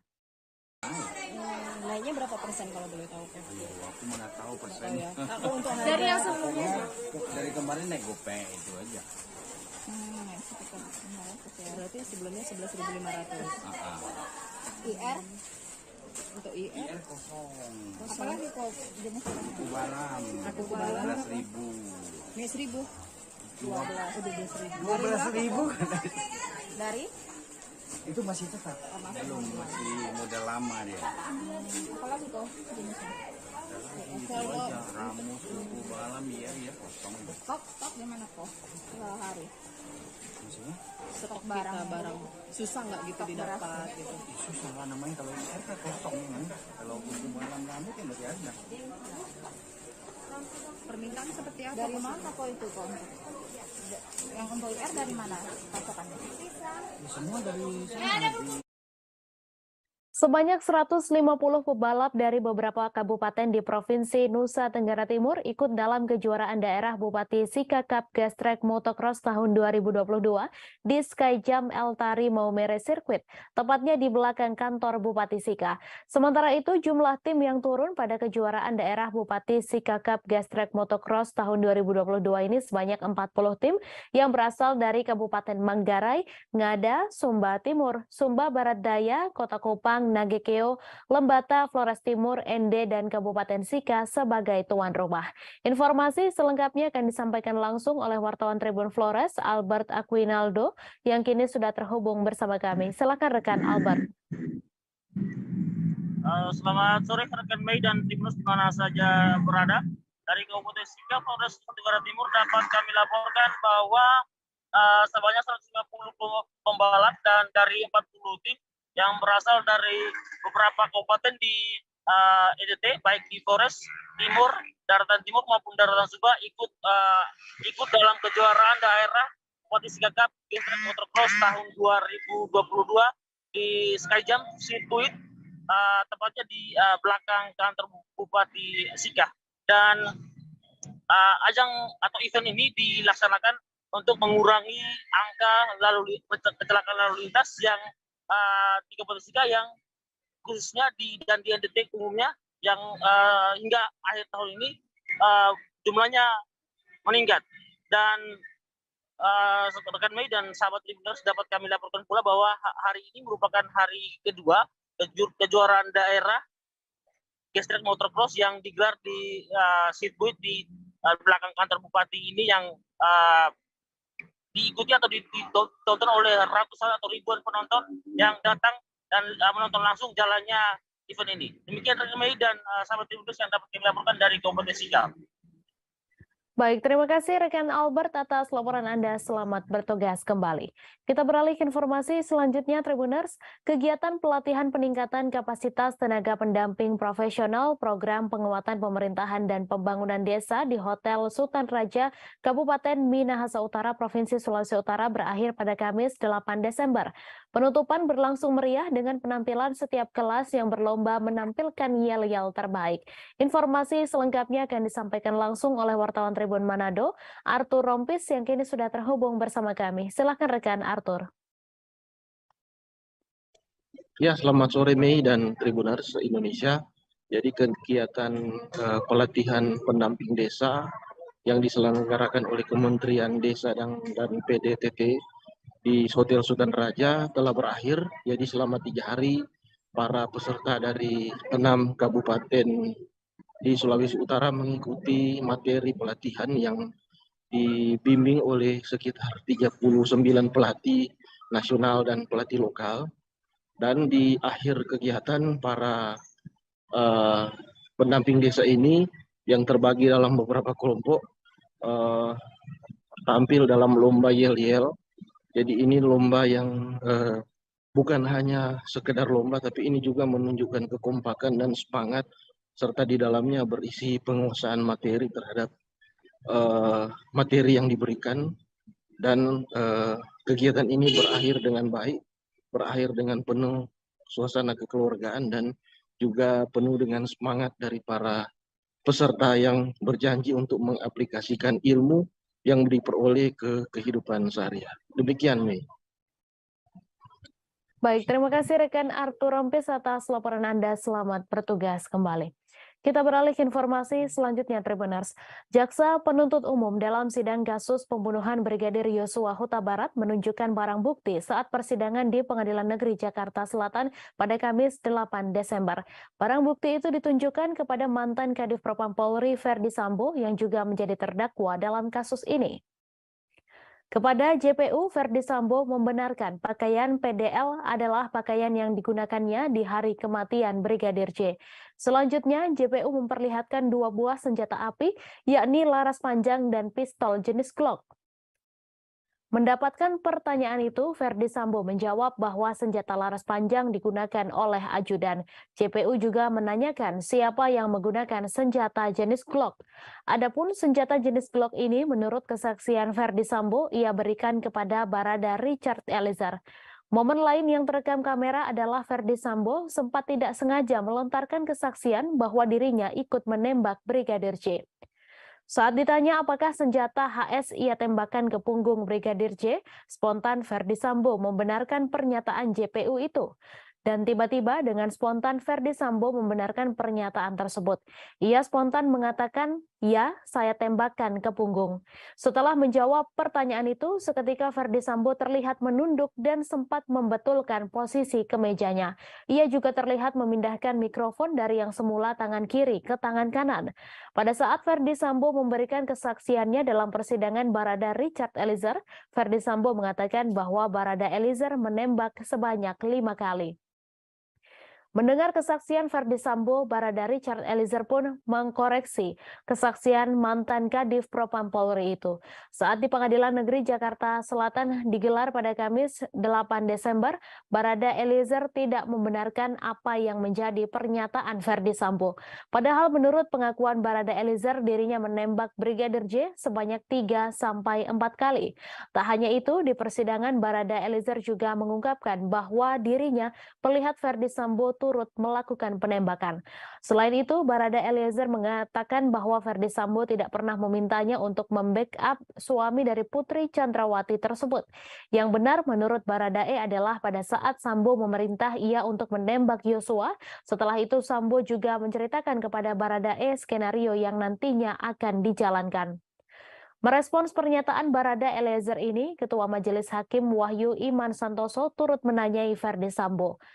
Ketua Majelis Hakim meminta kejujuran Verdi Sambo soal apakah dirinya ikut menembak Yosua atau tidak. Verdi Sambo mengaku tidak ikut menembak Yosua dan hanya mengetahui Richard Eliezer menembak sebanyak 5 kali ke arah Brigadir J. Pada hasil autopsi yang menyebut ada 7 bekas tembakan. Adapun Verdi Sambo menjawab bahwa dirinya tidak tahu terkait adanya 7 bekas tembakan tersebut.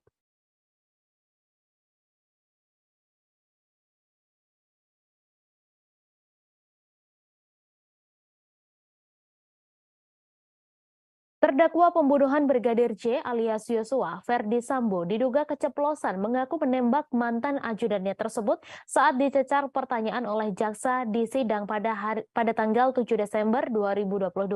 Pengacara Verdi Sambo, Rasamala Aritonang, kemudian membeberkan maksud dari ucapan Verdi Sambo yang kemudian viral tersebut. Saat bersaksi untuk terdakwa Barada E, Verdi Sambo heboh disebut keceplosan, mengakui menembak punggung Brigadir J. Padahal sebelumnya Verdi Sambo kekeh hanya Barada E yang menembak Brigadir J dan dirinya tidak. Dalam persidangan kemarin, jaksa mencecar Verdi Sambo terkait barang bukti senjata yang dipakai untuk menembak Brigadir J. Terlihat Verdi Sambo percaya diri menjawab setiap pertanyaan yang diajukan jaksa. Lebih lanjut, jaksa pun bertanya soal jenis Glock yang menjadi senjata peregang nyawa Yosua. Melanjutkan pertanyaan, jaksa mendadak bertanya kepada Verdi Sambo perihal sang terdakwa yang menembak Yosua. Dengan jawaban terbata-bata, Verdi Sambo menyinggung soal dirinya yang menembak Yosua. Ucapan Verdi Sambo yang seolah keceplosan mengakui telah menembak Brigadir J itu sontak ramai diperbincangkan halayak. Tak lama setelahnya muncul klarifikasi yang diungkap Rasamala Aritonang. Menurutnya, Verdi Sambo sudah konsisten memberikan kesaksian di persidangan, termasuk soal pengakuannya yang tidak menembak Brigadir J. Setelah mendengar penjelasan pengacara Verdi Sambo, ada salah satu wartawan yang terdengar kembali menegaskan soal momen ketika Verdi Sambo mengaku menembak punggung Brigadir J. Rasamala membantah maksud Verdi Sambo adalah menembak Yosua. Ia mengatakan maksud Sambo adalah menembak dinding seusai mengambil pistol dari Yosua. Sementara itu, dalam persidangan kemarin, Majelis Hakim menilai janggal keterangan dari Ferdy Sambo. Pertama, seperti pada pernyataan Ferdy Sambo yang mengatakan bahwa istrinya, Putri Chandrawati, sedang tidak enak badan. Namun, pernyataan tersebut tidak tampak dalam CCTV yang dijadikan bukti. Pernyataan Ferdy Sambo kedua yang diragukan hakim adalah terkait Putri Chandrawati yang hendak isolasi mandiri. Dalam pernyataannya, Ferdy Sambo mengaku tidak tahu mengenai siapa saja yang ikut mengantarkan istrinya yang hendak isolasi mandiri tersebut.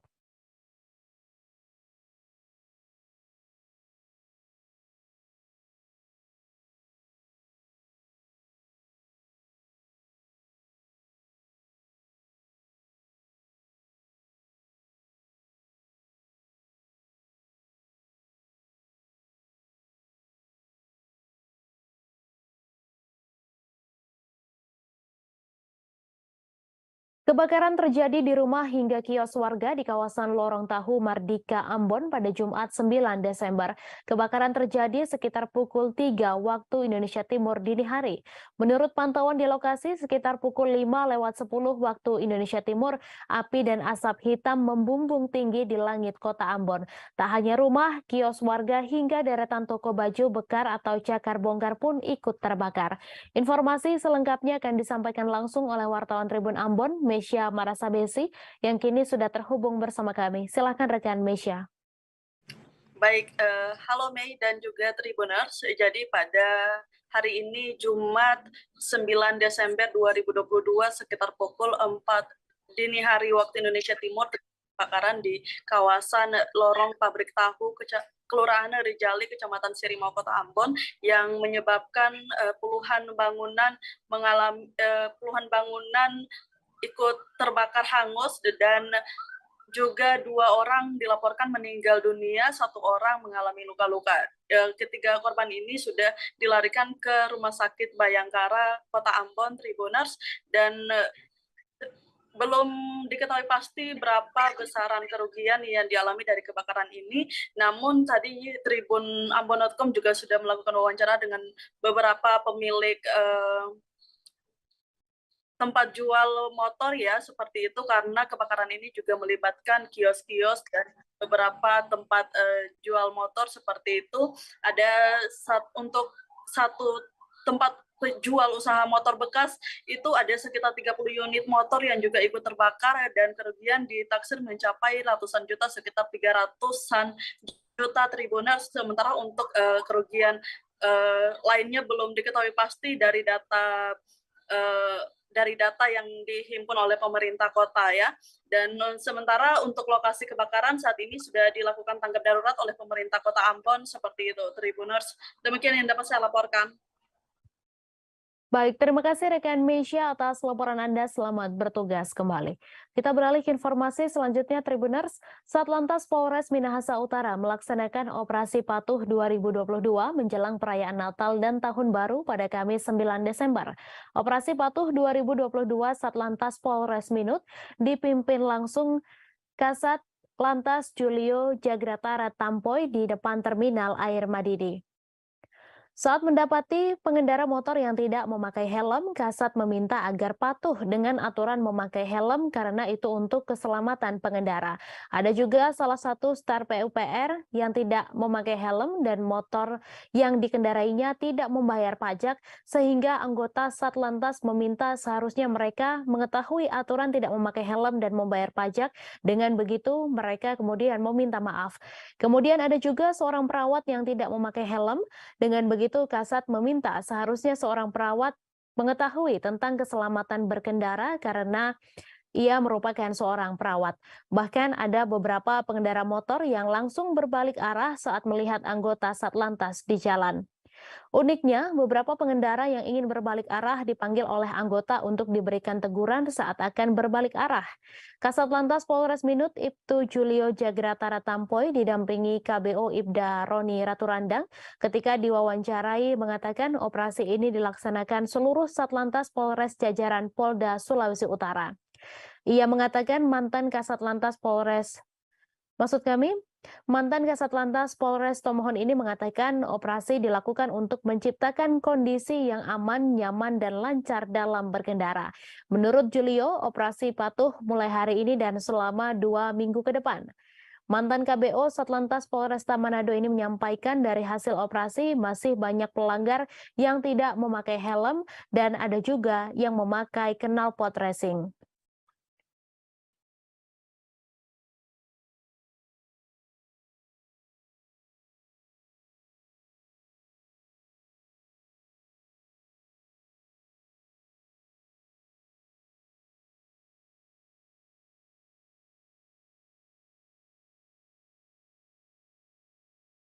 Turap setinggi 15 meter longsor di kawasan perumahan Tirta Mandala, Cilodong, Kota Depok pada dini hari tadi.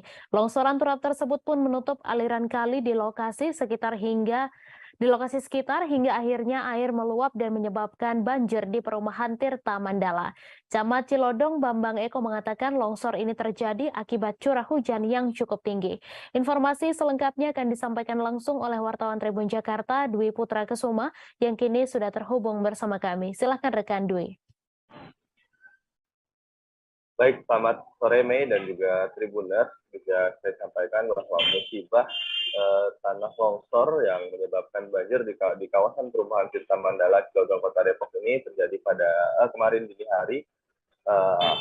Turap setinggi 15 meter ini longsor akibat curah hujan yang tinggi dan juga intensitas yang cukup lama. Sebelum turap ini longsor, warga sekitar juga sempat mendengar suara retakan yang cukup keras. Dan baru beberapa saat kemudian turap ini longsor, yang mana di atas turap tersebut adalah bangunan berupa bengkelan. Akibat turapnya longsor ini, aliran kali yang ada persis ada di bawahnya pun sempat tertutup hingga air meluap merendam pemukiman warga. Camat Cilodong, Kota Depok, Bambang Eko mengatakan kurang lebihnya ada 2 RW yang terendam banjir, dan akibat banjir ini, petugas dan Dinas Damkar Kota Depok juga sempat mengevakuasi sejumlah warga yang hendak berangkat sekolah dan juga berangkat kerja akibat tidak bisa melewati jalan yang terendam banjir.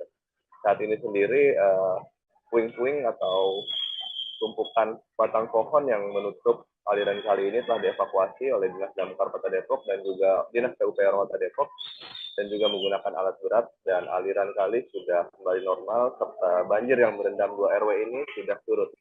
Namun demikian, puing-puing seperti puing bangunan dan juga batang pohon berukuran besar masih berada di lokasi dan sedang dalam proses dievakuasi menggunakan mobil. Kurang lebih seperti itu nih yang bisa saya sampaikan. Baik, terima kasih rekan Dwi Putra atas laporan Anda. Selamat bertugas kembali. Polda Kalimantan Timur meresmikan posko pengamanan yang berada tepat di dalam kawasan inti Ibu Kota Negara Nusantara pada Jumat 9 Desember. Kapolda Kalimantan Timur Irjen Pol Imam Sugianto mengatakan posko yang dibangun itu untuk memudahkan pengamanan di Ibu Kota baru. Terlebih saat ini proyek pengerjaan sudah mulai masif sehingga perlu pengamanan intens agar proyek pembangunan IKN berjalan lancar. Informasi selengkapnya akan disampaikan langsung oleh wartawan Tribun Kaltim, Nita Rahayu, yang kini sudah terhubung bersama kami. Silakan rekan Nita.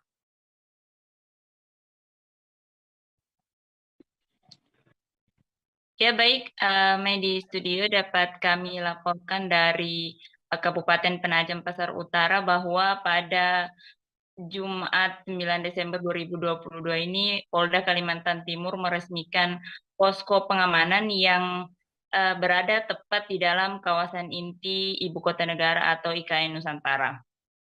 Kapolda Kaltim Irjen Pol Imam Sugianto mengatakan bahwa posko yang dibangun itu untuk memudahkan pengamanan di Ibu Kota terbaru.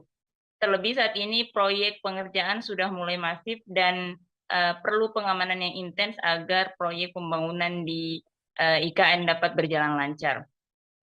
Kemudian beberapa hal yang menjadi atensi terkait dengan pengamanan di Ibu Kota Negara, kata Kapolda, mulai dari adanya ditemukan pencurian yang yakni berupa alat berat milik kontraktor yang mengerjakan proyek IKN tersebut. Dan dengan dibentuknya posko pengamanan itu diharapkan kejadian yang sama tidak terulang lagi. Kemudian posko tersebut juga, Mai dan Tribuners, dikerjakan kurang lebih selama 4 bulan dan lokasinya berada tepat di tengah-tengah kawasan inti ibu kota negara, dan sehingga lokasi tersebut dianggap strategis untuk dijadikan posko pengamanan. Dapat kami informasikan juga bahwa posko tersebut dilengkapi dengan ruangan administrasi, ruang rapat, ruang istirahat, dan beberapa fasilitas lainnya. Tidak hanya itu, Kapolda juga mengisyaratkan bahwa posko tersebut nantinya akan ditingkatkan dan dijadikan sebagai Polresta IKN. Kemudian disinggung mengenai personil yang akan bersiaga serta sistem penjagaan seperti apa yang akan diterapkan di posko. Kata Kapolda saat ini masih dalam tahap penyusunan. Karena di IKN sendiri saat ini yang berjaga atau melakukan pengamanan masih di bawah kendali oleh tim pengamanan IKN Operasi Nusantara yang dibentuk oleh Polda. Kemudian pada tahun 2023 mendatang akan ada penambahan personil untuk Polda yang akan berjaga di wilayah ibu kota negara. Jumlahnya dikatakan Kapolda sebanyak 500 personil. Demikian, Mai. Baik, terima kasih rekan Dita atas laporan Anda. Dan Tribuners, wartawan kami juga telah menghimpun wawancara dengan Kapolda Kalimantan Timur. Berikut tayangannya untuk Anda. Ada pos-pos lain, Pak? Akan ada tambahan pos-pos lain. Kita mengeliminir, sudah ada beberapa laporan kehilangan, yang kecil itu, ya. Ini harus kita mitigasi, kalau tidak, ini nanti akan berlanjut terus. Pelaku harus ketangkep. Ada berapa personil, Pak, yang akan ditambah, Pak?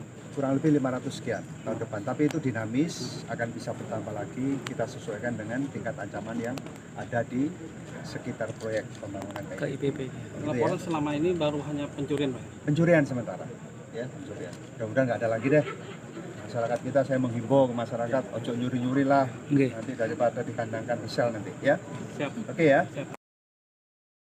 Terungkap fakta baru kasus dugaan ruda paksa yang dilakukan oleh seorang pas pampres berinisial Mayor BF kepada prajurit wanita TNI di sebuah hotel di Bali. Setelah dilakukan penyelidikan oleh penyidik Pusat Polisi Militer TNI, tidak ditemukan bukti adanya kasus ruda paksa. Panglima TNI Jenderal Andika Perkasa mengatakan dari hasil penyelidikan sementara, perwira pas pampres dan prajurit wanita TNI melakukan tindak asusila atas dasar suka sama suka tanpa ada unsur pemaksaan. Saat ini, korban yang merupakan perwira muda perempuan Divisi Infanteri 3 Kostrat berinisial Letda CAJ KGER berpotensi sebagai tersangka. Sebelumnya, Mayor Infanteri BF yang menjabat sebagai Wakil Komandan di salah satu detasmen pasukan pengamanan Presiden atau Pas Pampres telah ditetapkan sebagai tersangka. Menurutnya, kedua pelaku dapat dijerat dengan pasal 281 tentang asusila dan dapat dipecat dari TNI karena kasus ini. Kini proses penyelidikan masih berjalan dan akan terus dikembangkan. Sebelumnya, Jenderal Andika Perkasa mengatakan Mayor BF sudah diproses hukum atas kesalahannya. Hal ini dikatakan sebelum ada bukti kasus asusila dilakukan atas dasar suka sama suka. Kasus ini telah diperiksa di Makassar, Sulawesi Selatan karena korban bertugas di Divisi Infanteri 3 Kostrat.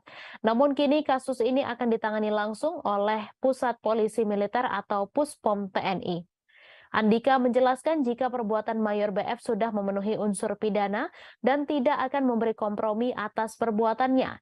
Selain itu, ia juga dengan tegas akan memecat Mayor BF karena melakukan perbuatan tersebut kepada sesama prajurit TNI.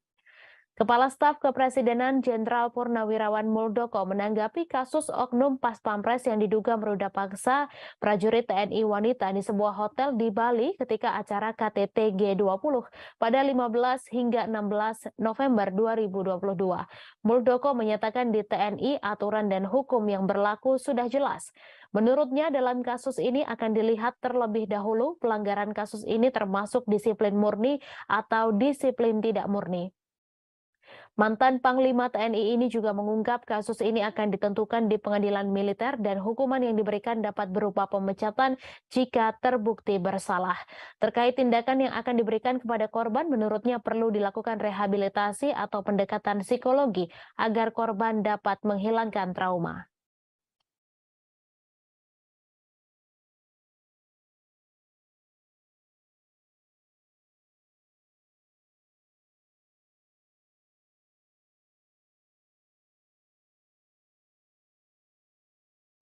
Agus Sujatno alias Agus Muslim merupakan pelaku bom bunuh diri di Polsek Astana Anyar, Bandung, Jawa Barat pada Rabu 7 Desember. Pelaku diketahui terafiliasi dengan kelompok Jamaah Ansarut Daulah atau JAD Bandung, namun tinggal di Sukoharjo, Jawa Tengah. Pekerjaan pelaku adalah menjadi juru parkir di sebuah restoran di belakang Stadion Manahan, Solo. Juru parkir di tempat tersebut berinisial ER mengatakan pelaku sudah sejak tahun 2019 bekerja di restoran sebagai juru parkir. Ia juga membenarkan motor Suzuki Shogun berwarna biru yang ditemukan di tempat kejadian perkara merupakan motor milik pelaku yang digunakan untuk berangkat ke tempat kerja. Diketahui motor Suzuki Shogun berwarna biru yang terparkir di dekat Polsek Astana Anyar menjadi barang bukti penting karena terdapat tulisan pesan Agus Sujatno sebelum melakukan bom bunuh diri. ER menjelaskan ketika menjadi juru parkir, pelaku kerap memakai celana cingkrang. Pelaku menjadi juru parkir di restoran tersebut dari pukul 9 pagi hingga 9 malam dan bekerja 2 hari sekali. Menurutnya, penghasilan pelaku menjadi juru parkir cukup besar karena dapat membawa uang Rp500.000 per hari. Di mata ER, Agus Sujatno merupakan sosok yang pendiam karena jarang berinteraksi dengan juru parkir yang lain.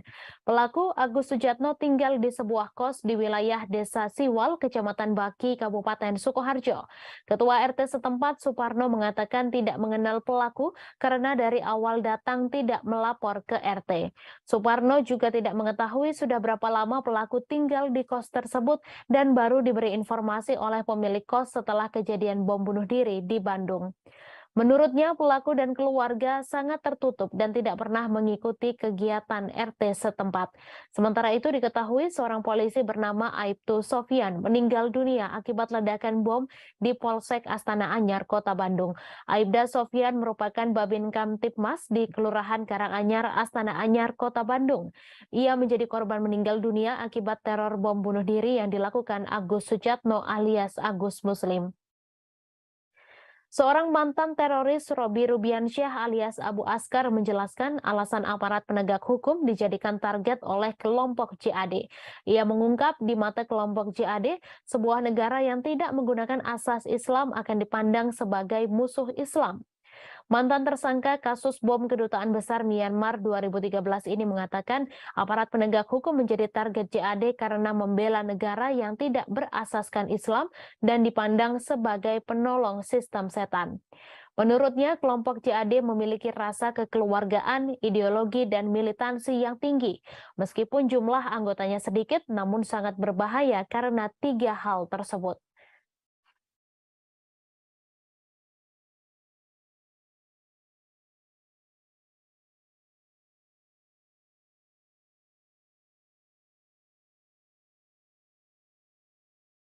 Kemudian terkait dengan bom, ya, kami tadi belum jelaskan bahwa pelaku membawa dua bom, ya, yang berbentuk ransel, ya. Jadi yang pertama di punggung, yang kedua di depan dada. Namun peristiwa itu yang meledak adalah yang ransel punggung. Ketika meledak, yang di dada terpental. Jadi Direktur Eksekutif Trias Politika Strategis atau TPS Agung Baskoro menilai Ketua Umum Partai Nasdem Surya Paloh tampaknya ingin membalas dendam terhadap Presiden Joko Widodo. Hal itu merespons ketidakhadiran Surya Paloh pada pernikahan Kaesang Pangarep dan Erina Sofia Gudono pada Sabtu 10 Desember besok. Menurut Agung, ketidakhadiran Paloh merupakan sinyal bahwa ia juga bisa memberikan kode-kode politik kepada Jokowi. Selain itu, Agung juga menilai ketidakhadiran Surya Paloh juga bisa menjadi pertanda bahwa KPI semakin mengkristal sebagai koalisi yang serius digalang oleh Nasdem, Demokrat, dan PKS. Namun ia menegaskan Menteri Nasdem di Kabinet Indonesia Maju berpotensi di-reshuffle apabila aksi saling balas kode tersebut terus dilakukan. Sebelumnya, Jokowi mewanti-wanti Partai Golkar agar tak mendeklarasikan capres secara sembrono. Hal itu disampaikan Jokowi di hadapan Ketua Umum Parpol pendukungnya termasuk Surya Paloh dalam acara peringatan hari ulang tahun ke-58 Partai Golkar di G-Expo Kemayoran, Jakarta pada Jumat 21 Oktober lalu.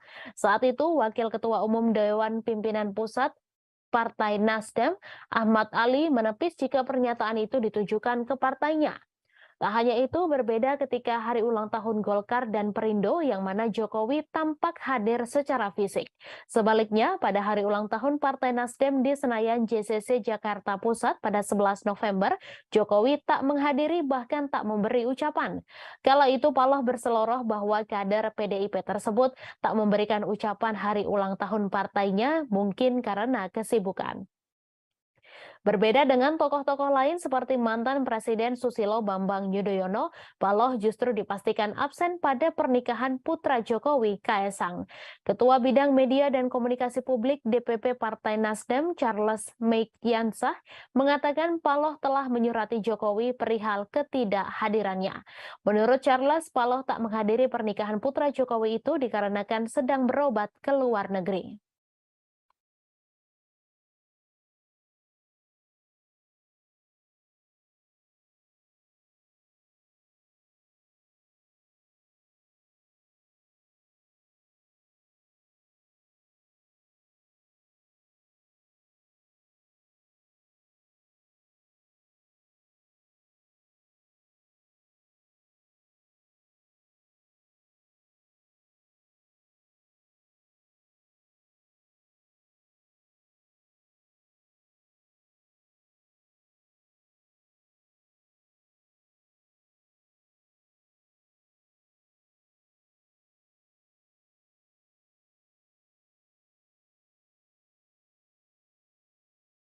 Bank Sulut Gorontalo atau Bank Sulutgo atau BSG mendapat sebuah kehormatan. Torang Pebang menjadi tempat konsultasi studi komparasi Bumper Perda di DPRD Sulawesi Tenggara dan Bank Sultra terkait penyertaan modal. Direktur Operasi BSG Luisa Parengkuan yang memimpin jajaran BSG memaparkan, sejauh ini upaya mengejar modal inti 3 triliun rupiah berjalan pada trek yang direncanakan.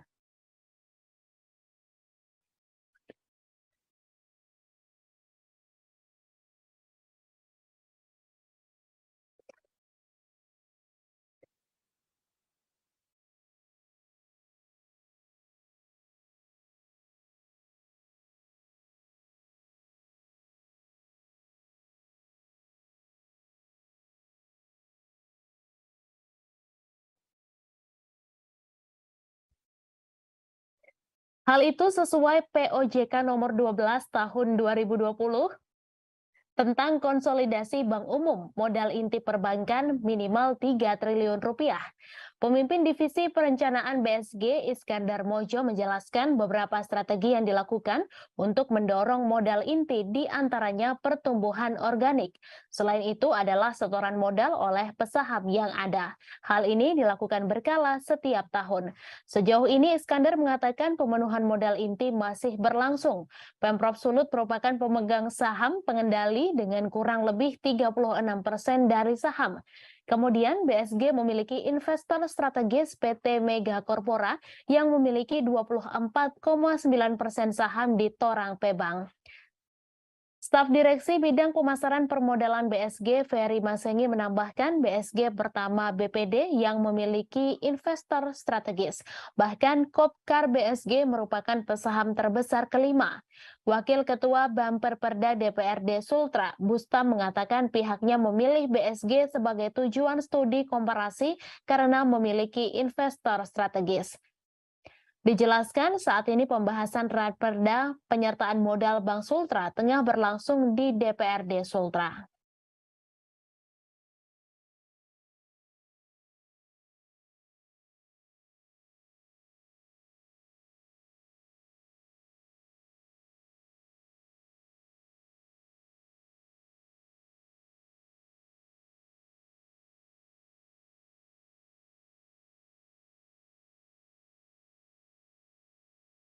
Seekor sapi milik warga di Desa Lubuk Raja, Kecamatan Bandar Petalangan, Kabupaten Pelalawan mati akibat dimangsa harimau Sumatera pada Sabtu 3 Desember lalu.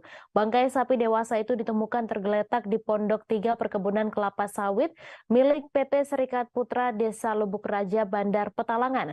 Pada tubuh sapi tersebut ditemukan bekas serangan harimau Sumatera berupa gigitan dan cakaran. Informasi selengkapnya akan disampaikan langsung oleh wartawan Tribun Pekanbaru, Johannes Tanjung, yang kini sudah terhubung bersama kami. Silakan rekan Johannes. Baik, terima kasih rekan Mei dan selamat sore semua Tribuners dimanapun Anda berada.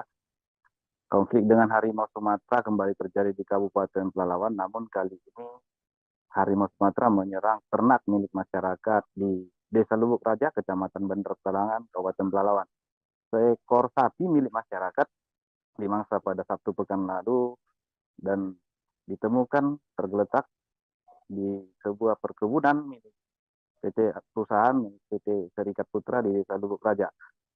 Sapi tersebut milik masyarakat bernama Tony Mustafa, merupakan warga Desa Lubuk Raja. Adapun kronologinya Tribuners, ketika saat hari kejadian Tony Mustafa hendak memeriksa 6 ekor sapinya yang ditambatkan di perkebunan milik Serikat Putra di Desa Lubuk Raja, tepatnya di pondok kebun yang ada di perkebunan tersebut. Namun ketika diperiksa, korban hanya mendapatkan 5 ekor sapinya yang ditambat di pondok perkebunan tersebut, dan satu lagi tidak ada di tempat lagi. Kemudian ia berupaya mencari di sekitar perkebunan milik perusahaan tersebut, dan berselang 2 jam dilakukan pencarian, ditemukan sapi tersebut sudah dalam keadaan mati dan bangkainya tergeletak berkisar 10-15 km dari tempat penambatan. Dan yang membuat korban lebih terkejut lagi, Tribuners, ditemukan bekas gigitan dan cakaran di sekitar tubuh korban, tubuh sapi maksud kami, tepatnya di bagian leher dan di bagian ekor juga sudah mengalami luka yang serius. Yang itu yang membuat sapi tersebut mati karena digigit atau diserang oleh harimau Sumatera tersebut. Mendapati fakta tersebut, korban melaporkan ke pihak desa dan ke pihak perusahaan serta Polsek Bunut.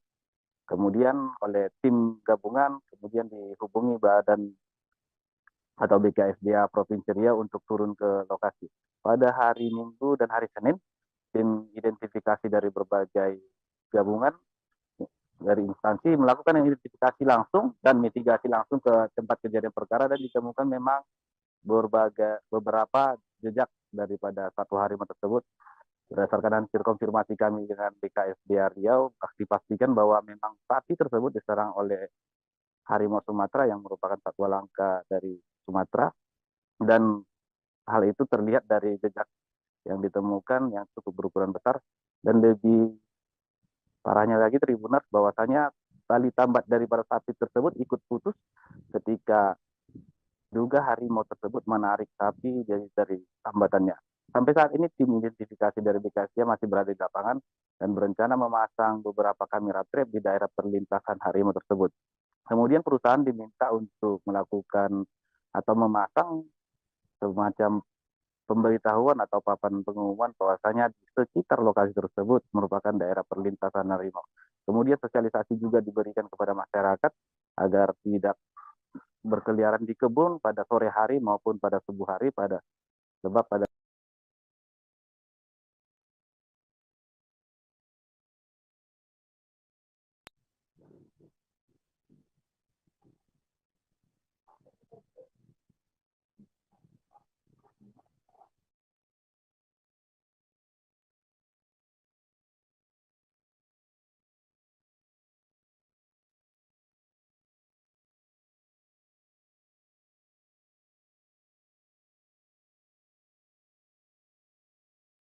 Baik, terima kasih rekan Jonas Tanjung atas laporan Anda. Selamat bertugas kembali. Kita beralih ke informasi selanjutnya, Tribuners. Pengadilan Negeri Jakarta Barat kembali menggelar persidangan perkara meme stupa Borobudur mirip Presiden Joko Widodo yang menyeret mantan Menpora Roy Suryo sebagai terdakwa. Sidang kembali digelar pada hari ini, Jumat 9 Desember, dengan agenda pemeriksaan saksi dari Jaksa Penuntut Umum. Pada sidang hari ini, Roy Suryo kembali hadir secara langsung di Pengadilan Negeri Jakarta Barat. Informasi selengkapnya akan disampaikan langsung oleh wartawan Tribun News Asri Fadila yang kini sudah terhubung bersama kami. Silakan rekan Asri. Iya, terima kasih Mei. Tribuners, hari ini sidang perkara meme stupa Borobudur milik Jokowi yang menyeret Roy Suryo sebagai terdakwa kembali digelar di Pengadilan Negeri Jakarta Barat. Sidang pada hari ini dimulai sekira pada pukul 10 waktu Indonesia bagian Barat dan masih berlangsung sampai saat ini. Roy Suryo tampak hadir didampingi tim penasihat hukumnya. Dalam persidangan kali ini, Roy Suryo terlebih dulu dicecar pertanyaan-pertanyaan oleh tim jaksa penuntut umum. Di hadapan majelis, dia pun mengaku tidak memposting meme stupa Borobudur di akun Twitternya @krmtroysuryo2. Namun, dia hanya melakukan multiple quote tweet dari berita stream dan postingan warganet. Kemudian dia juga menurutnya kata lucu dan ambiar yang digunakan bukan bermaksud untuk menjelek-jelekan kelompok tertentu. Namun dirinya mengklaim bahwa kata-kata tersebut merupakan bentuk satir. Selain itu, dia juga menjelaskan bahwa dirinya telah melaporkan 3 akun pertama yang memposting meme stupa Borobudur melaporkan ke polisi pada 16 Juli lalu. Ketiga akun tersebut yaitu @irutpagut, @newopang, dan @5vdy. Sayangnya laporan itu disebut Roy Suryo tidak ditindaklanjuti hingga sekarang. Tapi justru laporan terhadap dirinya lah yang ditindaklanjuti sampai memasuki tahap persidangan. Sebagai informasi juga, Tribuners, dalam perkara ini, Roy Suryo sudah didakwa Undang-Undang Informasi Transaksi Elektronik atau ITE, tepatnya pasal 28A ayat 2. Kemudian ada juga pasal 156A KUHP dan pasal 15 Undang-Undang Nomor 1 1946 tentang peraturan hukum pidana. Demikian yang kiranya dapat saya sampaikan, Mei. Selanjutnya saya kembalikan ke studio. Baik, terima kasih rekan Asri Fadila atas laporan Anda. Selamat bertugas kembali. Kita beralih ke informasi selanjutnya, Tribuners. Sebanyak 4 juta batang lebih rokok ilegal senilai 4 miliar rupiah di Bengkulu dimusnahkan Kantor Pengawasan dan Pelayanan Bea dan Cukai tipe Madya Pabean C Bengkulu. Pemusnahan dipimpin langsung oleh Kepala Kantor Pengawasan dan Pelayanan Bea dan Cukai, Ardani Naryasti. Jutaan barang rokok ini merupakan hasil penindakan yang dilakukan Kantor Bea dan Cukai Bengkulu. Informasi selengkapnya akan disampaikan langsung oleh wartawan Tribun Bengkulu, Beta Misutra, yang kini sudah terhubung bersama kami. Silakan rekan Beta. Ya baik, terima kasih Mei. Baik, selamat sore Tribuners. Saat ini saya melaporkan bahwa di Bengkulu kemarin itu telah dilakukan pemusnahan sebanyak kurang lebih sekitar lebih dari 4 juta batang rokok ilegal yang ataupun menjadi sitaan dari pihak Bea dan Cukai Bengkulu ataupun pihak Kantor Pelayanan dan Pengawasan Bea dan Cukai tipe Madya Pabean C Bengkulu yang kemarin dipimpin langsung oleh Kepala Kantornya. Jadi seperti yang tadi disampaikan oleh Mei, itu bahwa benar ada 4 juta batang rokok dengan nilai total sekitar 4,7 miliar yang kemarin dimusnahkan oleh pihak Bea dan Cukai. Itu terdiri dari berbagai macam merek nih Tribuners, mulai dari ada X-Ball, kemudian ada Vios dan X-Mil atau dan lain-lain, itu banyak juga mereknya kemarin. Namun untuk rokoknya sendiri itu rata-rata dengan bungkus berwarna hitam dan juga ada beberapa juga kemarin yang berwarna putih kebiru-biruan itu untuk rokok-rokok tersebut. Dan bahkan dari data yang dimiliki oleh Bea dan Cukai Bengkulu kemarin bahwa rokok-rokok yang dimusnahkan pada hari Kamis kemarin itu merupakan rokok-rokok sitaan ataupun tidak memiliki pita cukai ya Tribuners. Dan bahkan dari jumlah sekitar 4.200 batang rokok tersebut, sekitar 2.000 rokok maksud saya itu berasal dari ataupun didapatkan dari Kabupaten Rejang Lebong nih Tribuners kemarin. Jadi hampir dari setengah dari jumlah 4.000 batang rokok tersebut atau 4 juta batang rokok tersebut itu berasal dari kabupaten ya Tribuners. Sedangkan sisanya itu tersebar di beberapa wilayah kabupaten kota yang ada di Provinsi Bengkulu nih Tribuners. Jadi kami sampaikan juga nih Tribuners bahwa selain rokok-rokok kemarin juga dilakukan pemusnahan juga seperti beberapa minuman keras, kemudian juga ada beberapa barang juga seperti tembakau, kemudian ada juga barang-barang lainnya yang memang merupakan barang-barang ilegal hasil temuan dari Bea dan Cukai Bengkulu nih Tribuners. Dan semuanya itu kemarin sebenarnya dimusnahkan dengan cara dibakar dan juga didampingi juga oleh beberapa pihak seperti pihak TNI dan juga pihak kepolisian baik Polda maupun Polres setempat ya Tribuners, dan juga disaksikan oleh awak media nih Tribuners. Jadi seperti Tribuners lihat di gambar yang ada di layar Tribuners bahwa memang hampir menyerupai gunung nih kemarin tumpukannya nih Tribuners, yang semuanya kemarin dilakukan pemusnahan dengan cara dibakar oleh pihak Bea dan Cukai Bengkulu. Untuk kerugiannya sendiri, Tribuners, untuk dari barang-barang rokok yang dimusnahkan pada hari Kamis kemarin itu kurang lebih jika berhasil beredar itu akan merugikan negara kurang lebih sekitar hampir 2 miliar rupiah, lebih dari 2 miliar rupiah. Mungkin itu saja Tribuners yang dapat kami sampaikan terkait dengan pemusnahan barang berupa 4 jutaan batang rokok yang mencapai sekitar 4,7 miliar ataupun senilai 4,7 miliar yang merugikan negara kurang lebih sekitar 2 miliar rupiah yang dilakukan oleh Bea dan Cukai Bengkulu pada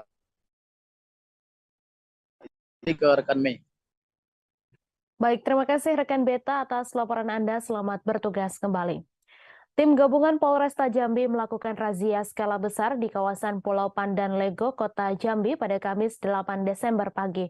Sebanyak 217 personel Polresta Jambi dan 2 ekor anjing pelacak atau K9 bersama 4 orang polisi satwa dikerahkan untuk menyisir setiap sisi di kawasan eks kampung narkoba tersebut. Meski tidak menemukan pelaku, tetapi petugas membakar 4 base camp berukuran besar yang dipakai untuk transaksi dan konsumsi sabu-sabu. Informasi selengkapnya akan disampaikan langsung oleh wartawan Tribun Jambi Aryo Tondang yang kini sudah terhubung bersama kami. Silakan rekan Aryo. Baik, terima kasih. Selamat sore Mei dan Tribuners. Kami informasikan seperti disebut di awal, pada hari Kamis kemarin, tim gabungan dari Polda Jambi, khususnya awalnya Polresta Jambi ada sekitar 217 personel bersama dengan 2 ekor K9 menggeruduk atau merazia kawasan eks Kampung Narkoba Pulau Pandan. Nah, ini merupakan tindak lanjut dari pihak kepolisian khususnya Polresta Jambi dalam menyikapi permasalahan peredaran narkotika yang ada di kawasan tersebut. Dan ini juga tindak lanjut setelah mendapat informasi dari masyarakat bahwa setelah ditangguhkan sebagai kampung anti narkoba, tetapi masih ada ditemukan indikasi-indikasi peredaran narkoba. Sehingga tim yang dipimpin oleh Kapolresta Jambi, Kombes Pol Eko Wahyudi langsung terjun ke lokasi menyisir seluruh kawasan-kawasan yang menjadi tempat transaksi narkoba atau juga tempat konsumsi narkoba.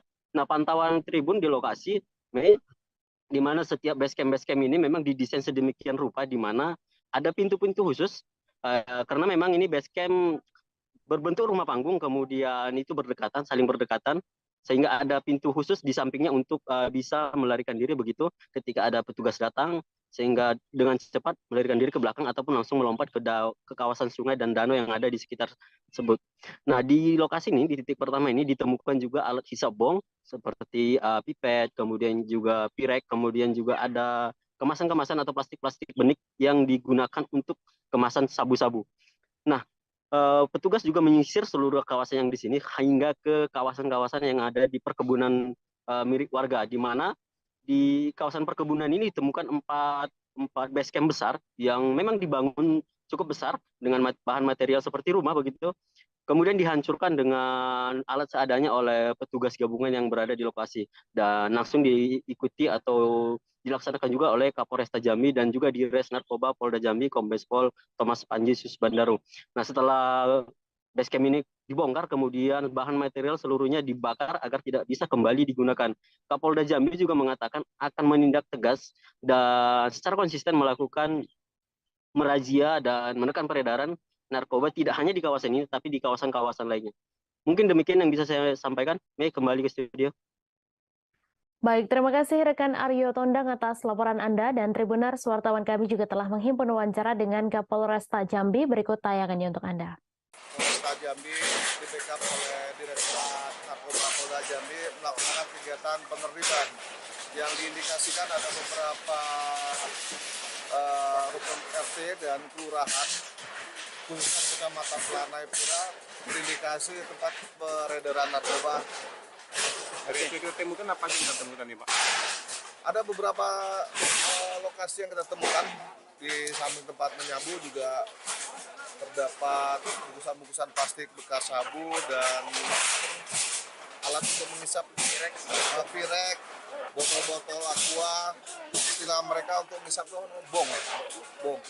Nah, ini markas yang dibakar, markas tempatnya pengungsi. Ada 4 lokasi yang dibakar hari ini, 2 di Kecamatan Pulain, 2 di Kelurahan Lego, kemudian di RT 25, RT 30, RT 31, dan yang terakhir ini di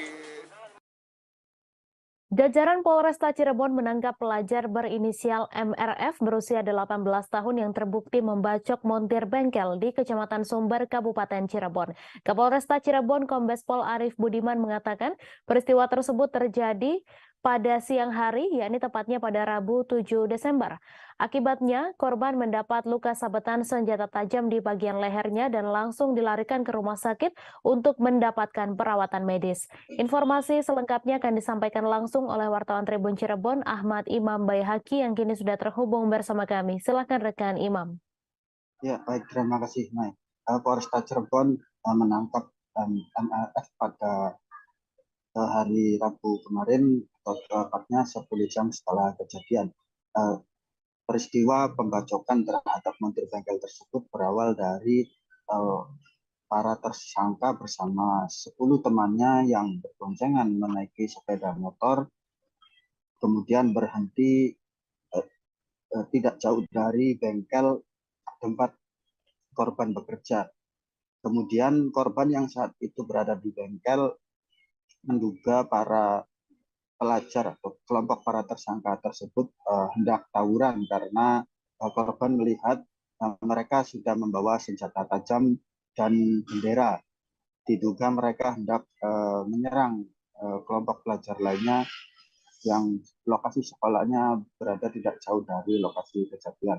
Kemudian korban mencoba membubarkan kelompok tersangka dan agar tidak terjadi tawuran di kawasan tersebut. Pada mulanya kelompok tersangka tersebut pergi meninggalkan lokasi menggunakan sepeda motornya, namun tidak berapa lama kemudian mereka kembali lagi, dan saat itu tersangka yang berinisial MRF turun dari sepeda motor sambil menenteng celurit, kemudian menghampiri korban dan langsung menyerangnya. Saat itu korban sempat berusaha melawan menggunakan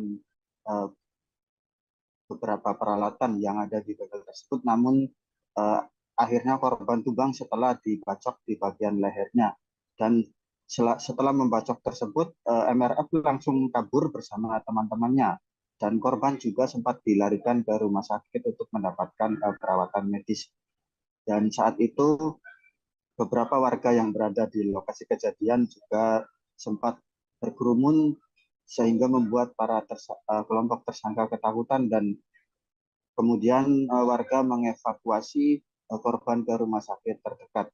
Dan tim Polresta Cirebon langsung bertindak cepat setelah mendapat laporan mengenai kejadian tersebut dan langsung menangkap tersangka pada Rabu malam, dan saat ini MRF diamankan di Mapolresta Cirebon untuk menjalani pemeriksaan lebih lanjut. Dan atas perbuatannya MRF dijerat pasal 351 ayat 2 KUHP dan diancam hukuman maksimal 5 tahun penjara. Dan diketahui MRF merupakan saat ini masih berstatus sebagai pelajar kelas 3 SMA, salah satu SMA swasta di Kabupaten Cirebon. Demikian, Mei.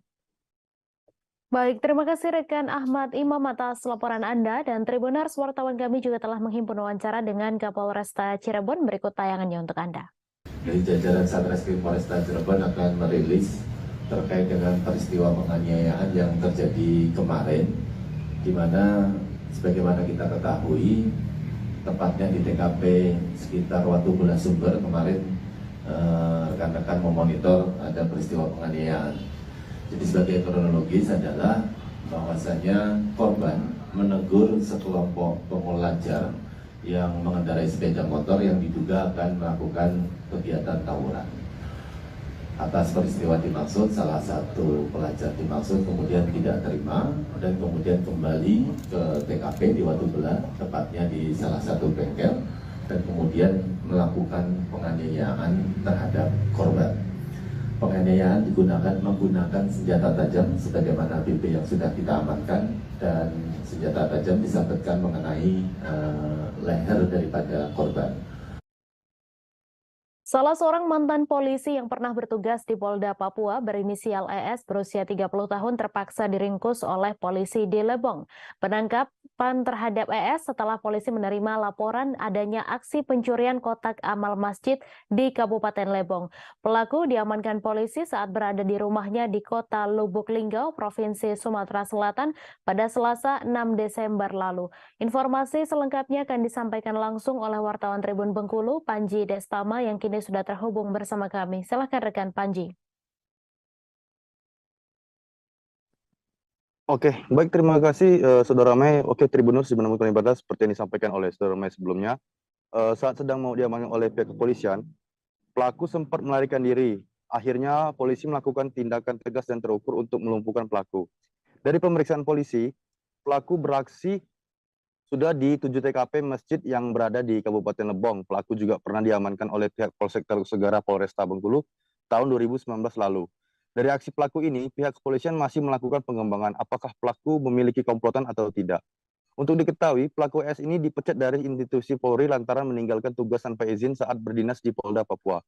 Pelaku juga sempat bergabung di Satbrimob Polda Papua. Dari perbuatan pelaku, disangkakan pasal 363 KUHP tentang tindak pidana pencurian dengan pemberatan dengan ancaman penjara 7 tahun penjara. Selain itu, polisi juga mengamankan beberapa barang bukti, 1 lembar baju batik lengan panjang yang digunakan pelaku, 1 buah topi warna hitam, dan 1 unit R4 Toyota Avanza warna putih. Demikian Saudara Mei, laporan dari tribunbengkulu.com. Baik, terima kasih rekan Panji atas laporan Anda, dan Tribuners, wartawan kami juga telah menghimpun wawancara dengan Kapolres Lebong. Berikut tayangannya untuk Anda. Tersangka Elian Saputra, ini 32 tahun, merupakan pecatan dari anggota Polri. Beliau dulu bertugas sebagai Brimob di Polda Papua, kemudian disersi, kemudian dilakukan pemecatan, dan pencurian ini sudah dilakukan berulang-ulang. Jadi beliau juga seorang residivis, pernah ditahan atas kasus yang sama. Kemudian untuk di wilayah Lebong, yang bersangkutan telah melakukan pencurian sebanyak 5 TKP, ya, yaitu di Masjid Al-Jihad di Tanjung Agung 2 kali, kemudian Masjid Al-Huda, Desa Danu, kemudian Masjid Tik Tebing, kemudian Masjid Jami Al-Azhar, Kelurahan Pasar Muaraman, kemudian Masjid Muhammadiyah. Telah ditemukan mortir di Balikpapan pada Kamis 8 Desember sekitar pukul 15 waktu Indonesia Tengah. Persisnya di kawasan Asrama Sentosa RT 20 Kelurahan Kelandasan Ulu, Balikpapan Kota, Balikpapan, Kalimantan Timur. Mortir tersebut ditemukan di kedalaman sekitar 40 cm di dalam tanah oleh seorang pekerja drainase bernama Wawan. Informasi selengkapnya akan disampaikan langsung oleh wartawan Tribun Kaltim Muhammad Zain yang kini sudah terhubung bersama kami. Silakan rekan Zain. Selamat sore rekan, kami laporkan dari kota Balikpapan, Kalimantan Timur, di mana seorang pekerja bernama Wawan telah menemukan sebuah mortir di kedalaman tanah kurang lebihnya 40 cm. Untuk mortir tersebut ditemukan saat dia sedang melakukan pemboran tanah, dan ketika dia melakukan pemboran itu ternyata alat bornya itu ataupun mata bornya itu mengenai suatu benda yang awalnya dia kira adalah pipa besi. Nah, kemudian setelah dia mencoba untuk menyingkirkan ataupun membuka tanah itu, Dia mencoba untuk mengangkat sendiri, ternyata tidak bisa. Akhirnya dia melaporkan kepada aparat RT setempat untuk dibantu. Namun rupanya dari aparat RT sendiri mengetahui bahwa itu bukanlah merupakan sebuah pipa besi, melainkan sebuah mortir. Adapun untuk spesifikasi mortirnya sendiri ini berdimensi kurang lebihnya 50 kali 15 cm dengan diameter 20 cm dengan bobot kurang lebihnya 70 kg. Untuk proses evakuasinya sendiri kemudian dari warga melaporkan kepada pihak kepolisian untuk dibantu melakukan pengangkatan, karena setelah diproses oleh pihak kepolisian, dari mortir tersebut ternyata dalam kondisi aktif dan berpotensi ledakan. Dari kepolisian sendiri kemudian menurunkan tim penjinak bom dari Detasemen Gegana Satrimob Polda Kaltim untuk melakukan evakuasi. Dan selanjutnya dari temuan mortir tersebut akan dilakukan proses metode disposal, di mana untuk metode disposal ini adalah proses pemusnahan dengan cara ditembak, kemudian dari mortir tersebut akan meledak dan tidak menyisakan bahan-bahan peledak sedikit pun. Mungkin demikian yang bisa dilaporkan dari Kota Balikpapan, rekan Mei. Baik, terima kasih rekan Zain atas laporan Anda. Selamat bertugas kembali. Kita beralih ke informasi selanjutnya, Tribuners. Aktivis yang tergabung dalam Masyarakat Anti Korupsi Sulawesi Selatan atau MARS berkolaborasi dengan seniman Makassar Art Initiative Movement memperingati Hari Anti Korupsi tahun 2022 di Makassar pada Kamis 8 Desember. Hari Anti Korupsi jatuh pada 9 Desember 2022, namun MARS dan MAI memperingati sehari sebelumnya di bawah flyover Makassar. Informasi selengkapnya akan disampaikan langsung oleh wartawan Tribun Timur Wahyudin yang kini sudah terhubung bersama kami. Silakan rekan Wahyudin. Baik rekan Mei dan Tribuners dimanapun berada, dapat kami laporkan dari Kota Makassar bahwa MARS atau Masyarakat Anti Korupsi Sulawesi Selatan menggelar aksi bersama seniman di Kota Makassar memperingati Hari Anti Korupsi Sedunia. Jadi Masyarakat Anti Korupsi Sulawesi Selatan bersama seniman memperingati Hari Anti Korupsi dengan melukis di bawah flyover di Kota Makassar. Mereka menuangkan ide dan gagasan terhadap keresahan dan berbagai ketimpangan yang terjadi khususnya di bidang korupsi di Indonesia. Sehingga dengan melalui aktivitas melukis, ide-ide dan gagasan yang dituangkan dalam kanvas disampaikan keresahan para seniman, sebab dianggap bukan hanya keresahan aktivis dan masyarakat biasa terhadap anti korupsi yang merajalela di Indonesia, tetapi seniman juga merasakan keresahan itu, sehingga MARS menggandeng seniman untuk memperingati Hari Anti Korupsi Sedunia. Jadi peringatan Hari Anti Korupsi Sedunia ini dilakukan sehari sebelum tepatnya Hari Anti Korupsi pada 9 Desember 2022. Jadi ada beberapa keresahan yang disampaikan oleh masyarakat anti korupsi, seperti terkait dengan korupsi demokrasi yang diungkam dengan berbagai kritikan yang mulai resah dan tidak bisa disampaikan secara langsung. Nah, demikianlah Tribuners yang dapat saya laporkan dari Kota Makassar. Kembalikan ke studio.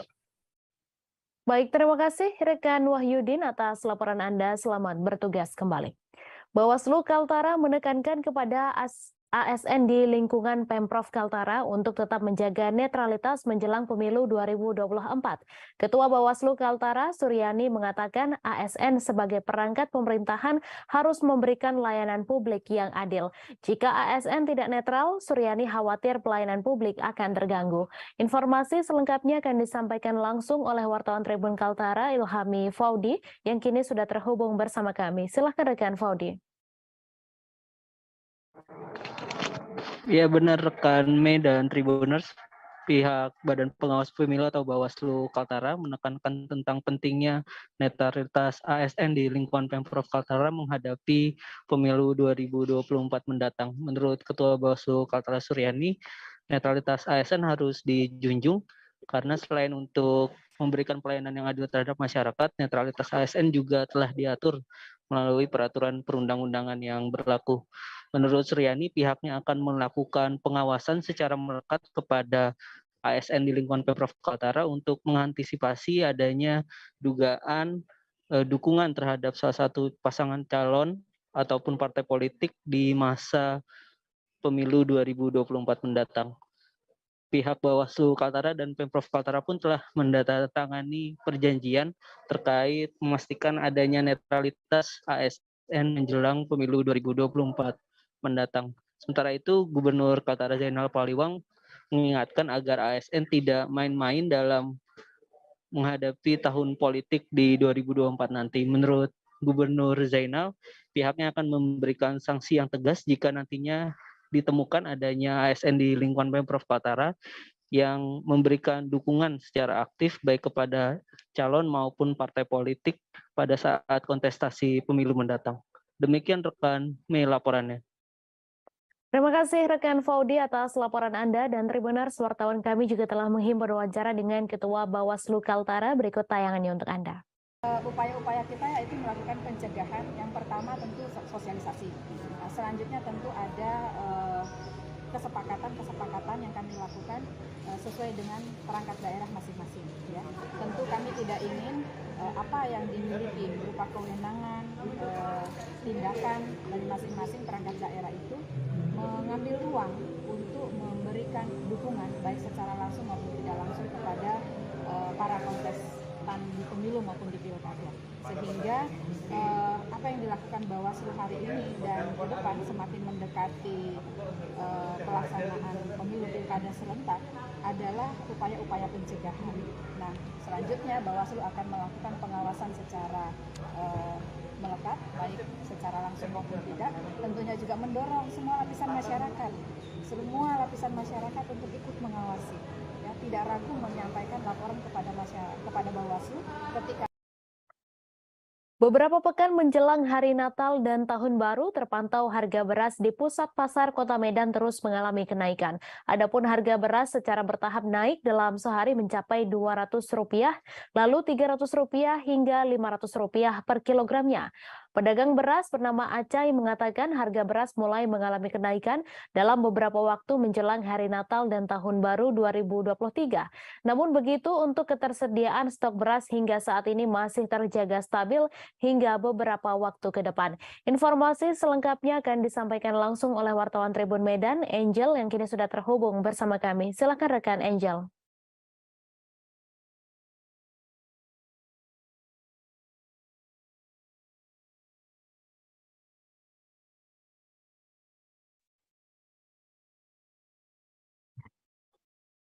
Halo rekan Angel. Ya, selamat sore Mei. Ya, silakan dengan laporan Anda.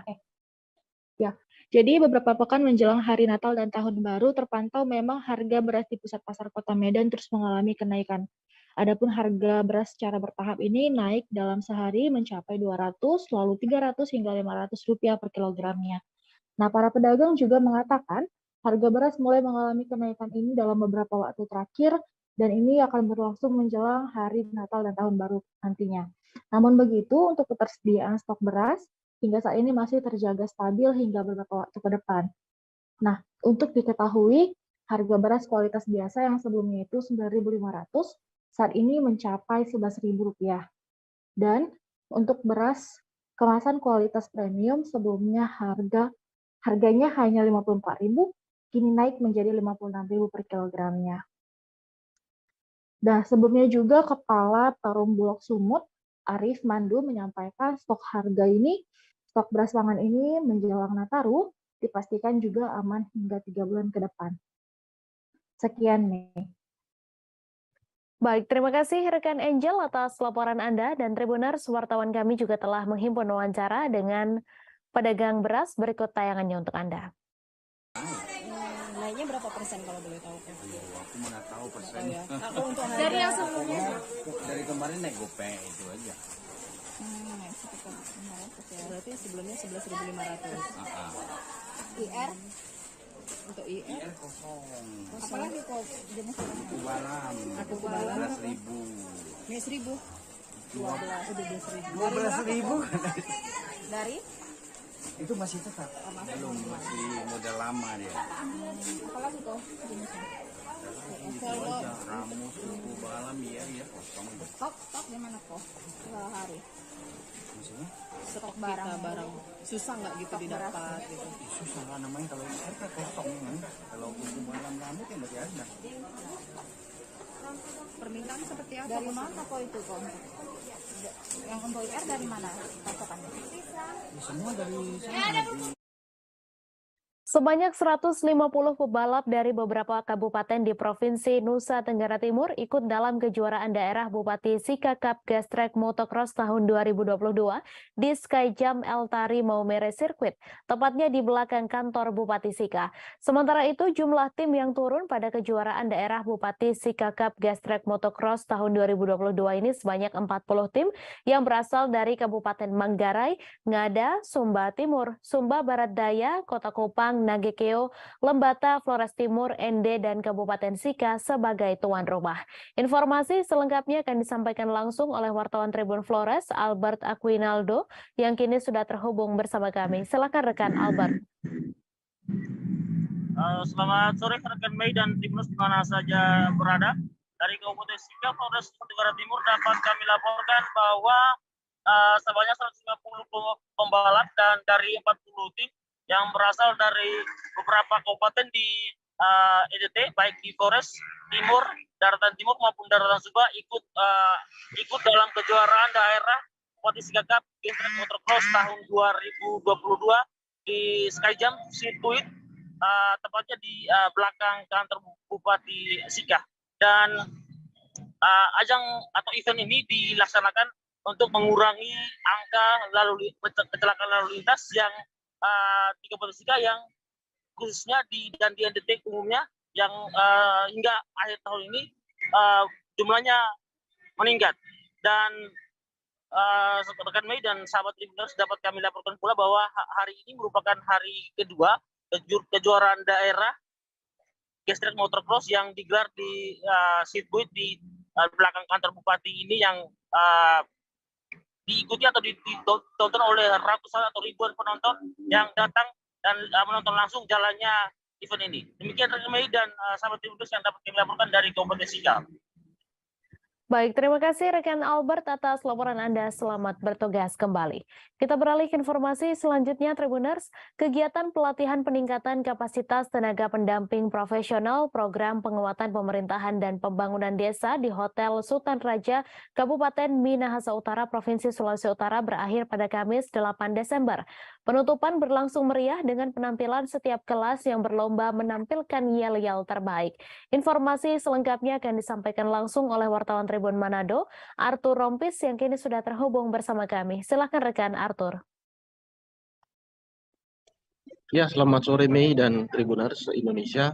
Jadi kegiatan pelatihan pendamping desa yang diselenggarakan oleh Kementerian Desa dan PDTT di Hotel Sultan Raja telah berakhir. Jadi selama 3 hari para peserta dari 6 kabupaten di Sulawesi Utara mengikuti materi pelatihan yang dibimbing oleh sekitar 39 pelatih nasional dan pelatih lokal.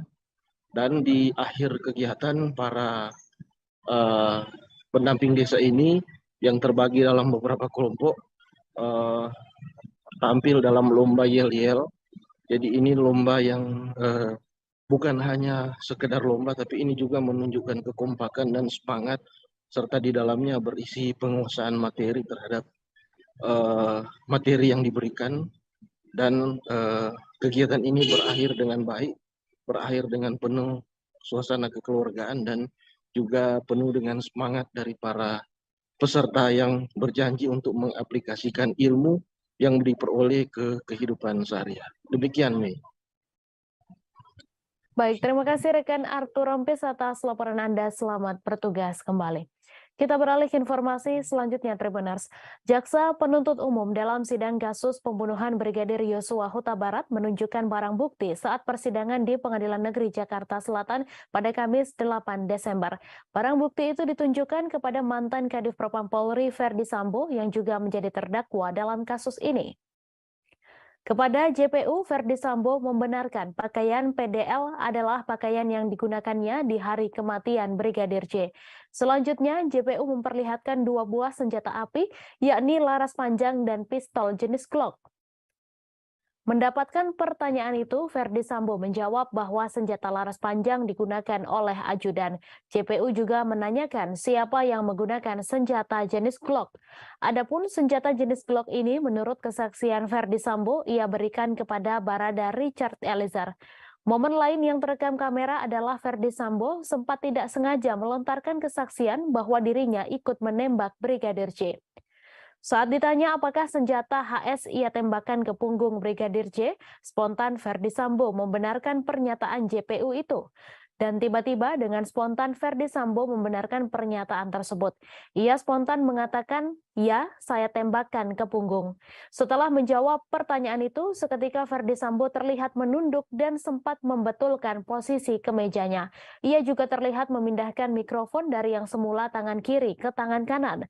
Pada saat Verdi Sambo memberikan kesaksiannya dalam persidangan Barada Richard Eliezer, Verdi Sambo mengatakan bahwa Barada Eliezer menembak sebanyak 5 kali. Mendengar kesaksian Verdi Sambo, Barada Richard Eliezer pun mengkoreksi kesaksian mantan Kadif Propam Polri itu. Saat di Pengadilan Negeri Jakarta Selatan digelar pada Kamis 8 Desember, Barada Eliezer tidak membenarkan apa yang menjadi pernyataan Verdi Sambo. Padahal menurut pengakuan Barada Eliezer, dirinya menembak Brigadir J sebanyak 3-4 kali. Tak hanya itu, di persidangan Barada Eliezer juga mengungkapkan bahwa dirinya melihat Verdi Sambo turut melakukan penembakan. Selain itu, Barada Eliezer mengatakan bahwa Verdi Sambo tidak pernah memintanya untuk membackup suami dari Putri Chandrawati tersebut. Yang benar menurut Barada E adalah pada saat Sambo memerintah ia untuk menembak Yosua, setelah itu Sambo juga menceritakan kepada Barada E skenario yang nantinya akan dijalankan. Merespons pernyataan Barada Eliezer ini, Ketua Majelis Hakim Wahyu Iman Santoso turut menanyai Verdi Sambo. Ketua Majelis Hakim meminta kejujuran Verdi Sambo soal apakah dirinya ikut menembak Yosua atau tidak. Verdi Sambo mengaku tidak ikut menembak Yosua dan hanya mengetahui Richard Eliezer menembak sebanyak 5 kali ke arah Brigadir J. Pada hasil autopsi yang menyebut ada 7 bekas tembakan. Adapun Verdi Sambo menjawab bahwa dirinya tidak tahu terkait adanya 7 bekas tembakan tersebut.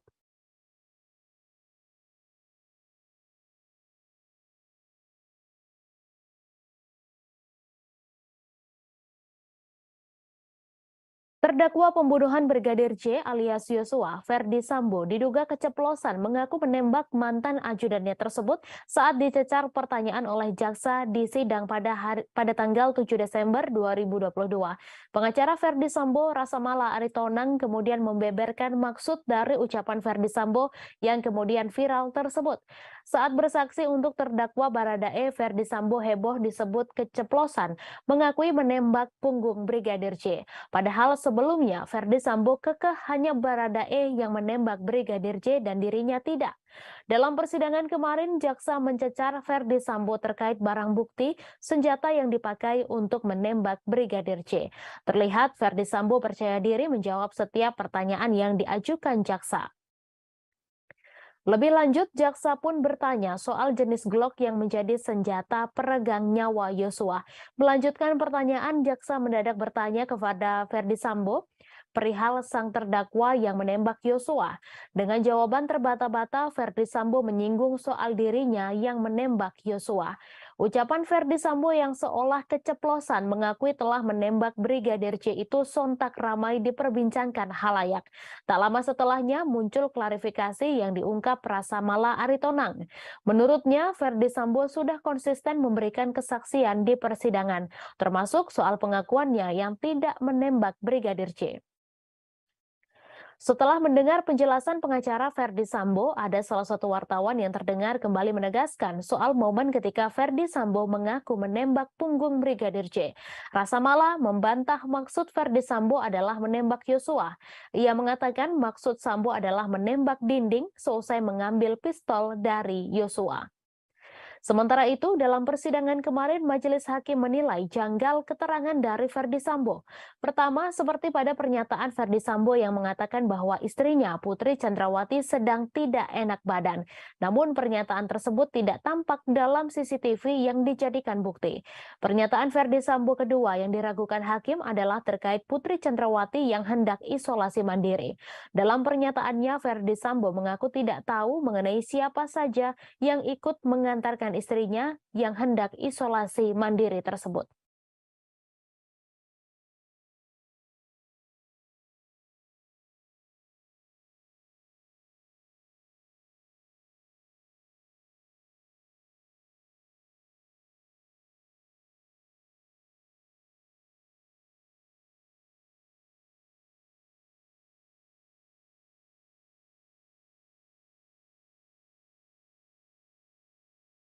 Kebakaran terjadi di rumah hingga kios warga di kawasan Lorong Tahu Mardika, Ambon pada Jumat 9 Desember. Kebakaran terjadi sekitar pukul 3 waktu Indonesia Timur dini hari. Menurut pantauan di lokasi sekitar pukul 5:10 waktu Indonesia Timur, api dan asap hitam membumbung tinggi di langit kota Ambon. Tak hanya rumah, kios warga hingga deretan toko baju bekar atau cakar bongkar pun ikut terbakar. Informasi selengkapnya akan disampaikan langsung oleh wartawan Tribun Ambon, Mesya Marasabesi, yang kini sudah terhubung bersama kami. Silakan rekan Mesya. Baik, halo Mei dan juga Tribuners. Jadi pada hari ini Jumat 9 Desember 2022 sekitar pukul 4 dini hari waktu Indonesia Timur, kebakaran di kawasan Lorong Pabrik Tahu Kelurahan Rijali, Kecamatan Sirimau, Kota Ambon, yang menyebabkan puluhan bangunan ikut terbakar hangus dan juga 2 orang dilaporkan meninggal dunia, 1 orang mengalami luka-luka. Ketiga korban ini sudah dilarikan ke Rumah Sakit Bayangkara Kota Ambon, Tribuners, dan belum diketahui pasti berapa besaran kerugian yang dialami dari kebakaran ini. Namun tadi Tribun Ambon.com juga sudah melakukan wawancara dengan beberapa pemilik tempat jual motor ya, seperti itu, karena kebakaran ini juga melibatkan kios-kios dan beberapa tempat jual motor seperti itu. Ada untuk satu tempat jual usaha motor bekas itu ada sekitar 30 unit motor yang juga ikut terbakar dan kerugian ditaksir mencapai ratusan juta, sekitar 300-an juta Tribuners. Sementara untuk kerugian lainnya belum diketahui pasti dari data yang dihimpun oleh pemerintah kota ya. Dan sementara untuk lokasi kebakaran saat ini sudah dilakukan tanggap darurat oleh pemerintah Kota Ambon, seperti itu Tribuners. Demikian yang dapat saya laporkan. Baik, terima kasih rekan Mesya atas laporan Anda. Selamat bertugas kembali. Kita beralih ke informasi selanjutnya, Tribuners. Satlantas Polres Minahasa Utara melaksanakan Operasi Patuh 2022 menjelang perayaan Natal dan Tahun Baru pada Kamis 9 Desember. Operasi Patuh 2022 Satlantas Polres Minut dipimpin langsung Kasat Lantas Julio Jagratara Tampoy di depan Terminal Air Madidi. Saat mendapati pengendara motor yang tidak memakai helm, Kasat meminta agar patuh dengan aturan memakai helm karena itu untuk keselamatan pengendara. Ada juga salah satu star PUPR yang tidak memakai helm dan motor yang dikendarainya tidak membayar pajak, sehingga anggota Satlantas meminta seharusnya mereka mengetahui aturan tidak memakai helm dan membayar pajak. Dengan begitu mereka kemudian meminta maaf. Kemudian ada juga seorang perawat yang tidak memakai helm. Dengan begitu Kasat meminta seharusnya seorang perawat mengetahui tentang keselamatan berkendara karena ia merupakan seorang perawat. Bahkan ada beberapa pengendara motor yang langsung berbalik arah saat melihat anggota Satlantas di jalan. Uniknya, beberapa pengendara yang ingin berbalik arah dipanggil oleh anggota untuk diberikan teguran saat akan berbalik arah. Kasat Lantas Polres Minut Ibtu Julio Jagratara Tampoy didampingi KBO Ibda Roni Raturandang ketika diwawancarai mengatakan operasi ini dilaksanakan seluruh Satlantas Polres jajaran Polda Sulawesi Utara. Ia mengatakan mantan Kasat Lantas Polres Tomohon ini mengatakan operasi dilakukan untuk menciptakan kondisi yang aman, nyaman, dan lancar dalam berkendara. Menurut Julio, operasi patuh mulai hari ini dan selama 2 minggu ke depan. Mantan KBO Satlantas Polresta Manado ini menyampaikan dari hasil operasi masih banyak pelanggar yang tidak memakai helm dan ada juga yang memakai knalpot racing.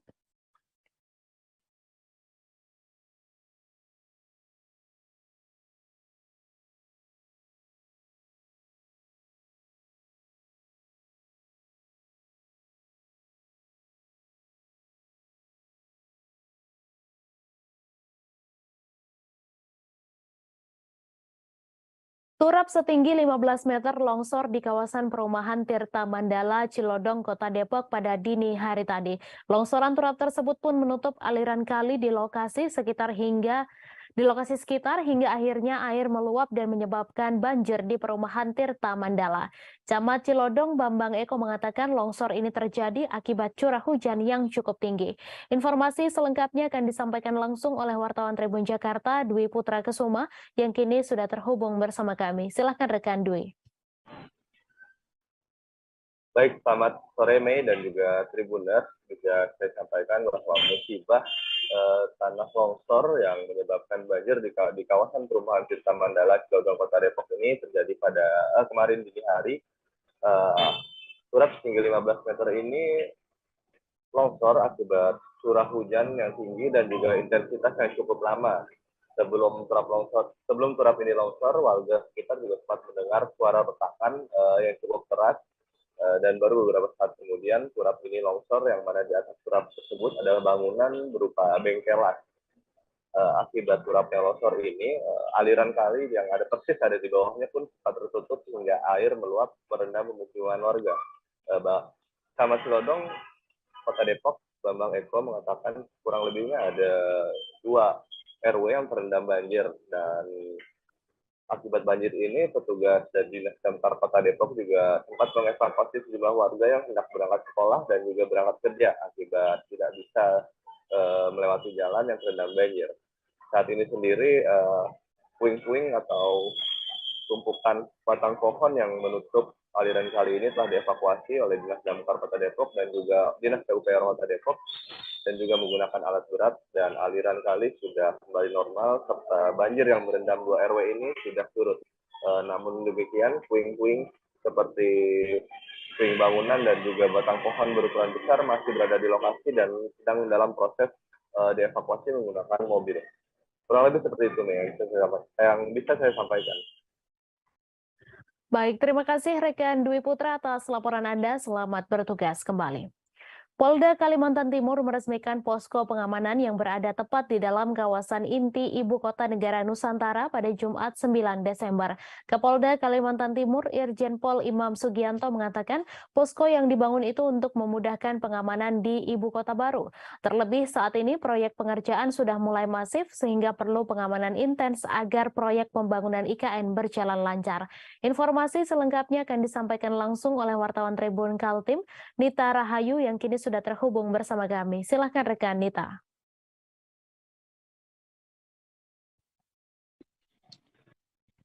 Ya baik, di studio dapat kami laporkan dari Kabupaten Penajam Pasar Utara bahwa pada Jumat 9 Desember 2022 ini Polda Kalimantan Timur meresmikan posko pengamanan yang berada tepat di dalam kawasan inti Ibu Kota Negara atau IKN Nusantara. Kapolda Kaltim Irjen Pol Imam Sugianto mengatakan bahwa posko yang dibangun itu untuk memudahkan pengamanan di ibu kota terbaru.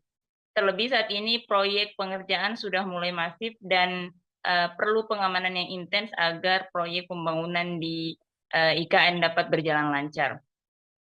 Kemudian beberapa hal yang menjadi atensi terkait dengan pengamanan di ibu kota negara, kata Kapolda, mulai dari adanya ditemukan pencurian yang yakni berupa alat berat milik kontraktor yang mengerjakan proyek IKN tersebut. Dan dengan dibentuknya posko pengamanan itu diharapkan kejadian yang sama tidak terulang lagi. Kemudian posko tersebut juga Mai dan Tribuners dikerjakan kurang lebih selama 4 bulan dan lokasinya berada tepat di tengah-tengah kawasan inti ibu kota negara dan sehingga lokasi tersebut dianggap strategis untuk dijadikan posko pengamanan. Dapat kami informasikan juga bahwa posko tersebut dilengkapi dengan ruangan administrasi, ruang rapat, ruang istirahat, dan beberapa fasilitas lainnya. Tidak hanya itu, Kapolda juga mengisyaratkan bahwa posko tersebut nantinya akan ditingkatkan dan dijadikan sebagai Polresta IKN. Kemudian disinggung mengenai personil yang akan bersiaga serta sistem penjagaan seperti apa yang akan diterapkan di posko, kata Kapolda saat ini masih dalam tahap penyusunan. Karena di IKN sendiri saat ini yang berjaga atau melakukan pengamanan masih di bawah kendali oleh tim pengamanan IKN Operasi Nusantara yang dibentuk oleh Polda.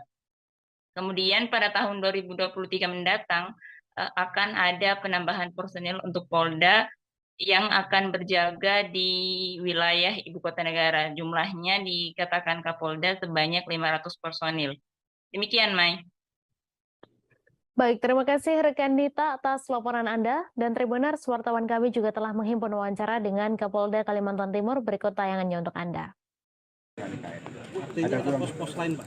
Akan ada tambahan pos-pos lain. Kita mengeliminir, sudah ada beberapa laporan kehilangan, kecil itu, ya. Ini harus kita mitigasi, kalau tidak, ini nanti akan berlanjut terus. Pelaku harus ketangkep. Ada berapa personil Pak yang akan ditambah Pak? Kurang lebih 500 sekian tahun depan. Tapi itu dinamis, akan bisa bertambah lagi. Kita sesuaikan dengan tingkat ancaman yang ada di sekitar proyek pembangunan KIPP. Laporan selama ini baru hanya pencurian Pak? Pencurian sementara, ya pencurian. Mudah-mudahan nggak ada lagi deh.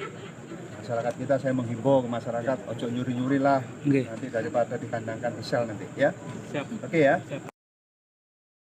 Terungkap fakta baru kasus dugaan ruda paksa yang dilakukan oleh seorang Paspampres berinisial Mayor BF kepada prajurit wanita TNI di sebuah hotel di Bali.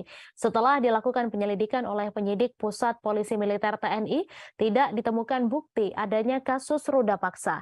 Panglima TNI Jenderal Andika Perkasa mengatakan dari hasil penyelidikan sementara, perwira Paspampres dan prajurit wanita TNI melakukan tindak asusila atas dasar suka sama suka tanpa ada unsur pemaksaan. Saat ini, korban yang merupakan perwira muda perempuan Divisi Infanteri 3 Kostrat berinisial Letda CAJKGER berpotensi sebagai tersangka. Sebelumnya, Mayor Infanteri BF yang menjabat sebagai wakil komandan di salah satu detasmen pasukan pengamanan presiden atau Paspampres telah ditetapkan sebagai tersangka. Menurutnya, kedua pelaku dapat dijerat dengan pasal 281 tentang asusila dan dapat dipecat dari TNI karena kasus ini. Kini proses penyelidikan masih berjalan dan akan terus dikembangkan. Sebelumnya, Jenderal Andika Perkasa mengatakan Mayor BF sudah diproses hukum atas kesalahannya. Hal ini dikatakan sebelum ada bukti kasus asusila dilakukan atas dasar suka sama suka. Kasus ini telah diperiksa di Makassar, Sulawesi Selatan karena korban bertugas di Divisi Infanteri 3 Kostrat. Namun kini kasus ini akan ditangani langsung oleh Pusat Polisi Militer atau Puspom TNI. Andika menjelaskan jika perbuatan Mayor BF sudah memenuhi unsur pidana dan tidak akan memberi kompromi atas perbuatannya. Selain itu, ia juga dengan tegas akan memecat Mayor BF karena melakukan perbuatan tersebut kepada sesama prajurit TNI. Kepala Staf Kepresidenan Jenderal Purnawirawan Muldoko menanggapi kasus oknum Paspampres yang diduga meruda paksa prajurit TNI wanita di sebuah hotel di Bali ketika acara KTT G20 pada 15 hingga 16 November 2022. Muldoko menyatakan di TNI aturan dan hukum yang berlaku sudah jelas. Menurutnya dalam kasus ini akan dilihat terlebih dahulu pelanggaran kasus ini termasuk disiplin murni atau disiplin tidak murni.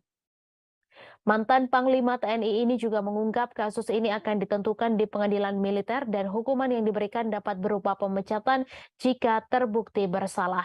Terkait tindakan yang akan diberikan kepada korban, menurutnya perlu dilakukan rehabilitasi atau pendekatan psikologi agar korban dapat menghilangkan trauma.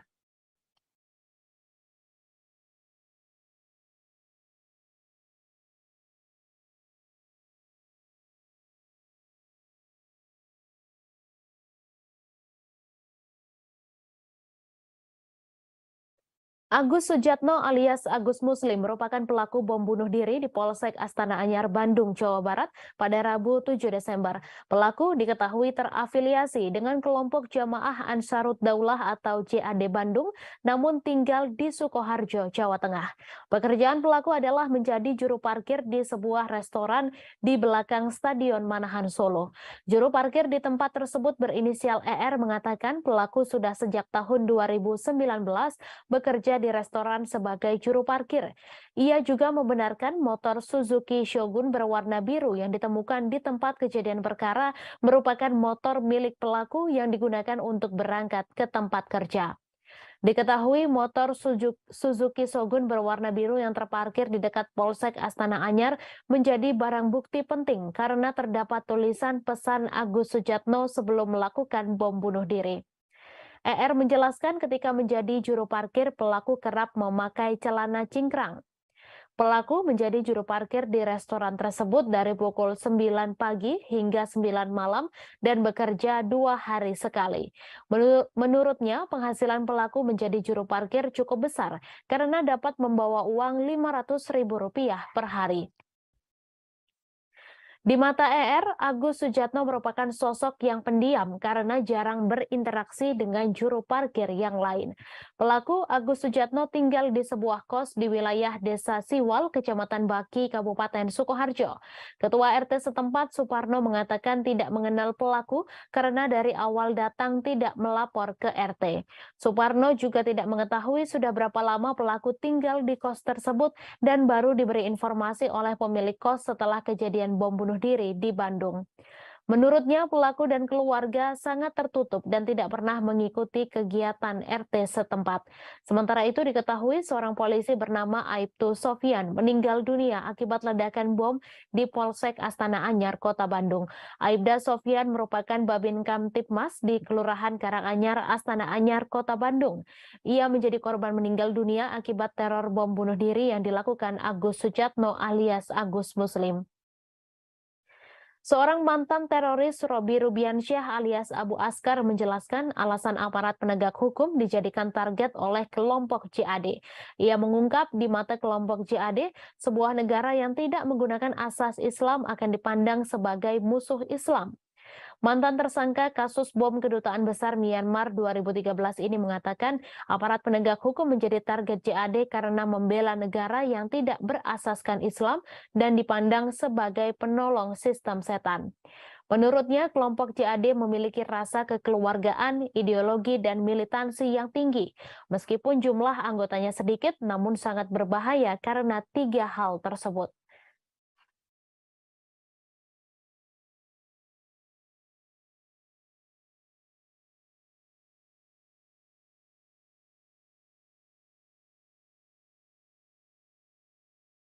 Kemudian terkait dengan bom, ya, kami tadi belum jelaskan bahwa pelaku membawa dua bom, ya, yang berbentuk ransel, ya. Jadi yang pertama di punggung, yang kedua di depan dada. Namun peristiwa itu yang meledak adalah yang ransel punggung. Ketika meledak, yang di dada terpental. Jadi Direktur Eksekutif Trias Politika Strategis atau TPS Agung Baskoro menilai Ketua Umum Partai Nasdem Surya Paloh tampaknya ingin membalas dendam terhadap Presiden Joko Widodo. Hal itu merespons ketidakhadiran Surya Paloh pada pernikahan Kaesang Pangarep dan Erina Sofia Gudono pada Sabtu 10 Desember besok. Menurut Agung, ketidakhadiran Paloh merupakan sinyal bahwa ia juga bisa memberikan kode-kode politik kepada Jokowi. Selain itu, Agung juga menilai ketidakhadiran Surya Paloh juga bisa menjadi pertanda bahwa KPI semakin mengkristal sebagai koalisi yang serius digalang oleh Nasdem, Demokrat, dan PKS. Namun ia menegaskan Menteri Nasdem di Kabinet Indonesia Maju berpotensi di-reshuffle apabila aksi saling balas kode tersebut terus dilakukan.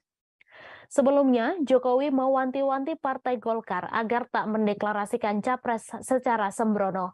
Hal itu disampaikan Jokowi di hadapan Ketua Umum Parpol pendukungnya termasuk Surya Paloh dalam acara peringatan hari ulang tahun ke-58 Partai Golkar di G-Expo Kemayoran Jakarta pada Jumat 21 Oktober lalu.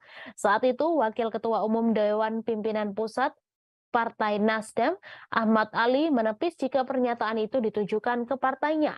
Tak hanya itu, berbeda ketika hari ulang tahun Golkar dan Perindo yang mana Jokowi tampak hadir secara fisik. Sebaliknya, pada hari ulang tahun Partai Nasdem di Senayan JCC Jakarta Pusat pada 11 November, Jokowi tak menghadiri bahkan tak memberi ucapan. Kala itu Paloh berseloroh bahwa kader PDIP tersebut tak memberikan ucapan hari ulang tahun partainya mungkin karena kesibukan. Berbeda dengan tokoh-tokoh lain seperti mantan Presiden Susilo Bambang Yudhoyono, Paloh justru dipastikan absen pada pernikahan putra Jokowi, Kaesang.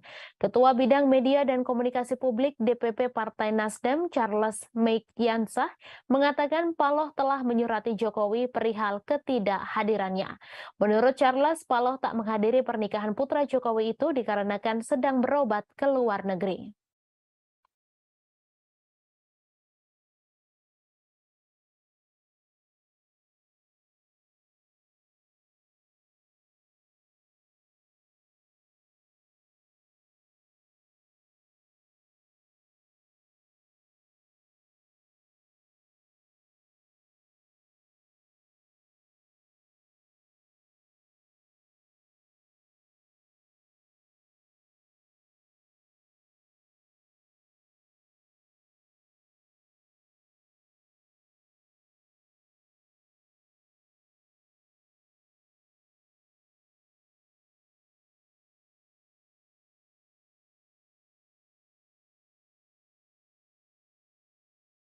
Bank Sulut Gorontalo atau Bank Sulutgo atau BSG mendapat sebuah kehormatan.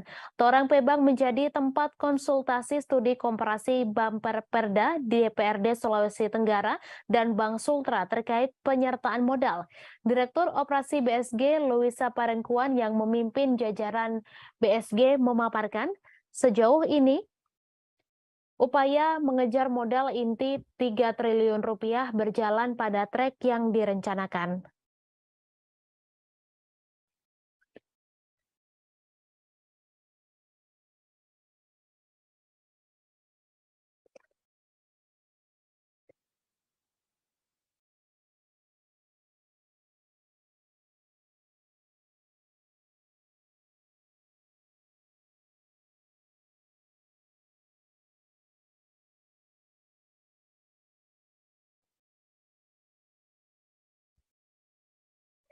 Hal itu sesuai POJK nomor 12 tahun 2020 tentang konsolidasi bank umum modal inti perbankan minimal 3 triliun rupiah. Pemimpin Divisi Perencanaan BSG Iskandar Mojo menjelaskan beberapa strategi yang dilakukan untuk mendorong modal inti di antaranya pertumbuhan organik. Selain itu adalah setoran modal oleh pesaham yang ada. Hal ini dilakukan berkala setiap tahun. Sejauh ini Iskandar mengatakan pemenuhan modal inti masih berlangsung. Pemprov Sulut merupakan pemegang saham pengendali dengan kurang lebih 36% dari saham. Kemudian BSG memiliki investor strategis PT Mega Corpora yang memiliki 24,9% saham di Torang Pebang. Staf Direksi Bidang Pemasaran Permodalan BSG, Ferry Masengi menambahkan BSG pertama BPD yang memiliki investor strategis. Bahkan Kopkar BSG merupakan pesaham terbesar kelima. Wakil Ketua Bumper Perda DPRD Sultra, Bustam mengatakan pihaknya memilih BSG sebagai tujuan studi komparasi karena memiliki investor strategis. Dijelaskan saat ini pembahasan Raperda penyertaan modal Bank Sultra tengah berlangsung di DPRD Sultra.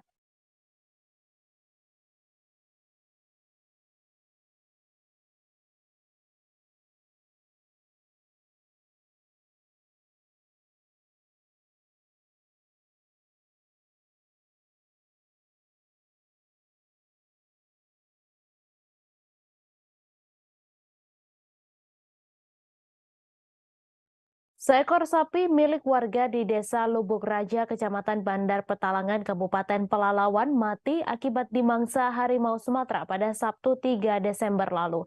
Bangkai sapi dewasa itu ditemukan tergeletak di Pondok 3 Perkebunan Kelapa Sawit milik PT Serikat Putra Desa Lubuk Raja, Bandar Petalangan. Pada tubuh sapi tersebut ditemukan bekas serangan harimau Sumatera berupa gigitan dan cakaran. Informasi selengkapnya akan disampaikan langsung oleh wartawan Tribun Pekanbaru, Johannes Tanjung, yang kini sudah terhubung bersama kami. Silakan rekan Johannes. Baik, terima kasih rekan Mei dan selamat sore semua Tribuners dimanapun Anda berada. Konflik dengan harimau Sumatera kembali terjadi di Kabupaten Pelalawan, namun kali ini harimau Sumatera menyerang ternak milik masyarakat di Desa Lubuk Raja, Kecamatan Bandar Petalangan, Kabupaten Pelalawan. Seekor sapi milik masyarakat dimangsa pada Sabtu pekan lalu dan ditemukan tergeletak di sebuah perkebunan milik perusahaan PT Serikat Putra di Desa Lubuk Raja. Sapi tersebut milik masyarakat bernama Sami Tony Mustafa, merupakan warga Desa Lubuk Raja. Adapun kronologinya Tribuners, ketika saat hari kejadian, Sami Tony Mustafa hendak memeriksa 6 ekor sapinya yang ditambatkan di perkebunan milik Serikat Putra di Desa Lubuk Raja, tepatnya di pondok kebun yang ada di perkebunan tersebut. Namun ketika diperiksa, korban hanya mendapatkan 5 ekor sapinya yang ditambat di pondok perkebunan tersebut, dan satu lagi tidak ada di tempat lagi. Kemudian ia berupaya mencari di sekitar perkebunan milik perusahaan tersebut, dan berselang 2 jam dilakukan pencarian, ditemukan sapi tersebut sudah dalam keadaan mati dan bangkainya tergeletak berkisar 10-15 km dari tempat penambatan. Dan yang membuat korban lebih terkejut lagi, Tribuners, ditemukan bekas gigitan dan cakaran di sekitar tubuh korban, tubuh sapi maksud kami, tepatnya di bagian leher dan di bagian ekor juga sudah mengalami luka yang serius. Dan hal itu yang membuat sapi tersebut mati karena digigit atau diserang oleh harimau Sumatera tersebut. Mendapati fakta tersebut, korban melaporkan ke pihak desa dan ke pihak perusahaan serta Polsek Bunut. Kemudian oleh tim gabungan kemudian dihubungi Badan atau BKSDA Provinsi Riau untuk turun ke lokasi. Pada hari Minggu dan hari Senin, tim identifikasi dari berbagai gabungan dari instansi melakukan identifikasi langsung dan mitigasi langsung ke tempat kejadian perkara, dan ditemukan memang beberapa jejak daripada satu harimau tersebut. Berdasarkan hasil konfirmasi kami dengan BKSDA Riau, dipastikan bahwa memang sapi tersebut diserang oleh harimau Sumatera yang merupakan satwa langka dari Sumatera, dan hal itu terlihat dari jejak yang ditemukan yang cukup berukuran besar. Dan lebih parahnya lagi, Tribuners, bahwasanya tali tambat daripada sapi tersebut ikut putus ketika duga harimau tersebut menarik sapi dari tambatannya. Sampai saat ini tim identifikasi dari BKSDA masih berada di lapangan dan berencana memasang beberapa kamera trap di daerah perlintasan harimau tersebut. Kemudian perusahaan diminta untuk melakukan atau memasang semacam pemberitahuan atau papan pengumuman bahwasanya di sekitar lokasi tersebut merupakan daerah perlintasan harimau. Kemudian sosialisasi juga diberikan kepada masyarakat agar tidak berkeliaran di kebun pada sore hari maupun pada subuh hari, sebab pada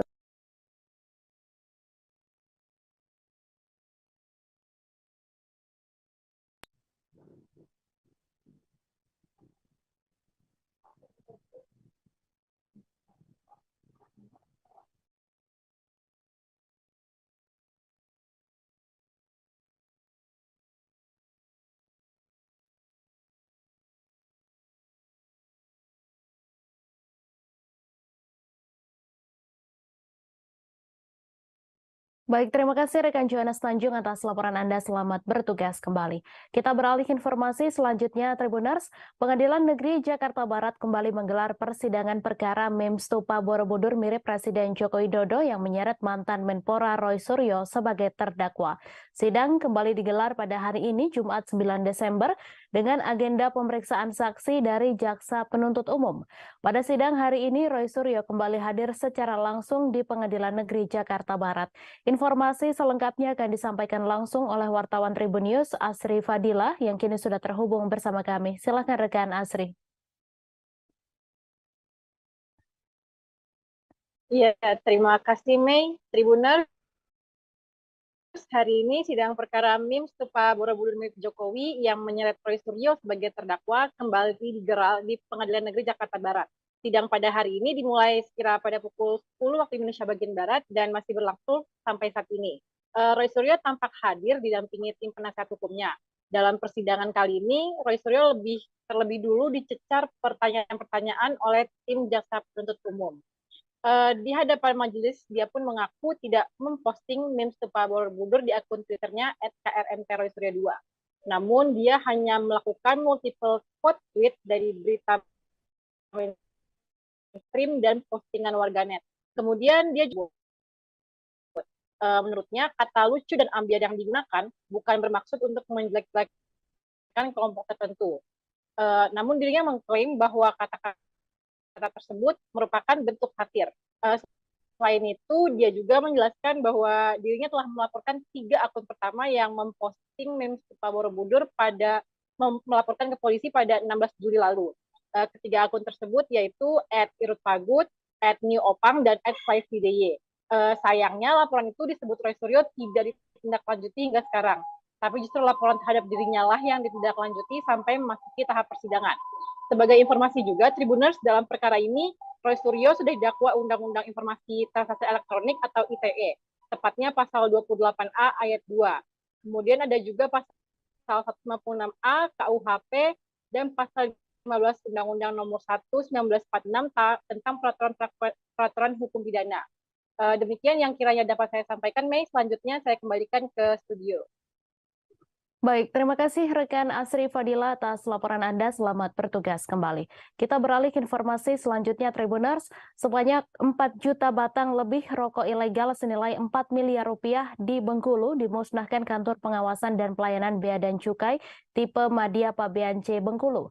Pemusnahan dipimpin langsung oleh Kepala Kantor Pengawasan dan Pelayanan Bea dan Cukai, Ardani Naryasti.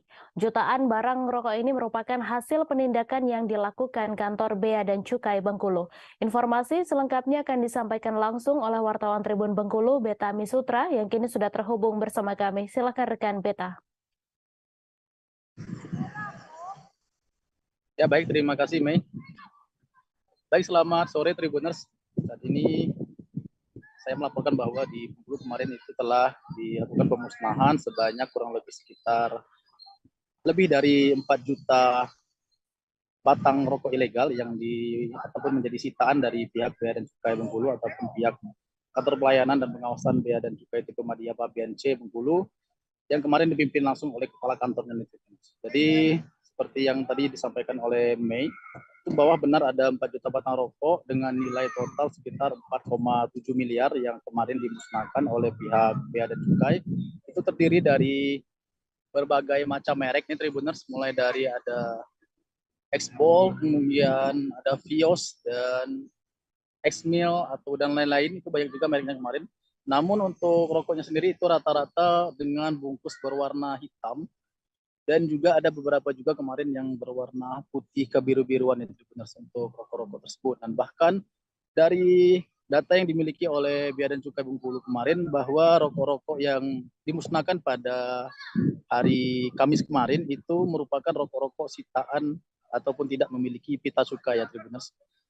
Dan bahkan dari jumlah sekitar 4.200 batang rokok tersebut, sekitar 2.000 rokok maksud saya itu berasal dari ataupun didapatkan dari Kabupaten Rejang Lebong nih Tribuners kemarin. Jadi hampir dari setengah dari jumlah 4.000 batang rokok tersebut atau 4 juta batang rokok tersebut itu berasal dari kabupaten ya Tribuners. Sedangkan sisanya itu tersebar di beberapa wilayah kabupaten kota yang ada di Provinsi Bengkulu nih Tribuners.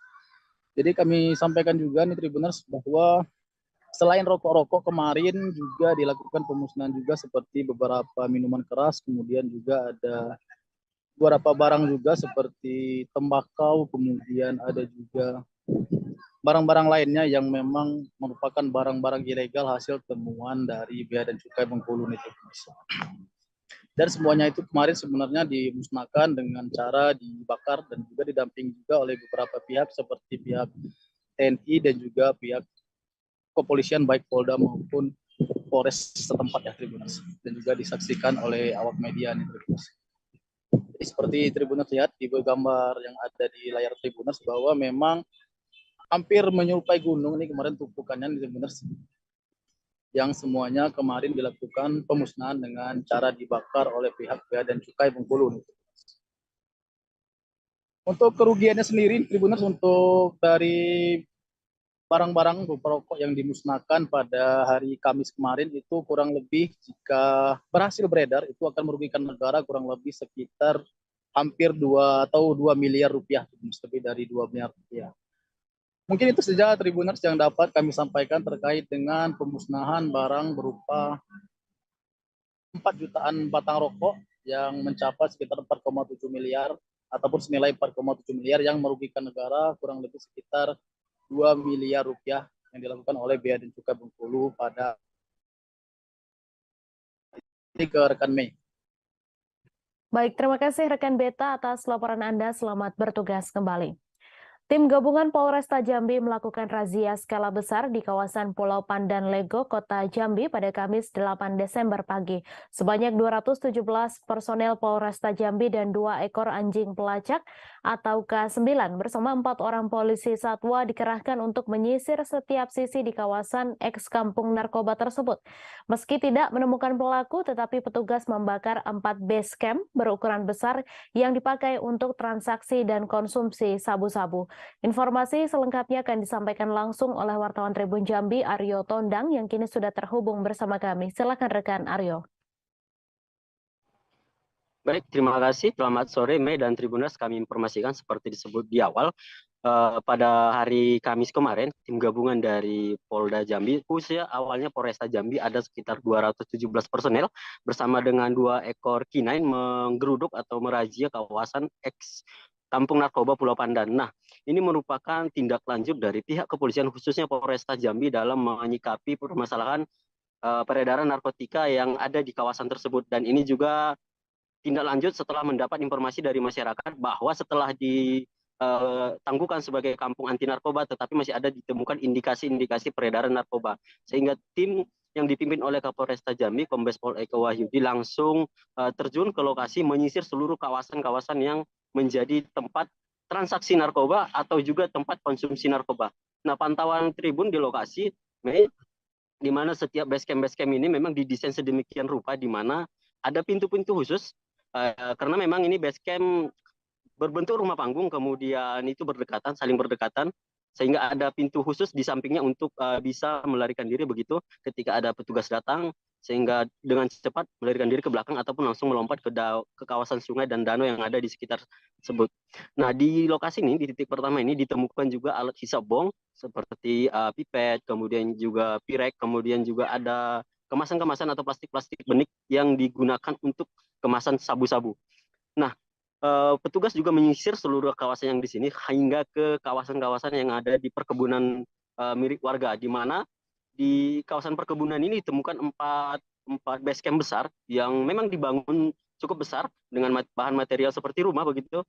Kemudian dihancurkan dengan alat seadanya oleh petugas gabungan yang berada di lokasi dan langsung diikuti atau dilaksanakan juga oleh Kapolresta Jambi dan juga di Res Narkoba Polda Jambi Kombes Pol Thomas Panji Susbandaru.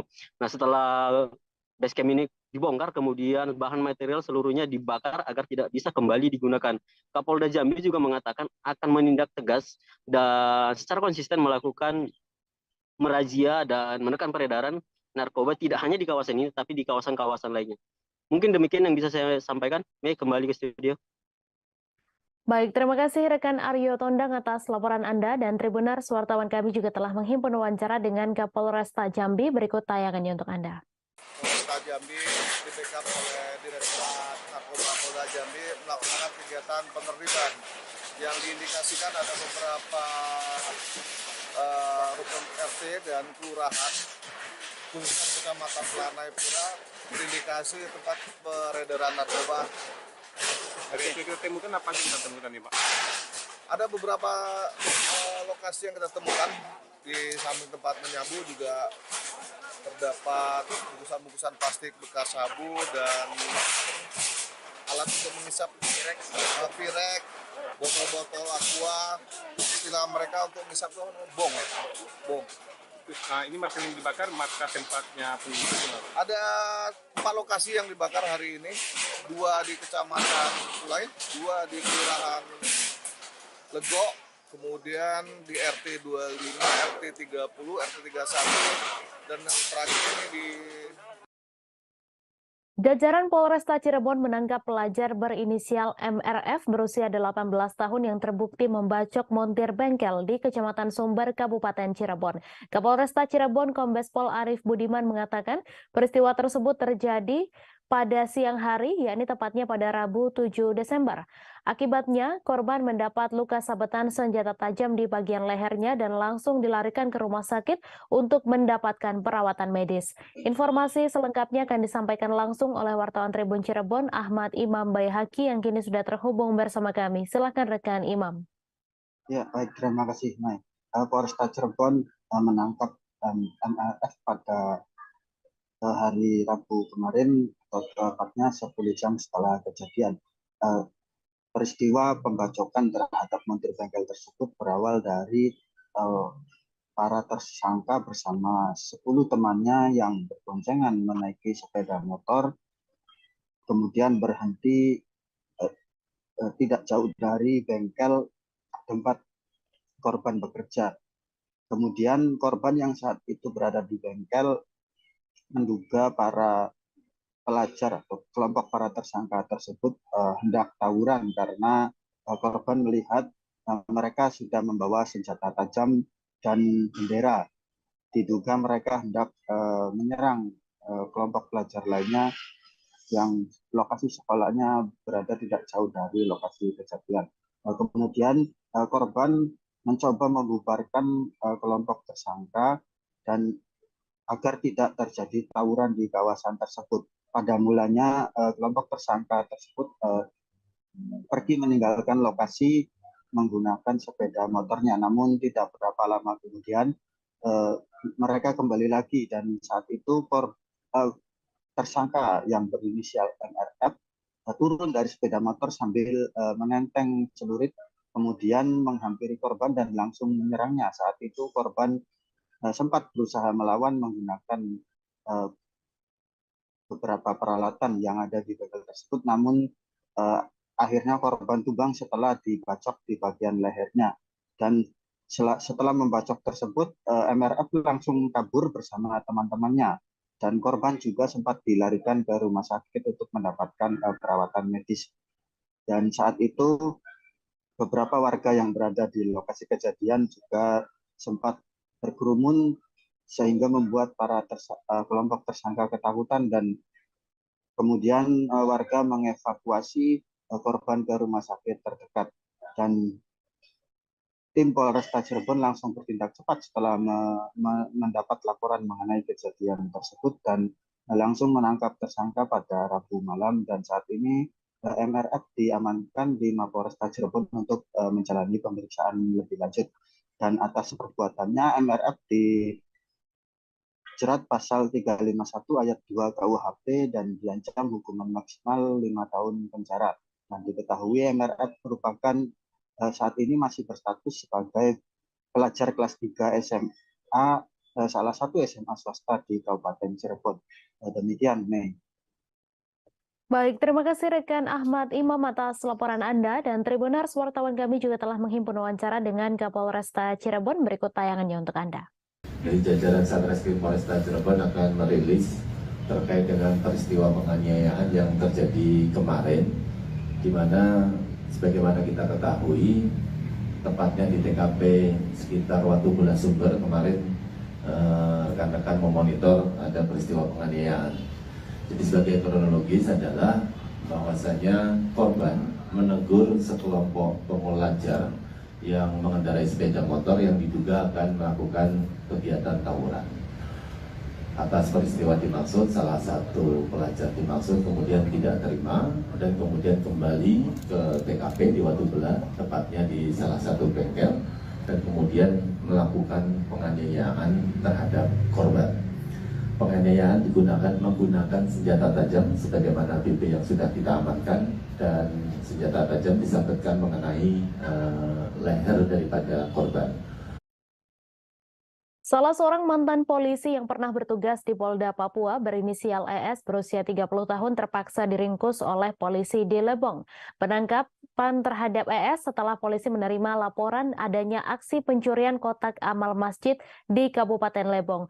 Pelaku diamankan polisi saat berada di rumahnya di kota Lubuk Linggau, Provinsi Sumatera Selatan pada Selasa 6 Desember lalu.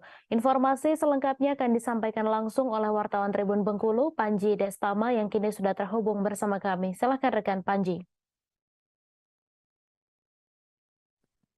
Oke, baik, terima kasih Saudara Mei. Oke, Tribuners menemukan ibadah seperti yang disampaikan oleh Saudara Mei sebelumnya. Saat sedang mau diamankan oleh pihak kepolisian, pelaku sempat melarikan diri. Akhirnya polisi melakukan tindakan tegas dan terukur untuk melumpuhkan pelaku.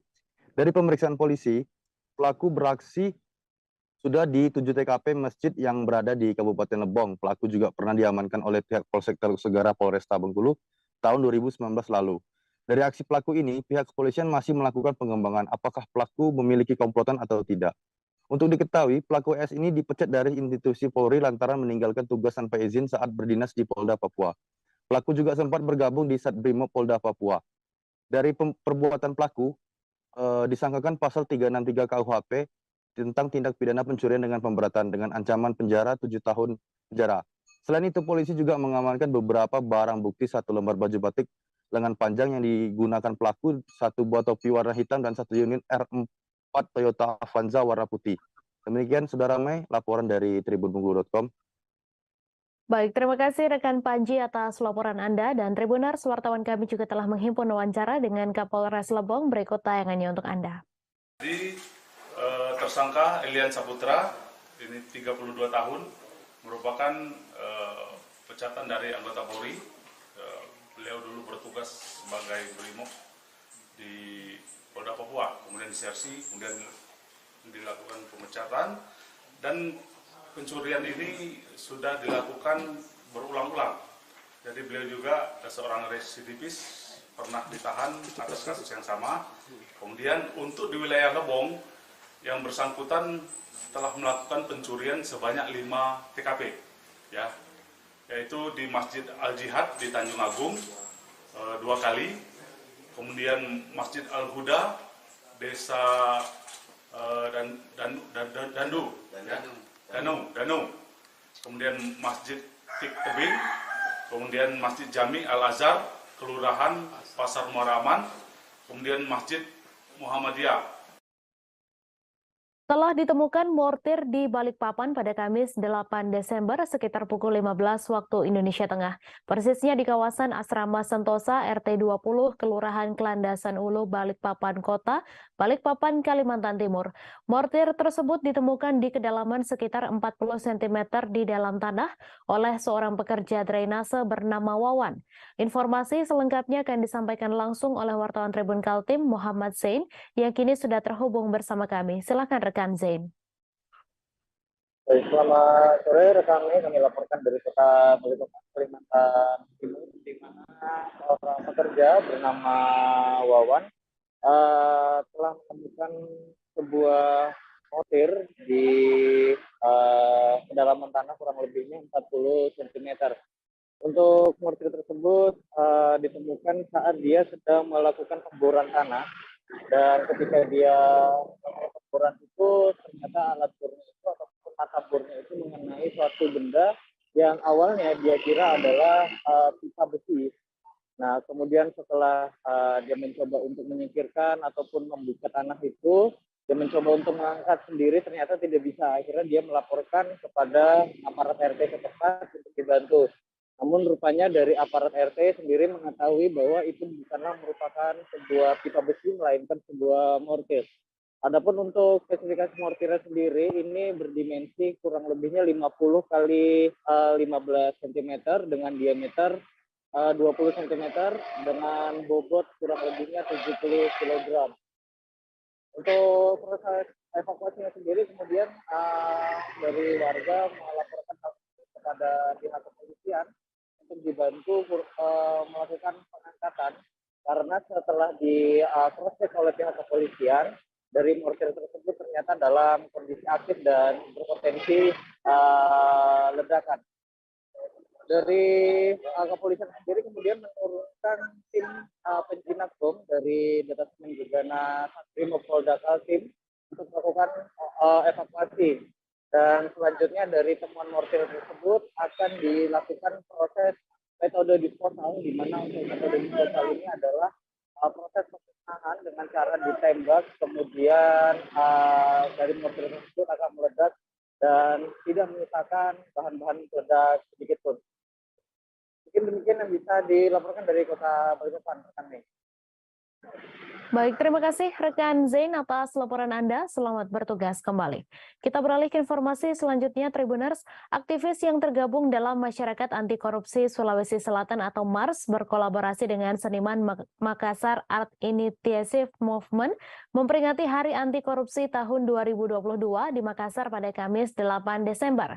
Hari Anti Korupsi jatuh pada 9 Desember 2022, namun MARS dan MAI memperingati sehari sebelumnya di bawah flyover Makassar. Informasi selengkapnya akan disampaikan langsung oleh wartawan Tribun Timur Wahyudin yang kini sudah terhubung bersama kami. Silakan rekan Wahyudin.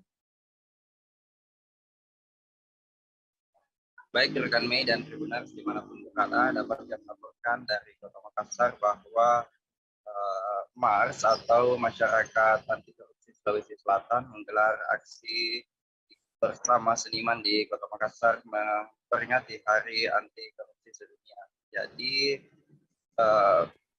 Masyarakat Anti Korupsi Sulawesi Selatan bersama seniman memperingati Hari Anti Korupsi dengan melukis di bawah flyover di Kota Makassar. Mereka menuangkan ide dan gagasan terhadap keresahan dan berbagai ketimpangan yang terjadi khususnya di bidang korupsi di Indonesia. Sehingga dengan melalui aktivitas melukis, ide-ide dan gagasan yang dituangkan dalam kanvas disampaikan keresahan para seniman, sebab dianggap bukan hanya keresahan aktivis dan masyarakat biasa terhadap anti korupsi yang merajalela di Indonesia, tetapi seniman juga merasakan keresahan itu, sehingga MARS menggandeng seniman untuk memperingati Hari Anti Korupsi Sedunia. Jadi peringatan Hari Anti Korupsi Sedunia ini dilakukan sehari sebelum tepatnya Hari Anti Korupsi pada 9 Desember 2022. Jadi ada beberapa keresahan yang disampaikan oleh masyarakat anti korupsi, seperti terkait dengan korupsi demokrasi yang diungkam dengan berbagai kritikan yang mulai resah dan tidak bisa disampaikan secara langsung. Nah, demikianlah Tribuners yang dapat saya laporkan dari Kota Makassar. Kembalikan ke studio. Baik, terima kasih rekan Wahyudin atas laporan Anda. Selamat bertugas kembali. Bawaslu Kaltara menekankan kepada ASN di lingkungan Pemprov Kaltara untuk tetap menjaga netralitas menjelang pemilu 2024. Ketua Bawaslu Kaltara, Suryani, mengatakan ASN sebagai perangkat pemerintahan harus memberikan layanan publik yang adil. Jika ASN tidak netral, Suryani khawatir pelayanan publik akan terganggu. Informasi selengkapnya akan disampaikan langsung oleh wartawan Tribun Kaltara, Ilhami Faudi, yang kini sudah terhubung bersama kami. Silahkan rekan Faudi. Ya benar rekan Mei dan Tribuners, pihak Badan Pengawas Pemilu atau Bawaslu Kaltara menekankan tentang pentingnya netralitas ASN di lingkungan Pemprov Kaltara menghadapi pemilu 2024 mendatang. Menurut Ketua Bawaslu Kaltara Suryani, netralitas ASN harus dijunjung karena selain untuk memberikan pelayanan yang adil terhadap masyarakat, netralitas ASN juga telah diatur melalui peraturan perundang-undangan yang berlaku. Menurut Suryani, pihaknya akan melakukan pengawasan secara melekat kepada ASN di lingkungan Pemprov Kaltara untuk mengantisipasi adanya dugaan dukungan terhadap salah satu pasangan calon ataupun partai politik di masa pemilu 2024 mendatang. Pihak Bawaslu Kaltara dan Pemprov Kaltara pun telah mendatangani perjanjian terkait memastikan adanya netralitas ASN menjelang pemilu 2024 mendatang. Sementara itu, Gubernur Kaltara Zainal Paliwang mengingatkan agar ASN tidak main-main dalam menghadapi tahun politik di 2024 nanti. Menurut Gubernur Zainal, pihaknya akan memberikan sanksi yang tegas jika nantinya ditemukan adanya ASN di lingkungan Pemprov Kaltara yang memberikan dukungan secara aktif baik kepada calon maupun partai politik pada saat kontestasi pemilu mendatang. Demikian rekan Mei laporannya. Terima kasih rekan Faudi atas laporan Anda, dan Tribuners, wartawan kami juga telah menghimpun wawancara dengan Ketua Bawaslu Kaltara. Berikut tayangannya untuk Anda. Upaya-upaya kita yaitu melakukan pencegahan. Yang pertama tentu sosialisasi. Nah, selanjutnya tentu ada kesepakatan yang kami lakukan sesuai dengan perangkat daerah masing-masing. Ya. Tentu kami tidak ingin apa yang dimiliki berupa kewenangan, tindakan dari masing-masing perangkat daerah itu mengambil ruang untuk memberikan dukungan baik secara langsung maupun tidak langsung kepada para kontestan di pemilu maupun di pilkada, sehingga apa yang dilakukan Bawaslu hari ini dan ke depan semakin mendekati pelaksanaan pemilu pilkada serentak adalah upaya-upaya pencegahan. Nah, selanjutnya Bawaslu akan melakukan pengawasan secara melekat, baik secara langsung maupun tidak. Tentunya juga mendorong semua lapisan masyarakat untuk ikut mengawasi. Ya, tidak ragu menyampaikan laporan kepada Bawaslu ketika Beberapa pekan menjelang Hari Natal dan Tahun Baru, terpantau harga beras di pusat pasar Kota Medan terus mengalami kenaikan. Adapun harga beras secara bertahap naik dalam sehari mencapai Rp200, lalu Rp300 hingga Rp500 per kilogramnya. Pedagang beras bernama Acai mengatakan harga beras mulai mengalami kenaikan dalam beberapa waktu menjelang Hari Natal dan Tahun Baru 2023. Namun begitu, untuk ketersediaan stok beras hingga saat ini masih terjaga stabil hingga beberapa waktu ke depan. Informasi selengkapnya akan disampaikan langsung oleh wartawan Tribun Medan, Angel, yang kini sudah terhubung bersama kami. Silakan rekan Angel.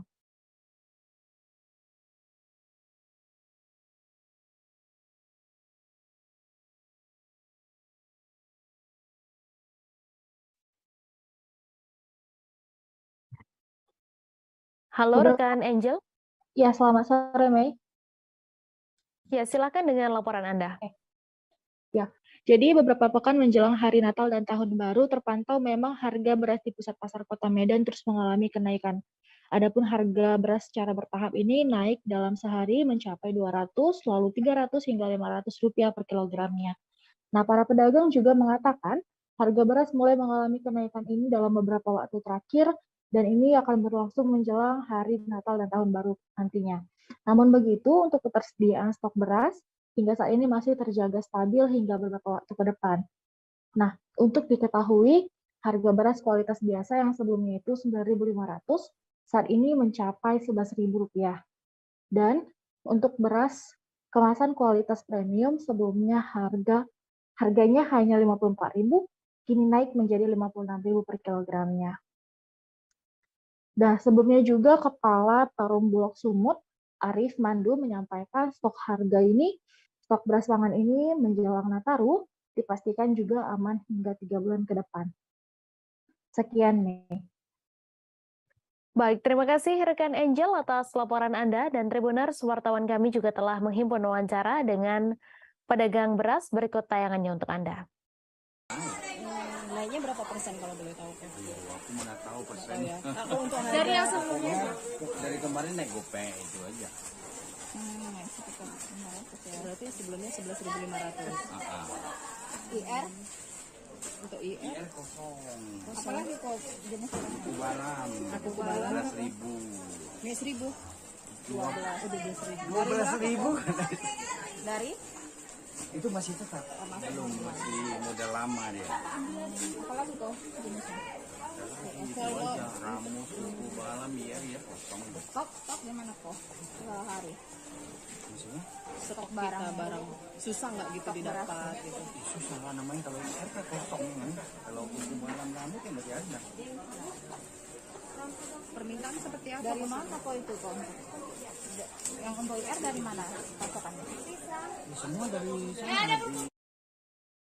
Sebanyak 150 pebalap dari beberapa kabupaten di Provinsi Nusa Tenggara Timur ikut dalam kejuaraan daerah Bupati Sika Cup Gas Track Motocross tahun 2022 di Skyjump El Tari Maumere Circuit, tepatnya di belakang kantor Bupati Sika. Sementara itu, jumlah tim yang turun pada kejuaraan daerah Bupati Sika Cup Gas Track Motocross tahun 2022 ini sebanyak 40 tim yang berasal dari Kabupaten Manggarai, Ngada, Sumba Timur, Sumba Barat Daya, Kota Kupang, Nagekeo, Lembata, Flores Timur, Ende, dan Kabupaten Sika sebagai tuan rumah. Informasi selengkapnya akan disampaikan langsung oleh wartawan Tribun Flores, Albert Aquinaldo, yang kini sudah terhubung bersama kami. Silakan rekan Albert. Selamat sore rekan Mei dan Tribuners di mana saja berada. Dari Kabupaten Sika, Flores Tenggara Timur dapat kami laporkan bahwa sebanyak 150 pembalap dan dari 40 tim yang berasal dari beberapa kabupaten di EDT, baik di Flores Timur, Daratan Timur maupun Daratan Sumba ikut dalam kejuaraan daerah Bupati Sika Cup Gas Track Motocross tahun 2022 di Skyjump Circuit, tepatnya di belakang kantor Bupati Sika. Dan ajang atau event ini dilaksanakan untuk mengurangi angka kecelakaan lalu lintas yang di Kabupaten Sika yang khususnya di NDT umumnya yang hingga akhir tahun ini jumlahnya meningkat. Dan rekan Mei dan sahabat Tribuners dapat kami laporkan pula bahwa hari ini merupakan hari kedua kejuaraan daerah Gas Track Motocross yang digelar di sirkuit di belakang kantor Bupati ini yang diikuti atau ditonton oleh ratusan atau ribuan penonton yang datang dan menonton langsung jalannya event ini. Demikian rekan Mei dan sahabat Tribuners yang dapat kami laporkan dari Kabupaten Sika. Baik, terima kasih rekan Albert atas laporan Anda. Selamat bertugas kembali. Kita beralih ke informasi selanjutnya, Tribuners. Kegiatan pelatihan peningkatan kapasitas tenaga pendamping profesional program penguatan pemerintahan dan pembangunan desa di Hotel Sultan Raja, Kabupaten Minahasa Utara, Provinsi Sulawesi Utara berakhir pada Kamis 8 Desember.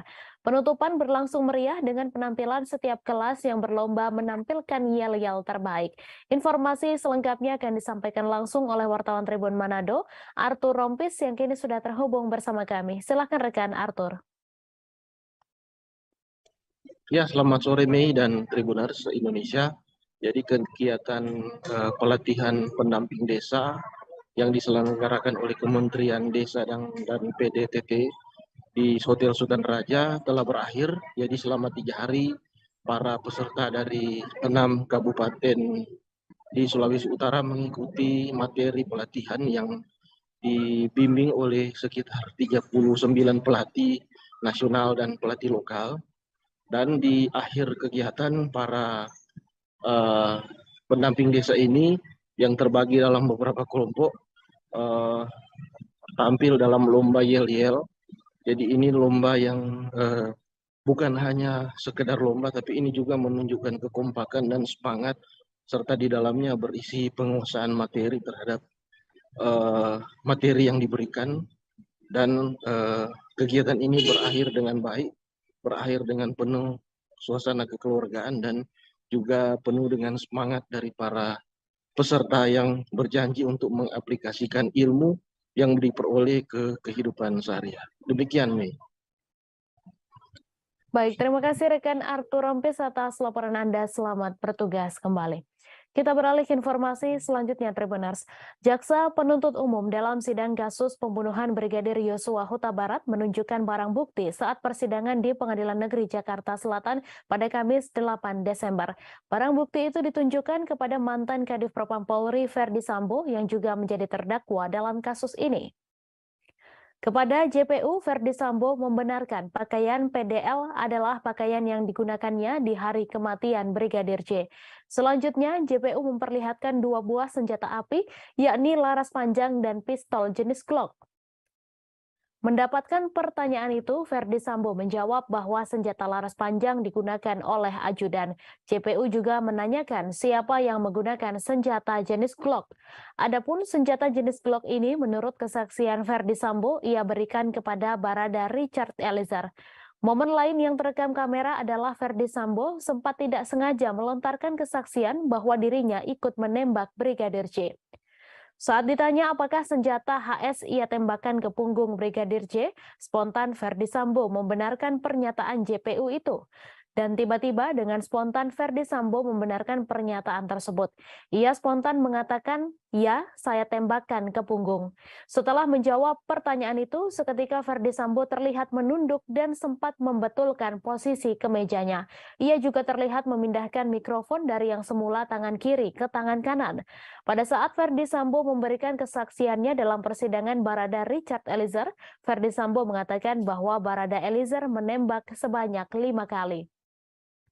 Mendengar kesaksian Verdi Sambo, Barada Richard Eliezer pun mengkoreksi kesaksian mantan Kadif Propam Polri itu.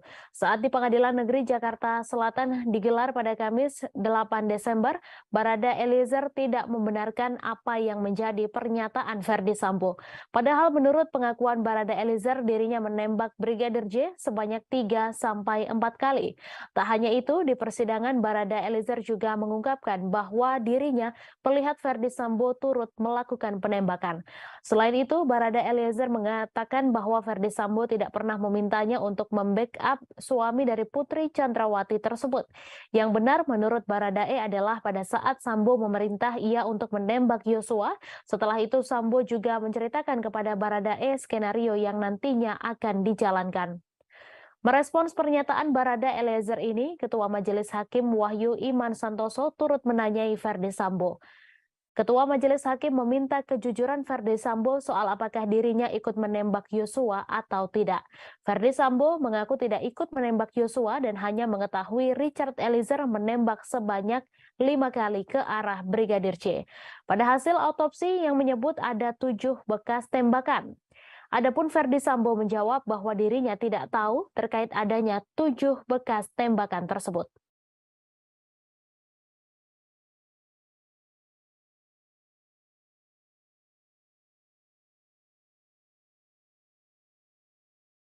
Terdakwa pembunuhan Brigadir J alias Yosua, Verdi Sambo, diduga keceplosan mengaku menembak mantan ajudannya tersebut saat dicecar pertanyaan oleh jaksa di sidang pada tanggal 7 Desember 2022.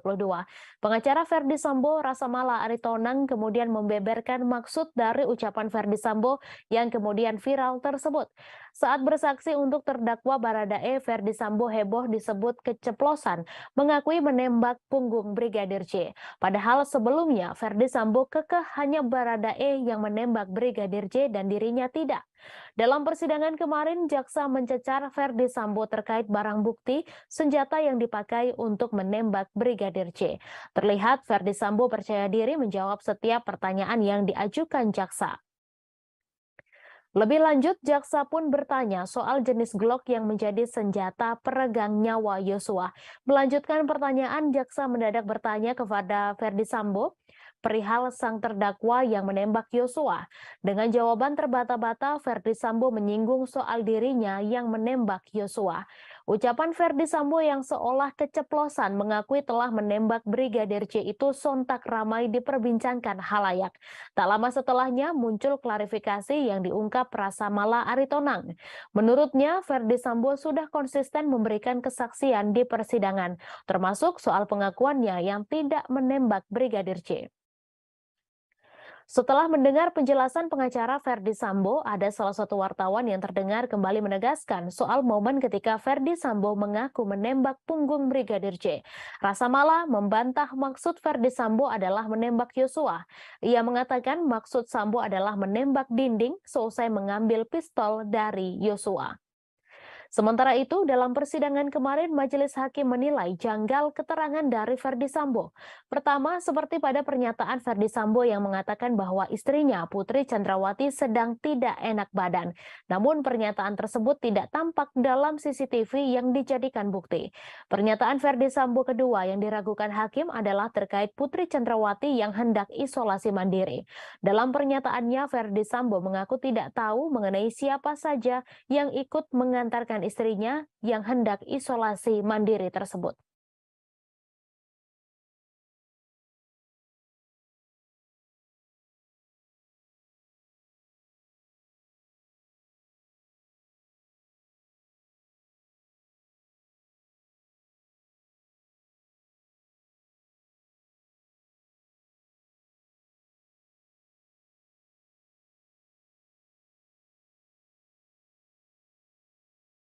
Kebakaran terjadi di rumah hingga kios warga di kawasan Lorong Tahu Mardika, Ambon pada Jumat 9 Desember. Kebakaran terjadi sekitar pukul 3 waktu Indonesia Timur dini hari. Menurut pantauan di lokasi sekitar pukul 5:10 waktu Indonesia Timur, api dan asap hitam membumbung tinggi di langit kota Ambon. Tak hanya rumah, kios warga hingga deretan toko baju bekar atau cakar bongkar pun ikut terbakar. Informasi selengkapnya akan disampaikan langsung oleh wartawan Tribun Ambon, Mesya Marasabesi, yang kini sudah terhubung bersama kami. Silakan rekan Mesya. Baik, halo Mei dan juga Tribuners. Jadi pada hari ini Jumat 9 Desember 2022 sekitar pukul 4 dini hari waktu Indonesia Timur, kebakaran di kawasan Lorong Pabrik Tahu Kelurahan Rijali, Kecamatan Sirimau, Kota Ambon, yang menyebabkan puluhan bangunan ikut terbakar hangus dan juga 2 orang dilaporkan meninggal dunia, 1 orang mengalami luka-luka. Ketiga korban ini sudah dilarikan ke Rumah Sakit Bayangkara Kota Ambon, Tribuners, dan belum diketahui pasti berapa besaran kerugian yang dialami dari kebakaran ini. Namun tadi Tribun Ambon.com juga sudah melakukan wawancara dengan beberapa pemilik tempat jual motor ya, seperti itu, karena kebakaran ini juga melibatkan kios-kios dan beberapa tempat jual motor seperti itu. Ada untuk satu tempat jual usaha motor bekas itu ada sekitar 30 unit motor yang juga ikut terbakar dan kerugian ditaksir mencapai ratusan juta, sekitar 300-an juta Tribuners. Sementara untuk kerugian lainnya belum diketahui pasti dari data yang dihimpun oleh pemerintah kota ya. Dan sementara untuk lokasi kebakaran saat ini sudah dilakukan tanggap darurat oleh pemerintah Kota Ambon, seperti itu Tribuners. Demikian yang dapat saya laporkan. Baik, terima kasih rekan Mesya atas laporan Anda. Selamat bertugas kembali. Kita beralih ke informasi selanjutnya, Tribuners. Satlantas Polres Minahasa Utara melaksanakan Operasi Patuh 2022 menjelang perayaan Natal dan Tahun Baru pada Kamis 9 Desember. Operasi Patuh 2022 Satlantas Polres Minut dipimpin langsung Kasat Lantas Julio Jagratara Tampoy di depan Terminal Air Madidi. Saat mendapati pengendara motor yang tidak memakai helm, Kasat meminta agar patuh dengan aturan memakai helm karena itu untuk keselamatan pengendara. Ada juga salah satu star PUPR yang tidak memakai helm dan motor yang dikendarainya tidak membayar pajak, sehingga anggota Satlantas meminta seharusnya mereka mengetahui aturan tidak memakai helm dan membayar pajak. Dengan begitu mereka kemudian meminta maaf. Kemudian ada juga seorang perawat yang tidak memakai helm. Dengan begitu Kasat meminta seharusnya seorang perawat mengetahui tentang keselamatan berkendara karena ia merupakan seorang perawat. Bahkan ada beberapa pengendara motor yang langsung berbalik arah saat melihat anggota Satlantas di jalan. Uniknya, beberapa pengendara yang ingin berbalik arah dipanggil oleh anggota untuk diberikan teguran saat akan berbalik arah. Kasat Lantas Polres Minut Ibtu Julio Jagratara Tampoy didampingi KBO Ibda Roni Raturandang ketika diwawancarai mengatakan operasi ini dilaksanakan seluruh Satlantas Polres jajaran Polda Sulawesi Utara. Ia mengatakan mantan Kasat Lantas Polres Tomohon ini mengatakan operasi dilakukan untuk menciptakan kondisi yang aman, nyaman, dan lancar dalam berkendara. Menurut Julio, operasi patuh mulai hari ini dan selama 2 minggu ke depan. Mantan KBO Satlantas Polresta Manado ini menyampaikan dari hasil operasi masih banyak pelanggar yang tidak memakai helm dan ada juga yang memakai knalpot racing.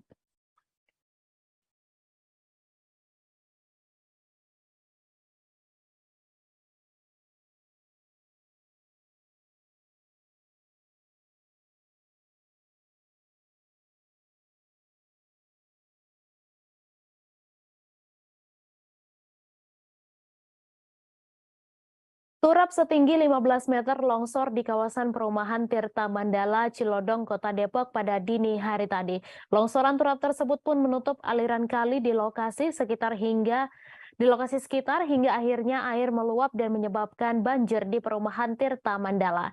Camat Cilodong Bambang Eko mengatakan longsor ini terjadi akibat curah hujan yang cukup tinggi. Informasi selengkapnya akan disampaikan langsung oleh wartawan Tribun Jakarta, Dwi Putra Kesuma, yang kini sudah terhubung bersama kami. Silahkan rekan Dwi. Baik, selamat sore Mei dan juga Tribuners. Juga saya sampaikan bahwa musibah tanah longsor yang menyebabkan banjir di kawasan perumahan Tirta Mandala, Cilodong, Kota Depok ini terjadi pada kemarin dini hari. Turap setinggi 15 meter ini longsor akibat curah hujan yang tinggi dan juga intensitas yang cukup lama. Sebelum turap ini longsor, warga sekitar juga sempat mendengar suara retakan yang cukup keras. Dan baru beberapa saat kemudian turap ini longsor, yang mana di atas turap tersebut adalah bangunan berupa bengkelan. Akibat turapnya longsor ini, aliran kali yang ada di bawahnya pun sempat tertutup hingga air meluap merendam pemukiman warga. Camat Cilodong, Kota Depok, Bambang Eko mengatakan kurang lebihnya ada 2 RW yang terendam banjir, dan akibat banjir ini, petugas dari Dinas Damkar Kota Depok juga sempat mengevakuasi sejumlah warga yang hendak berangkat sekolah dan juga berangkat kerja akibat tidak bisa melewati jalan yang terendam banjir. Saat ini sendiri, puing-puing atau tumpukan batang pohon yang menutup aliran kali ini telah dievakuasi oleh Dinas Damkar Kota Depok dan juga Dinas PUPR Kota Depok, dan juga menggunakan alat berat, dan aliran kali sudah kembali normal serta banjir yang merendam 2 RW ini sudah surut. Namun demikian, puing-puing seperti puing bangunan dan juga batang pohon berukuran besar masih berada di lokasi dan sedang dalam proses dievakuasi menggunakan mobil. Kurang lebih seperti itu nih yang bisa saya sampaikan. Baik, terima kasih rekan Dwi Putra atas laporan Anda. Selamat bertugas kembali. Polda Kalimantan Timur meresmikan posko pengamanan yang berada tepat di dalam kawasan inti Ibu Kota Negara Nusantara pada Jumat 9 Desember. Kapolda Kalimantan Timur Irjen Pol Imam Sugianto mengatakan posko yang dibangun itu untuk memudahkan pengamanan di Ibu Kota baru. Terlebih saat ini proyek pengerjaan sudah mulai masif sehingga perlu pengamanan intens agar proyek pembangunan IKN berjalan lancar. Informasi selengkapnya akan disampaikan langsung oleh wartawan Tribun Kaltim, Nita Rahayu, yang kini sudah terhubung bersama kami. Silahkan rekan Nita.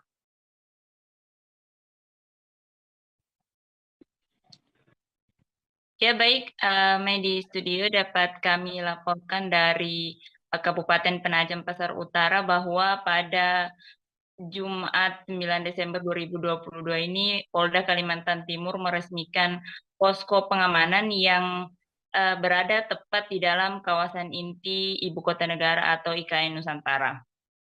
Kapolda Kaltim Irjen Pol Imam Sugianto mengatakan bahwa posko yang dibangun itu untuk memudahkan pengamanan di ibu kota terbaru. Terlebih saat ini proyek pengerjaan sudah mulai masif dan perlu pengamanan yang intens agar proyek pembangunan di IKN dapat berjalan lancar. Kemudian beberapa hal yang menjadi atensi terkait dengan pengamanan di ibu kota negara, kata Kapolda, mulai dari adanya ditemukan pencurian yang yakni berupa alat berat milik kontraktor yang mengerjakan proyek IKN tersebut. Dan dengan dibentuknya posko pengamanan itu diharapkan kejadian yang sama tidak terulang lagi. Kemudian posko tersebut juga Mai dan Tribuners dikerjakan kurang lebih selama 4 bulan dan lokasinya berada tepat di tengah-tengah kawasan inti ibu kota negara dan sehingga lokasi tersebut dianggap strategis untuk dijadikan posko pengamanan. Dapat kami informasikan juga bahwa posko tersebut dilengkapi dengan ruangan administrasi, ruang rapat, ruang istirahat, dan beberapa fasilitas lainnya. Tidak hanya itu, Kapolda juga mengisyaratkan bahwa posko tersebut nantinya akan ditingkatkan dan dijadikan sebagai Polresta IKN. Kemudian disinggung mengenai personil yang akan bersiaga serta sistem penjagaan seperti apa yang akan diterapkan di posko, kata Kapolda saat ini masih dalam tahap penyusunan. Karena di IKN sendiri saat ini yang berjaga atau melakukan pengamanan masih di bawah kendali oleh tim pengamanan IKN Operasi Nusantara yang dibentuk oleh Polda. Kemudian pada tahun 2023 mendatang akan ada penambahan personil untuk Polda yang akan berjaga di wilayah ibu kota negara. Jumlahnya dikatakan Kapolda sebanyak 500 personil. Demikian, Mai. Baik, terima kasih rekan Dita atas laporan Anda. Dan Tribuners, wartawan kami juga telah menghimpun wawancara dengan Kapolda Kalimantan Timur. Berikut tayangannya untuk Anda. Ada pos-pos lain, Pak? Akan ada tambahan pos-pos lain. Kita mengeliminir, sudah ada beberapa laporan kehilangan yang kecil itu, ya. Ini harus kita mitigasi, kalau tidak ini nanti akan berlanjut terus. Pelaku harus ketangkep. Ada berapa personil Pak yang akan ditambah, Pak? Kurang lebih 500 sekian tahun depan. Tapi itu dinamis, akan bisa bertambah lagi. Kita sesuaikan dengan tingkat ancaman yang ada di sekitar proyek pembangunan KIPP. Laporan selama ini baru hanya pencurian, Pak? Pencurian sementara, ya, pencurian. Mudah-mudahan nggak ada lagi deh. Masyarakat kita, saya menghimbau ke masyarakat, ojo nyuri-nyuri lah, nanti daripada dikandangkan di sel nanti, ya. Siap. Oke ya. Siap. Terungkap fakta baru kasus dugaan ruda paksa yang dilakukan oleh seorang Paspampres berinisial Mayor BF kepada prajurit wanita TNI di sebuah hotel di Bali. Setelah dilakukan penyelidikan oleh penyidik Pusat Polisi Militer TNI, tidak ditemukan bukti adanya kasus ruda paksa. Panglima TNI Jenderal Andika Perkasa mengatakan dari hasil penyelidikan sementara, perwira Paspampres dan prajurit wanita TNI melakukan tindak asusila atas dasar suka sama suka tanpa ada unsur pemaksaan. Saat ini, korban yang merupakan perwira muda perempuan Divisi Infanteri 3 Kostrat berinisial Letda CAJKGER berpotensi sebagai tersangka. Sebelumnya, Mayor Infanteri BF yang menjabat sebagai Wakil Komandan di salah satu detasmen pasukan pengamanan Presiden atau Paspampres telah ditetapkan sebagai tersangka. Menurutnya, kedua pelaku dapat dijerat dengan pasal 281 tentang asusila dan dapat dipecat dari TNI karena kasus ini. Kini proses penyelidikan masih berjalan dan akan terus dikembangkan. Sebelumnya, Jenderal Andika Perkasa mengatakan Mayor BF sudah diproses hukum atas kesalahannya. Hal ini dikatakan sebelum ada bukti kasus asusila dilakukan atas dasar suka sama suka. Kasus ini telah diperiksa di Makassar, Sulawesi Selatan karena korban bertugas di Divisi Infanteri 3 Kostrat. Namun kini kasus ini akan ditangani langsung oleh Pusat Polisi Militer atau Puspom TNI. Andika menjelaskan jika perbuatan Mayor BF sudah memenuhi unsur pidana dan tidak akan memberi kompromi atas perbuatannya. Selain itu, ia juga dengan tegas akan memecat Mayor BF karena melakukan perbuatan tersebut kepada sesama prajurit TNI. Kepala Staf Kepresidenan Jenderal Purnawirawan Muldoko menanggapi kasus oknum Paspampres yang diduga meruda paksa prajurit TNI wanita di sebuah hotel di Bali ketika acara KTT G20 pada 15 hingga 16 November 2022. Muldoko menyatakan di TNI aturan dan hukum yang berlaku sudah jelas. Menurutnya dalam kasus ini akan dilihat terlebih dahulu pelanggaran kasus ini termasuk disiplin murni atau disiplin tidak murni. Mantan Panglima TNI ini juga mengungkap kasus ini akan ditentukan di pengadilan militer dan hukuman yang diberikan dapat berupa pemecatan jika terbukti bersalah. Terkait tindakan yang akan diberikan kepada korban, menurutnya perlu dilakukan rehabilitasi atau pendekatan psikologi agar korban dapat menghilangkan trauma.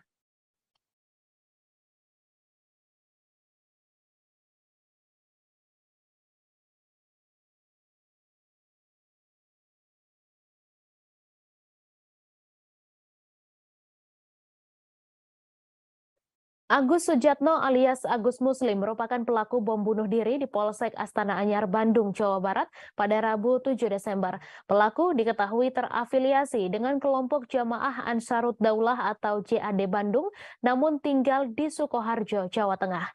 Pekerjaan pelaku adalah menjadi juru parkir di sebuah restoran di belakang Stadion Manahan, Solo. Juru parkir di tempat tersebut berinisial ER mengatakan pelaku sudah sejak tahun 2019 bekerja di restoran sebagai juru parkir. Ia juga membenarkan motor Suzuki Shogun berwarna biru yang ditemukan di tempat kejadian perkara merupakan motor milik pelaku yang digunakan untuk berangkat ke tempat kerja. Diketahui motor Suzuki Shogun berwarna biru yang terparkir di dekat Polsek Astana Anyar menjadi barang bukti penting karena terdapat tulisan pesan Agus Sujatno sebelum melakukan bom bunuh diri. ER menjelaskan ketika menjadi juru parkir, pelaku kerap memakai celana cingkrang. Pelaku menjadi juru parkir di restoran tersebut dari pukul 9 pagi hingga 9 malam dan bekerja 2 hari sekali. Menurutnya, penghasilan pelaku menjadi juru parkir cukup besar karena dapat membawa uang Rp500.000 per hari. Di mata ER, Agus Sujatno merupakan sosok yang pendiam karena jarang berinteraksi dengan juru parkir yang lain.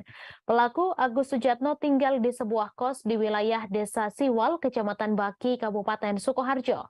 Ketua RT setempat, Suparno, mengatakan tidak mengenal pelaku karena dari awal datang tidak melapor ke RT. Suparno juga tidak mengetahui sudah berapa lama pelaku tinggal di kos tersebut dan baru diberi informasi oleh pemilik kos setelah kejadian bom bunuh diri di Bandung. Menurutnya, pelaku dan keluarga sangat tertutup dan tidak pernah mengikuti kegiatan RT setempat. Sementara itu diketahui seorang polisi bernama Aibtu Sofyan meninggal dunia akibat ledakan bom di Polsek Astana Anyar, Kota Bandung. Aibda Sofyan merupakan Babin Kamtibmas di Kelurahan Karanganyar, Astana Anyar, Kota Bandung. Ia menjadi korban meninggal dunia akibat teror bom bunuh diri yang dilakukan Agus Sujatno alias Agus Muslim. Seorang mantan teroris Robi Rubiansyah alias Abu Askar menjelaskan alasan aparat penegak hukum dijadikan target oleh kelompok JAD. Ia mengungkap di mata kelompok JAD, sebuah negara yang tidak menggunakan asas Islam akan dipandang sebagai musuh Islam. Mantan tersangka kasus bom Kedutaan Besar Myanmar 2013 ini mengatakan aparat penegak hukum menjadi target JAD karena membela negara yang tidak berasaskan Islam dan dipandang sebagai penolong sistem setan. Menurutnya, kelompok JAD memiliki rasa kekeluargaan, ideologi, dan militansi yang tinggi. Meskipun jumlah anggotanya sedikit, namun sangat berbahaya karena 3 hal tersebut.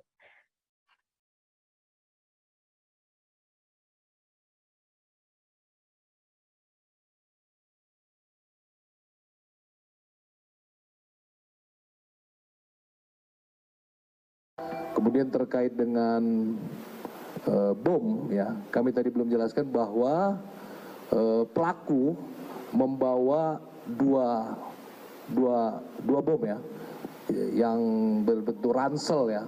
Jadi yang pertama di punggung, yang kedua di depan dada. Namun peristiwa itu yang meledak adalah yang ransel punggung. Ketika meledak, yang di dada terpental. Jadi Direktur Eksekutif Trias Politika Strategis atau TPS Agung Baskoro menilai Ketua Umum Partai Nasdem Surya Paloh tampaknya ingin membalas dendam terhadap Presiden Joko Widodo. Hal itu merespons ketidakhadiran Surya Paloh pada pernikahan Kaesang Pangarep dan Erina Sofia Gudono pada Sabtu 10 Desember besok. Menurut Agung, ketidakhadiran Paloh merupakan sinyal bahwa ia juga bisa memberikan kode-kode politik kepada Jokowi. Selain itu, Agung juga menilai ketidakhadiran Surya Paloh juga bisa menjadi pertanda bahwa KPI semakin mengkristal sebagai koalisi yang serius digalang oleh Nasdem, Demokrat, dan PKS. Namun ia menegaskan Menteri Nasdem di Kabinet Indonesia Maju berpotensi di-reshuffle apabila aksi saling balas kode tersebut terus dilakukan. Sebelumnya, Jokowi mewanti-wanti Partai Golkar agar tak mendeklarasikan capres secara sembrono.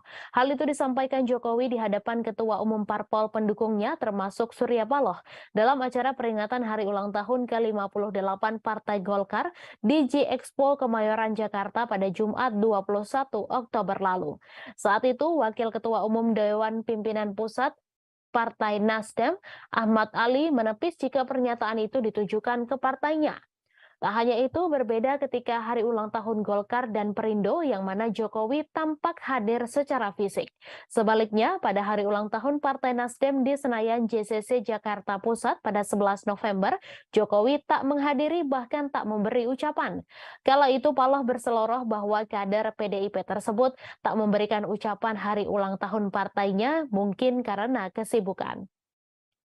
Berbeda dengan tokoh-tokoh lain seperti mantan Presiden Susilo Bambang Yudhoyono, Paloh justru dipastikan absen pada pernikahan putra Jokowi, Kaesang.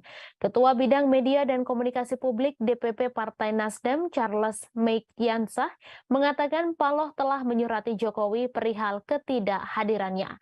Menurut Charles, Paloh tak menghadiri pernikahan putra Jokowi itu dikarenakan sedang berobat ke luar negeri.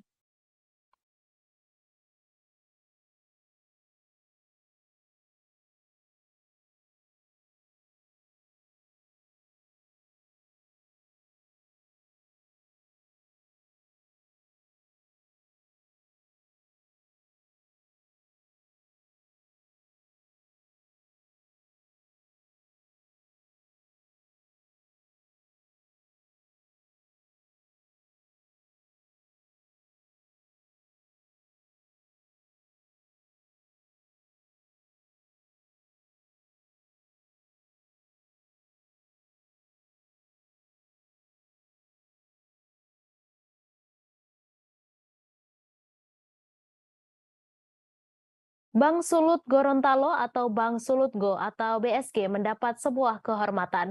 Torang Pebang menjadi tempat konsultasi studi komparasi Bumper Perda di DPRD Sulawesi Tenggara dan Bank Sultra terkait penyertaan modal.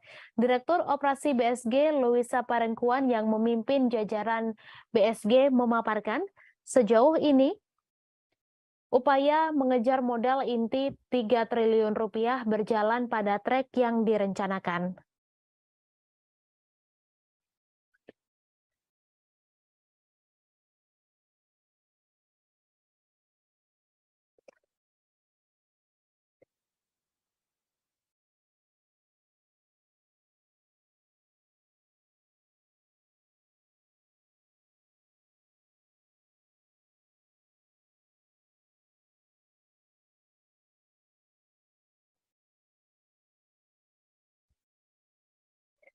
Hal itu sesuai POJK nomor 12 tahun 2020 tentang konsolidasi bank umum modal inti perbankan minimal 3 triliun rupiah. Pemimpin Divisi Perencanaan BSG Iskandar Mojo menjelaskan beberapa strategi yang dilakukan untuk mendorong modal inti di antaranya pertumbuhan organik. Selain itu adalah setoran modal oleh pesaham yang ada. Hal ini dilakukan berkala setiap tahun. Sejauh ini Iskandar mengatakan pemenuhan modal inti masih berlangsung. Pemprov Sulut merupakan pemegang saham pengendali dengan kurang lebih 36% dari saham. Kemudian BSG memiliki investor strategis PT Mega Corpora yang memiliki 24,9% saham di Torang Pebang. Staf Direksi Bidang Pemasaran Permodalan BSG, Ferry Masengi menambahkan BSG pertama BPD yang memiliki investor strategis. Bahkan Kopkar BSG merupakan pesaham terbesar kelima. Wakil Ketua Bumper Perda DPRD Sultra, Bustam mengatakan pihaknya memilih BSG sebagai tujuan studi komparasi karena memiliki investor strategis. Dijelaskan saat ini pembahasan Raperda penyertaan modal Bank Sultra tengah berlangsung di DPRD Sultra.